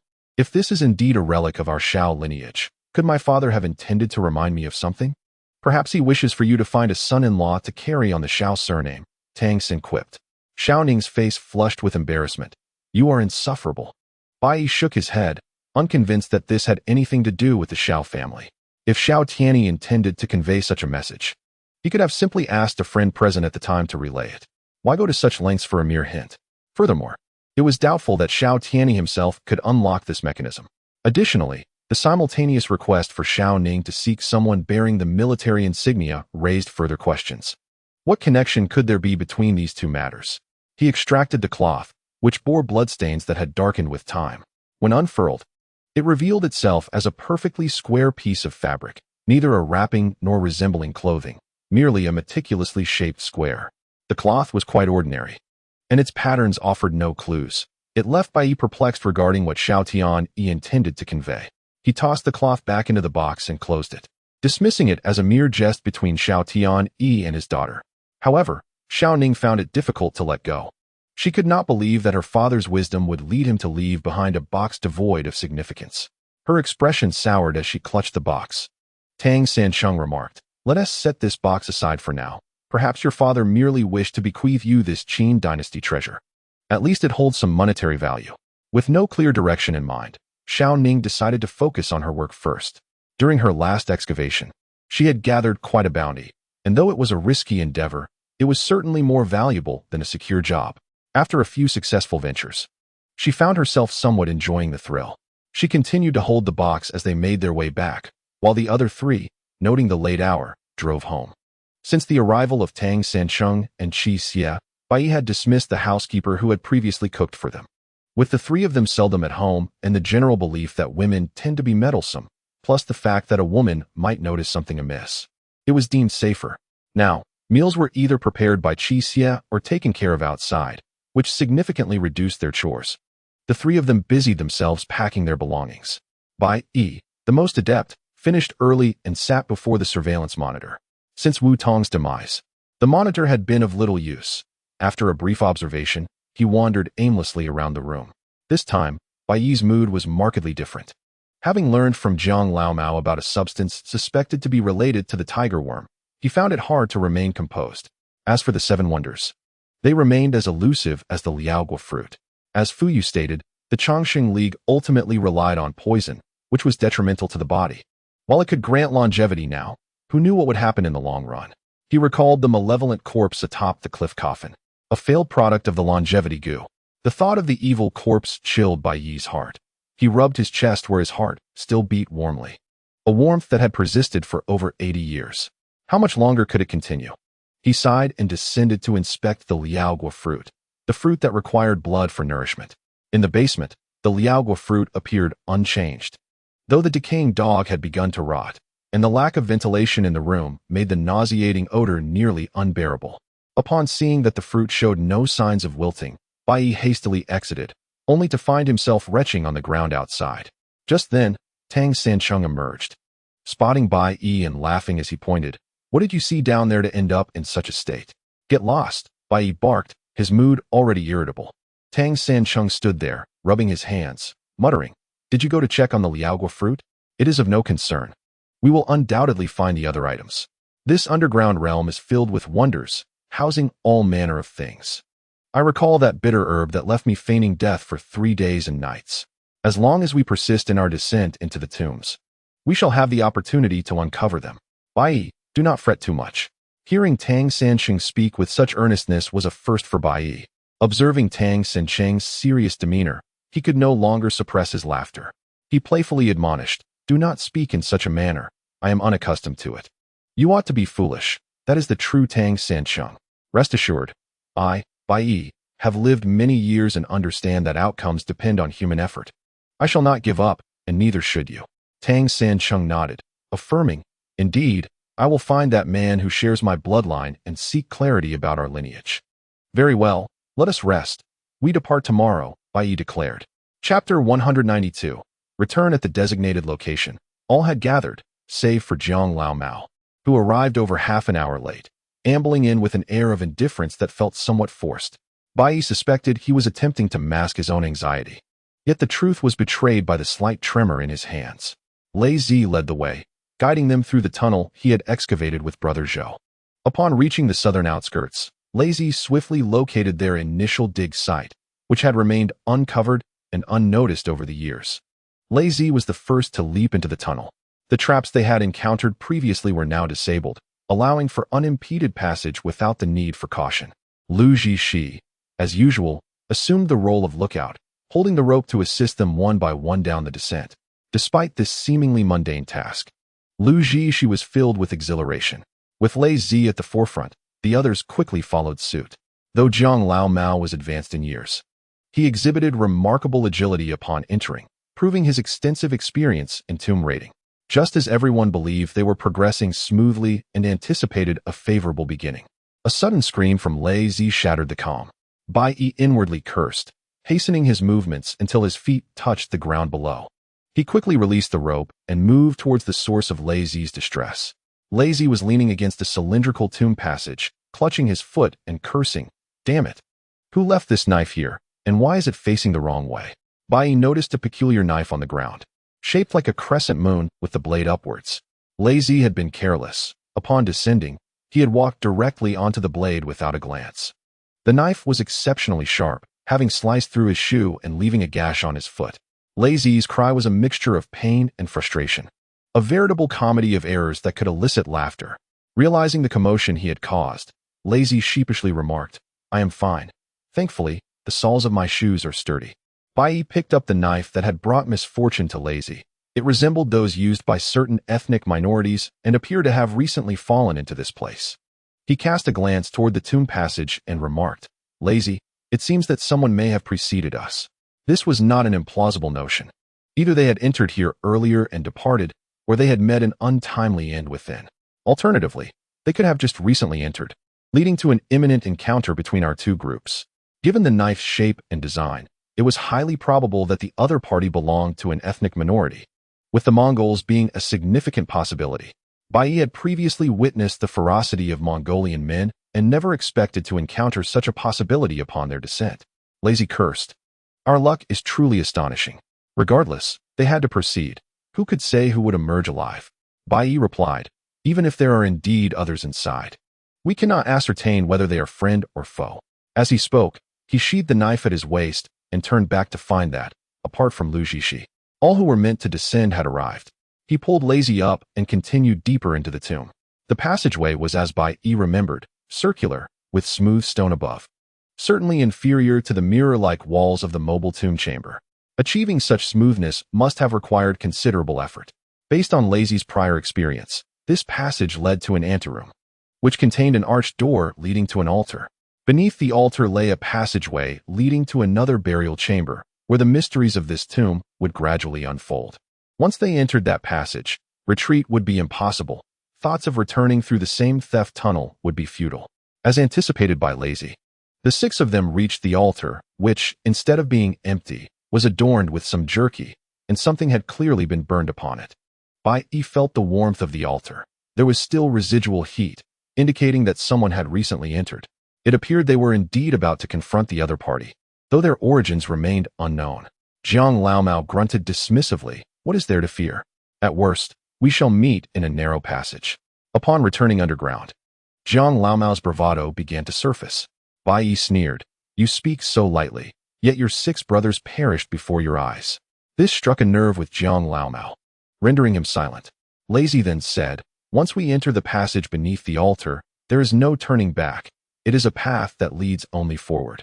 No worries. If you manage to escape before, we can too. Let us proceed." Bai Yi was the first to crawl into the passage beneath the altar, followed closely by the others. Just as Bai Yi entered, Tang Sanqing called out, "Be careful, move aside." Instantly, Bai Yi rolled his body, narrowly avoiding a knife that had been hurled, landing perilously close to his ear. Looking up, he saw 2 dark-complexioned men standing ahead, exuding an intimidating presence. It seemed Tang Sanqing had heard their movements. These 2 were no less skilled than Bai Yi himself, their aim precise and their strength surpassing his by a margin. Had it not been for Tang Sanqing's quick warning, the knife would have lodged itself directly in his mouth. Bai Yi felt a surge of trepidation. "Who are you?" The 2 robust men exchanged glances, and one of them remarked, "It turns out it is not him. We have mistaken the person." A chill ran down Bai Yi's spine. This case of mistaken identity nearly cost him dearly. He rose to his feet, and those behind him followed suit. Upon entering, Jiang Laomao noticed the hilts of the swords strapped to the men's backs and whispered, "Those are Mongolian sabers." The blades were barely visible, revealing only the hilts, which were adorned with gemstones, crafted from silver. The scabbards had openings through which a pair of ivory chopsticks protruded, the other ends encased in silver bindings. Folklore suggests that silver can reveal poison in food, and judging by the demeanor of these 2 men, they seemed like seasoned veterans. The Mongolian culture is famed for its 3 great treasures and 3 minor treasures, with the former including the yurt, the vast grasslands, and cattle and sheep, while the latter comprises the Mongolian saber, the Morin Kur, horsehead fiddle, and cheese craftsmanship, collectively known as the 6 treasures. It was once commonplace for Mongolians to carry a saber in public. However, decades after liberation and the onset of reform, encountering such sword-wielders, especially underground, was indeed peculiar. Yet, their attire bore modernity. Tang Sanqing leaned forward and inquired, "Who are you?" Chapter 193. Shaman Tang Sanqing's question did not seem abrupt. It echoed the curiosity of all present. The 2 muscular figures exchanged glances and began conversing in Mongolian. Bai Yi interjected, "They are deliberating whether we are associates of another individual, who appears to be their adversary." It was surprising to discover that Bai Yi understood Mongolian. He continued, "They do not seem to be fellow treasure hunters. They do not use the lingo associated with our trade, and their attire is rather peculiar. What brings these Mongolians here?" In that moment, the 2 Mongolian men concluded their discussion and one of them stated, "We are followers of shamanism, serving as guardians. And we have come in search of the Great Khan's tomb." Bai Yi was familiar with shamanism, an ancient and primitive religion of the Mongolian people. Shamanism venerates various natural deities and ancestral spirits. Genghis Khan himself practiced shamanism, honoring the eternal blue sky. Up until the Yuan dynasty, shamanism held a dominant position in Mongolian society and continued to wield significant influence among the royal family, nobility, and common folk. Royal ancestral worship and ceremonies at the ancestral temple were presided over by shamans. Shamanists revere the deity Tungri, considered the heavenly emperor, a figure representing both the upper world and the primordial force governing all natural phenomena, and they also attribute to him the concept of fate. The Tungri worship is one of the most significant rituals for the Mongolian people, typically conducted on the 7th or 8th day of the 7th lunar month, involving two types of offerings: the white offering of traditional dairy products and the red offering of sheep's blood. Fire holds a sacred place in shamanism. It is believed to be the product of the separation of heaven and earth.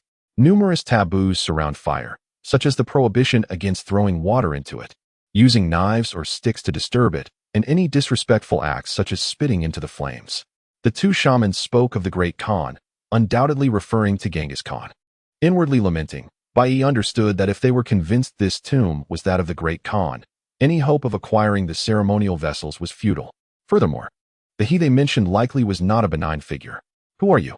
A robust man stepped forward, his hand resting ominously on the hilt of his sword, exuding a palpable threat. Bai Yi clasped his hands in respect, stating, "We have come merely to unravel the mystery." As he spoke, he revealed a wooden box, and upon its appearance, the two men immediately prostrated themselves, their demeanor steeped in reverence. Lazy silently admired Bai Yi.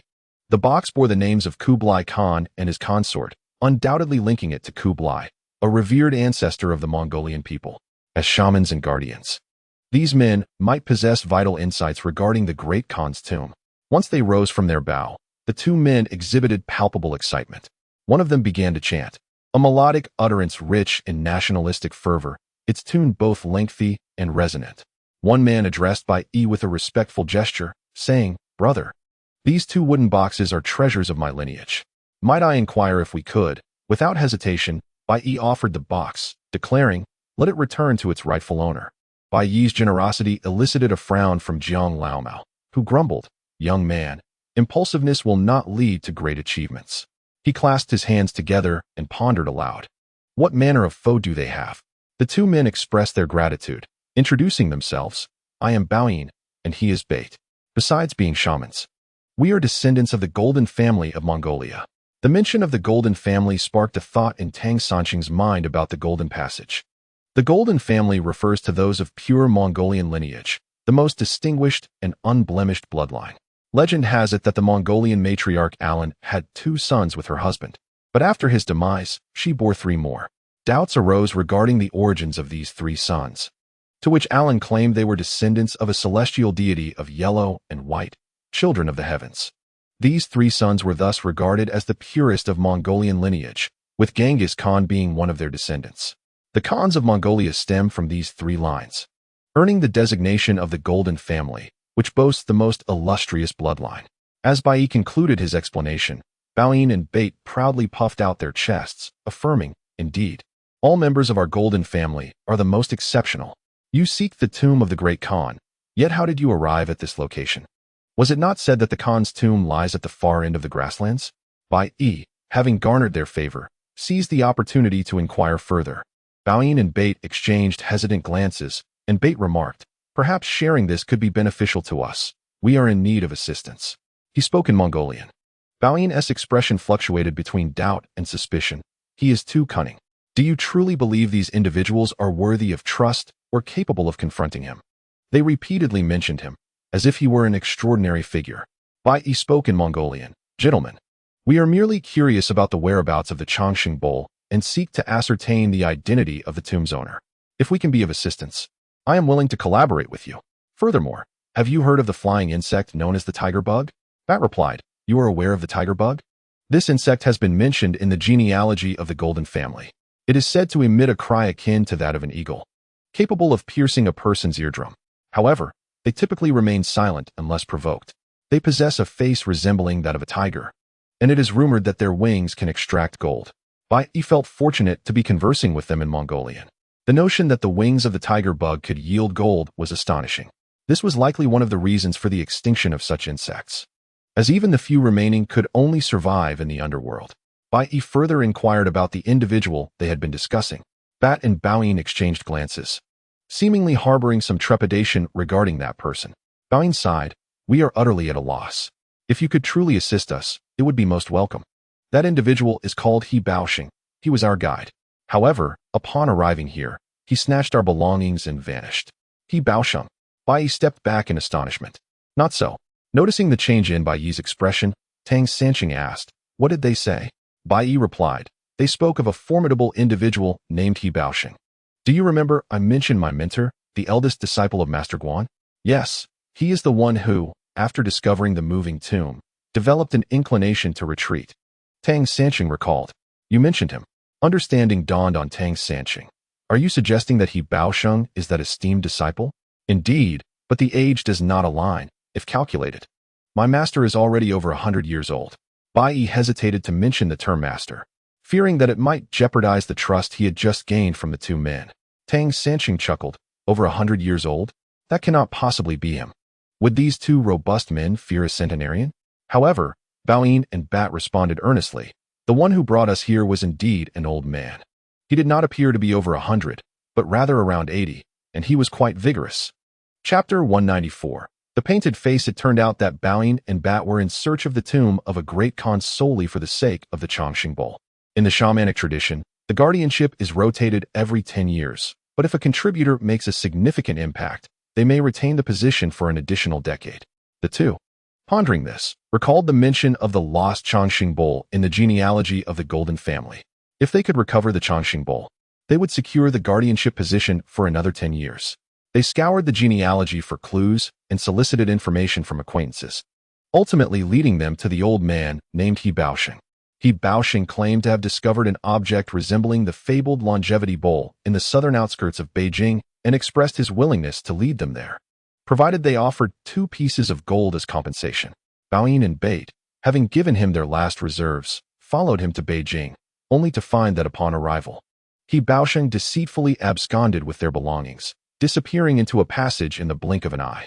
Bate and Bai Yi were a mix of urgency and anger, wishing they could exact revenge on the old man. As soon as they saw someone enter, Bate hurled a knife, nearly taking Bai Yi's life. Fueled by rage, the strike was powerful enough to stun Bai Yi. Sighing internally, Bai Yi thought these two Mongolians were indeed naive, easily led astray. However, it could be said they were only half deceived, as the clues to the longevity bowl were indeed present.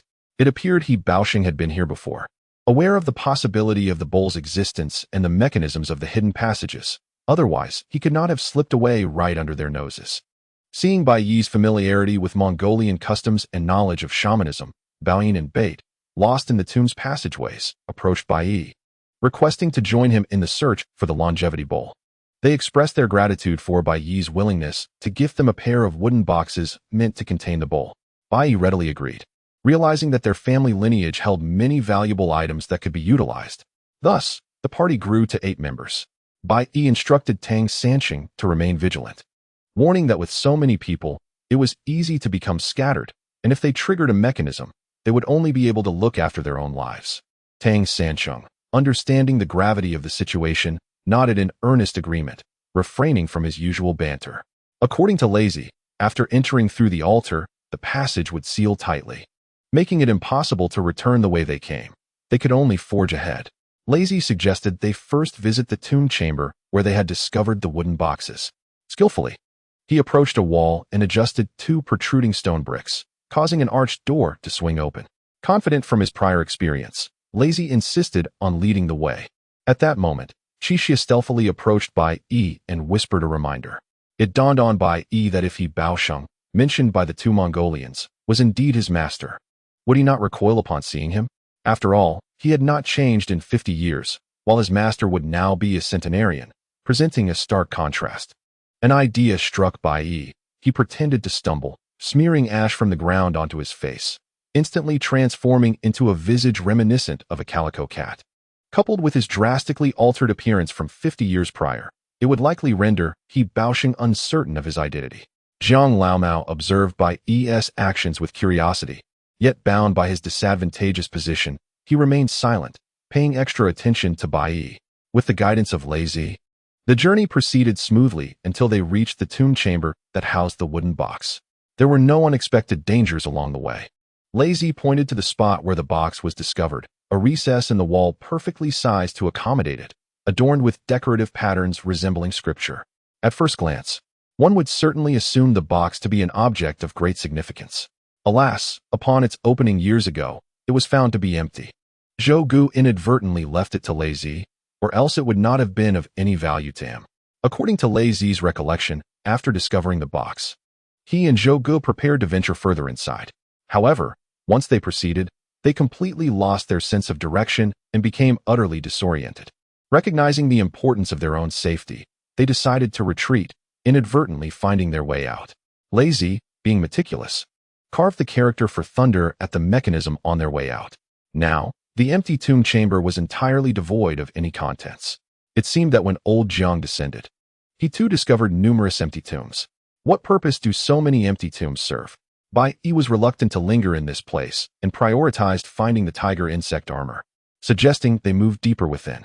Suddenly, he turned around and noticed old Jiang's expression was one of exhilaration, his hands trembling with excitement. This made Bai Yi particularly wary of old Jiang, suspecting he might be up to some trickery. Compared to the two Mongolians, Bai Yi was far less at ease with this seasoned schemer. As they ventured deeper without needing to navigate any mechanisms, they encountered a long, arched tomb passage. Lei Zi led the way, when suddenly Tang Sancheng remarked, "It's a false wall. The walls are moving." At the same moment, Lei Zi noticed both walls were closing in on him. Bai Yi squeezed through, retrieving two pure steel retractable rods developed by Lu Zhishi from his pocket.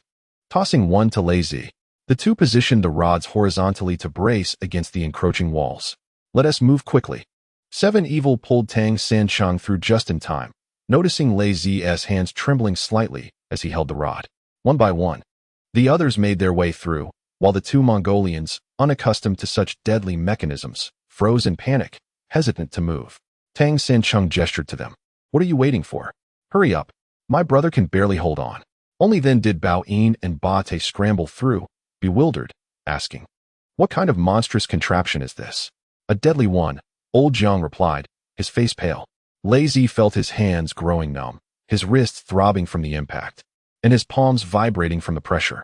The force of the two walls was beyond what an ordinary person could withstand, and the rods were beginning to bend under the strain. Bai Yi shouted, "Lei Zi, you go first." Lei Zi remained silent, understanding the gravity of the situation. He stepped forward, bracing the rod against the walls of the tomb passage. "Bai Yi, you go ahead. I can hold them off for now." Just as Bai Yi took a few steps forward, he realized the walls were closing in faster than before. Merely holding them at the end would not suffice to stop their movement. Gritting his teeth, Bai Yi insisted, "Lei Zi, you go first. I'll figure something out." A warmth enveloped Lei Zi's heart. Indeed, he had aligned himself with the right person. Bai Yi, with his cold exterior yet warm heart, inspired Lei Zi to commit fully to their cause. Just as he resolved to stand by Bai Yi, a hand suddenly reached out, grasping his collar and yanking him forward, causing him to tumble out of the tomb passage.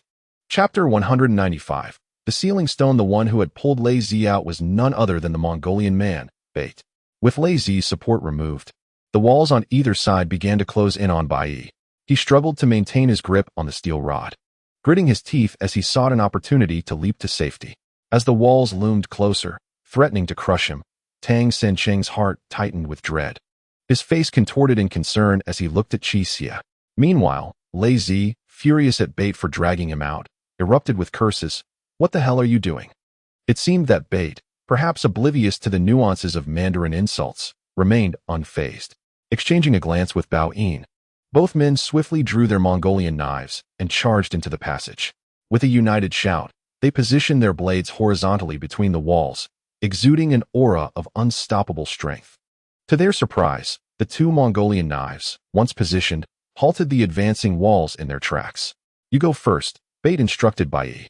Recognizing the confidence of the duo, Bai Yi refrained from any further pleasantries, sheathed his steel rod, and executed a roll out of the tomb, landing directly in front of Tang Sen-chung. The latter, overwhelmed, burst into tears, a reaction that caught Xiao Ning off guard, causing tears to well up in his eyes as well. Bai Yi, exasperated by Tang Sen-chung's display of emotion, chastised him. "Why are you crying? I'm not dead yet. Is this a funeral?" Witnessing this scene, Zhang Lao Mao was suddenly reminded of his own painful memories. He recalled the time he had fled in the face of danger, watching his comrades perish before his eyes. Though he had survived, his heart had borne the weight of that day for years. The bond shared among Bai Yi and his companions stirred a deep sorrow within him. Observing Bait and Bao Yin, the two displayed remarkable synergy. As Bait held the Mongolian knife steady, Bao Yin stepped forward, and then Bait moved, both men rhythmically advancing towards the tomb's exit. The resilience of the knives was astonishing. Even when supported by only one, their form remained intact. In a moment, the two Mongolian warriors reached the exit, with Bait leaping out first. Only Bao Yin remained, valiantly supporting the weight of the blades. As Bait withdrew his knife, Bao Yin took a deep breath, positioned the blade behind him, and executed a backflip, gracefully propelling himself outward. Despite his robust physique, he moved with the elegance of a swallow, bringing the knife with him. As he landed, the walls crashed together with a thunderous boom, reverberating in the air. It was indeed a life and death moment. Rising to his feet, Bao Yin inspected his knife, relieved to find it unscathed, and secured it back on his back. Bai Yi commended. "You both possess remarkable skills. It is no wonder you were chosen as guardians." Bart remarked that possessing exceptional skills serves little purpose if they are merely relegated to handling mundane affairs. His talents have long been left dormant, for the times have changed, and it is no longer an era for bloodshed. Had it been in the past, he and Bao Yin would undoubtedly have been formidable warriors on the battlefield. Bai Yi wholeheartedly concurred with this sentiment. Observing their current location at the far end of the tomb passage, the cramped space felt even more constricted with so many people gathered. Tang Sancheng had been retreating steadily, but upon reaching an immovable object behind him, he found himself perplexed. Lei Zi, too, felt a sense of confusion, recalling that the last time he was there, he had not encountered such a mechanism. Could it be that he had misremembered the layout? Irritated by the hard object at his back, Tang Sancheng turned around, only to be startled by a pair of large, bell-like eyes. He was momentarily frightened, but upon closer inspection, he realized it was a stone horse, intricately carved, with even the strands of its mane distinctly visible. However, its eyes were disproportionately large, seemingly glaring at him. Tang Sancheng exclaimed, "Why are you staring at me? Do you resent my presence in your space?" His childish antics drew a reprimand from Xiao Ning. "Tang Sancheng, why can't you ever act properly?" Upon seeing the stone horse, Zhang Laomao commented, "This is a sealing stone. A sealing stone is employed to completely close a tomb chamber, and it is activated from the outside. The tomb door is then entirely sealed, rendering it impossible to open from the exterior." Sealing stones take various forms across different eras. For the Han people, they typically took the shape of dragons. However, given the close connection of this tomb to the Mongolian culture, it is entirely reasonable for the nomadic people to use a horse as a sealing stone. Bai Yi reached into the horse's open mouth and retrieved a rusted iron chain. This chain, when pulled, would close the tomb door, but it could only be used once and was now rendered useless. With a slight tug, Bai Yi broke the chain effortlessly.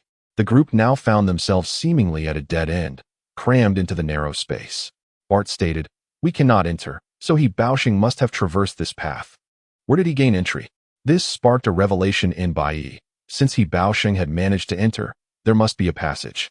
While searching, Bai Yi inquired of Bart, "I have heard that the tomb of the Great Khan is shrouded in secrecy, located deep within the grasslands, and that the tombs of all his relatives are situated together. Yet, how could the longevity bowls appear here? This tomb is indeed rather peculiar." This matter had also been mentioned in the Golden Genealogy. The Golden Genealogy has resurfaced, Bart noted. "We, the followers of shamanism, believe in the eternal heaven. When the Great Khan fell gravely ill, his ministers attempted to prolong his life, but unfortunately, they were unsuccessful. By the time the next generation ascended, Kublai Khan hoped to grant immortality to the members of the Golden family. He heeded the words of a sorcerer from the Central Plains, who claimed that by using the soil of Kunlun, a pair of longevity bowls could be crafted. While the bowls were indeed successfully made, they subsequently vanished without a trace. No records from the Yuan dynasty mention this pair of longevity bowls, and the golden genealogy offers not a single word regarding their whereabouts, only affirming the existence of the longevity bowls. Bai Yi emphasized, the golden genealogy does not lie. The alchemist, once again the alchemist. Bai Yi lowered his head and pondered for a moment. The authenticity of the golden clan genealogy is indeed established. This family takes pride in its lineage, meticulously documenting every detail, passing it down through generations. Now, a wooden box containing the longevity bowl has emerged, confirming its real existence. Yet, for whom was this tomb constructed? Where has the longevity bowl vanished to? As Bai Yi was lost in thought, Tang Sanqing engaged in a contest of strength with the stone horse, leaning closer to its stony eyes. Why do you glare at me? Your eyes bulge like two electric bulbs. Be careful lest I pop them. As he spoke, Tang Sanqing extended 2 fingers towards the horse's eyes, and upon contact, exclaimed, "Oh, the horse's eyeballs are movable." Chapter 196, The Han Woman. Upon hearing that the stone horse's eyes were movable, Bai Yi immediately understood. He realized that Baosheng had long been aware of the horse's secret, which is why he left before them. The horse's exterior appeared to be a sealed mechanism, yet the true secret lay within the eyeballs. Bai Yi pressed both hands against the horse's eyes, and indeed, a stone door swiftly slid open to the left. With Jiang Laomao's reminder regarding the flowstone array, Bai Yi held back the others, picked up a larger stone, and threw it inside, only daring to enter when he observed no reaction. The walls of this tomb room were finally adorned with intricate carvings. Large images were etched upon the walls. Xiao Ning remarked, "Strange. All the figures depicted on these 4 walls are of the same woman, a Han woman." The Han woman on the walls displayed 4 distinct postures. One sat gracefully, resting her chin on her hand, gazing into the distance, her sorrow palpable and affecting all who beheld it. Another figure on the wall turned her back to the crowd, casting a fleeting smile over her shoulder, exuding charm and grace. A third image depicted the Han woman holding flowers, her head bowed as she contemplated them. An infinite loneliness that only Xiao Ning could sense. Perhaps, as a woman herself, she felt an innate connection to the natural depiction of the Han woman on the walls, as if captured in a stolen moment, leaving a profound impression. The final wall portrayed the Han woman seated in a parlor, a guqin placed before her, as she played, her head lowered, embodying an air of infinite allure.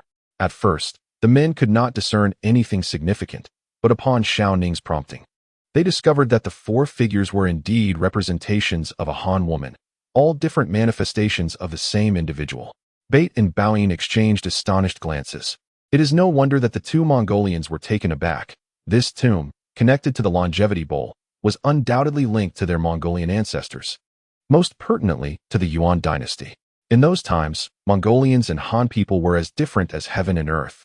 The Yuan dynasty classified people into 4 ranks. The first was for Mongolians, the second for Simu people, such as the Jurchens and Khitans, the third for northern people, and the fourth for southerners, the Han. It is said that a decree once issued during the Yuan dynasty aimed to eradicate the 4 prominent Han surnames, Zhang, Wang, Li, and Zhao, but faced opposition from some enlightened individuals, leading to its postponement. The stone carvings of Han women are a rare sight here. Although the Yuan dynasty was not devoid of Han concubines, when Yuan Xuanzong married for the first time, he was granted a Han woman, Guo, as his consort. This Guo was no ordinary palace maid. She hailed from a distinguished lineage, being a descendant of the illustrious Guozi, the famed general of the Tang dynasty, whose ancestors once struck fear across the Middle East, capturing Baghdad and the Caliph, and drinking from the Mediterranean as a Chinese warrior. Why did the founder of the Yuan dynasty choose a Han concubine for his grandson? True Jin had received a classical Confucian education from a young age, was proficient in Han, Mongolian, and Tibetan languages, and possessed a profound understanding of Han culture. He was also one of the most sinophile members of the Mongol royal family. To appease the Han population, which comprised 90% of the total populace, it was indeed fitting to solidify ties through marriage. In this context, Guo became the consort to the imperial grandson, and their relationship seemed amicable, as Guo soon gave birth to Prince Go. Due to the unique regulations of the Mongol Yuan royal family, the primary consort was expected to come from a prominent Mongolian clan. Although Guo was deeply favored and bore a son, she could not ascend to the status of primary consort, becoming merely a secondary wife. Consequently, Xuanzong later reinstated the Mongolian noblewoman, Dalji, as the principal consort. There are historical accounts suggesting that Dalji was incapable of bearing children. The 3 sons and 1 daughter of Xuanzong, namely Prince Mu and the 2 future emperors, Wuzong and Renzong, as well as the princess of Lu, Xiangge, were all born of Gua. Since Mu was born before Dalji entered the palace, she could not claim him as her son, thus recognizing only the 3 children born after her entry as her own. For the sake of her children's futures, Gua willingly allowed them to be raised by the primary consort, as the distinction between legitimate and illegitimate offspring carried profound implications. The new history of the Yuan records that upon Wuzong's ascension, Mu was granted the title of Prince of Wei, receiving a golden seal. When Renzong ascended, he summoned Mu, stating, "I share the same father as Mu, and if I do not nurture him, whom can he rely on?" He bestowed upon him 20,000 taels of silver and, the following year, allocated 65,000 households in Dinghai County as his fief. He treated him exceptionally well. Although the world knew that Mu was a half-brother to both Wuzong and Renzong, Renzong's comment raised suspicions, lending credence to the historical accounts. Gua's subsequent fate remains unknown. She likely perished during the reigns of the founder or Chungzong, with no official records documenting her death.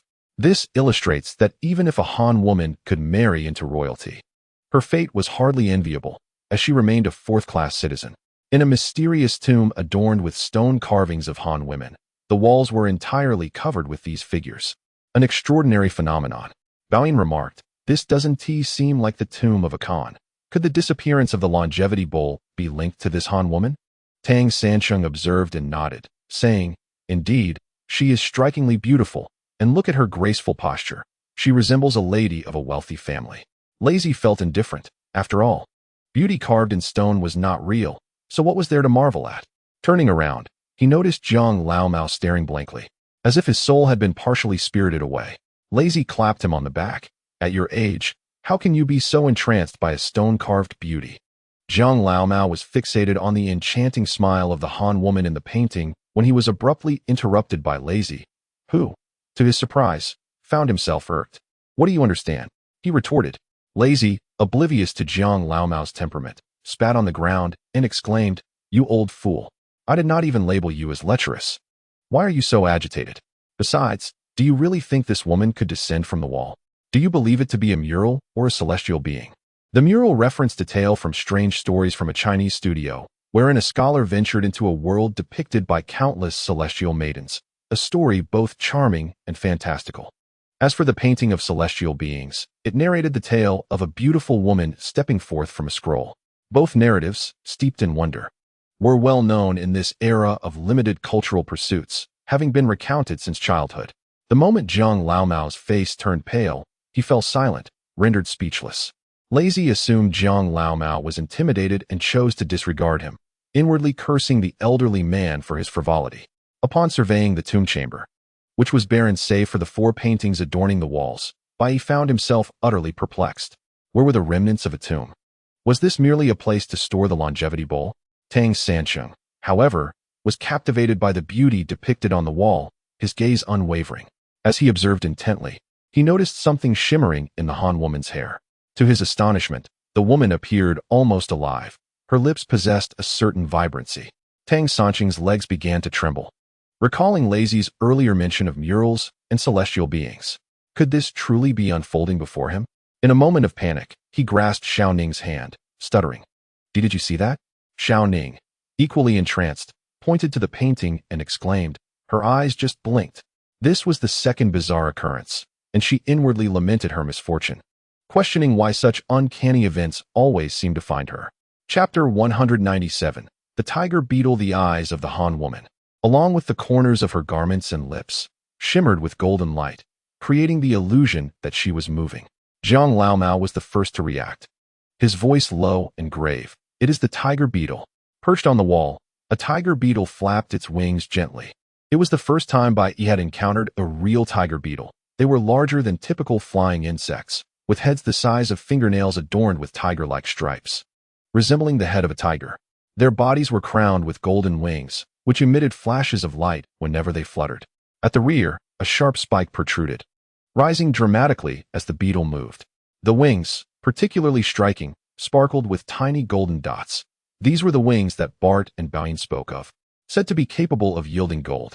Bart and Bai Yi knelt on the ground, arms raised above their heads in reverence, before prostrating themselves on the floor. After a brief ceremonial display, they exclaimed with excitement, "We have actually encountered the tiger beetle mentioned in the Golden Genealogy. This long-extinct sacred artifact has appeared before us. At least, He Baosheng did not deceive us. This place is indeed connected to our ancestors." The walls were teeming with hundreds of tiger beetles, and others adorned different surfaces as well. Bai Yi was immediately inclined to approach and capture one, but Bart shook his head, cautioning him against touching them due to their potent venom. Their ancestors had once employed tiger beetles in combat, utilizing their eagle-like cries and toxic secretions to strike fear into their enemies. Was this one of the pivotal reasons behind the Golden family's invincibility in battle? Bai Yi understood that should he miss the opportunity to catch a tiger beetle this time, he might never find them again elsewhere. He inquired of Bart where the venom was primarily concentrated on the tiger beetle, to which Bart pointed to its tail, akin to scorpions. They employed their sharp stingers to attack foes, and their venom was incurable. Tang Sancheng pulled Bai Yi aside, reminding him that he bore the protective charm of the symbol feather, which had previously shielded him from the venom of the blind snake. Bai Yi nodded. Regardless of the risks, he was determined to make an attempt at capturing a tiger beetle. 7 Evil hoisted Bai Yi onto his shoulder, and as Bai Yi prepared to seize a tiger beetle, Bao Yin's demeanor swiftly changed. She unsheathed her Mongolian saber and positioned it before the two. "You cannot touch our sacred insects. They are the benefactors of our Golden family." The more naive individuals tended to be the most obstinate. They were not the type to be swayed by monetary means, making them exceedingly difficult to deal with. An idea struck Bai Yi. Why not take one back to show your kin? It would serve as undeniable proof of your arrival here. After all, we Han people believe actions speak louder than words. The most effective strategy was to entangle them further. These two were particularly concerned about their position as guardians of the shamanic faith. Finding the eternal bowl bore the same significance as capturing a tiger beetle.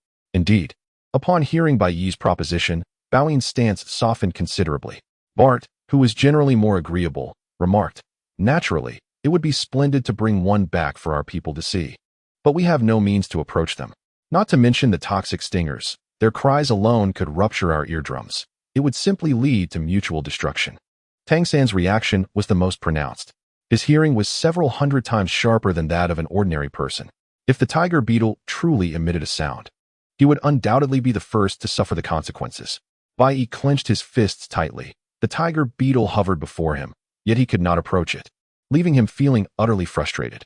He leapt down from Qi Xie's shoulder just as a tiger beetle suddenly descended, landing on Tang San's shoulder, its venomous stinger twitching ominously. Tang San's pupils instantly dilated as he curled his body in response. The crypt was enveloped in silence. The tiger beetle's sharp stinger pierced through Tang San's clothing, causing him to shudder as he felt the prick against his skin, itchy and cool. Bate dared not make a sound, his hand instinctively reaching for the large blade at his back, indicating he was prepared to choose Tang San over the tiger beetle. Bai Yi silently acknowledged that this man was worth befriending, while Bao Yin remained motionless, fixated on the scene. Tang San's mouth gaped open as he inhaled sharply. The stinger was perilously close to breaking his skin. It was nearing, closer still. He squeezed his eyes shut, his fists cracking with tension. Just as the stinger grazed his skin and then withdrew, Tang San exhaled a sigh of relief. Suddenly, the tiger beetle let out a long, piercing cry, reminiscent of an eagle's call, though faint and subtle. Tang San could barely discern it. As the last note of that cry faded, Bai Yi took a step back, exclaiming, "Oh no!" All the tiger beetles on the wall leapt into the air, their golden wings converging, shimmering spectacularly like gold dust suspended in the air. They formed a collective, surging towards Tang San. The blinding golden light enveloped him, rendering him unable to open his eyes, and he felt a tingling sensation across his face, his eyelids growing heavy. The swarm of tiger beetles surrounded his head, obscuring not just his features, but even a single strand of hair, leaving his entire head aglow with golden light. Countless stingers quivering, their wings flapping, creating a terrifying buzzing sound. It seemed that once the tiger beetles dispersed, only Tang San's bones would remain.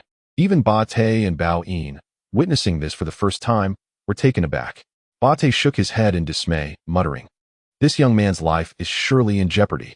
Meanwhile, Tang Xin felt as if he had fallen into a pile of gold. He struggled to crack his eyelids open, barely able to see the golden radiance before him, with several tiger beetles perched on his eyelids. His mouth was rendered immobile, unable to utter a cry for help. One particular tiger beetle appeared directly in front of him, its prominent eyes striking against its tiger-like visage. Tang Xin closed his eyes to ease the strain and, upon reopening them, noticed inscriptions on the surface of the tiger beetle. At first glance, one might mistake the patterns on the beetle for tiger stripes, but upon closer inspection, they were all characters resembling the word king, identical to the one found on the tiger's head. This tiger beetle seemed to be a hybrid of a tiger and a scorpion, enhanced with an additional pair of wings. The wings of the tiger beetles gently brushed against Tang Sanqing's face, leaving him both ticklish and cool. As all the tiger beetles began to flap their wings in unison, Tang Sanqing felt as though his head would explode. Unable to endure it any longer, he roared, "Get lost!" Chapter 198. The Innocence with Tang Sanqing's thunderous shout. All the tiger beetles took flight, enveloping his head once more. Bai Yi's heart lifted again as Tang Sanqing resolved to fight back. His entire body twisted in an attempt to shake off the relentless beetles, but no matter how he moved, they clung stubbornly to his head. Losing his balance, Tang Sanqing collided with the wall behind him, and Bai Yi witnessed his figure plummet, vanishing from their sight. Just as Qi Jia was about to rush forward, a massive stone pillar sprang up from where Tang Sanqing had fallen, hurtling towards the group. Just as it seemed destined to strike Qi Jia's heart, he deftly leapt into the air, landing gracefully to avoid the pillar. His nimble agility drew applause from Bart. Impressive skills. The stone pillar, having collided with the ground, returned to its original position, leaving no trace behind. Bai Yi felt a surge of trepidation. While he had heard of the dangers within this tomb from Jiang Laomao, witnessing it firsthand was an entirely different experience. With so many tiger beetles upon Tang Sanqing's head, and his fate now uncertain, Bai Yi, though worried, understood that in the depths below, one could only rely on oneself for fortune. Life and death were entirely self-determined. He glanced at Bart and asked, "Brother Bart, has he Baoxing mentioned anything further about this place?" Bart replied, "He Baoxing only mentioned that this relates to my Mongolian ancestors. Beyond that, he had little to say. He never mentioned anything about the longevity bowl." Despite frequent references to He Baoxiang, they had yet to catch a glimpse of him. At that moment, Lazy discovered a downward passage and exclaimed, "Bai Yi, I didn't expect this place to be two-tiered. There's another level below." As Lazy prepared to descend, he sensed a surge of hot air rising, exclaiming, "Damn it, there's marsh gas." He rolled away swiftly, narrowly escaping the immediate danger. The hot air erupted with a loud bang, accompanied by sparks, resembling a dragon exhaling fire as it ascended. The fiery serpent vanished in an instant, leaving Bart and Baoyin, who were largely unaware of marsh gas, caught off guard, their eyebrows and hair singed in parts, diminishing their formidable presence. They exchanged an awkward glance. Lazy, still clad in loose gunpowder, feared that an explosion would turn him into a charred corpse. He patted his chest in relief. Good heavens, that was close. Yet, it seems no one has ventured down here before. The biogas had emerged, and Bai Yi, holding a flashlight, shone it downward, revealing the faint outlines of two figures below. Resembling two children, one on the left and the other on the right, utterly still. Bai Yi decided to descend, and as he drew closer, he discovered that they were two clay figurines, crafted from dried mud, appearing remarkably intact. Lazy, with a somber expression, gently prodded one of the clay figures with his finger. The outer layer of the figurine immediately cracked, falling to the ground with a soft thud, exposing what lay within. At that moment, Xiao Ning arrived, and upon seeing the revealed object, gasped at the sight of a small, dark purple face. "Why is it a child?" Lazy turned and similarly prodded the other clay figure, which also contained a child, its complexion dark purple, eyes wide open, exuding an air of innocence. Lazy clapped his hands and remarked to Xiao Ning, "This is your first encounter with the burial figurines of young boys and girls, isn't it?" It turned out that these clay figurines were ancient representations of young boys and girls, crafted to accompany the deceased in burial. In life, these children had ingested mercury and had holes drilled into their heads, backs, and skulls, filled with mercury, only to be coated in mercury powder after death, preserving their forms over millennia without decay. Numerous areas on the bodies had developed dark purple spots. The burial items, often coated in mercury powder, underwent chemical changes over time. Those from recent eras appeared reddish-brown, while older ones turned dark purple, colloquially referred to as mercury spots or mercury immersion. This method of preservation, however, was ineffective for the deceased. Once life ceased, blood no longer circulated, rendering mercury inert within the body. This technique was applicable only to the living. The pair of figurines appeared to represent children around 6 years of age, though given the slower development in ancient times, they were likely closer to 4. Xiao Ning noted that the girl had a decorative bell-like adornment atop her head, suggesting she was once a child who cherished beauty, despite the decay of her clothing. It still seemed quite fitting. Bai Yi shared Xiao Ning's sentiment. Typically, burial figurines of living children bore a tragic appearance, yet this pair exuded an air of nobility. Indeed, they possessed a certain grace, retaining traces of their former lives. The girl appeared to be gazing upward with innocence. Her headdress adorned with not only the bells, but also a small jade hairpin, the style unmistakably Han. Xiao Ning carefully wrapped it in cloth. Observing that the hairpin was quite elegant, tilting her head, she pondered, "This pin seems familiar. Where have I seen it before?" Lazy glanced over, astonished. "Isn't this the very hairpin belonging to the Han woman depicted on the wall? It's an exact match." Indeed, Bai Yi sensed he was on the verge of uncovering something significant, yet all the clues remained disjointed. Suddenly, Jiang Lao Mao dropped to his knees. "She has manifested again. She has shown herself once more." He pounded his head desperately against the ground, making a sound that echoed, while Jiang Lao Mao shouted incoherently, repeatedly performing the same action as if driven mad, until blood began to trickle from his forehead. Bai Yi could no longer bear to watch and forcefully pulled him up. As Jiang Lao Mao muttered, "She has manifested. She must have possessed this maiden. It is she. It must be her." Bai Yi, listening to Jiang Lao Mao's ravings, suddenly pointed at him and exclaimed, "Old fellow, you did not speak the truth back then." Jiang Lao Mao had mentioned witnessing the tiger insect armor, yet failed to mention the image of the Han woman on the wall. Logically, the 4 walls bore the likeness of that Han woman, so conspicuous that Jiang Lao Mao could not have overlooked it. Yet, he had not uttered a single word about it, and now he was frantically calling out her, which clearly referred to the Han woman depicted on the wall. What did he mean by saying she had manifested again? He must have seen the Han woman manifest at least once before. Otherwise, how could he have mentioned again? Jiang Lao Mao, taken aback by Bai Yi's accusation, suddenly crouched down, covering his face with his hands, weeping like a child, leaving everyone utterly bewildered. In the 199th chapter, Vivid Life, Jiang Lao Mao wept copiously for 5 minutes, mixing snot and tears, before wiping his face and looking at Bai Yi. "Brother Bai, it's not that I refuse to tell you the truth, but this matter is too strange to articulate. I have been tormented by it for over a decade, nearly to the brink of despair. I thought that as long as I could return once more to see her, I would be content, even if it meant dying here." His words were perplexing. Yet Xiao Ning, being a woman, grasped something. "You insisted on returning with us, just for that Han woman on the wall?" Jiang Lao Mao nodded. "Yes. It is for her that I am willing to descend once more." It turned out that Jiang Lao Mao had inadvertently stumbled into that tomb chamber, where he was captivated by a beautiful woman looking back at him from the wall. In that moment, he was spellbound, feeling as if his very soul had been ensnared. Initially, he was unaware of the tiger insect armor attached above. He assumed he was merely hallucinating or that his life was drawing to a close, confronting illusions as he felt himself growing faint and collapsing to the ground. In his dazed state, he sensed someone approaching, drawing nearer. It was the woman's face, gentle and serene.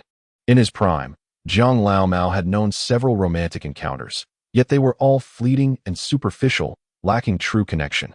This woman's touch seemed to caress him, as if examining his wounds, and with every gesture, Jiang Lao Mao felt as though he had entered a realm of enchantment. At this point, Lazy raised an eyebrow dismissively, finding the explanation far too simple. Jiang Lao Mao had experienced life and death and suffered the greatest blows, with 6 brothers perishing before his eyes. His mind was likely already clouded, and given the circumstances of his desperate flight, it was not surprising that he would conjure illusions. In this underground realm, what was impossible? At that moment, old Jiang felt an overwhelming sense of serenity. When he finally regained consciousness and opened his eyes, the first sight that met him was the portrait of the Han woman on the wall. Then he noticed the tiger beetles perched upon it, a creature he had never encountered before, and of which he was unaware of its formidable nature. However, His entire focus remained on the image of the Han woman, gazing at her with utmost reverence, not daring to make a sound. Earlier, while he was up there, he had heard Bart speak of the fearsome qualities of the tiger beetles, which sent a chill through his heart. He recalled how in the past he had perceived the Han woman in the painting as a divine manifestation, and he dared not offend her, lest his movements provoke the beetles and turn him into a lifeless corpse in that place. Old Jiang and the Han woman seemed to gaze at each other from a distance, particularly captivated by the portrait of her looking back. The more he looked, the more he felt as though she was gazing back at him. He stood there, entranced, losing all sense of time. This extraordinary encounter made him feel as if his life had been lived in vain. And in a daze he realized that had it not been for the sudden thought of his 6 brothers having perished there, igniting his will to survive, he might have resigned himself to waiting for death in that place. At my age, is it appropriate for me to bring this up? Old Jiang said with a grimace. Lazy clicked his tongue and remarked, no wonder you seemed dazed earlier. It appears there's an underlying story. Which path did you take when you left? Bai Yi inquired. The tomb was indeed like a labyrinth. Tang Sancheng had fallen from the place where the stone columns emerged, and there was also a passage leading to the child spirits. It was evident that old Jiang did not depart from either of these routes, implying the existence of a third passage. The portrait opens from the center. I departed from there. It leads to a tomb passage that winds its way upward. Old Jiang replied. Upon returning here, I recalled it all. Bai Yi recognized that his last statement was mere nonsense. He was attempting to keep this information to himself, preserving a potential escape route. Old Jiang was a character full of jest, yet his current willingness to divulge this seemed somewhat suspect, leaving others uncertain of his intentions. Bart and Bai Yi remained silent after descending into the underground chamber, their expressions somewhat sullen. Observing the pair of child spirits, it became evident that they were surrounded by children's toys, which were quite rudimentary and limited in variety, primarily crafted from wood. Piled up in the corner, they appeared forlorn and covered in a thick layer of dust, yet remnants of the children's laughter and joy lingered in the air. However, a troubling question arose. Typically, the child spirits buried alongside the deceased would only include those who had been purified and prepared for burial, with no personal belongings accompanying them. Suddenly, Bai Yi realized the significance of the children's clothing, which was traditional Han attire. These 2 children are of Han descent. Bai Yi, feeling increasingly agitated, exclaimed, what is going on here? Isn't this the ancestral tomb of our Mongolian forebears? Why is there such a pervasive presence of Han culture? Bart gave him a nudge. Aside from the 2 of them, everyone else present was Han Chinese. Bai Yi was somewhat irked, murmuring incessantly with a visibly disgruntled expression. His words elicited a hint of annoyance from Lazy, who retorted, so what if they are Mongolians? And what of the Han? It's the 1980s. Do you still believe it's the era of the Yuan dynasty for the Mongol people? You think you can kill or torture at will?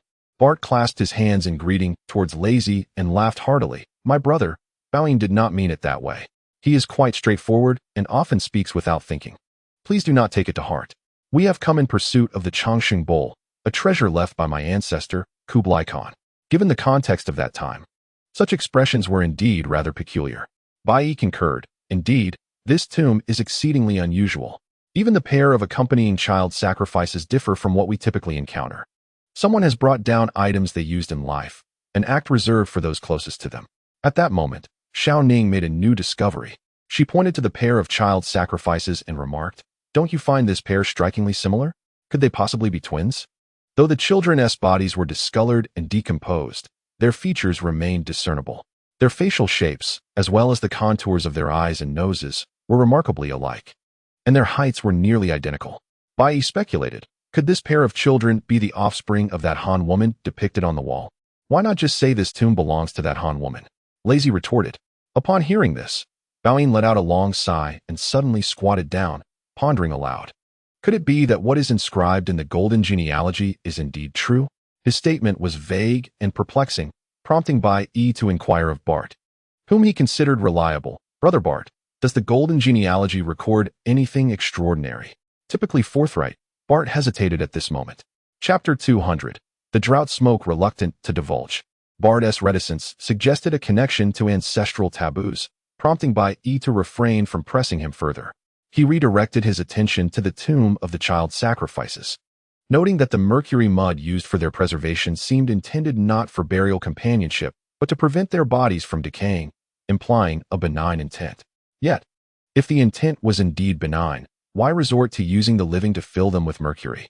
Was it because they would soon meet their demise, whether early or late? Bai Yi found the latter hypothesis more plausible. Since the pair of child sacrifices were destined to perish, how they died could be made more palatable. Nothing could be more comforting than ensuring their bodies remained intact and uncorrupted. The group began to inspect their surroundings for other mechanisms or hidden passages when they suddenly heard a series of knocks from the wall. "It's Tang Sanqing," Xiao Ning exclaimed excitedly, convinced that he would not easily concede defeat. He resembled a weed, seemingly insignificant yet possessing formidable strength. Lazy located the source of the sound in the corner by the girl child.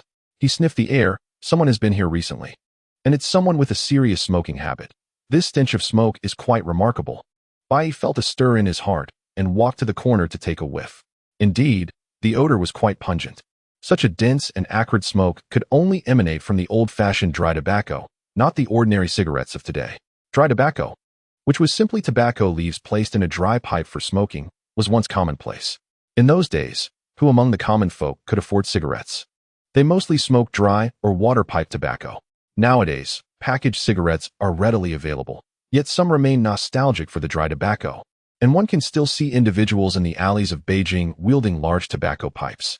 This large pipe, known as a dry tobacco pipe, features a metal bowl, mostly made of copper, with a hollow wooden shaft, often crafted from ebony or bamboo. The mouthpiece varies from person to person. Wealthier individuals might possess a jade mouthpiece, while ordinary folks typically use a copper one. Due to the absence of a filtering device, smoking from it can be quite harsh. Presently, small department stores still display various sizes of tobacco pipes and accessories. The larger pipes measure around 60 centimeters, while the smaller ones are less than 20 centimeters. Numerous street vendors sell loose tobacco leaves and remnants. In some households with many smokers, each person has their own pipe. Even young girls, as young as 7 or 8, imitate the adults and have been known to start fires while smoking behind woodpiles. One small goods store even crafted a nearly 3-meter-long pipe, with a bowl the size of a wash basin, as a gimmick to attract customers. Bai Yi recalled that his master once owned a dry tobacco pipe, adorned with a jade headpiece made of Hetian jade, a piece that had broken off during a mishap while his master was excavating. It was embedded into the pipe, lending it a certain elegance. It was unclear whether his master cherished the taste of dry tobacco or simply could not part with that small fragment of jade. But he carried it with him always, indulging in a few puffs whenever he had the chance, finding great pleasure in it. As Bai Yi pondered this, he became increasingly convinced that the person who had brought Ba Te and Bao Yin inside was indeed his master, He Baoxing. Now over 100 years old, he was still alive and seemingly spirited enough to be involved in this matter. Was it possible that the one knocking was his master? Lazy had already approached that corner. Raising his voice, "Tang Sanqing, is that you? If so, make a sound." Suddenly, silence fell on the other side of the wall. Unlike Lazy and Bai Yi, Tang Sanqing was not one to communicate in Morse code. A simple knock would not convey any meaningful message. Noticing the lack of response, Lazy became agitated and shouted, "Damn it, Tang Sanqing, are you dead or alive? Make a noise." Xiao Ning suddenly squeezed in, tapping the stone wall and shaking his head. "This stone is very dense. It's difficult to break through. We might only succeed with explosives." Upon hearing the mention of explosives, Baoyin shook her head vigorously. No. If we cause a collapse, where will we find the longevity bowl?" A voice resonated from the opposite side, cautioning, "This area cannot be detonated. The tomb structure is quite intricate, unlike conventional burial chambers. If we were to explode it, we would find ourselves trapped indefinitely. That young lady earlier, I can tell she has a keen eye for the considerable density of this stone. I assure you, while the density is indeed substantial, the arrangement of these stone walls follows a specific pattern. Do not excavate. Instead, locate the edges with gaps, pry them open first, and then dig. It can be breached." Suddenly, Baoyin dashed forward, exclaiming, "Old man, it's you. Return my package." Compared to Bart, Baoyin displayed a certain childishness, fixating on her belongings at such a critical moment. Nevertheless, this confirmed the identity of the person within the package as He Baoxing without a doubt. Although his voice had aged considerably, Bai Yi still recognized it distinctly. It was undeniably his guiding master. Instinctively, Bai Yi refrained from speaking further, observing Xiao Ning as she advanced, her flashlight illuminating the stone wall. as He Baosheng had indicated. The stones were arranged in a diamond pattern. Upon identifying the junction, Xiao Ning produced a steel needle, its tip sharp and flat, and expertly inserted it into the gap. She then retrieved a hammer to tap it down, and immediately, fragments of stone began to break away. This task required precision, not something that could be accomplished swiftly. The two Mongolian men grew impatient, prompting Bart to approach. "Miss, may I assist?" Noticing the Mongolian broadsword strapped to his back, which had withstood significant pressure against the wall without bending, Xiao Ning deemed it exceptionally sturdy and allowed Bart to drive the sword into the gap. Meanwhile, the others began to move larger stones to strike down, initiating a simultaneous excavation from both sides. In no time, a hole the size of a fist appeared in the stone wall, and the sounds emanating from within grew increasingly distinct. He Baosheng cautioned, "Do not rush inside. There are hidden crossbows here." Tombs often conceal such traps, which, when triggered, unleash a barrage of arrows from concealed positions, capable of inflicting fatal injuries if one fails to evade in time. Many grave robbers have encountered such mechanisms. The term hidden crossbows refers to a nest of them, which can unleash hundreds of arrows, piercing the intruder's heart. Bai Yi found it inconvenient to speak, casting a glance at Qi Xie, who understood the silent communication. "Are you injured? Where is the direction of the crossbows?" "Correct. I was struck in the leg by an arrow, but I have removed it. The crossbows can fire in succession." He Baosheng, showing a semblance of conscience, remarked, "If you enter, you will trigger the mechanism, so it is best to remain outside." Now, the stone wall had been further exposed. Lei Zi's flashlight illuminated a face before Bai Yi. The visage was smooth, with few wrinkles, adorned with silver hair, truly a case of white hair yet youthful appearance. Noticing a small black mole beneath the nose, Bai Yi was certain it was indeed his master. He Baosheng glanced toward them and suddenly remarked, "Just now, I heard voices from your side.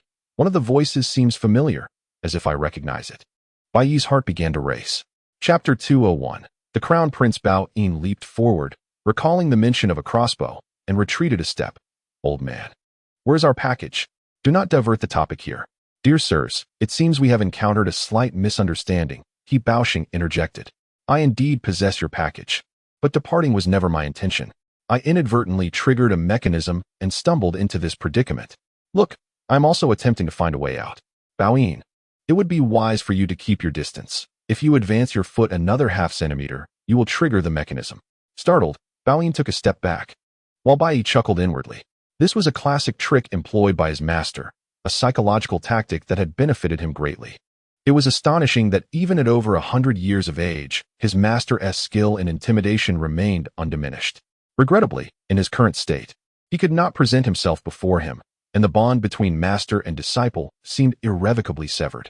He Baosheng's explanations left Bao Yi and Ba Te in a state of skepticism. He continued, "Pray tell, what valuable items or extraordinary treasures lie within your package?" "Nothing of the sort," Ba Te replied. "Precisely. If I were to rob you, I would seek some form of wealth. Your package contains nothing. Do you think a man of my age would covet a tarnished reputation?" He Baosheng chuckled, a movement that inadvertently agitated his leg wound, eliciting a cry of pain. Bai Yi mused that despite his advanced age, even a robust physique could not escape the deterioration of internal organs, and such an injury could easily prove detrimental. He discreetly produced a specially formulated ointment from his bag and tossed it over without uttering a word. He Baosheng grasped the ointment and inhaled its aroma. "Ah, this is a fine remedy, an excellent antiseptic. It contains high-quality ingredients like sanqi and baiyao. Thank you, my dear brother." Bai Yi remained silent, while Qi Xie remarked, "You are most welcome." Qi Xie, ever astute, recognized Bai Yi's reticence and understood there was a reason behind it. Thus he stepped forward. At that moment, the entrance had been further widened by Xiao Ning, revealing He Baosheng entirely. Qi Xie inquired if he could still walk, to which He Baosheng nodded, gathering his strength to lean against the wall and slowly make his way through.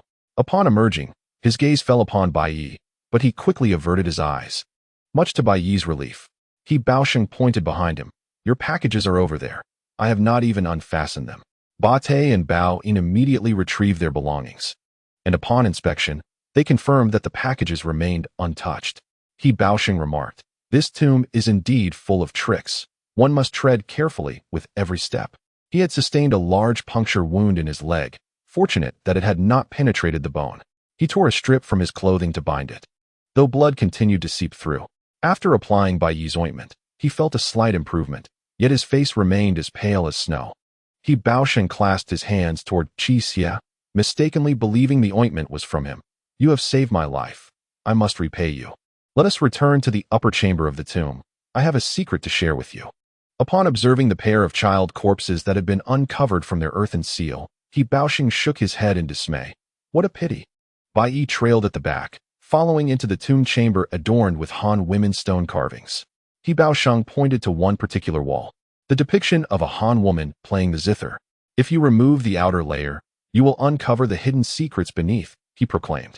Zhang Lao Mao, taken aback, rushed forward to shield the wall, exclaiming, No. With Ba Te and Bao Yi present, there was no room for his protest. The two swiftly pushed Zhang Lao Mao aside and crouched down to inspect the wall. To their astonishment, what initially appeared to be a stone carving was, in fact, a mural cleverly disguised as stonework.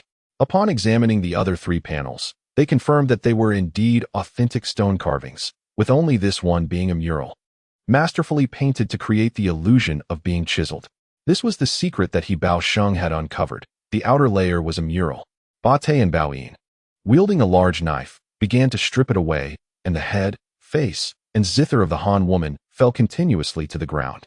Zhang Lao Mao plopped down onto the floor, his expression one of despair. Seeing his plight, Lazy remarked with irritation, Zhang Lao Mao, enough already. You need to understand. This is not some celestial being. It is merely an image. An image, do you comprehend? Zhang Lao Mao remained silent, casting a resentful glare at Lazy. As the outer layer of the mural peeled away, revealing the true mystery beneath, Ba Te suddenly halted, muttering something in Mongolian that bore a peculiar blend of joy and bitterness. In contrast, Bao Yin's reaction was far more fervent, as he excitedly babbled a stream of animated Mongolian words. Ba Te gestured for him to be quiet. Bai Yi understood the exchange. Ba Te had uttered, How is this possible? While Bao Yi, in a fervor, exclaimed that the golden genealogy was indeed true, and that he had truly buried himself alongside the Han woman here, with the longevity bowl also belonging to him. However, Ba Te interrupted before he could elaborate further. The wall's secret revealed that beneath the outer mural lay an image carved into the stone wall, a depiction of a Mongolian man. This was unmistakable, as Mongolians often styled their hair into a small tuft at the forehead resembling a peach, with the rest braided into two long plaits that hung behind their ears, topped with a conical hat.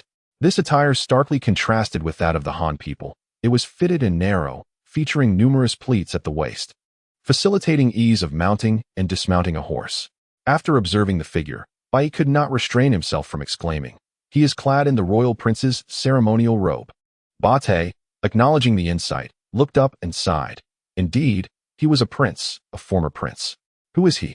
Lazy inquired, noting the striking presence captured in the image, which distinguished him from ordinary Mongolians with his handsome and somewhat refined appearance. Ba Te hesitated to speak, while Bao Yi, appearing somewhat flustered, urged, Just say it. Tell them everything.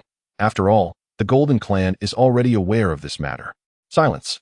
Bart could no longer tolerate Bao Yi's childishness and shouted sternly. Despite Bao Yi's imposing stature, he was deeply intimidated by Bart. Upon witnessing Bart's fury, he immediately wilted and was dismissed. Only then did Bart speak. Had certain events not unfolded in the past, the throne would surely not have been claimed by Kublai Khan, for he was the true heir apparent and a member of the golden lineage. His abilities surpassed those of Kublai Khan, and the Khan held him in high regard. This Khan most likely referred to Genghis Khan. However, historical records make no mention of this prince. What grievous error could he have committed? Apart from the golden genealogy, all accounts have erased his existence. Chapter 202. Woody. At this moment, Bai Yi was filled with countless questions. Yet he became aware that he had already spoken. He noticed he Baoxing gazing at him with a look of confusion, prompting Bai Yi to ponder how to articulate his thoughts. It was inevitable that he must speak. Considering he Baoxing's age of over 100 years, he might find the notion familiar, yet seeing Bai Yi's youthful visage, he likely could not fathom such extraordinary circumstances occurring in his presence. The thought of denying his identity was tempting, but then he recalled that his name had remained Bai Yi for 50 years, presenting yet another inconsistency. Lost in contemplation, Bai Yi found himself at a loss for how to proceed. Fortunately, Qi Xia was present and inquired, Is this prince also a son of Genghis Khan? Indeed, Bart confirmed. And he was the Khan's most favored son, whose talents, according to the golden genealogy, were nothing short of extraordinary.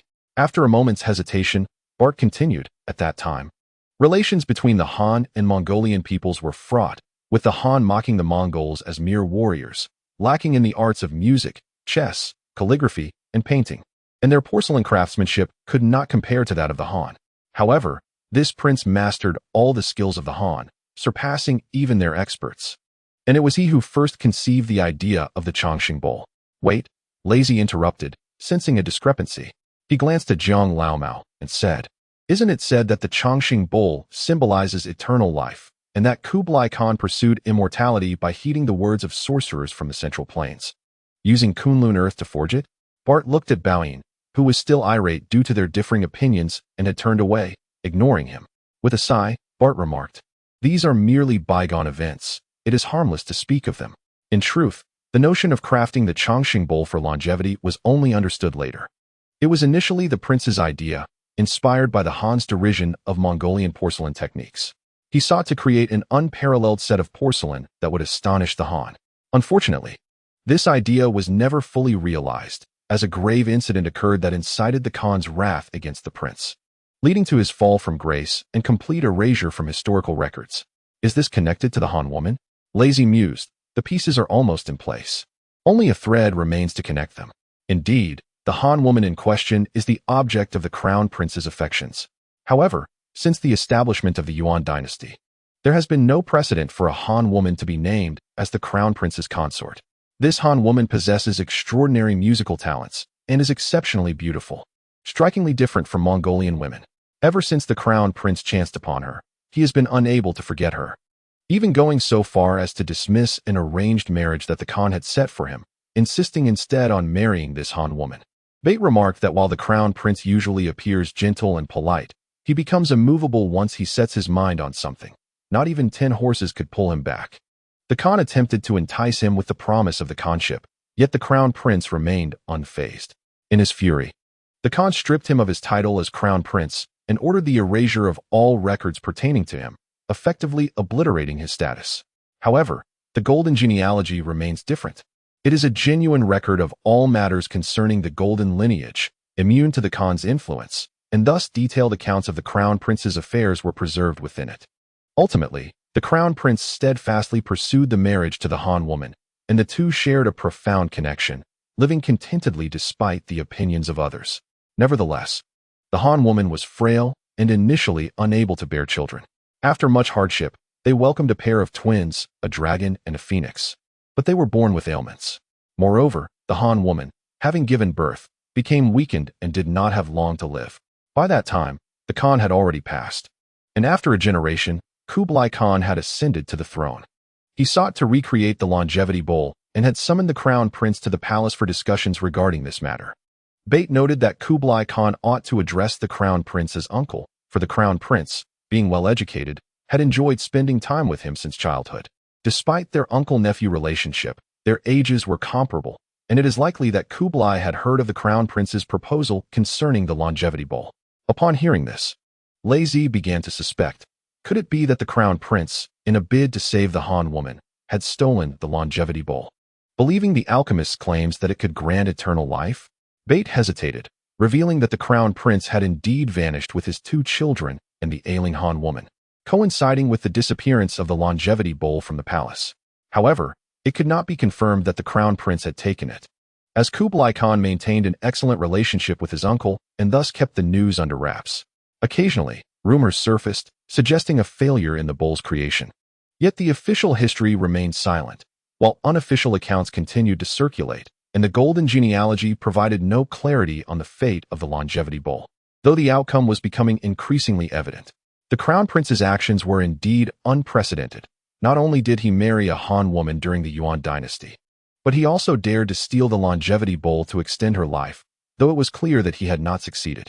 Nevertheless, this tomb undoubtedly belongs to the Han woman, and the presence of the twin children below serves as irrefutable evidence of their lineage.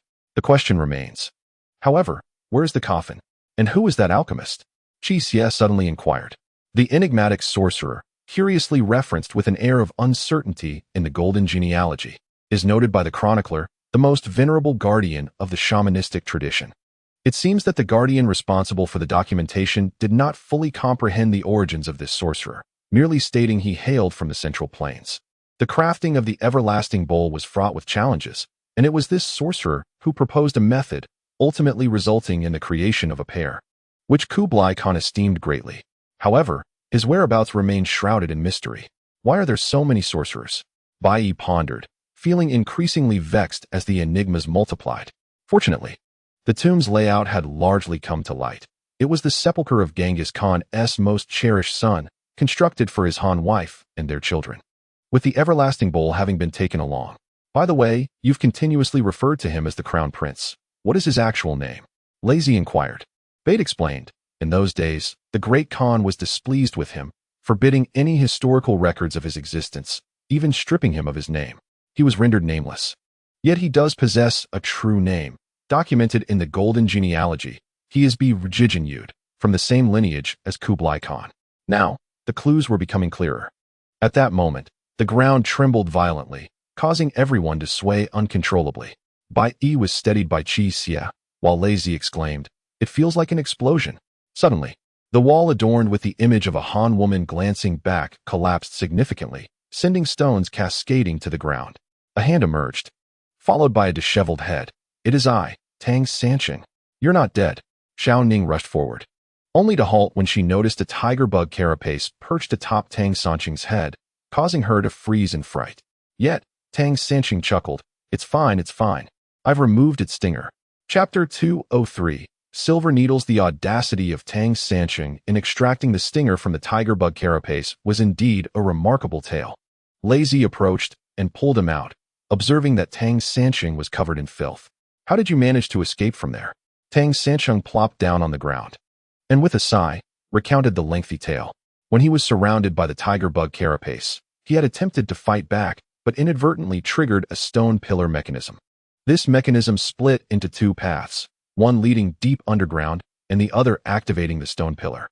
Upon descending, he found the tiger bugs flying away from his face and, looking up, saw them clinging to the wall in the darkness. Lighting his flashlight, he discovered a stone coffin, but soon realized it was not merely a coffin. Overcome with excitement, he immediately thought of informing Bai Yi and the others about the discovery of the tomb owner's sarcophagus. Yet the passage he had descended had transformed into a dead-end mechanism. Bai Yi remarked, "It appears that the mechanisms here are all similar. Once entered, there is no returning the way one came, unless the structure of the tomb is compromised. Thus, you had no means to ascend from the original route." At that moment, fortune favored Tang Sanqing, who had previously endured solitude in the mobile tomb. Thus he was less agitated than before, and his courage had notably increased. He observed the tiger insects, which lay submissively against the wall, utterly motionless, their wings stilled. It seemed as if these creatures had developed a sense of fear upon arriving in this place, paralyzed by trepidation. With the tiger insects remaining immobile, Tang Sanqing felt emboldened to move. He first checked his head, ensuring that no part was missing, nor was there any mark on his face. And then he began to dance exuberantly. Armed with a flashlight, he commenced an exploration of the surroundings. However, as he stepped forward, he activated a mechanism that triggered a crossbow. Fortunately, endowed with extraordinary hearing, Tang Sanqing detected the whistling sound and promptly stepped back, narrowly avoiding the bolts that instead struck the wall where many tiger insects were perched, resulting in the demise of several. It is said that every creature has its nemesis. These unusual tiger insects, when confronted with the crossbow, could do nothing to evade, revealing their lackluster reflexes. Even the piercing shriek of a hawk or the lethal nature of venomous substances proved futile against the crossbow's strike. Tang Sanqing, feeling a chill traverse his back, glanced back at the wall where approximately a quarter of the tiger insects lay lifeless. He picked up a deceased specimen from the ground. Its wings were remarkably rigid, adorned with a glimmer akin to gold, and the venomous stinger at its tail remained steadfast. In a moment of curiosity, he wrapped his hand in cloth to extract the stinger, only to find that it detached effortlessly, revealing that the stinger was not intrinsic to the tiger insect, but rather had been implanted. Lazy, interrupting Tang Sanqing's narration, exclaimed, "Wait, what did you say?" The stinger at the rear of the tiger insect is not a natural feature, but was affixed by someone? Indeed, Tang Sansheng replied, feeling somewhat aggrieved by Lei Zi's skepticism, as he had risked much to confirm this. He produced the cloth-wrapped stinger. Look, this is clearly a silver needle. How could such a thing grow on a bug? As the group gathered to inspect, He Baoxing nodded in agreement. The young man speaks the truth. This is indeed a silver needle, and one that has been tainted with poison. Young man, had you not wrapped it in cloth, you might have perished from direct contact. Bait removed a silver bundle from his Mongolian saber, which was capable of detecting toxins. All eyes were drawn to the silver bundle as Bait touched it to the cloth-wrapped needle, resulting in an immediate darkening of the silver. It is highly toxic, Lei Zi remarked in astonishment. Tang Sansheng, surrounded by so many tiger insects and their venomous needles so close to his face, had somehow escaped unscathed. His life was indeed remarkably fortunate. Tang Sansheng's face paled as he grasped the danger. Yet he observed that the blackness on the silver bundle took a considerable time to fade. Both Bait and Bai Yi were profoundly affected by this revelation. Bait stated, "In the days of our ancestors, the tiger insects aided our forebears in achieving unparalleled victories until the demise of Genghis Khan, after which these creatures gradually vanished. In the golden genealogy, the mention of the venomous stinger of the tiger bug is brought forth." Lei Zi inquired, stating that it was said to be lethal to enemies, containing potent toxins. Bart shook his head, expressing his disbelief as he had witnessed firsthand that the stinger of the tiger bug was artificially affixed. Truly astonishing. By the way, there are inscriptions on the back of these tiger bugs, but I cannot decipher them. Perhaps you might take a look. As Tangsen spoke, he removed the tiger bug from his shoulder. Bart glanced at it and exclaimed, "Burjigud." Upon further inquiry, it was revealed that Burjigud translates to eagle in Chinese, a creature intricately linked with shamanism. To elucidate the origins of Mongolian shamanism, one cannot overlook the eagle. The traditional shamanic narrative posits that the eagle serves as a divine messenger of the heavens, tasked with descending to the mortal realm to marry a tribal chief and bear a beautiful daughter. The sacred eagle imparts to her the mystical arts of communion with the heavens and the deities, fashioning for her a divine garment from its feathers and adorning her with a feathered crown, enabling her to traverse the celestial realm, nurturing her into one of the earliest and most remarkable shamans. This myth explicates the origins of the Mongolian witch. Furthermore, the earliest incarnation of male shamans is also blood-related to the eagle. In the primordial world, there was neither illness nor death. However, it was not long before malevolent spirits unleashed suffering upon humanity through disease and mortality. In response, the deities dispatched the eagle from the heavens to aid the people. Yet, when this specially sent eagle finally descended, the inhabitants were unable to comprehend its language or understand its purpose for coming. Reluctantly, the eagle circled back to the heavens. Consequently, the gods commanded the eagle to impart shamanic knowledge to the first person it encountered upon arriving on earth. Thus, the eagle returned to the mortal realm and spotted a woman asleep beneath a tree. The eagle united with her, resulting in her pregnancy. At that moment, she was temporarily separated from her husband. Upon reuniting with him, she gave birth to a boy. This child was the earliest shaman among humankind. As the shaman was born of the divine eagle, the eagle became the emblematic ancestor spirit of shamans. The secret history of Mongolia recounts how Yasujii sought the hand of his son, Temujin, later known as Genghis Khan, from the family of Dashuerin. Dashuerin recounted a dream in which a white sea eagle grasped the sun and moon, descending to rest upon his arm. Interpreting this as an auspicious omen, the white sea eagle being synonymous with the eagle. Hence, the white sea eagle naturally represents the ancestral spirit of the Kayan clan to which Genghis Khan belonged, for they had revered the eagle as their totemic ancestor, a fact grounded in historical precedent. Chapter 204, Smoke. Upon hearing this, Bai Yi felt an inexplicable sensation. Genghis Khan's unerring success must surely be linked to the tiger bug. They bear a resemblance to tigers, yet emit the cries of eagles, with inscriptions in Mongolian on their backs. Could these truly be sacred relics bestowed upon the Golden Family by the ancestors of shamanism, aiding them in establishing their dominion? Historically, all Khans have emerged from the golden lineage, which seems rather fortuitous. An odd notion persistently surfaced in Bai Yi's mind, one he could not dismiss. According to Mongolian legend, the three bloodlines of the Golden Family are said to descend from Alan and a celestial deity, serving as the origin of the Golden Family's bloodline. Could this legend indeed hold truth? The tiger bug armor was bestowed by a celestial being to care for its progeny. Genghis Khan, the most powerful of the Golden family, waged extensive wars, achieving remarkable victories, with the legendary Western expedition still vividly recounted to this day. Did this war, alongside the tiger bug armor, contribute significantly to those triumphs? As Wudi, Genghis Khan's favored son, pondered this, Bai Yi was lost in his own imagination when Tang Sanqing remarked, "By the way, the coffin is just below, but it possesses some peculiarities." It became apparent that Tang Sanqing, observing the tiger bugs lose their offensive capabilities under the influence of the crossbow, turned his attention to the coffin. Although it appeared stone, upon closer inspection, as Tang Sanqing placed his hands upon it, he felt the surface was not of stone but rather akin to jade, warm and smooth. Remembering Bai Yi's words about the prevalence of traps in coffins to deter tomb raiders, he emulated Bai Yi's approach, moving aside to toss stones in an attempt to detect any bows or crossbows. While he found no such traps, the impact of the stones caused the stone coffin to emit a wisp of dark smoke. Immediately, Tang Sanqing suspected it to be poison. Covering his mouth and retreating to the wall, hesitating to approach the coffin until the smoke dissipated completely, revealing no signs of poisoning. He then dared to draw closer, only to find the coffin peculiar in nature. It lacked a lid and displayed an unusual size, spacious enough to accommodate more than one individual. Lacking experience, Tang Sanqing felt uncertain about how to proceed with the bizarre stone coffin and, after a moment of contemplation, decided to seek Bai Yi and the others for assistance after finding a way out. However, the entrance through which he had come had become a dead end, presenting a challenge in locating another passage. At that moment, a tiger bug suddenly alighted upon Tang Sanqing's shoulder. Recognizing it as the same one that had been circling him earlier, he spoke to it as he once did to the blind snake. "You survived." Strangely, as soon as his words fell, the tiger bug shook its body, seemingly in response.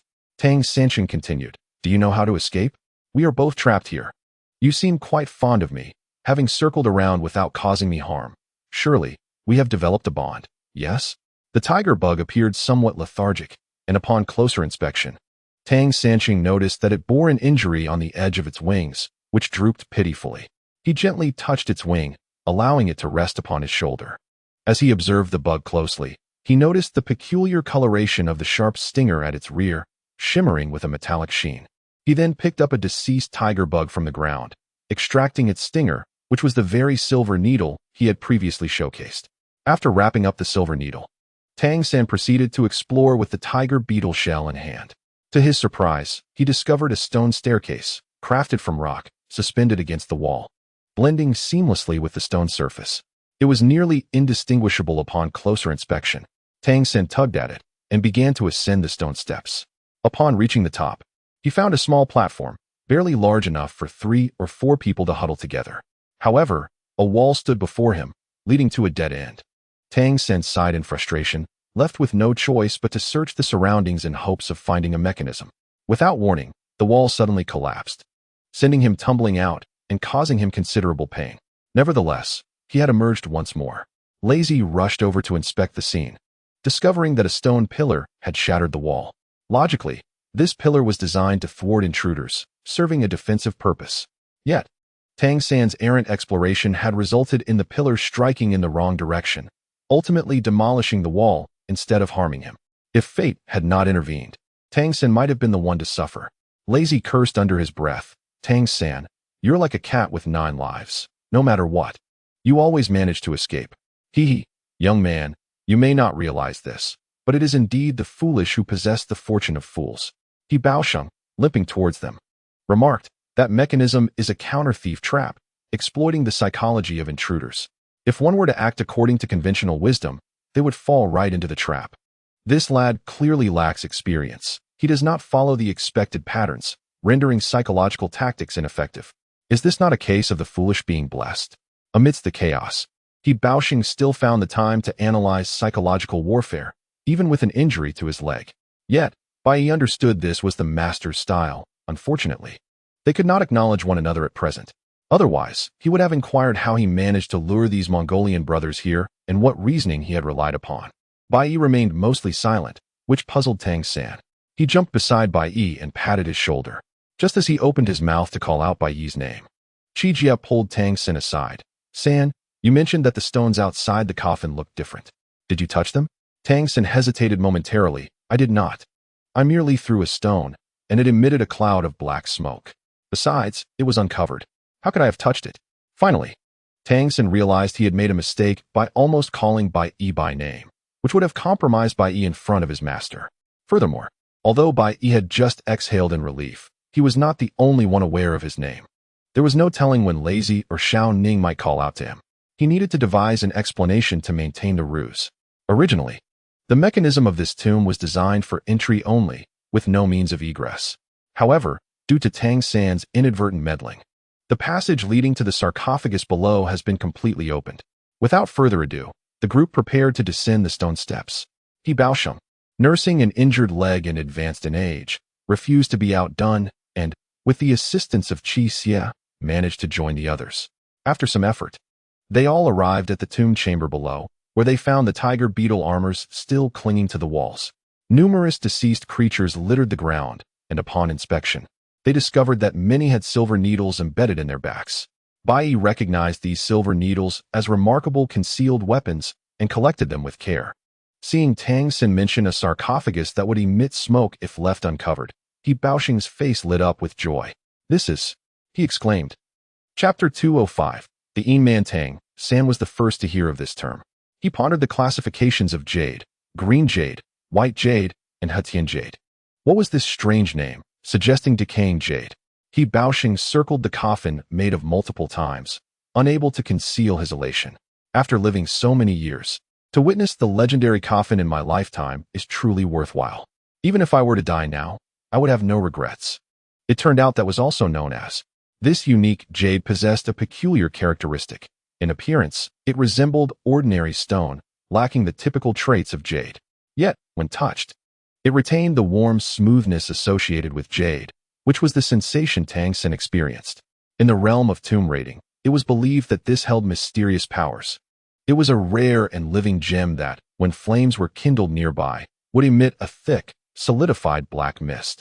Following the presence of this black mist, any material in the vicinity exceeding a certain temperature would be corroded into pus. Once was placed within a tomb, it became the most formidable trap. Unsuspecting tomb raiders wielding torches would meet their doom. Tang Xin questioned, so, if I were to approach this sarcophagus with a torch, I would be melted? Precisely. He Baosheng pointed a finger at Tang Xin's head, chuckling. Otherwise, how could one say that you are a fool with good fortune? Striking it with stone generates heat through friction, yet the temperature is insufficient. Thus only a wisp of black smoke is produced, leaving you unharmed. You have narrowly escaped disaster. However, does this not imply that the coffin cannot be opened? Any external force can cause friction, leading to heat. Wherever the black mist spreads, corrosion occurs, rendering us unable to approach it, Xiao Ning remarked. This girl is astute, He Baosheng thought. Yet, what you have described is merely one aspect. The is exceedingly rare, and once shaped, it becomes incredibly hard. It is said that only a Yin man can shape. Yin man, the Yin man rises. Bai Yi's heart raced at the mention of Yin man, one of the 7 entities. These individuals serve the king of hell in the mortal realm.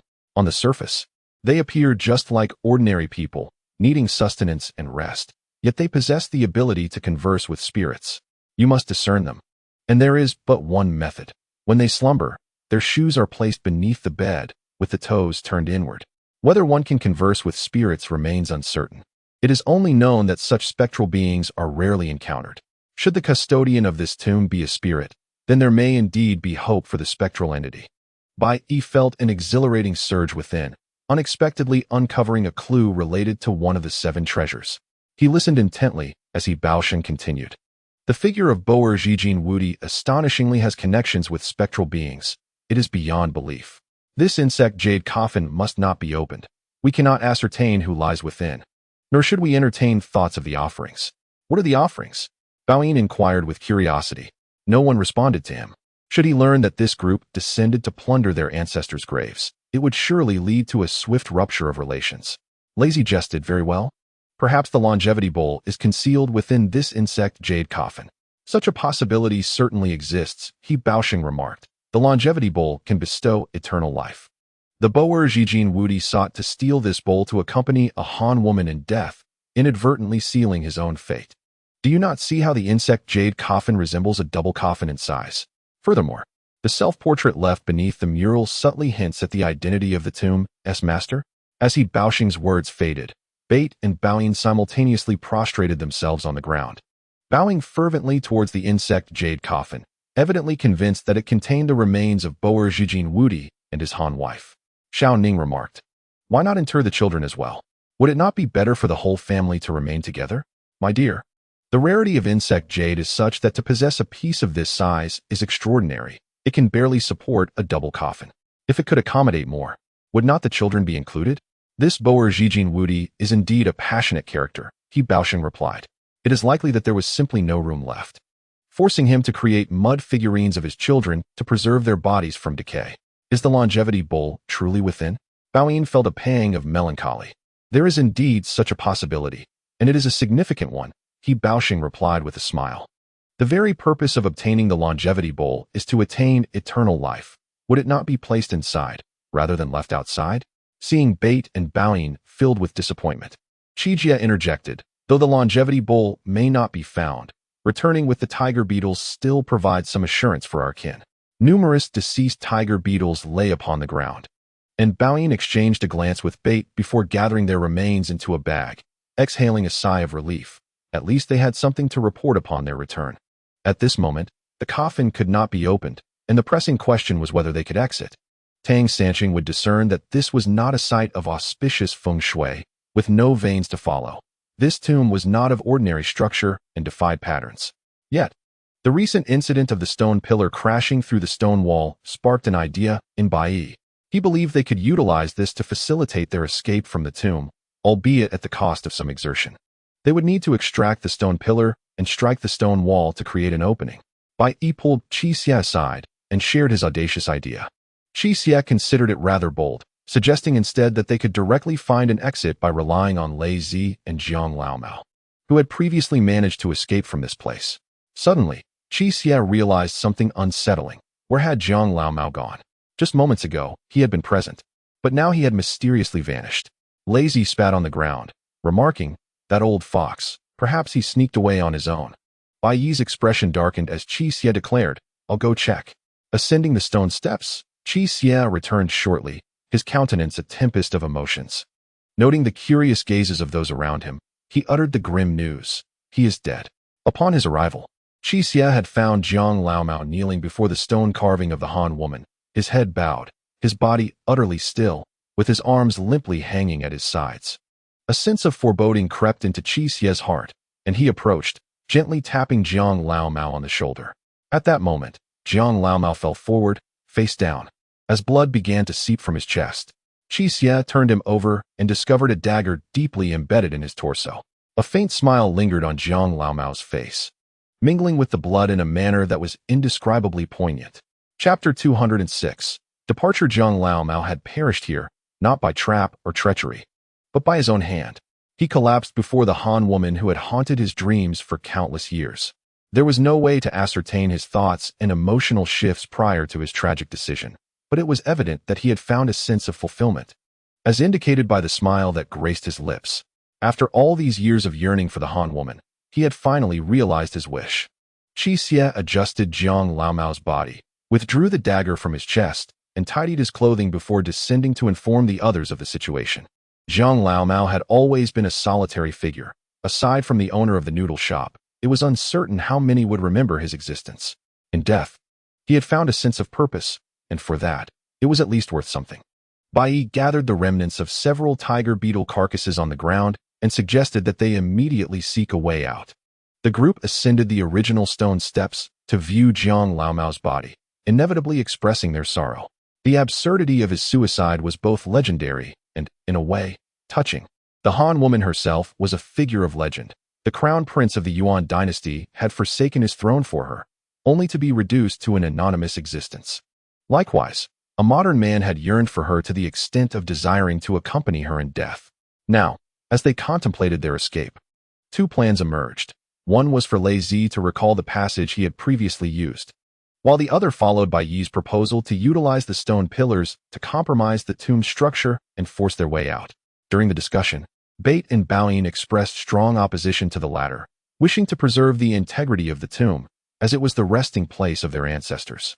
He Baosheng glanced at Bai Yi and remarked, without a thorough understanding of the tomb's overall structure, a forceful approach is rather precarious.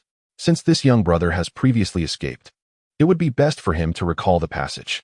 Previously, Lei Zi had inscribed a character for thunder on the wall. If they could locate that mark, they would be able to escape. Having resolved to venture forth and to guard against falling stones, Lei Zi and his companions donned the helmets crafted by Lu Jishi. Bai Yi handed his helmet to He Baosheng without uttering a word. He Baosheng, with a cheerful smile, flicked his fingers and remarked that the item was indeed commendable.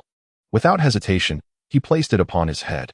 Bart and Bai Yi merely advised them to remain vigilant above, and the group commenced their search for the thunder emblem.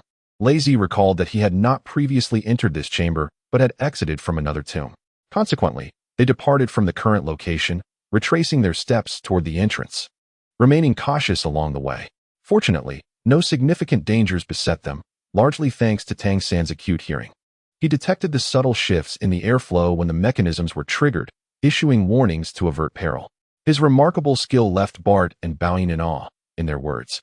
Even the eagles of the grasslands could not possess such keen acuity, despite their dominion over the skies.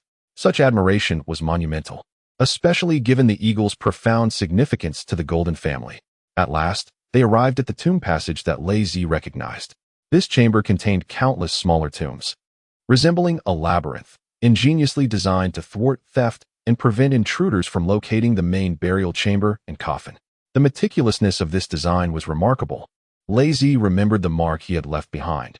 He pointed to a scratch on the stone wall and said, "This was inadvertently made by Brother Zhou. I even recall its shape. I exited from the left side here." As he spoke, he slapped the left side of the passage, revealing an arched tunnel, with the character for thunder prominently displayed nearby. Lei Zi's face lit up with joy. "This is it. I shall go first."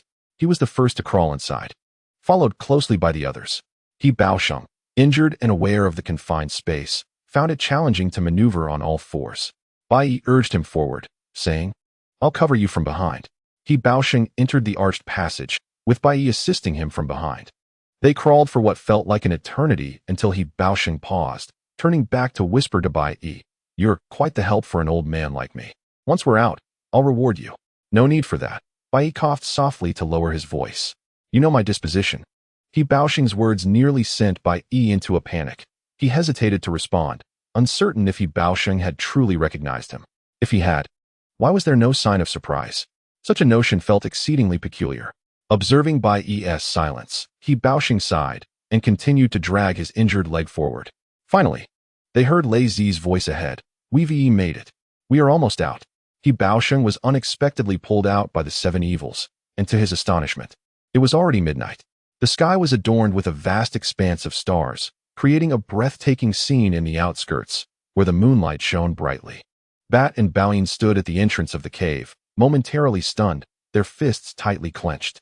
Lei Zi brushed off the dust from his clothes and remarked to Tang San, "Look, there's something on your shoulder." Everyone turned to see that a tiger beetle had been resting on Tang San's shoulder, accompanying him out of the tomb. Its injured wings were now able to flutter slightly, and Tang San was taken aback, exclaiming, "How did you follow me out?" This tiger beetle had lived underground for so long, yet now, it showed no signs of discomfort. The mystery surrounding the appearance of this once extinct sacred insect from the Golden Clan lineage, as well as the origin of the silver needles affixed to its rear, remained unsolved. Furthermore, the existence of the shadowy figure mentioned by He Baosheng, who could supposedly command the insect jade, was also shrouded in enigma. "It seems this insect is destined to be with you," someone remarked. Strangely enough, it had not harmed him, but had inadvertently guided him to the coffin. He Baosheng observed the tiger beetle and mused, "Well, at least the venomous stinger is gone. It poses no threat now. Keeping it as a pet might not be a bad idea."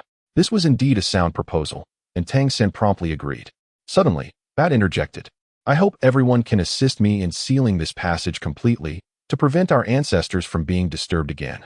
Bai Yi nodded in agreement, and together, they all set to work, burying the cave entrance thoroughly and compacting it firmly. As they labored, Bai Yi suddenly pondered the possibility that if the eternal bull truly held power, what if those lovesick souls were to awaken? How would they emerge? The thought frightened Bai Yi momentarily, but he quickly reassured himself, realizing that if it were indeed possible, they would have surfaced long ago and would not have waited until now. Chapter 207. The shadowy figures appear with the task completed. Bai Yi set down his tools and dusted off his hands. Baosheng hobbled over to him, chuckling softly. Though you spoke little on our journey, you have been quite considerate of this old soul. Allow me to present you with a gift. Before Bai Yi could respond, Baosheng leaned in and whispered in his ear, there are shadowy figures appearing in Changbai Mountain. This revelation struck like a thunderclap in Bai Yi's ears. Regardless of whether his master recognized him, he had received a significant boon, the knowledge that shadowy figures might once have roamed here, and now his master directly informed him of their presence in Changbai Mountain. This was indeed an unexpected delight. Yet Bai Yi was immediately struck by the question of why Baosheng chose to share this particular information with him. Did he sense Bai Yi's keen interest in the shadowy figures? Noticing the look of confusion on Bai Yi's face, Baosheng continued, earlier, I mentioned that only shadowy figures can shape insect jade. The tomb's master had dealings with them, and your reaction was quite telling. I believe these shadowy figures are of particular significance to you. So it was, Bai Yi realized that he needed to refine his control over his facial expressions even further. Baosheng gazed at Bai Yi's face and shook his head. Perhaps I am truly growing old. Whenever I see you, I am reminded of another person. Alas, I shall take my leave first. Perhaps we may meet again. With that, Baosheng ambled southward, waving farewell to everyone with an air of ethereal detachment. Bai Yi remarked, this old man is quite peculiar. Bai Yi exhaled a sigh of relief, feeling a warm flutter in his heart.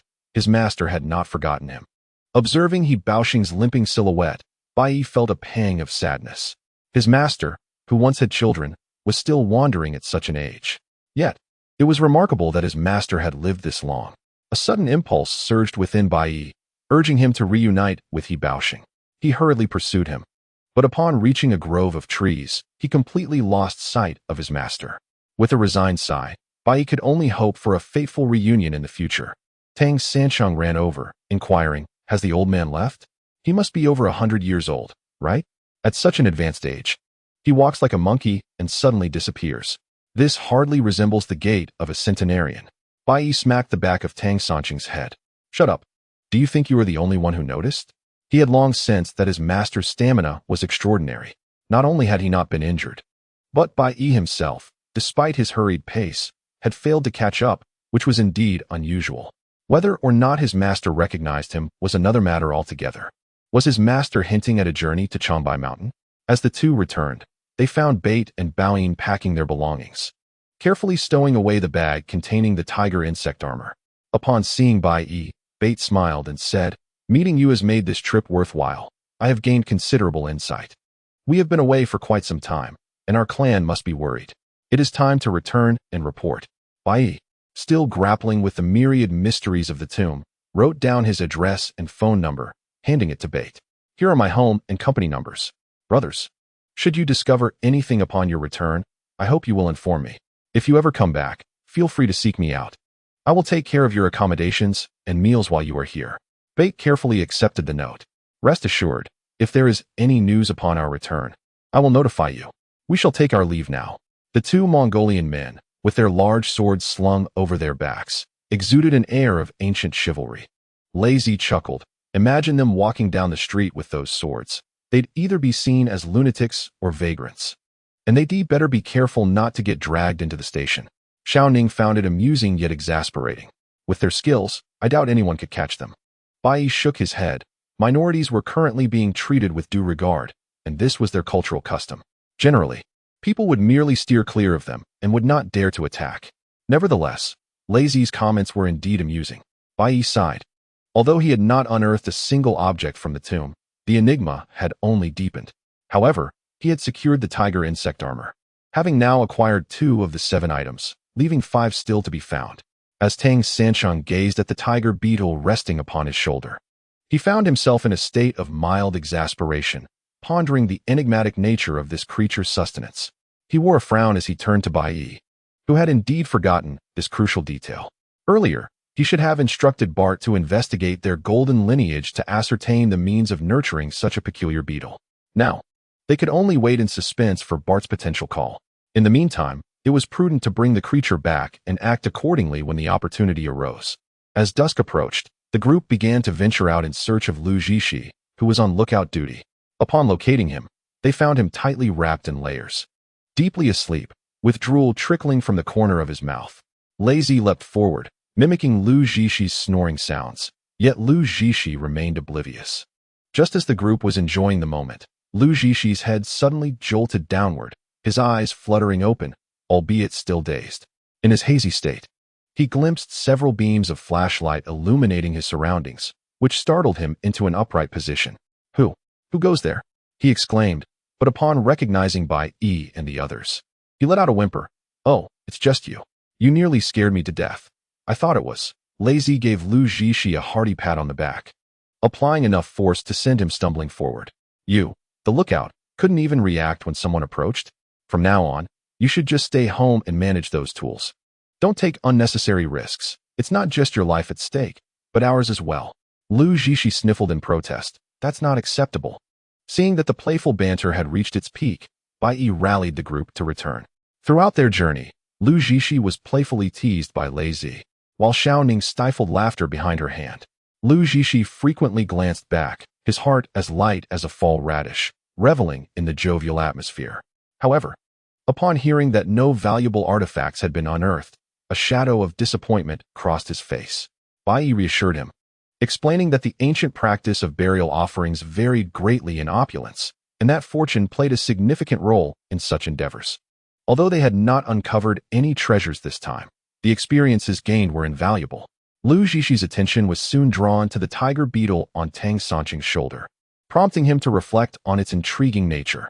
Lu Zhishi concluded that this beetle was likely a primitive form of a scorpion, with its wings having gradually regressed over time. Bai Yi, though skeptical, chose to remain silent, allowing Lu Zhishi's imagination to roam freely. Chapter 208. Dragon's Tail. The group engaged in lively discussions surrounding the tiger beetle as they made their way back. Although this expedition yielded little in material gain, Bai Yi nonetheless rewarded Lazy, Lu Zhishi, and Xiao Ning for their efforts. Notably, Lu Zhishi received additional compensation for his retractable steel rods, which had proven quite useful. Bai Yi encouraged him to craft a few more, as they were compact and could serve both as weapons and as a safeguard against potential traps. Bai Yi placed some deceased tiger beetles in the basement alongside the liaogua fruit, while the living specimen remained with Tang Sanqing, who treated it as a pet. In Bai Yi's words, he had acquired a free bodyguard. The resonating cry of the tiger beetle became Tang Sanqing's talisman. Remarkably, the beetle showed no signs of hunger or thirst, and its injuries gradually healed. Over time, Tang Sanqing found himself unconcerned about the creature's dietary needs. In the week that followed, Bai Yi would inquire each time he arrived at the office whether anyone had sought him out. He longed to receive news from Bart. Yet disappointment greeted him time and again. Perhaps after returning, Bart had not come across any more useful information. It was also possible that communication from that side was rather inconvenient, making contact quite arduous. In any case, the matter remained indefinitely postponed. Tang Sanqing occasionally brought up the peculiar figure of He Baosheng, that old man who could run faster than a cat. Bai Yi would always shoot him a reproachful glance, reminding him that this was his master, the one who had guided him into the world of treasure hunting, not merely some eccentric old man. Tang Sanqing would merely respond with an "oh," continuing to refer to He Baosheng as the strange old man whenever the topic arose. The words whispered by He Baosheng had become a matter of concern for Bai Yi. It was said that there were spectral beings haunting Changbai Mountain, with their hair being a telltale sign of their presence. Initially, Bai Yi had regarded this as a formidable challenge. The existence of such entities was uncertain. However, He Baosheng's remarks rekindled a flicker of hope within him. If these spectral beings roamed Changbai Mountain, then perhaps a journey to that very place could yield results.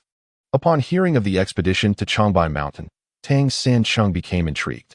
He spread a map across the table in the courtyard. According to feng shui principles, Changbai Mountain is part of the Dragon Veins tributary, originating from the northwestern Kunlun Mountains and extending southeastward. This mountain gives rise to 3 dragon veins, categorized into northern, central, and southern branches, commonly referred to as the North Dragon, Central Dragon, and South Dragon. The North Dragon enters Shaanxi from the Yin and Helan Mountains, beginning at Taiyuan and culminating at the sea. The The central dragon traverses from Min Mountain into the Guangzhou region, reaching the sea from Qin Mountain. The south dragon flows from Yunnan Guizhou and Hunan to Fujian and Zhejiang, ultimately entering the sea. Each significant dragon vein encompasses principal and secondary veins, true and false dragons, flying and lurking dragons, all adhering to the directional flow of the dragon vein. In the annals of Chinese history, at least 24 dynasties have emerged, excluding the ephemeral or mysteriously vanished ones. If each dynasty corresponds to a dragon vein, then there would be no less than 24 veins, all belonging to these three main branches, correct? Bai Yi immediately grasped this notion. Indeed, the Yellow Emperor's dragon vein lies within the central plains along the Yellow River. The dragon vein of Diyu is situated around Mount Song in the Yellow River region. The Shang dynasty's vein is also in the Yellow River area. The Zhou dynasty's vein is at Qishan. The Qin dynasty's vein is in Xianyang. The Han dynasty's vein is in Feng County. The Western Jin's vein is in Hunan. The Sui dynasty's vein is in Hongnong. The Tang dynasty's vein is located in Chang'an, Longxi, and Taiyuan. The Song dynasty's vein is in Kaifeng, Gongyi, and Luoyang. The Yuan dynasty's vein is on the Inner Mongolian steppes. The Ming dynasty's vein is in Fengyang, Anhui, and the Qing dynasty's vein is in the northeast. Of course, these are merely approximate ranges. The exact locations of dragon veins are often elusive, and the search for them can take decades. Tang Sancheng remarked. This essentially outlines the grand feng shui landscape of our nation. Bai Yi found himself astonished by Tang Sancheng's extensive knowledge of feng shui, wondering how this young man was proving to be increasingly remarkable. The ancestral lineage of the Chinese dragon traces back to the Kunlun Mountains, with the Altai Mountains to the north and the Changbai Mountains accompanying it as a branch of the northern dragon. Moreover, the dragon energy of Changbai Mountain connects with that of Taishan, where Taishan serves as the dragon's head and Changbai as its tail. However, the specifics remain elusive until one embarks on the journey, as the dragon vein is not static. Otherwise, dynasties would not have met their demise. Tang Sancheng still remembers to leave himself an escape route. Is there potential for intrigue here? Bai Yi mused, excitement bubbling within. The combination of the dragon's tail and the presence of enigmatic figures made the trip a necessity. As I mentioned, we won't know until we go. But this place certainly holds more promise than others. After all, Changbai Mountain is a sacred site for the Manchu, a place of origin. Bai Yi nodded, agreed. But the situation in Changbai Mountain is quite intricate. I need to reach out and see if we can find a guide to lead us into the mountains. That was a matter for later. Bai Yi set about making arrangements while Tang Sancheng immersed himself in studying the map. Meanwhile, Qixia forcefully pushed the door open, arms laden with an assortment of snacks. Upon learning of their impending journey to Changbai Mountain, his expression fluctuated with uncertainty. Bai Yi noted Qixia's sensitivity to the mountain. And even Tang Sancheng remarked, "Qixia, are you reluctant to go?" Qixia shook his head, coldly retorting, "Wherever you go, I shall follow." Thus, the decision was sealed. Bai Yi found a guide through a business associate, someone familiar with the terrain, and negotiated a price. After paying half up front, Bai Yi notified the other three and began preparations for departure. The climate in the mountains was exceptionally erratic, and given the season, some areas of Changbai had already seen snowfall, necessitating an extensive wardrobe. Consequently, the preparations for the six took an entire week. A week later, the group finally set off. Just before leaving, Bai Yi called the company to check for any messages, but still received no word from Bait. Resigned to the notion that Bait must have found no more useful information, Bai Yi put his mind at ease and focused on the journey to Changbai Mountain. On the train, crammed into the narrow sleeper compartment, Tang Sancheng incessantly chattered away. He grabbed a bag of snacks, but as he tore it open, its contents spilled everywhere, scattering across the floor and even landing on the person sitting next to him. Tang Sancheng quickly apologized, but the individual remained unresponsive, not even sparing him a glance. The person possessed a peculiar hairstyle reminiscent of a teapot lid and bore a comical appearance, wearing handmade cloth shoes and sitting upright as if bracing for a challenge. Tang Sancheng perceived a similarity between this person's posture and Qixia's, sensing an air of discipline about him, likely indicating he was also a practitioner of some form. He helped brush off the remnants that had fallen onto the stranger and, without further ado, relocated to continue his meal. Observing this, Xiao Ning settled beside him. "Are you going to eat continuously like this? Aren't you afraid of bursting?" "Not eating would only lead to hunger," Tang Sancheng replied. Tang Sancheng remarked, I have always been this way since childhood. It is not that I am greedy for food. If I do not eat, I feel an unbearable emptiness in my stomach, to the point where I could gnaw on tree bark. Xiao Ning expressed her skepticism, saying, "You must be fabricating stories. With your eating habits, aren't you afraid of developing stomach ailments?" "Not in the slightest," Tang Sancheng replied dismissively. "Dying of hunger is far more terrifying than suffering from a stomach illness." At this, Xiao Ning found herself utterly speechless. Qi Xie lay on the upper bunk, shrouded in slumber, neither eating nor drinking, while Bai Yi was engrossed in studying a map of Changbai Mountain. As the saying goes, it is better to rely on oneself than on others in critical moments. One cannot depend on a guide, but must rely on their own ingenuity.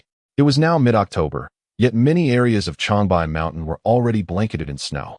If the snowfall became heavy, it would severely hinder the assessment of the surrounding terrain, rendering the supplies they carried burdensome.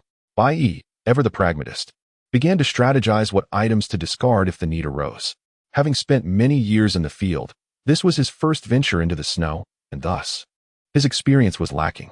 This very circumstance compelled him to exercise even greater caution and prudence. Lazy and Lu Jishi sat on the bunk playing cards. It is pertinent to clarify that Lazy and Lu Jishi were not originally in the same room. Lazy had been next door, sharing a bunk with Xiao Ning and Tang Sancheng, while Lu Jishi occupied the lower bunk in this room, with Bai Yi in the middle and Qi Xie above. Xiao Ning and Tang Sancheng engaged in casual conversation, and knowing Tang Sancheng's mindset, Lazy chose not to be a third wheel and instead sought Lu Jishi for a game of cards, merely passing the time. Lu Jishi, a bookish fellow, possessed a sharp mind for invention but lacked the finesse in card playing that Lazy had.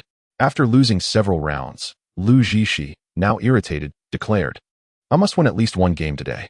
Lazy retorted, "With your intellect, it might take until next year for that to happen." Lu Jishi's face flushed with indignation. "I refuse to believe it.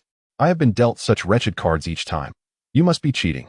Let me see if you have any cards hidden in your sleeves." Naturally, Lazy would not permit him to look, evading the inquiry with fervor.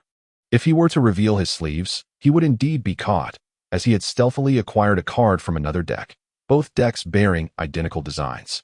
Lu Jishi, oblivious to this deception, insisted on a look, and as the two men grappled, a voice from outside the passageway interjected, "Could you quiet down for a moment?" The speaker's voice was not as thunderous as one might expect. Rather, it was somewhat hoarse, yet carried an air of authority without anger. Lu Jishi, taken aback, whispered to Lazy, "All right, I'll let you off for today. We shall settle this another time." Lazy, feeling disgruntled, muttered, "Damn it. Why does some random fool have to interrupt my fun? It is so infuriating." Just as his words faded, a sharp gaze from the tea kettle lid shot in his direction. With a hand pressed against the seat, the figure sprang into action, delivering a swift kick aimed at Lazy's neck, so rapid that Lazy had no time to react, prompting him to cry out and shut his eyes. Lu Jishi, nearly losing his glasses, covered his eyes in alarm, exclaiming, "Lazy!" A leg descended from above, precisely obstructing the neck of Lazy, intersecting directly with the menacing limb that had been poised for attack. With a gentle collision, the leg of the teapot lid was sent sprawling aside, much to the surprise of encountering an equally formidable opponent. The teapot lid, taken aback, retracted its offensive stance and gazed upwards, where the quilt was draped securely, with only a singular leg dangling down, swaying leisurely in an unhurried manner. In a muted tone, the teapot lid remarked, "What manner of martial arts is this? Why do you not dare to confront me directly? If you possess courage, descend and let us settle this in single combat." From beneath the quilt, the voice of Qi Xie emerged, saying, "What initially was a trivial matter could have been resolved with an apology from my brother. Yet your kick could have cost him his life. To demand atonement at such a perilous cost seems rather excessive, does it not?" The teapot lid coldly huffed, "Humph. A clear conscience does not engage in shadowy dealings. He insulted me in my presence, and I retaliated in kind. It is simply a matter of reciprocity. There is nothing excessive about it." Lazy, still reeling from the unexpected turn of events, slowly regained his composure. Moments earlier, he had felt a fierce gust of wind rush towards him, only to be momentarily blinded, and suddenly the lethal leg had appeared before him. He then sensed a chill above as Qi Xie's leg descended to shield him, transforming the scene into a precarious moment that could be aptly described with the phrase "a hair's breadth." The commotion had startled the others, prompting Bai Yi to leap down and clasp his hands in a gesture of respect towards the teapot lid. Though I, Bai Yi, have surpassed 80 years, my youthful visage remains undeniable. Thus, I must address this man as brother. I sincerely apologize for my brother's earlier offense. Please forgive him. As Bai Yi spoke, he discreetly signaled to Lei Zi, mindful that making enemies in the world was hardly prudent, especially against someone of such formidable character. Had it not been for Qi Xie, Lei Zi's neck might have already been severed, which further elucidated Bai Yi's own cautious demeanor in public. Maintaining a low profile was the best form of camouflage. Today, it was Lei Zi's loose tongue that had led him to ruin. Understanding Bai Yi's unspoken message, Lei Zi approached the teapot lid, his face bearing the weight of discomfort. Brother, I admit my fault. I apologize. Let us turn this major issue into a minor one, and let bygones be bygones. The teapot lid paid no heed to the two before him, instead directing his gaze towards Qi Xie above. You come down. Qi Xie merely pulled the quilt over his head, remaining silent and disregarding the provocation from the teapot lid. Bai Yi silently admired Qi Xie's composure, yet found the teapot lid's incessant aggression rather irksome. Suddenly, the teapot lid spat on the ground, planted his feet on the edge of the lower bunk, leaped upwards, and seized Qi Xie's quilt. Bai Yi and the others below failed to discern the unfolding drama, only to witness the quilt swiftly return to Qi Xie's grasp within mere seconds, while the teapot lid tumbled to the ground. His body awkwardly crumpled with one foot awkwardly dangling over the lower bunk, rendering him utterly disheveled. Chapter 210. Bai Yi Town. Qi Xie turned over, the blanket neatly arranged around him. Without even glancing at the teapot lid he had kicked off, he muttered drowsily, I'm tired. Please don't disturb me any further. Tang Sanqing, surprised, had never witnessed such a domineering side of Qi Xie during their time together. He had always associated Qi Xie with loyalty, kindness, and formidable skills. But today he realized that Qi Xie was genuinely angry, an anger that bore serious consequences. The teapot lid struggled to rise, its face flushed with embarrassment. Without uttering a word, it moved to another carriage and did not return, likely too ashamed to show its face again. It exchanged tickets with others and was replaced by a middle-aged man resembling a businessman. Although the teapot lid was gone, Tang Sanqing and the others dared not make a fuss. Lei Zi, having learned a lesson, returned to sleep. Aside from this unexpected episode, the journey proceeded smoothly. Upon reaching their destination, they had to venture into the mountains and transfer to a vehicle. They boarded a bus heading to Bai Yi Town, the nearest settlement to Changbai Mountain. As Tang Sanqing entered the bus, he spotted the teapot lid seated by the window, its features tightly contorted, still evidently upset. Tang Sanqing turned back and gestured for the others to notice their fellow passenger. Lei Zi hesitated, but Qi Xie stepped past him and boarded. Strangely, the moment Qi Xie entered, the teapot lid, which had been gazing out the window, immediately turned its head and fixed its intense gaze upon Qi Xie. Qi Xie walked calmly to the back and sat down. The teapot lid continued to stare at him, then stood up and approached. Tang Sanqing felt a wave of dread wash over him, fearing that trouble was brewing, and wondered how long it would take to reach Bai Yi Town given this commotion. When the teapot lid finally stood before Qi Xie, it scrutinized his face for a full 5 seconds before silently sitting down beside him. Tang Sanqing, relieved, assumed that the teapot lid had not recognized Qi Xie's face on the train. He let out a deep sigh. Meanwhile, the others, noticing Tang Sanqing's delay in boarding, urged him. Hey, if you're not getting on, step aside. Good dogs don't block the way. Tang Sanqing hurriedly climbed aboard and took a seat beside Qi Xie. He looked at Qi Xie, feeling a sense of strangeness about him since their journey began. What could be the reason for this unease? When he called out to Qi Xie, he turned his head, his expression returning to its previous calmness as he gently inquired, What's wrong? Are you hungry? Tang Sanqing felt even more bewildered, sensing something was amiss but unable to pinpoint it. He touched his stomach, which indeed rumbled, and nodded. Yes, I'm a bit hungry.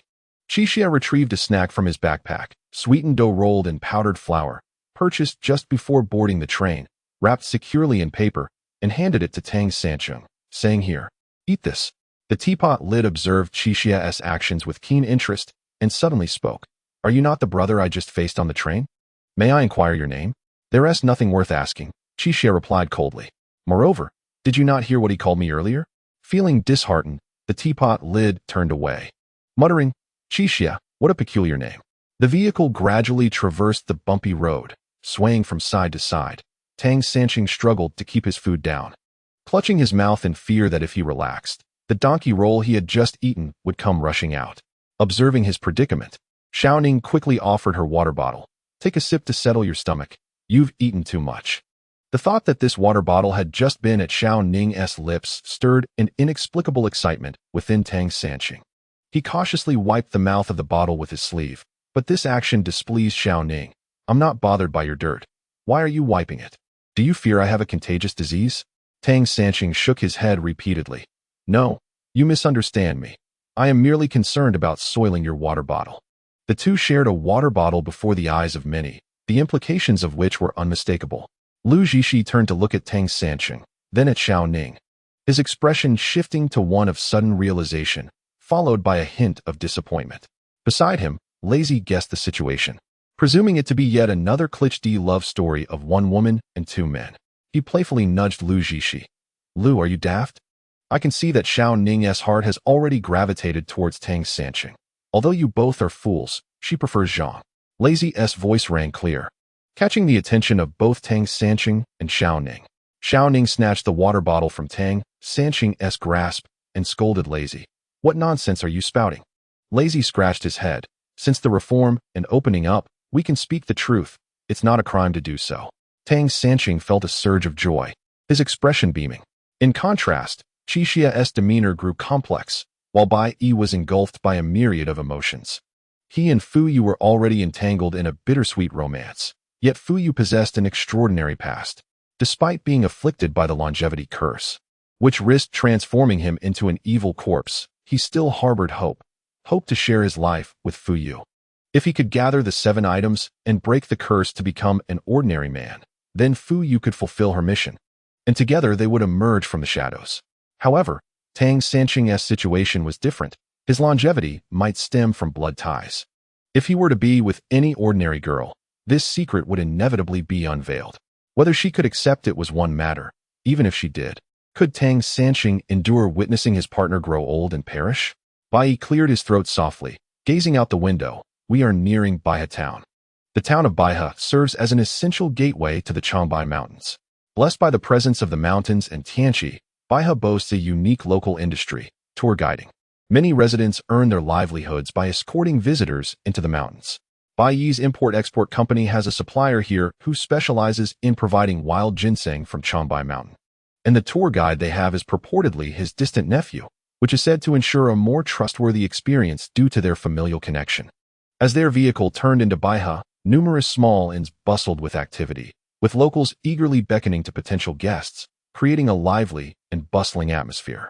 In Chapter 211, The Gathering of Dragons, Bai Yi and his companions disembarked. Almost immediately, they were approached by several enthusiastic locals speaking in a northeast dialect. Hey, brother, looking for a place to stay? We have television, hot water, and meals provided. Their arms were tugged at, prompting Bai Yi to quietly warn, watch your belongings. Tang Sanqing, encountering such a scene for the first time, clutched his backpack tightly.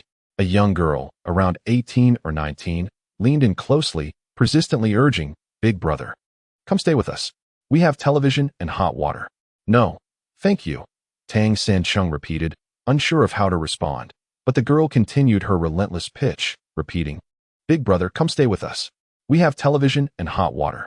Xiaoning rushed over and swatted away the hand gripping Tang Sanqing's arm. What are you doing? We said we're not staying, she exclaimed, resembling a fierce guardian. The girl shot her a glare and let go of Tang Sanqing, sulking away. Xiaoning turned to Bai Yi, expressing her frustration. Bai Yi, where's our tour guide? We can't stay here. This is utterly chaotic. Everyone is behaving like ruffians. Bai Yi cautioned Xiaoning to temper her demeanor, reminding her that these were merely villagers from the mountains, and provoking them could lead to dire consequences. He then led the group through the throngs of innkeepers towards the town center. The supplier had mentioned that his nephew, surnamed Lu, operated a dry goods store in the heart of the town, where he occasionally guided visitors to earn some pocket money. Having grown up in the area and possessing extensive knowledge of Changbai Mountain and its lesser-known hills, upon reaching the town center, Bai Yi felt somewhat overwhelmed. The dry goods stores were numerous, lining both sides of the street. The supplier had implied that Lu's store was the only one of its kind in town. Just as Bai Yi was beginning to feel lost, he spotted a sign for Teapot Lid and entered a small inn. Two individuals emerged to greet him, carrying large bags that revealed glimpses of winter clothing and ear warmers. Bai Yi's heart raced. These items suggested preparations for an expedition into the depths of the mountains. Were these individuals also heading into the wilderness? Observing the fierce demeanor of the teapot lid, Bai Yi realized that if these people were indeed fellow travelers, he would need to exercise caution. As he remained preoccupied with this thought, someone called out, "Are you Mr. Bai?" As Bai Yi turned around, he beheld a man in his 30s, clad in a thin cotton coat, with his arms crossed over his chest, gazing at him. Bai Yi inquired, "Who might you be?" The man replied, "I am Lu Shan, a distant nephew of Lu Ming. He mentioned you would likely arrive at this time, so I have been keeping a watchful eye." After observing, "It seems that you resemble the esteemed boss he spoke of, Mr. Bai." Lu Shan was quite eloquent, and Bai Yi surmised that his grocery store must be thriving. Bai Yi and Lu Shan engaged in conversation, and Lu Shan led their group to a relatively clean and orderly inn where they settled in. The sky was darkening, and it was not suitable to venture into the mountains today. They could only await the morrow. Tang Sen-chung stood by the window, gazing at the distant peaks shrouded in mist, where three small summits faintly emerged in a row. Intrigued, he calculated their positions and observed the orientation of the three mountains. His excitement grew, and he suddenly slapped his thigh with vigor, drawing Bai Yi, who was checking their gear for the journey, over. "Bai Yi, look. This is what we commonly refer to as the convergence of dragons." "What is the convergence of dragons?" Bai Yi asked. "It signifies the gathering of dragon veins, where they converge into one.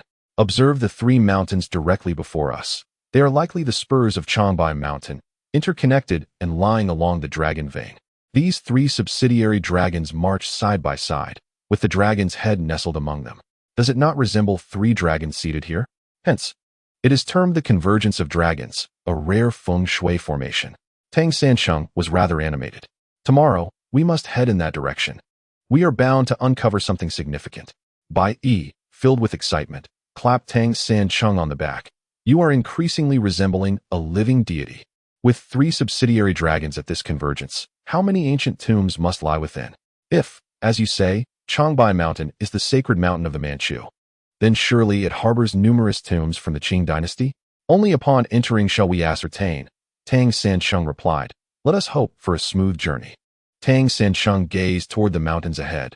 Despite it being merely October, the peaks were already crowned with pristine snow. The climate within the mountains would likely be harsh, and he shivered at the thought, envisioning the cold and hunger that awaited them. Bai Yi, recognizing Tang Sansheng's disquiet, shook his head in disapproval. "Tang Sansheng, you must steel yourself. By the way, where is your tiger beetle? Are you referring to Little Tiger?" The name was given by Tang Sansheng to the tiger beetle that had accompanied him. With its tiger-like appearance, the moniker was indeed fitting. Tang Sansheng retrieved the beetle from his pocket. "Here it is. I wonder if it can adapt to the mountain's climate. After all, we are not yet familiar with its characteristics." Bai Yi expressed concern, knowing how rare this tiger beetle was and how regrettable its loss would be. "I have made preparations," Tang Sansheng declared, producing a small jewelry box lined with cotton, which he had salvaged. It was ingeniously cushioned, and he had drilled a tiny hole in the lid to allow for ventilation. "If I place Little Tiger inside, it will be protected from the cold. After all, it can survive without food or water. It is easy to care for. No, it does have sustenance. Have you not noticed that after spending so much time with it?" Bai Yi remarked, "It survives by consuming itself." He had observed that around noon each day, the tiger insect would bite into its own abdomen, leaving a noticeable wound. The creature would be seen chewing, seemingly devouring its own flesh. Strangely, the missing piece would regenerate by the time the sun rose the next morning. No wonder this tiger insect could survive without food or water. It wasn't that it abstained from eating, but rather that it feasted upon itself. Tang Sansheng, upon hearing Bai Yi's words, felt a chill run down his spine. He patted the tiger insect in the box and asked, "Little Tiger, you can't possibly be eating yourself, can you?" Bai Yi continued, "Isn't this tiger insect a sacred artifact of the Golden family? Yet it seems particularly interested in you. I suspect it has something to do with your mysterious bloodline. Otherwise, why would it choose to follow you?" Tang Sansheng found Bai Yi's reasoning compelling and nodded in agreement. Suddenly, he recalled Qi Xie, who had been gone for quite a while, claiming he was going to stroll through the town. This was unusual for him, as he was not one to linger idly. After pondering for some time, Tang Sansheng asked, Do you think Qi Xie seems a bit different lately? Chapter 212. Reunion. Bai Yi remained silent. Qi Xie's origins were shrouded in mystery, and his reticence was understandable. Nonetheless, Bai Yi had observed that Qi Xie's behavior at Changbai Mountain was indeed peculiar, exhibiting signs of reluctance and maintaining a vigilant demeanor. He often disappeared without a trace. Did Qi Xie have some connection to this place? Was it related to his origins? While Bai Yi contemplated these thoughts, Qi Xie entered. His hair still damp, and in his hands was a package of meat buns wrapped in paper, which he tossed to Tang Sancheng upon arrival. Here, eat. You went to buy buns? Tang Sancheng exclaimed excitedly as he opened the paper package and took large bites, his words muffled. Qi Xie, we're heading into the mountains tomorrow. We need to stock up on provisions. Water is the essence of all life, Qi Xie replied hoarsely. I saw the person I fought with on the street. He was wandering with 2 others, and judging by their purchases, they too intend to venture into the mountains. Isn't this what they call a fateful encounter? It seems we are indeed on the same path, Bai Yi said. He inquired whether Qi Xie had noticed any distinct features about the 2 companions of the teapot lid. Qi Xie specifically mentioned an older man who always held a compass, resembling a feng shui master. Upon hearing this, Tang Sancheng exclaimed, if that feng shui master isn't a fraud, then the place they are headed must be the same as ours. The feng shui layout of the dragon's den is too conspicuous. Anyone with a discerning eye can see it. This could truly be a collision of fates, and alas, we have already crossed paths with them. Bai Yi reassured, there is nothing to fear. Tomorrow, we'll keep an eye on them and try to stagger our entry so they go in first. He surmised that they too planned to enter the mountains tomorrow, contemplating allowing them to go ahead while their group followed closely behind. If there were any traps, they would be the ones stepping into them first. Upon sharing his strategy, Tang Sancheng applauded, what a brilliant idea. Let those 3 pave the way for us and scout the path. That night, everyone took the opportunity to rest, with little conversation to be had. Lazy, having learned from his past experiences on the train, was now more cautious and refrained from provoking others. When dawn broke the next day, the tour guide, Lu Shan, approached with a constant smile, urging Bai Yi and the others to prepare for departure. He intended to check if the trio known as the Teapot Caps had set off yet, only to be astonished to find them standing beneath the small inn, each burdened with a large pack. Seeing Bai Yi's bewilderment, Lu Shan rubbed his hands together and explained, Boss Bai, these 3 guests also wish to enter the mountains. Since we are all headed in the same direction, it's prudent to have more company for safety. Thus, I've brought them along with us. What do you think? Lu Shan, unwilling to lose either group, decided to merge them into one. Bai Yi internally groaned, while the trio appeared indifferent, showing little expression. Tang Sancheng, noticing the oldest of the 3, chuckled, remarking how the compass hung around the man's neck, as if he were eager for everyone to recognize him as a geomancer. The old man, noticing Tang Sancheng's gaze on his compass, appeared displeased and adjusted it, clearing his throat to address Lu Shan. The place we intend to go is not the same as theirs. What will you do then? Bai Yi interjected, I believe you are heading southwest? He gestured towards the 3 peaks, known as Kunlongzu.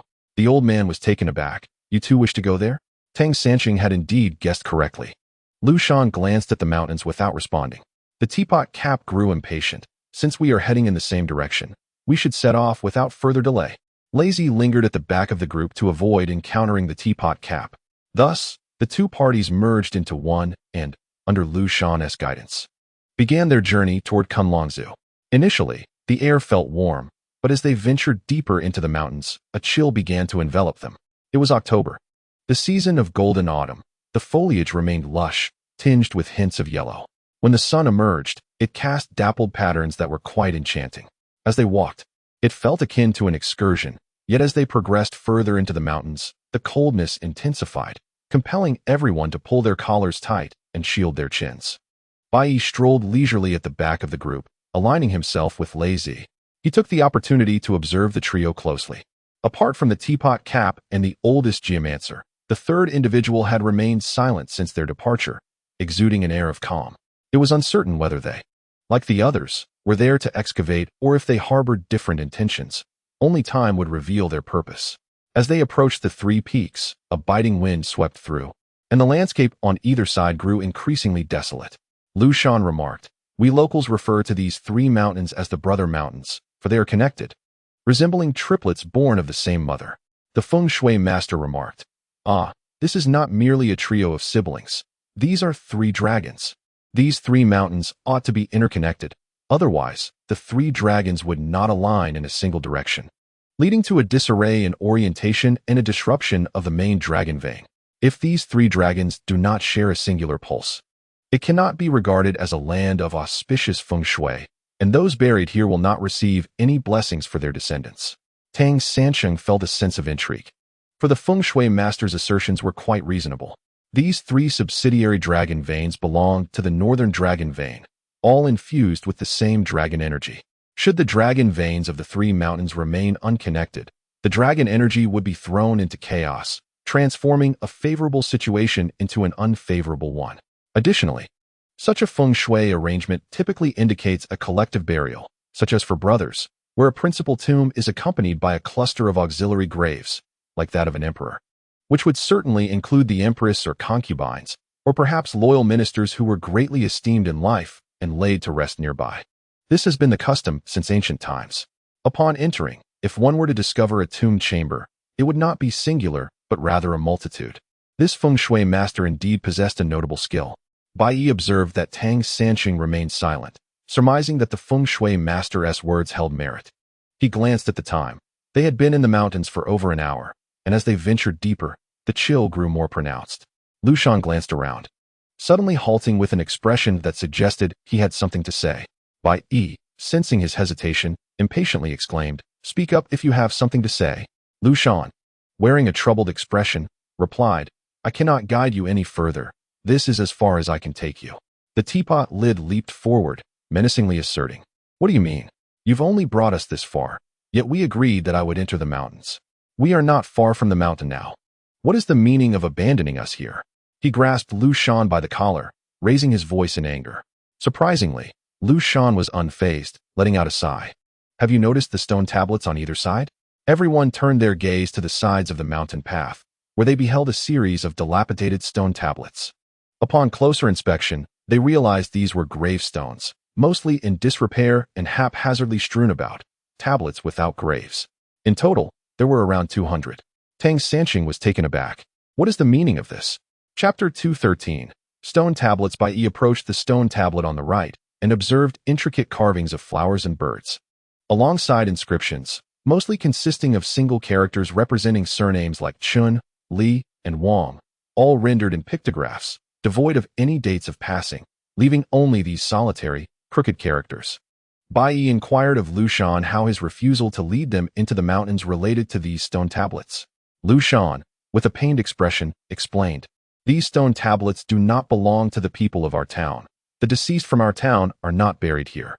It's far away, and the mountain paths are impassable by vehicle. While there is a route to the heavenly pool, who would come here?" Lei Zi, growing increasingly anxious, interjected, "For heaven's sake, could you please get to the point? Speak succinctly." Lu Shan squatted down, adopting a posture of indifference. "I simply cannot enter this place." A reason for such a restriction was clearly warranted. Bai Yi remarked, "Your uncle described you as straightforward and forthright, yet it appears that his words do not align with the reality."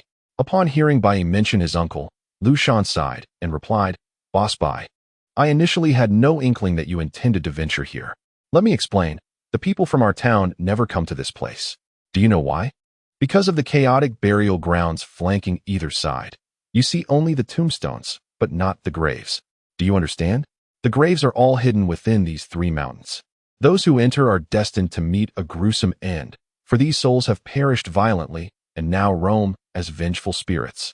Lei Zi nearly burst into laughter.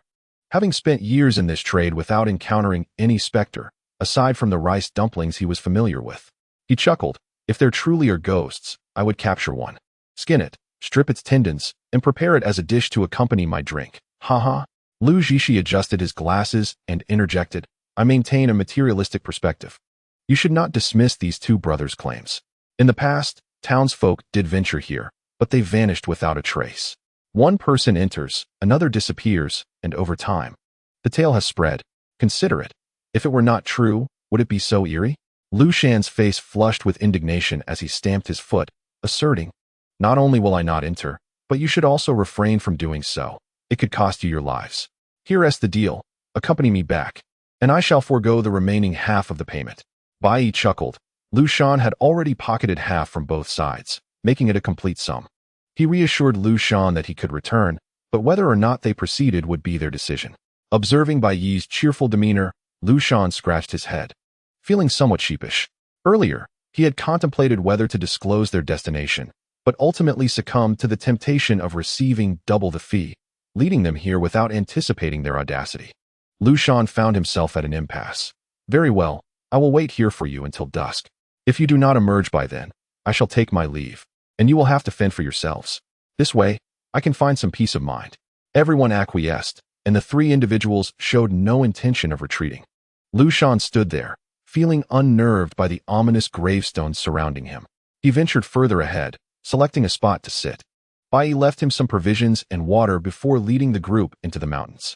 This journey was still a considerable distance from the three dragon heads, and they needed to traverse nearly to the snow before nearing their destination. As they delved deeper, the path grew increasingly narrow, with steep ravines on either side. The group had to remain utterly vigilant to avoid falling in. Occasionally, a stray pebble would tumble into the depths, echoing for what seemed like an eternity, heightening their trepidation. The atmosphere, already devoid of conversation, became even more strained, and the two parties advanced in silence. After some time had passed, the geomancer suddenly howled in distress.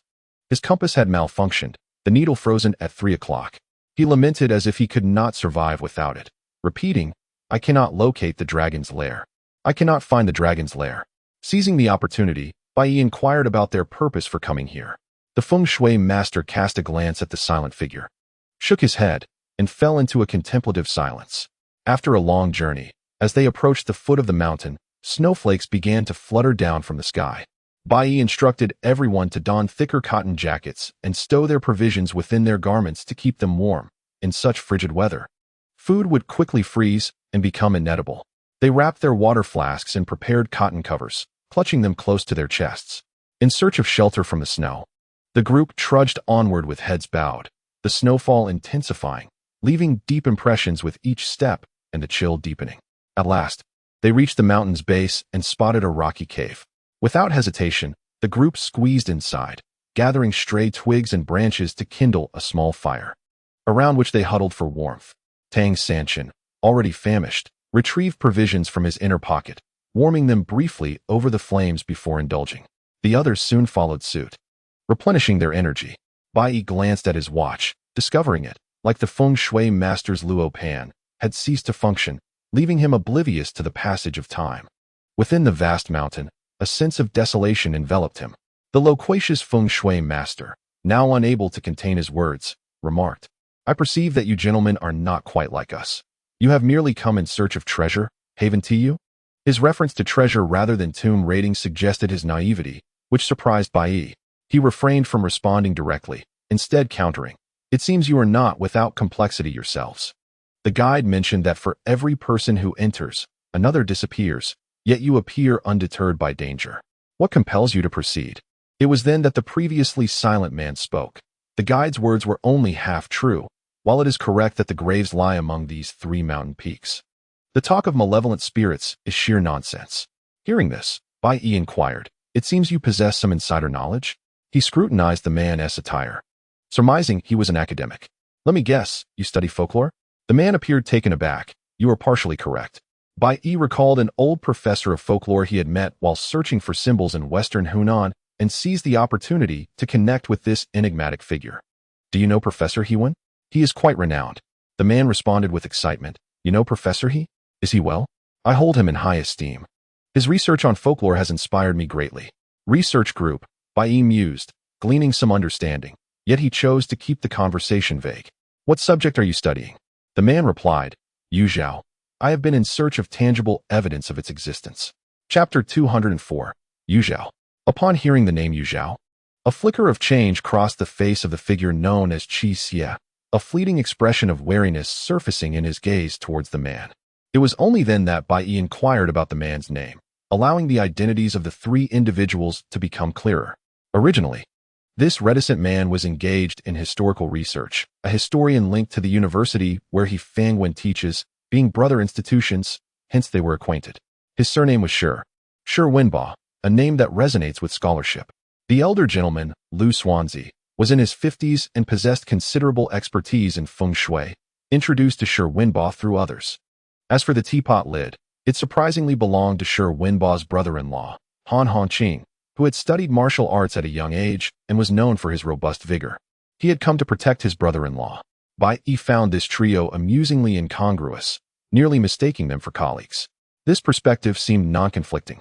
Yet Bai Yi and his companions were hearing about the Yu dynasty for the first time and were quite intrigued, prompting them to inquire further about it from Shi Wenbo. Noticing their interest, Shi Wenbo began to speak more freely. In the annals of ancient Chinese history, the general consensus identifies the three dynasties of Xia, Shang, and Zhou. However, certain ancient texts refer to a fourth dynasty, Yu, preceding these. Before the Xia dynasty, the only clearly defined political events involved the abdication among Yao, Shun, and Yu, with Shun reigning for 50 years. Yet, the Han Fizi, Xianxue states that the Yu and Xia dynasties spanned over 2 millennia. According to this narrative, the Yu clan must have existed for far more than just a 50-year generation. The Xia dynasty lasted over 470 years, and considering the Great Flood during the Ice Age, the Yu dynasty likely extended for over 1,000 years. Furthermore, the opening line of the preface to the continued supplement of the Yongji County Chronicle, written by the governor of Puzhou, Du Songnian, in the 12th year of the Guangxu era, 1886 AD, reads, "Since the Yu emperor, individuals of great merit have emerged throughout the ages, prominently recorded in the annals of history, obscuring the cultural achievements of the Yellow River. The mention of the Yu emperor indicates recognition of it as a dynasty. The longest reign of any feudal dynasty in China was that of the Qing dynasty under Emperor Kangxi, lasting 61 years. By this estimation, the Yu dynasty during the slave society must have spanned at least 24 generations. If we consider Shun's 50-year reign as one generation, the Yu dynasty must have encompassed at least 30 generations, resulting in a historical narrative extending over a millennium. Such a grand dynasty suddenly vanishing from the historical record is indeed perplexing, is it not?" Lazy responded with irritation. "Not really. Before you mentioned it, we had never even heard of the Yu dynasty. It has always been Xia, Shang, Zhou since childhood." Bai Yi interrupted Lazy, pondering why Shi Wenbo would trace the remnants of the Yu dynasty to Changbai Mountain. If indeed there were traces of the Yu dynasty among these dragon seats, it could prove quite intriguing. Initially thought to be the source of the Manchu people, the discovery of a dynasty like the Yu could make for an exhilarating revelation. Tang Sanqing finished his meal, clapped his hands, and began to wander aimlessly within the cave. To his surprise, he noticed some stalactites hanging from the ceiling. Not many in number, but they adorned the cave's upper side with a damp freshness. Some reached just above his head, almost touching the ground. The stalactites gleamed translucently, with peculiar shapes. At a glance, they resembled a suspended waterfall, the water halting midway in a breathtaking display. Tang Sanqing has traversed the land for decades, acquiring a profound understanding of geography. It struck him as odd that stalactites could be found here, as they typically flourish in regions such as Guangxi and Yunnan, while being a rarity elsewhere. Upon hearing about the stalactites, Shi Wenbo leapt with excitement, bounding to Tang Sanqing's side. Without uttering much, he produced a magnifying glass and began to examine the stalactites with fervor. Bai Yi remarked, "The formation of stalactites is rather simple. Caves are found in limestone terrains, primarily composed of calcium carbonate. As water seeps from the cave ceiling, the calcium bicarbonate within undergoes a chemical reaction, with some depositing on the ceiling and others on the floor. Over time, this leads to the formation of stalactites on the ceiling and stalagmites on the floor. And when stalactites and stalagmites connect, they form columns. This is intrinsically linked to the geographical environment." Shi Wenbo danced with joy, exclaiming, "Ah, it is indeed a stalactite." The others were puzzled by his exuberance over a mere stalactite. Lazy retreated to Xiao Ning's side, shaking his head repeatedly. "Madman, they are all madmen." Xiao Ning countered, shaking his head, "He is not mad. I have heard the old scholar in the library mention the Yu dynasty as well. It is said that the people of this era held a great fondness for stalactites, often decorating their rooms with them. I believe he perceives this as evidence linking this place to the Yu dynasty, which explains his elation." Upon hearing Xiao Ning's words, Shi Wenbo's excitement escalated. It turns out there is indeed a kindred spirit here. He rushed to Xiao Ning's front, exclaiming, There are wild historical texts that claim the people of the Yu dynasty would carve stalactites into the shape of full moons and place them at their windows on moonlit nights, bathing them in moonlight to imbue the stalactites with a luster akin to the moon. Incredible, isn't it? It sounds as if they could absorb the essence of the moon into the stalactites, doesn't it? Professor Sure, why do you assert that there are clues indicating the existence of the Yu dynasty here? That seems most significant, questioned Qixia, prompting silence as everyone awaited Sure Wenba's response. He sighed.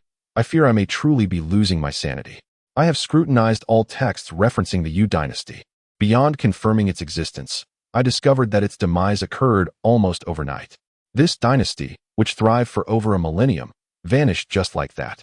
Moreover, the last known settlement of the Yu people was located at Changbai Mountain.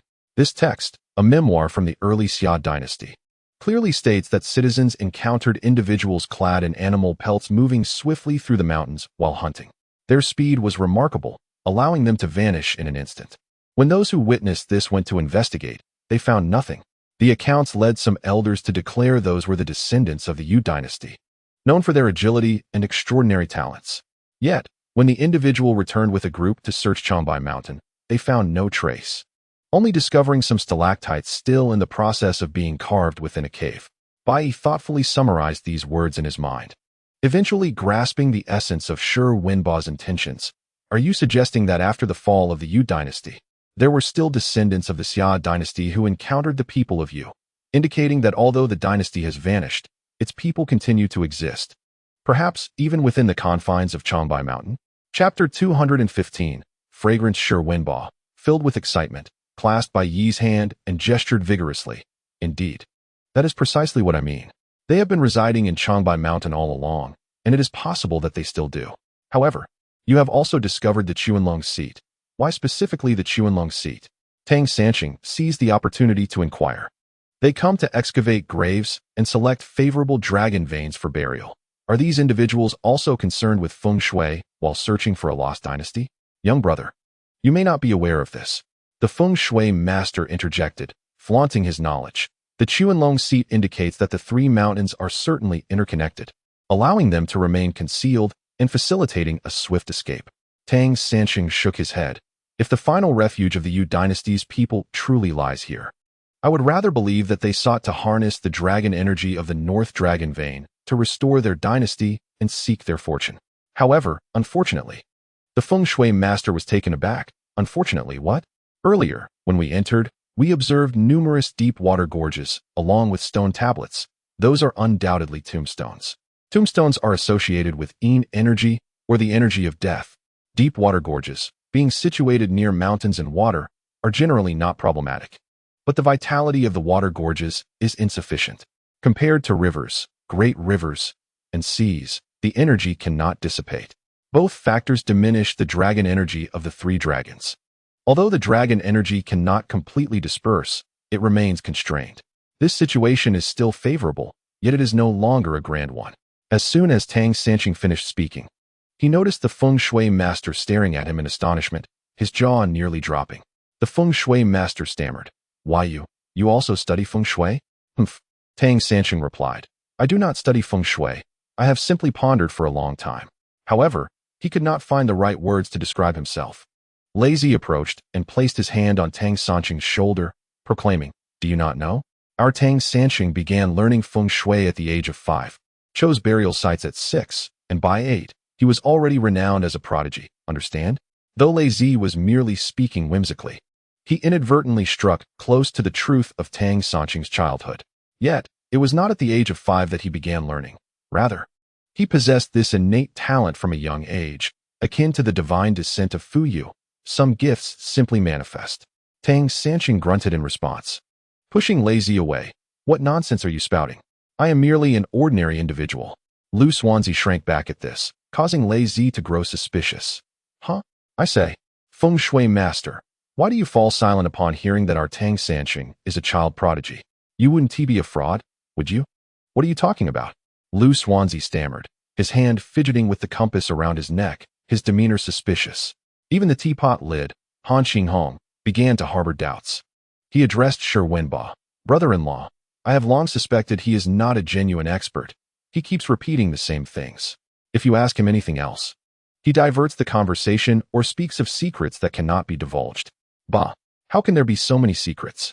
As the crowd pressed Lu Xuanzi, Xiao Ning, who had been standing beneath the stalactite, suddenly touched her face, realizing something was dripping from above.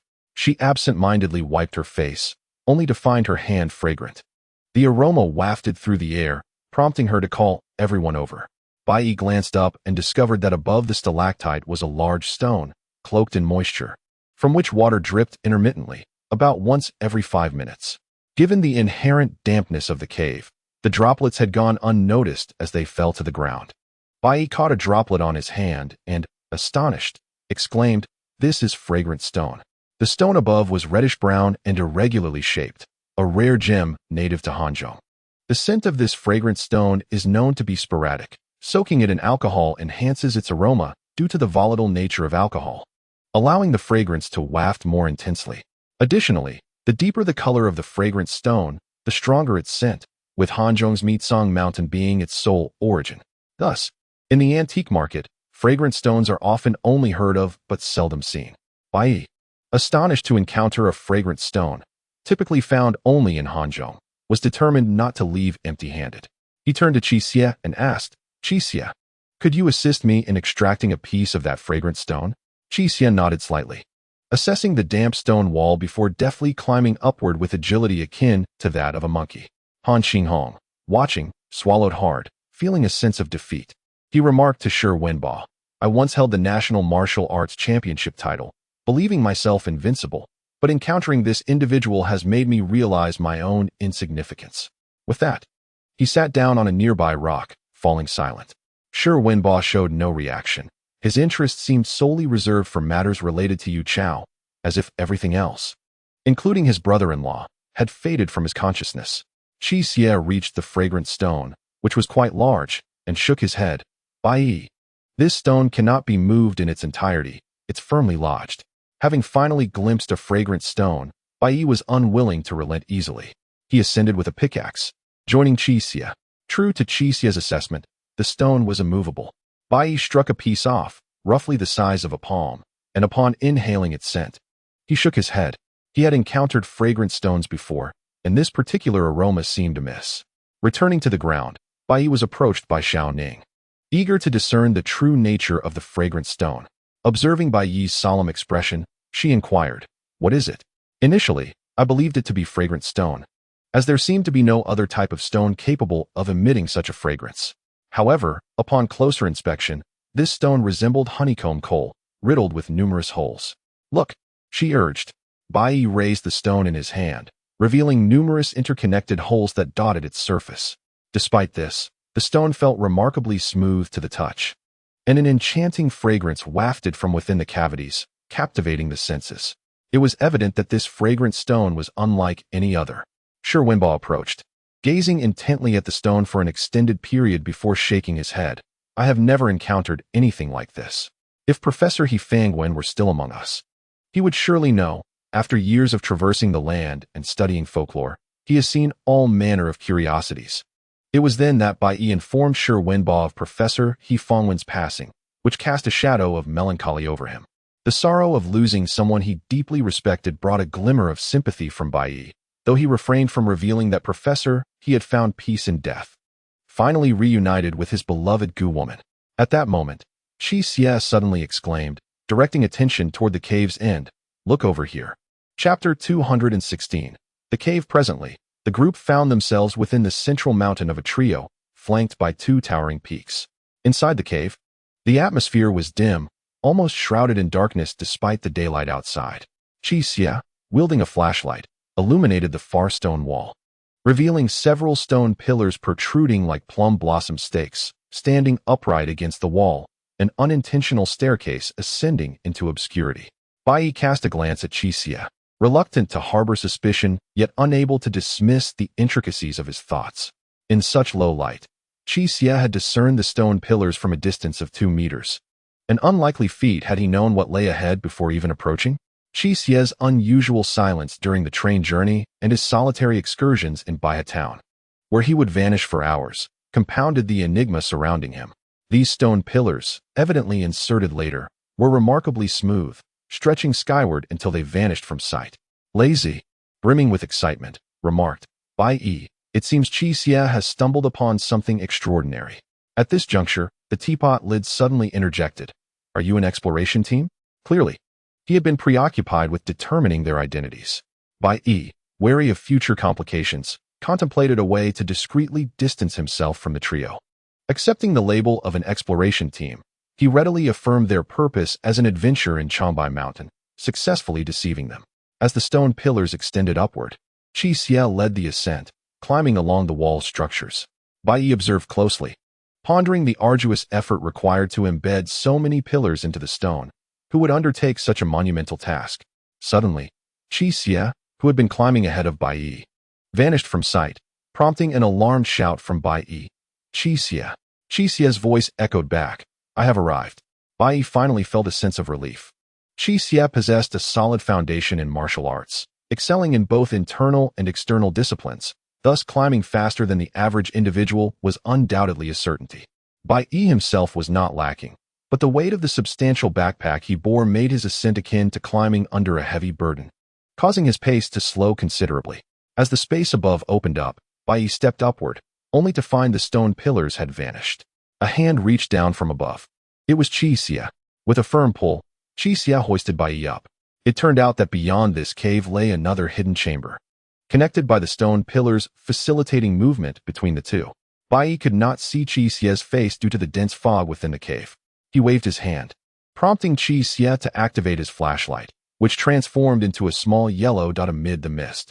Behind them, Xiao Ning also crawled in, her expression one of trepidation. The sudden absence of light made every step feel unreal, as if she were treading on clouds. How can there be such thick fog here? Xiao Ning pondered aloud. Just then, Lei Zi made his entrance, inadvertently colliding with Xiao Ning. Qi Xie cautioned, it's hard to see here. Everyone must be careful. Careful? Bai Yi's mind stirred. At that moment, the others began to ascend one by one. The elderly Feng Shui master trembled as he climbed up, and upon seeing the dense fog, he felt a wave of anxiety wash over him, his heart quaking at the thought. What sort of place is this? Where does this fog come from? Tang Sanchen called out for Qi Xie. Qi Xie, where are you? Without warning, Qi Xie was suddenly at his side, reassuring him, I am here. Do not panic. Bai Yi found this peculiar. Just moments ago, Qi Xie's voice had emanated from a meter in front of him, but now he had inexplicably materialized beside Tang Sanchen. In such thick fog, where visibility was nearly non-existent, how was Qi Xie able to move so freely? Bai Yi gazed at the figures of Qi Xie and Tang Sanchen, their forms shrouded in mist, merely shadows in the haze. At that instant, a startled cry rang out. It was the fortune teller, seemingly startled by something. Lu Xuanzi, where are you? Shi Wenbo panicked. As a historian, he had never encountered such a bizarre situation and was already in a state of distress.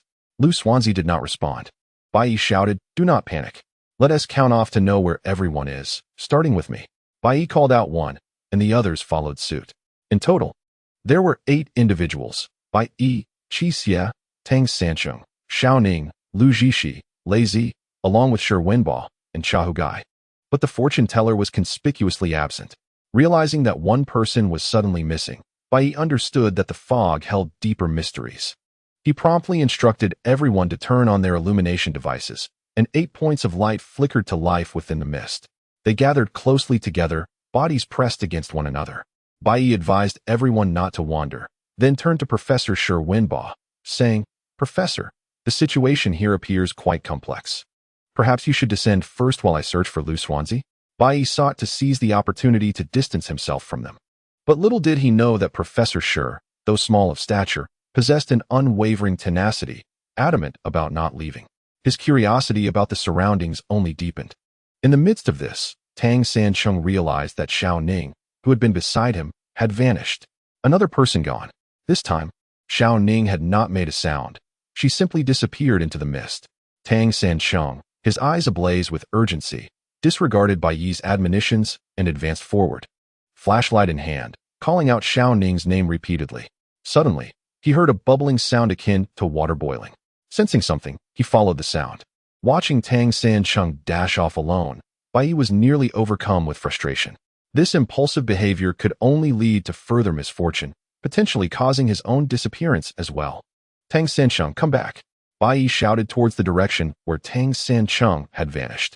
At that moment, Qi Xie shot forth like an arrow, bringing Bai Yi a sense of reassurance. Qi Xie remained the steadfast companion he had always been, and with Tang Sancheng being his greatest concern, his presence was most comforting. The mist posed no hindrance to Qi Xie. He navigated through it with instinct. Tang Sancheng had located the source of the sound. He bent down, shining the flashlight, and discovered a steaming hot spring within a cavern, steam rising from its depths. Leaning closer, he could vaguely see countless bubbles breaking the surface, as if the water were boiling. Captivated by the sight, he thought it was no mere hot spring, but rather a cauldron of boiling water. Just as he opened his mouth to call Bai Yi over, a hand suddenly emerged from the pool, gripping his throat. The words he intended to utter were stifled, and the flashlight slipped from his grasp, plunging into the water. He struggled to pry the hand away, but found himself utterly powerless. In his mind, he called out for Qi Xie. Chapter 217. The pool. Tang Sancheng felt a constriction in his throat, a breath he could neither draw nor release, leaving him suspended between life and death. He gradually loosened his grip, allowing the hand to tighten around his neck. Feeling utterly helpless, he thought how absurd it was. If he were to perish in such a pitiful manner, Lei Zi and the others would surely mock him for his cowardice. Just then, a tall figure lunged forward, pulling him into the water. The grip around his throat loosened, and as he shut his eyes, he braced himself for the inevitable. Strangely, the water was not scalding. It felt cool. Opening his eyes, he found Qi Xie's face before him, devoid of mist, only water surrounding them. Behind Qi Xie, a shadow flickered before vanishing beneath the surface. Qi Xie hoisted Tang Sancheng above the water, casting him onto the shore before pulling himself out. Lying on the ground, Tang Sancheng gasped for breath, bewildered. Had he just encountered a ghost? Where had that hand come from? Tang San suddenly recalled that his flashlight had also fallen into the pool. He called out to Qi Jie, informing him of the situation. Qi Jie promptly jumped back into the water and, after considerable effort, retrieved Tang San's flashlight. However, upon testing it, they discovered it was no longer functional. Tang San decided to discard it, not wishing to be encumbered by it any longer. The five companions, Bai Yi and the others, approached cautiously, relieved to see Tang San unscathed. After he recounted the events, Bai Yi became intrigued by the bubbling pool. Leaning over, he suddenly plunged into the water. Lazy exclaimed, Tang San, you weren't seeing ghosts, were you? I wonder if that fortune-telling old man and Xiao Ning were dragged away by spirits. Bah! Tang San retorted angrily. Enough. Enough. Close your ravenous mouth. Lu Zhishi tugged at Lazy. Come on, Lazy, let's stick to materialism. Lazy, feeling irked, shot back at Lu Zhishi. Didn't you hear what Lu Shan said? There are malevolent spirits here. You didn't notice all those stone tablets when we entered? One fewer with each person that comes in, remember? Yes, I remember, Lu Zhishi thought, feeling anxious as he listened to Lei Zi's ominous remarks. Though he dared not retort, and turned away in silence. Shi Wenbo declared, I don't believe in ghostly mischief. I think it's a human doing this. That hand we saw earlier is certainly worth investigating. There's enough space in this pool to conceal a person. Perhaps the tour guide deceived us, performing a beheading motion to imply that Lu Shan intends to commit murder for wealth.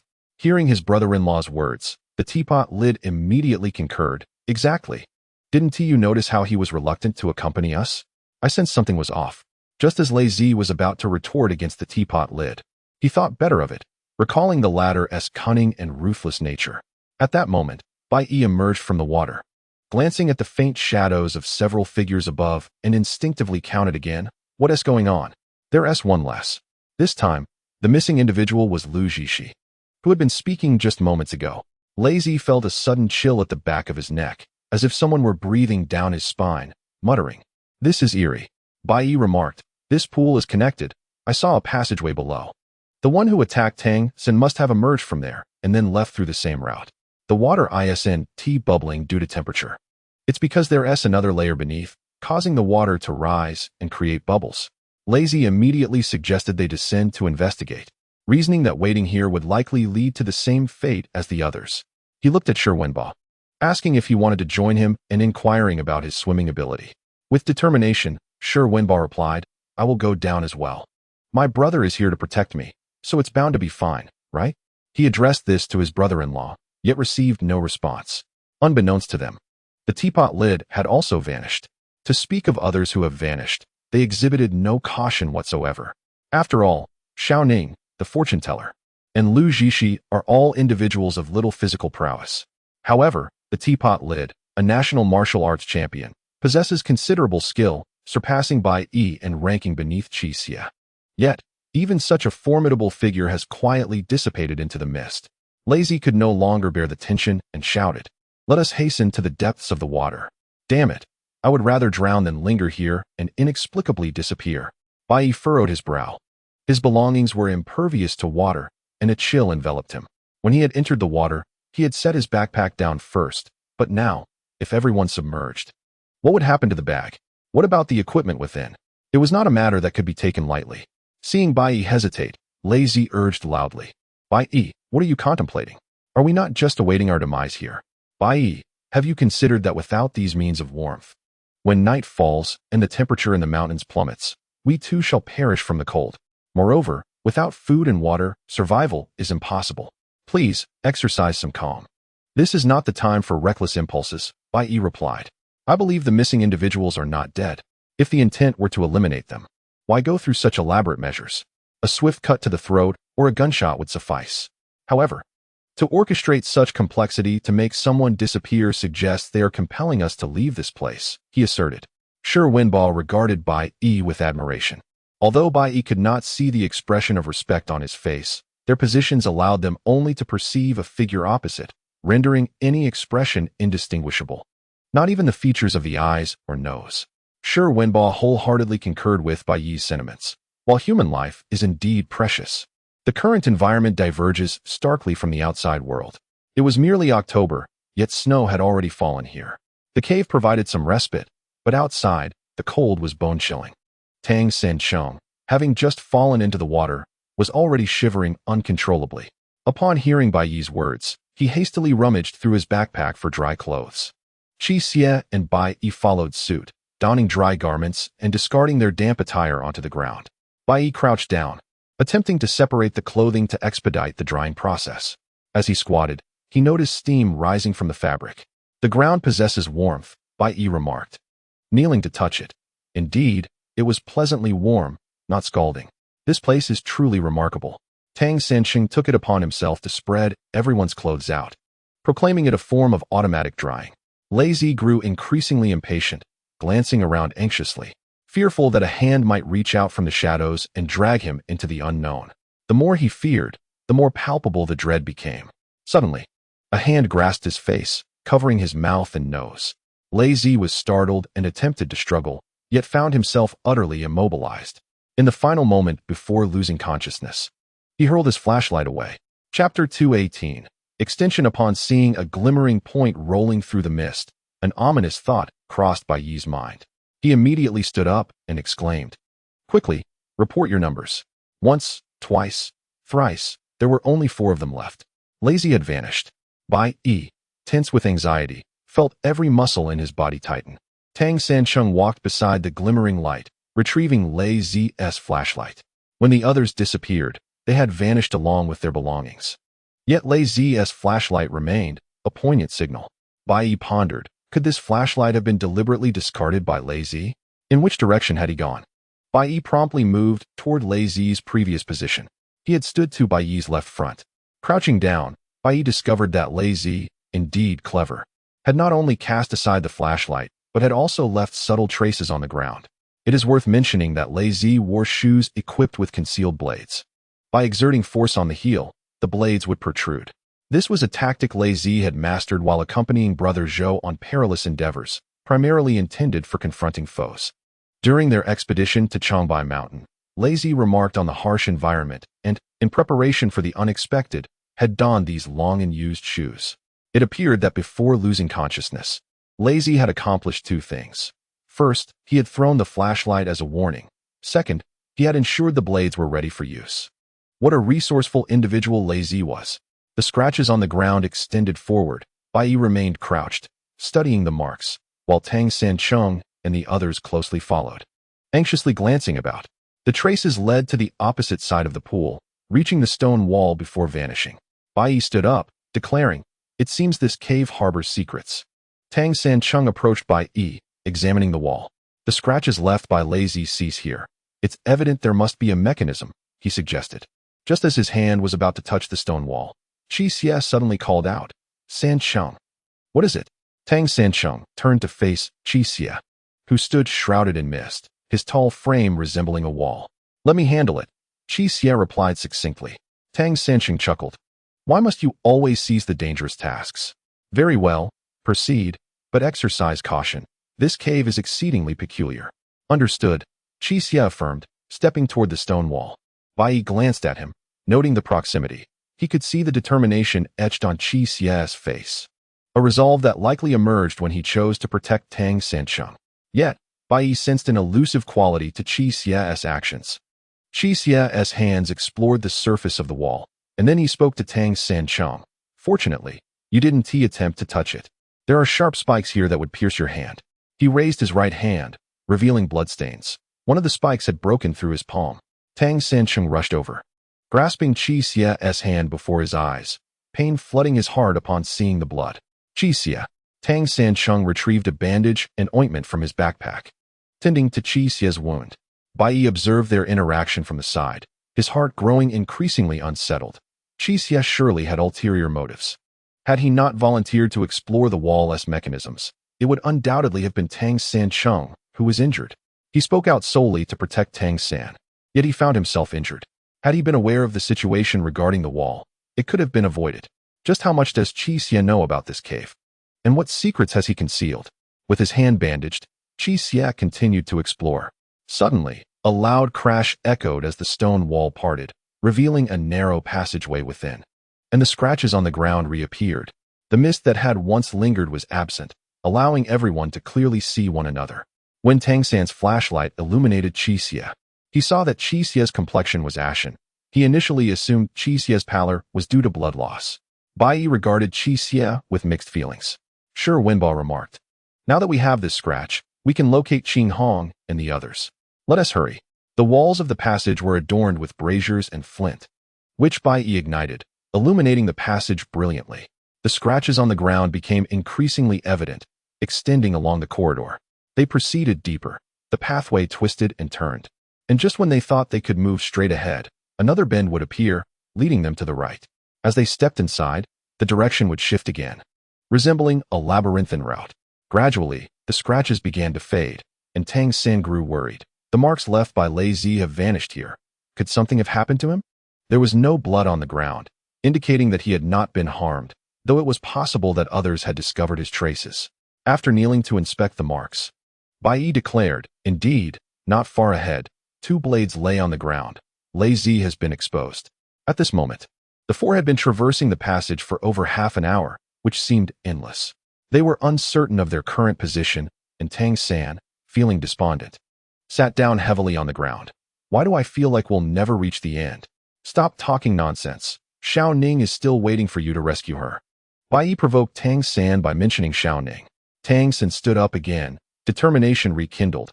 I refuse to believe this. We are still within this mountain. However, it's possible that the 3 mountains are interconnected, which means our present location might lie within another range. 3 dragons sitting, 3 dragon heads. Are you suggesting this passage connects the 3 mountains? Bai Yi inquired. Yes, that possibility exists, Tang San replied, pressing his ear against the wall to listen to the sounds inside. The noise was normal, devoid of hollowness. The 4, feeling helpless, continued onward. After another quarter of an hour, the passage persisted. Bai Yi, feeling increasingly agitated, halted and clenched his fist, striking the wall with frustration, causing his hand to redden. Tang San was taken aback. Bai Yi, what are you doing? This is never-ending. Are we to believe that all 5 of us have been dragged to the ends of the earth? Bai Yi shook his head. I need to remain calm. Sure, Wenbo, who had been silent, suddenly interjected. Do you think it's possible that the descendants of Yu Zhao are behind this? Could they still be alive, hiding in these Changbai mountains? Bai Yi felt a stir within his heart, a smile gracing his lips as he approached Shi Wenbo, who stood there, dumbfounded, gazing at Bai Yi. What is the matter? Do you share my thoughts? Consider this. They have dwelled in the Changbai mountains for thousands of years, existing here like the idyllic paradise described by Tao Yuan Ming, possessing their own world.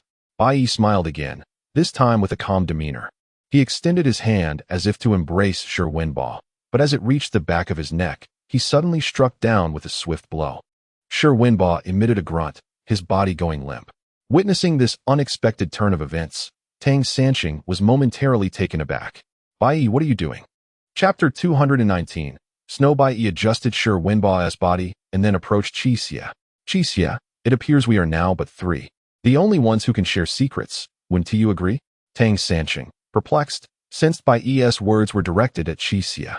He stepped forward and tugged at Bai Yi's sleeve. Bai Yi, what is the meaning of this? Qixia is our companion. You shouldn't. Indeed. I am questioning him. Bai Yi made his intentions clear. Tang Sanqing, cease your pretense. Are you not harboring doubts as well?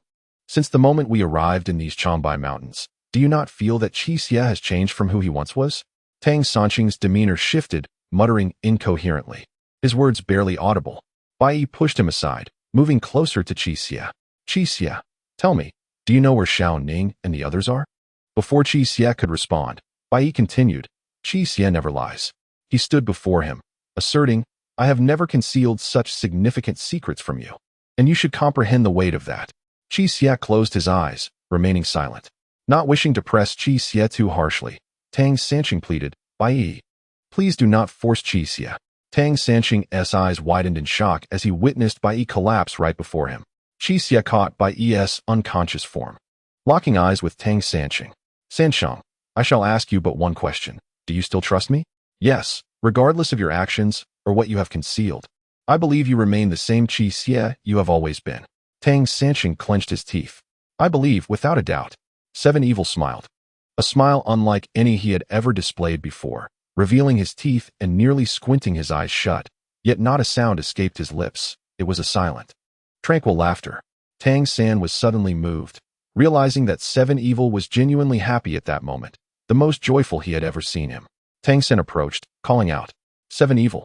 But the smile vanished from Seven Evil's face, and Tang San felt a wave of dizziness. He managed a faint smile, noticing Seven Evil's face drawing nearer, then felt his body lift off the ground, paralyzed, and a wave of comfort washed over him as he slipped into a deep slumber. A chill enveloped Tang San, the biting wind cutting across his face, seeping through the sleeves of his clothing, as the warmth within him seemed to dissipate gradually. His eyelids felt heavy, refusing to part, and his body trembled slightly. When he finally opened his eyes, he sensed movement behind him. Seven Evil cautioned, do not open your eyes immediately. You might go blind. Hearing Seven Evil's voice brought Tang San some solace. After a moment of acclimatizing to the light, he slowly opened his eyes to discover he was resting on Seven Evil's shoulder, while Bai Yi lay beside him, still unconscious with his eyes tightly shut. The biting cold was due to Seven Evil carrying both of them halfway up the mountain, having exited the cave.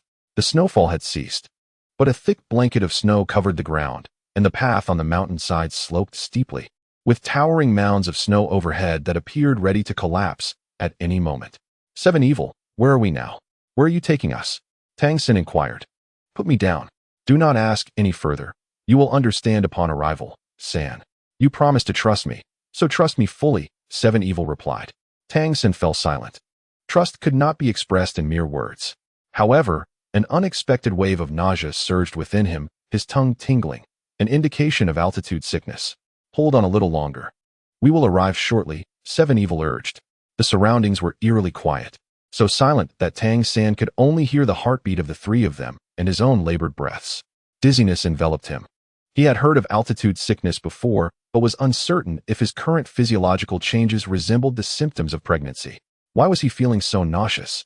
He busied his mouth, trying to alleviate the tingling sensation in his tongue. Glancing at Seven Evil, he saw him carrying both individuals with steady strides, breathing effortlessly despite the deep snow beneath him. As if traversing flat ground, ahead loomed a steep cliff, inclined at nearly a 60-degree angle, with no further path to follow. The footsteps of Qixia finally ceased. He gently lowered Tang Sanqing and then Bai Yi to the ground, patting Bai Yi's cheeks until he awakened. Startled, Bai Yi took a step back, nearly tumbling off the precipice. Qixia swiftly grasped him, and as Bai Yi turned around, he was met with the sheer cliff behind him. Just moments ago, he had narrowly avoided a fatal plunge. The narrow mountain path could accommodate only 3 individuals, and there appeared to be no way forward. A narrow trail extended behind them, and the biting cold sharpened Bai Yi's mind. "Qixia, did you bring us here?" Qixia nodded. Bai Yi remarked, "It seems we are no longer on the previous mountain." "Indeed," Qixia affirmed. Upon hearing their exchange, Tang Sansheng glanced around and realized that the three of them were now situated on the far right mountain of the dragon's seat. The path into the mountains led directly to the cavern within the central mountain, with no routes extending to the left or right. It had only been half an hour since he lost consciousness, yet Qixia had already carried Bai Yi to this mountainside. "So, these three mountains are interconnected. You took a shortcut, did you not?" "Correct," Qixia replied, his gaze fixed on the sheer cliff before them. This vertical wall obstructed their ascent to the summit, and reaching the peak would be nearly impossible without specialized climbing equipment. Who could have anticipated such a scenario? Naturally, no preparations had been made. Noticing Qixia's troubled expression, Bai Yi inquired, "Must we reach the summit?" "Yes," Qixia replied. "If you wish to uncover the truth, only the peak will suffice." Bai Yi closed his eyes. "We can only ascend without gear. You and I should be fine, but the real challenge lies with Tang Sansheng. Do you believe you can manage it?" Taking a deep breath, Tang Sansheng gazed at the imposing cliff that seemed to plunge directly from the summit, blocking their ascent. While the cliff bore numerous protruding stones, they were now blanketed by a thick layer of snow, making it crucial to discern which stones could support their weight. Coupled with the effects of high altitude, climbing presented a formidable challenge. A moment's inattention could lead to a fatal fall, as there would be no platform to land upon, only an endless descent to the mountain's base, resulting in a lifeless corpse. What was worse, in such snowy mountains, avalanches could occur at any moment, and the three of them might not even reach the summit before being swept down by a snowball, buried beneath the snow and transformed into snow corpses. The more Tang Sansheng pondered, the colder his heart and body became. He raised his head to meet the eyes of Qixia and Bai Yi, gritted his teeth, and stamped his foot. "Damn it, I'll give it my all." Chapter 220. Avalanche. Though Tang Sansheng declared his willingness to risk everything, neither Qixia nor Bai Yi wished for him to truly endanger his life. Bai Yi retrieved a rope from his pack and tied it around Tang Sansheng's waist, securing the other end to Qixia's waist. In that moment, they were indeed like grasshoppers tethered to the same string. Bai Yi patted Tang Sansheng on the back. "Stay close. If you're not careful, you might be fine. But Qixia will really be in trouble." This is indeed a self-imposed strain. Tang Sansheng, amidst the frigid expanse, felt warmth rising from his forehead. His palms were ablaze. Qixia, without uttering a word, had already begun to ascend using his bare hands. Tang Sansheng hurriedly followed suit, while Bai Yi brought up the rear, effectively encircling Tang Sansheng in their midst. He understood that Bai Yi's earlier words were only half-spoken. If he faltered, it would not only jeopardize Qixia, but also bring calamity upon Bai Yi. Thus, Tang Sansheng dared not let his guard down. Just then, the paused snowfall resumed, obscuring the trio's vision and rendering their ascent even more arduous. Tang Sansheng refrained from glancing downward, fearing that a mere glance might rob him of the courage to climb higher. He shook his head to dislodge the snow from his face, striving to see more clearly. Gripping tighter with his hands, the sharp stones were concealed beneath the snow, their jagged edges hidden. As they reached for them, they mercilessly sliced into their hands, leaving their palms and fingers bloodied. Blood dripped down, quickly covered by the snow, leaving their hands warm, though it was uncertain whether this warmth stemmed from friction or the blood itself. The higher they climbed, the more the stones were not merely cloaked in snow. In some sunken areas, the accumulated water had frozen into ice, making the ground perilously slippery. Qixia had to use his hands to break the ice, preventing Tang Sansheng from slipping. The trio's movements were painstakingly slow. Compared to nature, human effort seemed feeble. Tang Sansheng looked upward and realized that the summit was still a considerable distance away. Gritting his teeth, he resumed his ascent. But the stones were slick and hidden beneath the snow, and wearing gloves made it even harder to discern their grip. They climbed without any protective gear. And it was not just Tang Sansheng whose hands were already marred. Time ceased to hold meaning in the vast, white expanse. The three had long lost track of it, until suddenly the snowy world trembled and the sky darkened. Qixia's expression immediately grew grave as he muttered something under his breath. Tang Sansheng clearly heard him utter the words "not good." Tang Sansheng called out, "Qixia, what's wrong? Why is it not good?" Bai Yi, who was perched just below Tang Sansheng, cursed, "You fool. Tang San Chung, can't you see? The mountain is shifting. We're almost at the summit. Don't let a snow avalanche happen now. Avalanche. Tang San Chung was struck dumb with fear. Goodness, is this truly turning into an ice coffin? He felt an unexpected surge of energy and desperately climbed higher, urging, quickly, let's reach the summit before the avalanche. Bai Yi shook his head with a bitter smile. Given the current situation, they were unlikely to make it in time. Most people are unaware that on snow-capped mountains, a constant struggle ensues. Gravity relentlessly pulls the snow downward, while the cohesion among the snowflakes strives to keep it in place. When this struggle reaches its peak, even the slightest external force, be it an animal's dash, a falling rock, a gust of wind, a minor tremor, or even a shout in the valley, can surpass the cohesive force that binds the snowflakes together, triggering a catastrophic avalanche. For instance, a gust of wind. The force of an avalanche is truly astonishing. It sweeps away everything in its path with incredible speed and immense power. Some avalanches generate destructive snow clouds, capable of obliterating all in their wake. Once an avalanche begins, akin to a volcanic eruption, it becomes unstoppable, such is the might of nature. As Bai Yi struggled to ascend, he reflected that the occurrence of avalanches is largely influenced by human activities. It is said that 90% of avalanches result from the actions of climbers themselves. If an avalanche were to truly occur, Bai Yi wondered if it would indeed be the result of their intense climbing. If they were to be buried beneath the snow, would it be the avalanche or their own actions that led to their demise? A bitter smile crossed Bai Yi's face. Once a person is buried under snow, the hope of rescue diminishes significantly if not found within half an hour. If an avalanche were to happen, could there really be a miracle within that time? Bai Yi had no time to ponder further, for his grip on the rock was faltering. Tang San Chung was perilously hanging from the cliff, and Qi Xia was nearly thrown off balance by him. Drawing upon his own cultivation, Qi Xia clung on desperately. They were a mere 10 meters away from the summit. So close yet so far. Why did it have to be at this moment? Suddenly, Qi Xia let out a thunderous roar. Ah? Bai Yi's warning came too late. The earlier signs of the impending avalanche had already manifested. Qi Xia's shout hastened its arrival. In the stillness, a faint crack echoed, a harbinger of the avalanche's onset. In that moment, Bai Yi thought of Fu Yu, recalling the promise made amidst the ancient ruins. The beautiful visions once envisioned shattered with the sound of that crack. He even felt as though a part of his heart had fractured. He cried out, Fu Yu!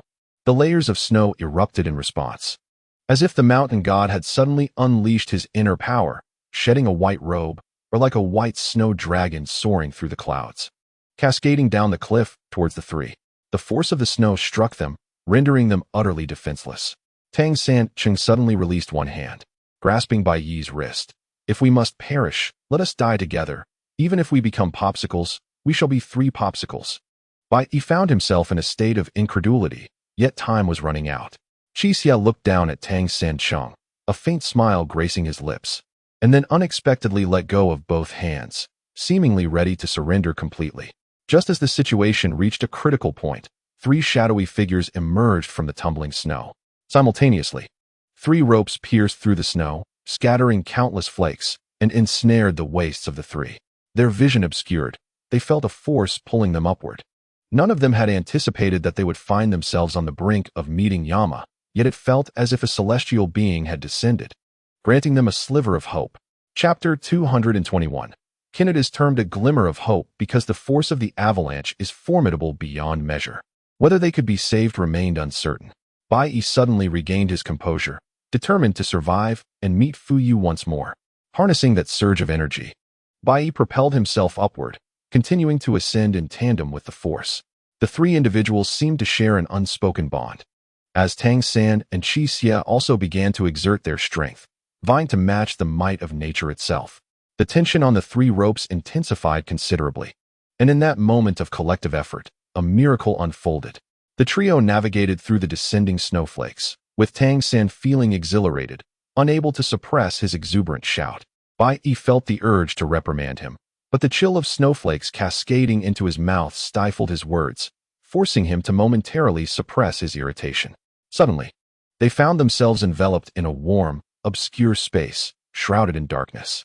Tentatively, Tang San opened his eyes, realizing there was no discomfort, and widened them fully, but alas, visibility was non-existent.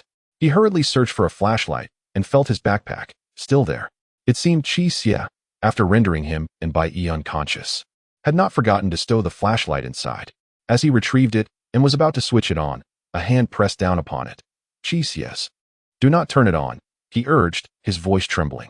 Tang Xin discerned the tension in Qi Xie's tone. The hand pressing on the flashlight quivered slightly, and his heartbeat quickened. Wait a moment. Tang Xin listened intently and detected 7 heartbeats. Apart from their trio, there were 4 others present. He exclaimed, Lei Zi, Xiao Ning. Lu Zhishi. Not them, Bai Yi interjected, his instincts sharper than Tang Xin's. He sensed the unusual atmosphere, a chill creeping into his body. He crossed his arms, trying to generate warmth. Suddenly, something was tossed into their midst from the darkness, fur. As they touched it, they could feel the softness of the hair. The 3 enveloped themselves in the fur, finding some solace from the cold. Their faces flushed with warmth. Snow, after all, could melt into water or transform into a lethal weapon.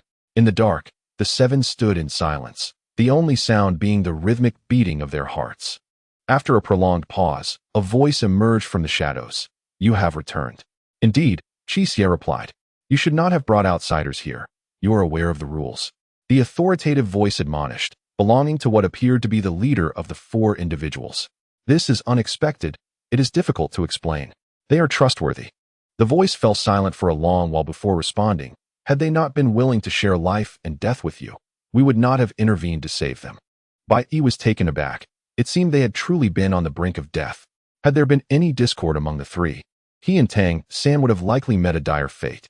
Suddenly, Qi Xie knelt, the sound of his knees hitting the ground resonating in the stillness. "Leader, please allow them to enter our territory." Qi Xie never bowed. The voice sighed, "Yet you kneel for these 2 outsiders. It appears your bond with them exceeds that of our kinship." "Kinsfolk?" A flicker of spiritual insight illuminated Bai Yi's mind. He had begun to grasp certain clues. His heart raced violently, compelling him to press his hand against his chest, for he was acutely aware that Tang Sancheng could undoubtedly detect the turmoil within him. He was far from composed, and at this critical juncture, silence was paramount, as it was a decisive moment for their potential entry into the national boundary. Bai Yi's conjecture was not misplaced. Tang Sancheng had indeed heard the rapid beating of his heart. Confounded by Bai Yi's sudden agitation, he would typically have inquired further. Yet an inexplicable atmosphere enveloped the surroundings, stifling his voice and rendering him hesitant to speak. It was precisely this tension that spared Bai Yi from further anxiety. The figure referred to as the leader by the 7 evils remarked, "You have been away for several years and return only to challenge me. Do you comprehend the consequences of such actions?" Bai Yi replied, "I understand, but I have brought an important individual who can elucidate the leader's long-standing uncertainties."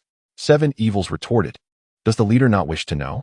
It appeared that the tides of fortune had shifted, as 7 evils had begun to play his own mind games.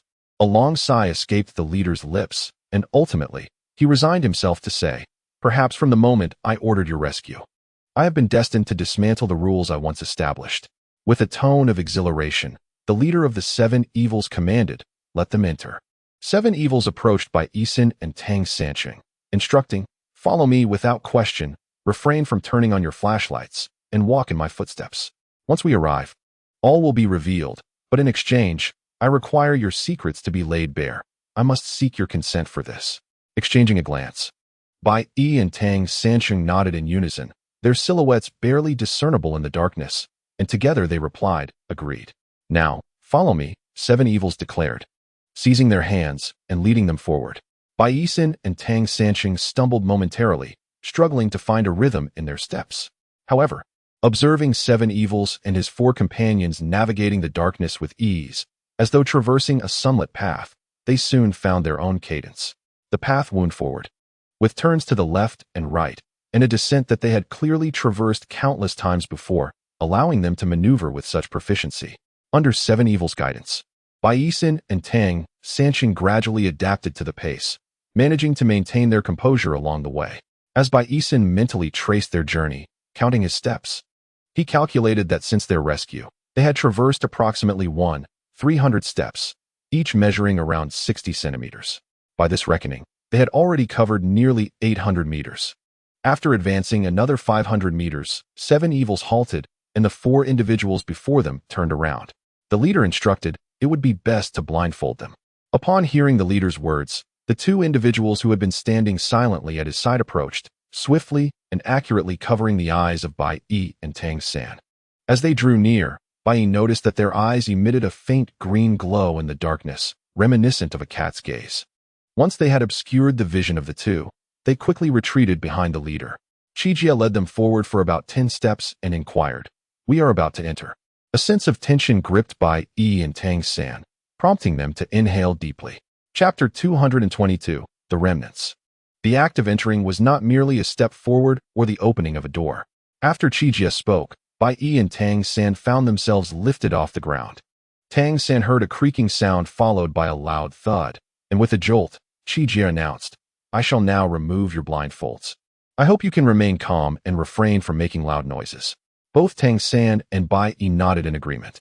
As the blindfolds were removed, they instinctively shook their heads and blinked several times. Suddenly, Tang San covered his mouth, as it was the only way to contain his astonishment amidst the overwhelming scene before them. What lay before their eyes resembled a double-layered palace carved from ivory. It was originally a cavern with stone steps hewn to allow passage between the levels. The once gray-brown stones were adorned with stalactites, said to have absorbed the moon's radiance, emanating a mesmerizing brilliance. Numerous small alcoves, undoubtedly for habitation, embellished with these luminous formations, transformed the space into a realm of white. The source of this ethereal beauty was 3 luminous pearls atop the cavern, casting a light that obliterated the distinction between night and day. The atmosphere was tranquil, and for the first time, Tang San beheld the radiant pearls, his gaze fixed upward for an extended period. Noticing his fascination, Chijia remarked, "In the heavens, there are 36 celestial generals, and below, 72 earthly spirits, a total of 108 realms. The luminous pearls here have harvested and nurtured the brilliance of the sun, moon, and stars, enriched by the gentle caress of winds and rains, and the vitality of mountains and trees on earth, embodying the essence of life and spirit. Thus, the light of the luminous pearls encompasses 36 hues, 72 glows, and 108 radiances, everlasting and undying. Though the beauty of Penglai is exquisite, it pales in comparison to this." Bai Yi sighed. The view from the mountain top is indeed splendid, yet the cost of witnessing such beauty is exceedingly high. He glanced at his bloodied hands and then surveyed his surroundings, asking, strangely, "Chijia, where have those 4 individuals gone?" Tang San, momentarily distracted by the sight before him, responded, "Indeed, those people have vanished." A cough echoed through the cavern, startling Tang San. Following the sound, he discovered that 4 figures had been standing beside them all along, cloaked in long robes that enveloped them from head to toe, with only their eyes visible. The white stalactites adorning the cave rendered them nearly indistinguishable from their surroundings. Upon closer inspection, Bai Yi noted that their eyes, unlike the faint green glow observed in the darkness earlier, were now dark and unremarkable, akin to his own. 7 evils, who are these individuals? Bai Yi inquired. Observing the stance of the 4, one stood proudly in the center, facing forward, while the other 3 positioned themselves behind him, a clear indication of hierarchy. It was evident that the figure at the forefront was the leader. "The leader," 7 evils replied. "As for the others, it is best not to inquire further. Those who dwell here rarely possess names. Only one surname has been passed down." "Only one surname?" Bai Yi recalled the stone tablets flanking the entrance, which had deterred the local mountain dwellers. Each bore a single character, inscribed in pictographs. Some were recognizable to him, denoting surnames. Could this be related to their situation? 7 evils seemed to sense Bai Yi's thoughts. "Those tablets were left by the subjects of my dynasty. Each family that arrived in this Changbai region placed a tablet, one for each lineage, 60 years ago." Upon hearing the term "my dynasty," clarity washed over Bai Yi. "So you are indeed a descendant of the Yu dynasty. No wonder you have been so secretive since your arrival here." Sighing, the leader responded, "Since you both have come this far, there is no longer any need for concealment." He withdrew his hands from his sleeves, revealing gnarled fingers reminiscent of aged branches, which clapped together with a sharp sound. At the sound, numerous figures clad in white robes emerged from the small crevices, mirroring the 3. They were similarly wrapped tightly, revealing only their eyes. Their heights varied, obscured by their garb, making it difficult to discern gender. However, it was evident that among them were both elderly and young. The elderly were stooped, while the children were diminutive, suggesting that the cavern now housed over 200 individuals. These are all remnants of my dynasty, the leader continued. You spoke the truth. We are descendants of the Yu dynasty. After the fall to the Xia, to preserve our lineage, we sought refuge in the Changbai Mountains. Bai Yi thought of Wenba. If he were here now, he would surely be overwhelmed by the validation of his beliefs. Regrettably, he was still lost in the endless corridor, unaware of whether he had awakened. Perhaps no outsiders had ever ventured here before, for the gaze of the 200 individuals fell solely upon Bai Yi and Tang San, leaving them somewhat ill at ease. Tang San awkwardly shifted behind 7 evils. These people remained utterly silent. Even their movements were feather-light. It seemed the legends of their swift footsteps were indeed true. 7 evils' agility was not merely a result of his cultivation. It also stemmed from this lineage of the Yu dynasty, whose descendants moved with the grace of swallows. The leader clapped his hands again and commanded, "Everyone, return." At his command, the more than 200 individuals quickly retreated within a mere 5 seconds. Tang San felt a sense of unease. Is this the usual behavior? Do they not wish to emerge? No. Ordinarily, the atmosphere here is no different from that outside. Everyone would gather to grind food, labor together, and engage in conversation. However, today, Qijia paused. Due to the presence of outsiders, the situation is somewhat altered. These outsiders refer to themselves and the 3 individuals with Wenba.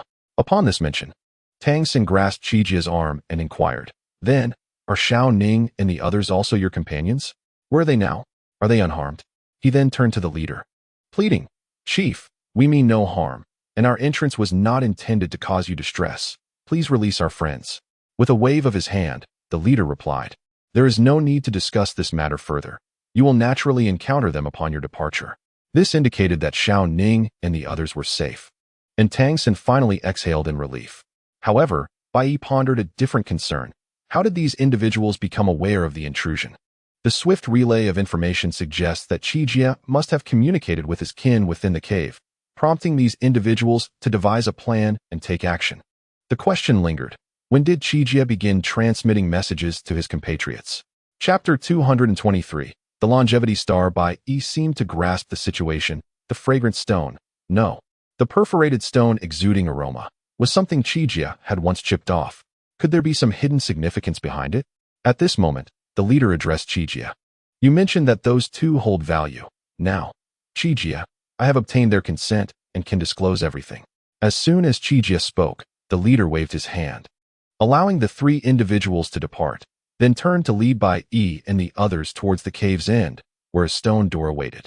Upon pushing it open, they entered a chamber featuring a stone long table and 7 stone stools, resembling a conference room of modern society. Upon entering, the leader suddenly removed his mask, revealing a visage marked by the passage of time.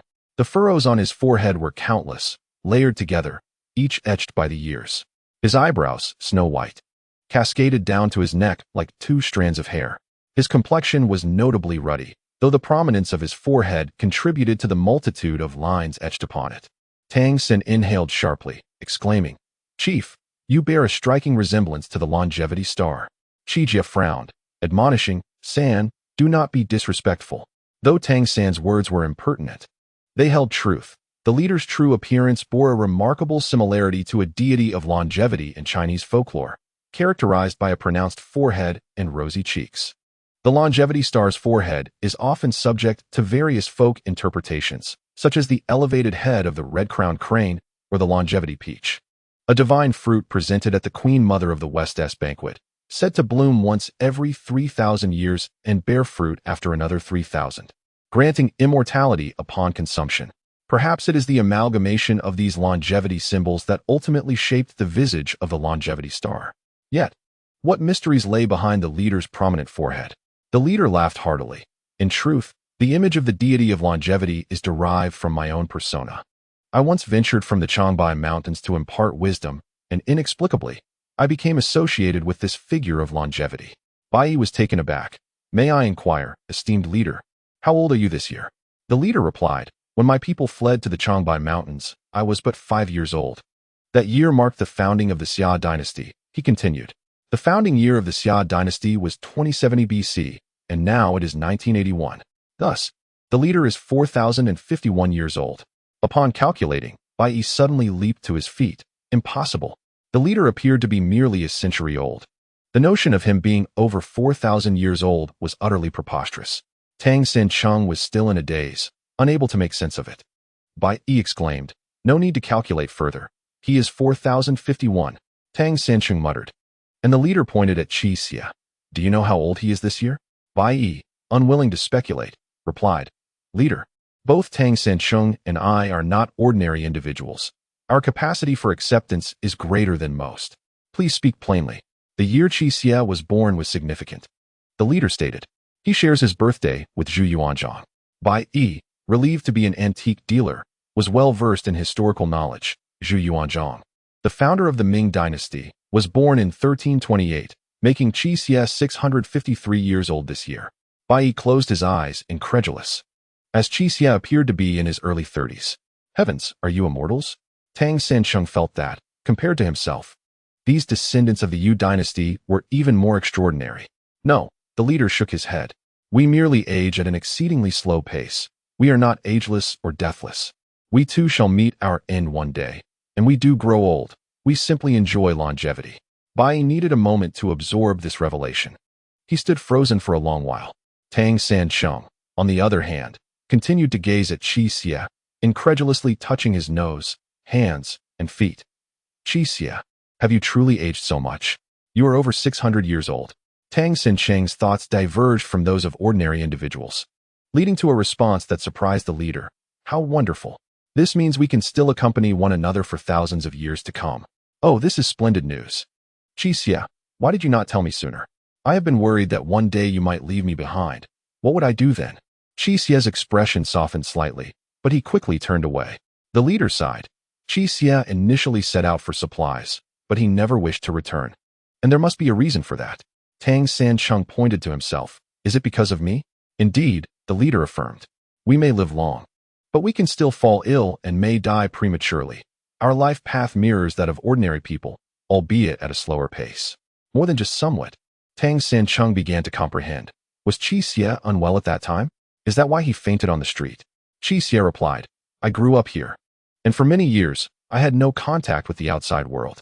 Perhaps this isolation led to my affliction. I was fortunate to encounter you." But how did the leader know all this? Tang San widened his eyes. "Qi Xia, how many matters remain unknown to me?" "Sancheng," Qi Xia replied, "do you recall that after you saved me, I vanished for a time? I returned to inform the leader of the situation, wishing to guard over you. After your departure from this world, I intended to return to repay your life-saving grace. After all, in the trajectory of our lives, it is merely a single day. The lifespan of those outside is but a fraction of ours. Yet, I did not anticipate that you would also be an extraordinary individual." Bai Yi nodded. "It appears our uniqueness is why the leader allowed us entry here?" "Indeed," the leader affirmed. "However, I am unaware of the nature of your uniqueness. Since Qi Xia mentioned it, it must be of significance, thus I tentatively permitted your entrance." It became clear that Qi Xia had utilized this point to persuade the leader. An idea struck Bai Yi. "In that case, shall we lay bare our truths? Let us begin with the experiences of Tang San and myself, and in exchange, I wish to know all about the Yu dynasty. But what if your experiences are insufficient for such an exchange?" The leader chuckled. After 4,000 years of tumult, he had seen it all. He immediately discerned Bai Yi's cunning intentions. The notion of openness should not commence with guile. "Very well, I shall speak first." Bai Yi felt a wave of shame wash over him.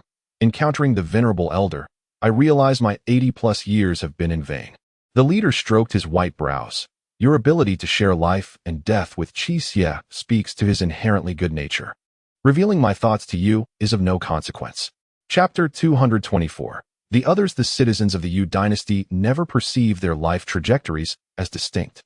Akin to giants dwelling in a world of giants, they believed all were as lofty as themselves. Yet, if an ordinary person were to intrude upon their realm, that individual would undoubtedly stand out. Conversely, should a giant leave their domain, they too would be regarded as an anomaly in the world of the ordinary, facing scrutiny and exclusion. The principle of the minority yielding to the majority appears to be a time-honored law. The people of the Yu dynasty possessed a tranquil disposition. Although swift as lightning, they employed their speed solely for hunting. This very trait contributed to their downfall, as their ignorance of slaughter proved fatal. However, The catalyst for their ultimate demise was the revelation of a secret. Having lived for over a millennium within their dynasty, everything shattered with the emergence of a tribe called Xia. They found themselves ensnared in a cognitive dilemma, realizing they were the outliers. For the inhabitants of other tribes typically lived only to the age of 30, which was considered a long life. The Xia tribe vowed to eradicate these monsters, and war ensued. The Yu people, unaccustomed to violence, faced annihilation. Despite their longevity, they could not withstand the onslaught of sharp weapons. As blades pierced their hearts, blood surged forth, and lives were mercilessly claimed. The leader at that time was not the old immortal. The elder chief gazed upon the remaining 200 souls and ordered the preservation of their last vestige of bloodline. They fled into the Changbai Mountains. For these 3 peaks were interconnected and provided ample concealment. Here they established their secret dynasty, yet they were not entirely cut off from the outside world. Periodically, they dispatched emissaries to procure sustenance and gather intelligence about the realm beyond. Through their inquiries, they learned of the fall of the Xia and the rise of the Shang, followed by the Zhou. The wheel of time continued its relentless rotation, yet none of the dynasties matched their longevity. This small remnant had become a peculiar anomaly, a fact that dictated their inability to re-emerge into society, compelling them to reside within the mountains. The current leader was the second of his line, having previously undertaken the duties of procurement. His unusual appearance led the common folk to unwittingly regard him as the archetype of the immortal, a notion even he had not anticipated. Upon hearing this, Tang Xin became bewildered. Was it only the candidates for leadership permitted to venture out for supplies? Thus, after my demise, Qi Xie shall assume control here and become the new chief. The leader remarked, Qi Xie is the most exceptional among his generation, and the consensus of the people is unanimous. Tang Xin bowed his head, and upon observing his demeanor, the chief chuckled, his brows twitching. You need not worry about this. My constitution is still robust. I should have at least a century left. Qi Xie sighed. Chief, we are like ordinary mortals, subject to the cycles of life, aging, and death, albeit at a slower pace. You should have come to this realization long ago. One day, I too shall depart. The chief then spoke. Bai Yi, intrigued by the pool and passages within the cavern upon their initial arrival, sought clarification from the leader, who was indeed forthcoming with knowledge. If the people of the Yu dynasty possessed such disposition, it was no wonder they faced defeat. Given their capabilities, warfare should have been an effortless endeavor. It turned out that the caverns served as a site for the Yu dynasty's descendants to pay homage to the moon on the 15th of each month. The sacred stone, originally their holy relic, was believed to have fallen from the moon. Bai Yi reasoned that, if the stone indeed descended from the heavens, it must be a meteorite, as it fell during the night, creating a spectacle akin to a celestial drop. The stone's location allowed moonlight to penetrate through a small aperture within it, illuminating the cavern as brightly as day. On the 15th of each month, all gathered under the moonlight, firmly believing they could draw strength from its luminescence. Wait, Chief, how long have you upheld this tradition? Bai Yi pondered, a glimmer of insight surfacing as he felt he was on the verge of connecting the dots. Since my earliest recollections, we have maintained this ritual. Even before the dynasty's fall, the sacred stone was placed in its designated spot, and each month on the 15th, the entire populace bathed in moonlight without fail. The leader observed Bai Yi's expression with keen interest. Have you come to a realization? Bai Yi replied, I wonder if your anomalously prolonged lifespans are connected to that stone. Meteorites, as celestial bodies that descend from the cosmos, might have influenced your life patterns. Bai Yi remarked, perhaps there exists a certain connection between the moonlight and this stone. It is entirely plausible that the stone exerts extraordinary influences under the moonlight, influences that grant you longevity. His assertion was audacious. Even though the leader had lived for over 4 millennia, he required a moment to digest this notion. Upon further reflection, he found Bai Yi's analysis to be highly reasonable.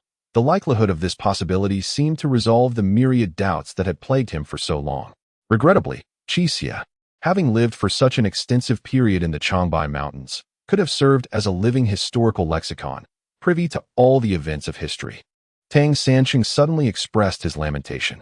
Bai Yi mused silently that such matters were trivial.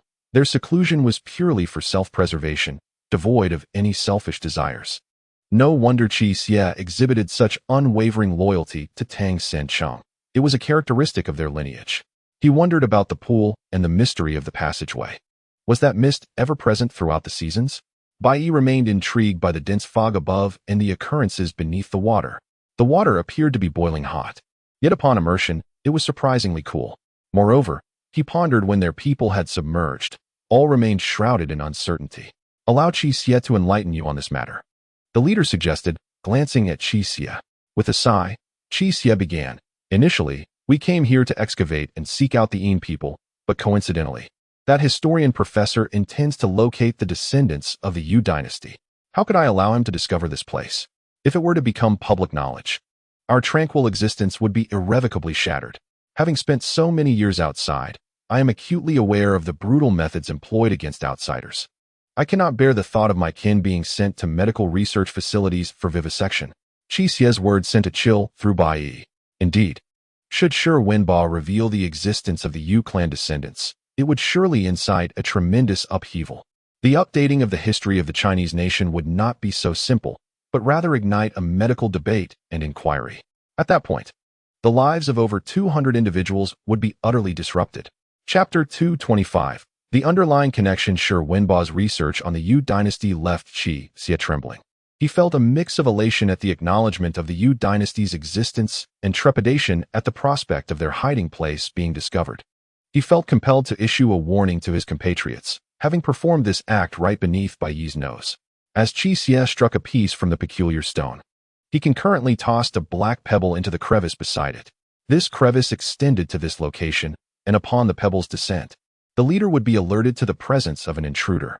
Originally designed to prevent those sent out for supplies from being surveilled, Qi Xie understood the benevolence of his kin. They would never resort to lethal measures, which emboldened him to issue this warning.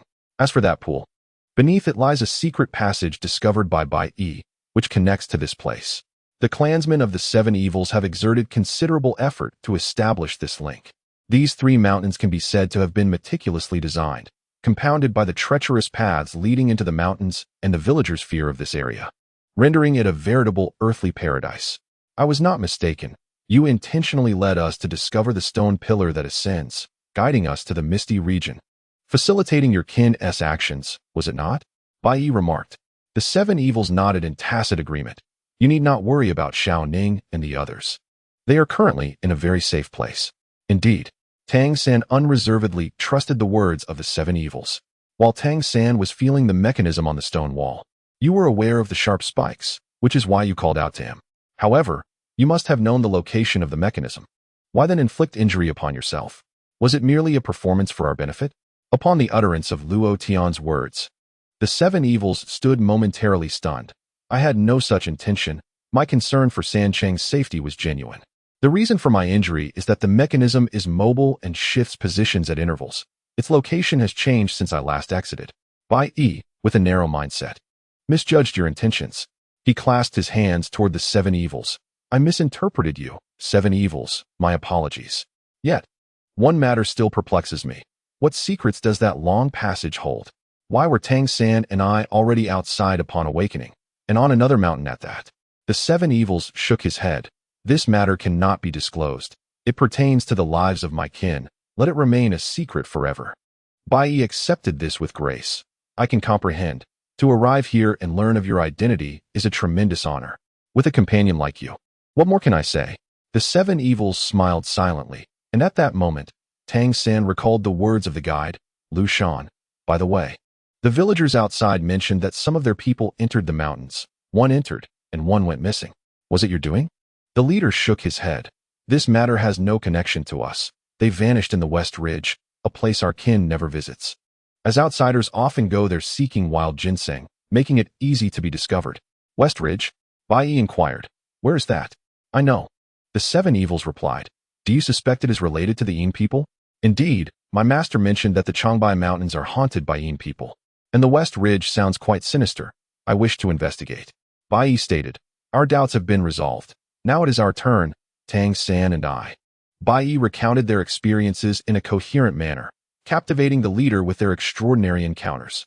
Upon finishing, he exclaimed in astonishment, I never expected there to be others as extraordinary as you beyond ourselves.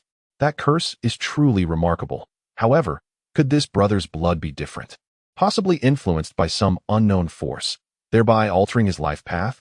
This is something we are also investigating, Bai Yi replied. We have taken up enough of your time. We wonder if it has affected your clansmen? It is time for us to take our leave.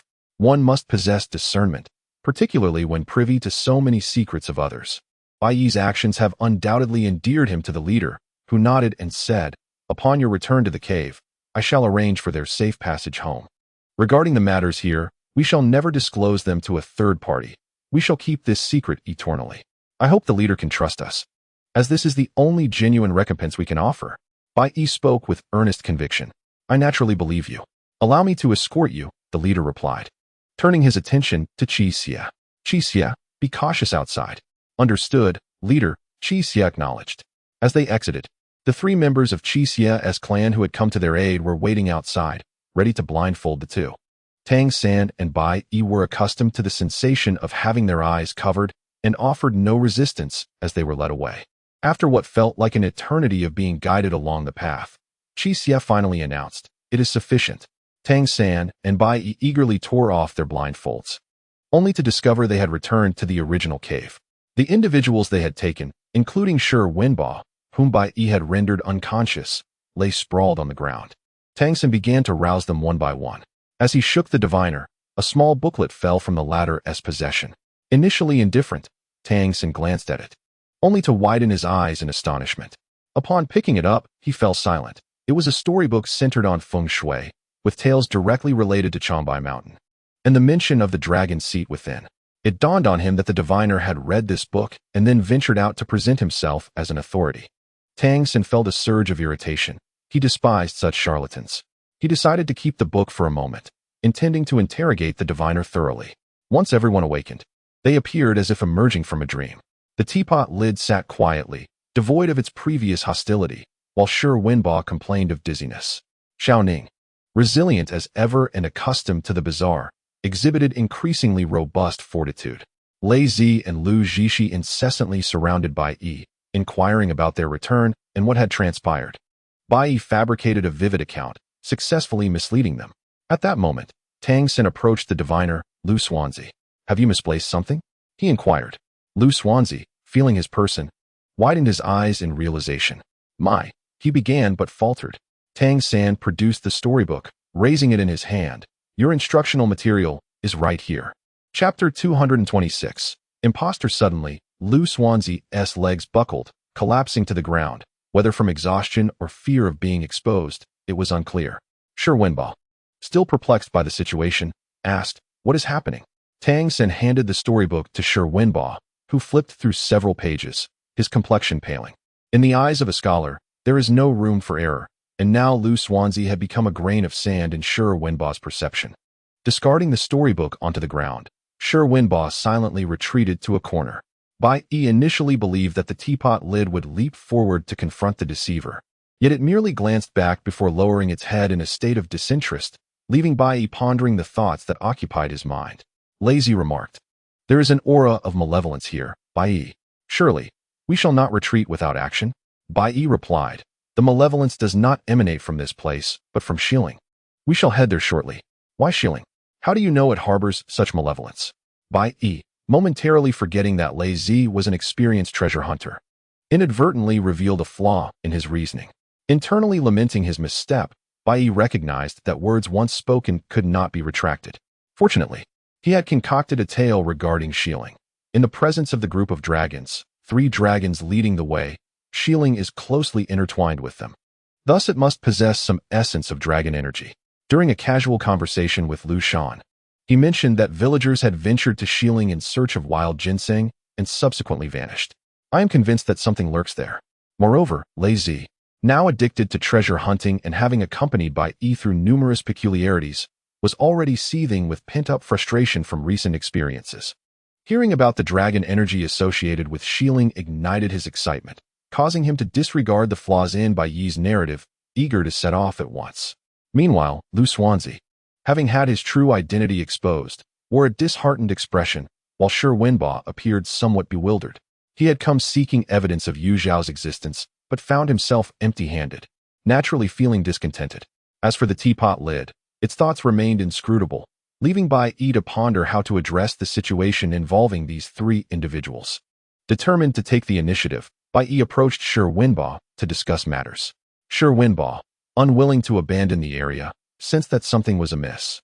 Recognizing that Bai Yi would not gain access to the double-layered cave, he stoked the flames to ensure Shi Wenbo remained invested in the search, while he himself would lead his companions to Shieling.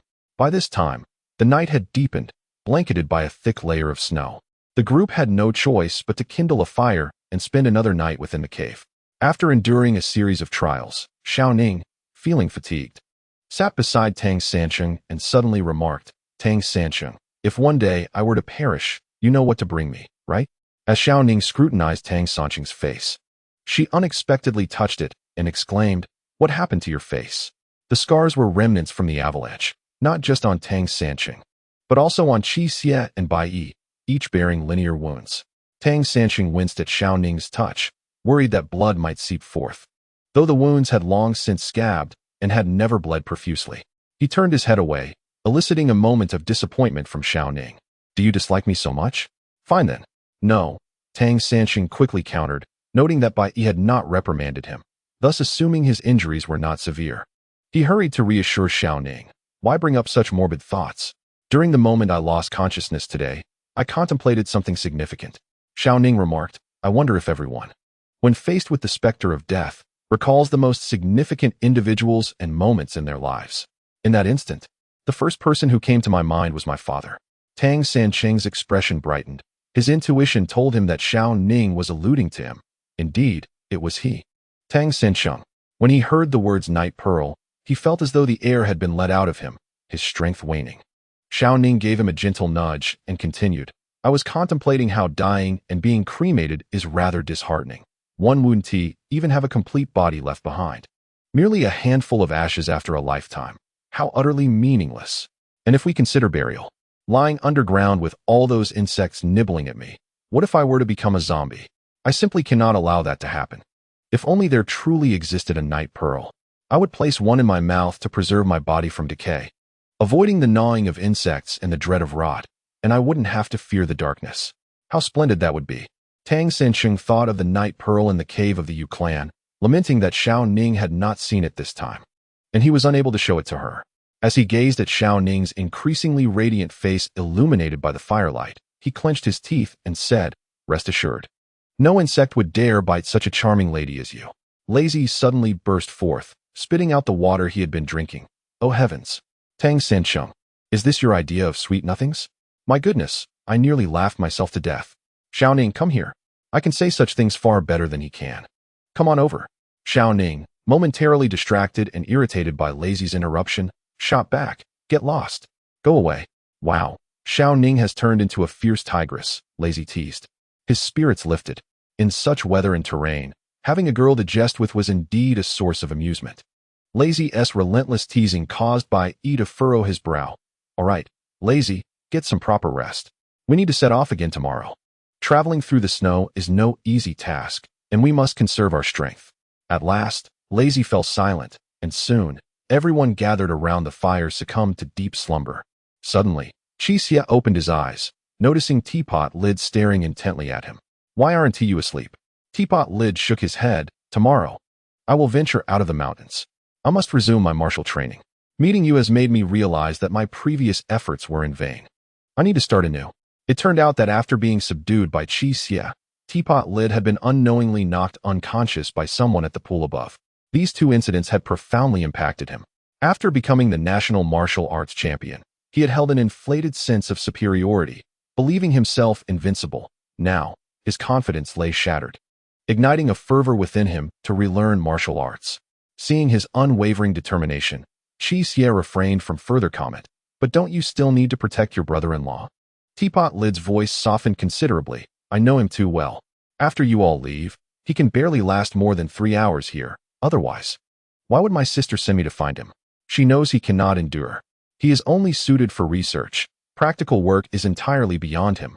Of that, I am certain." However, Teapot Lid's tone shifted as he continued.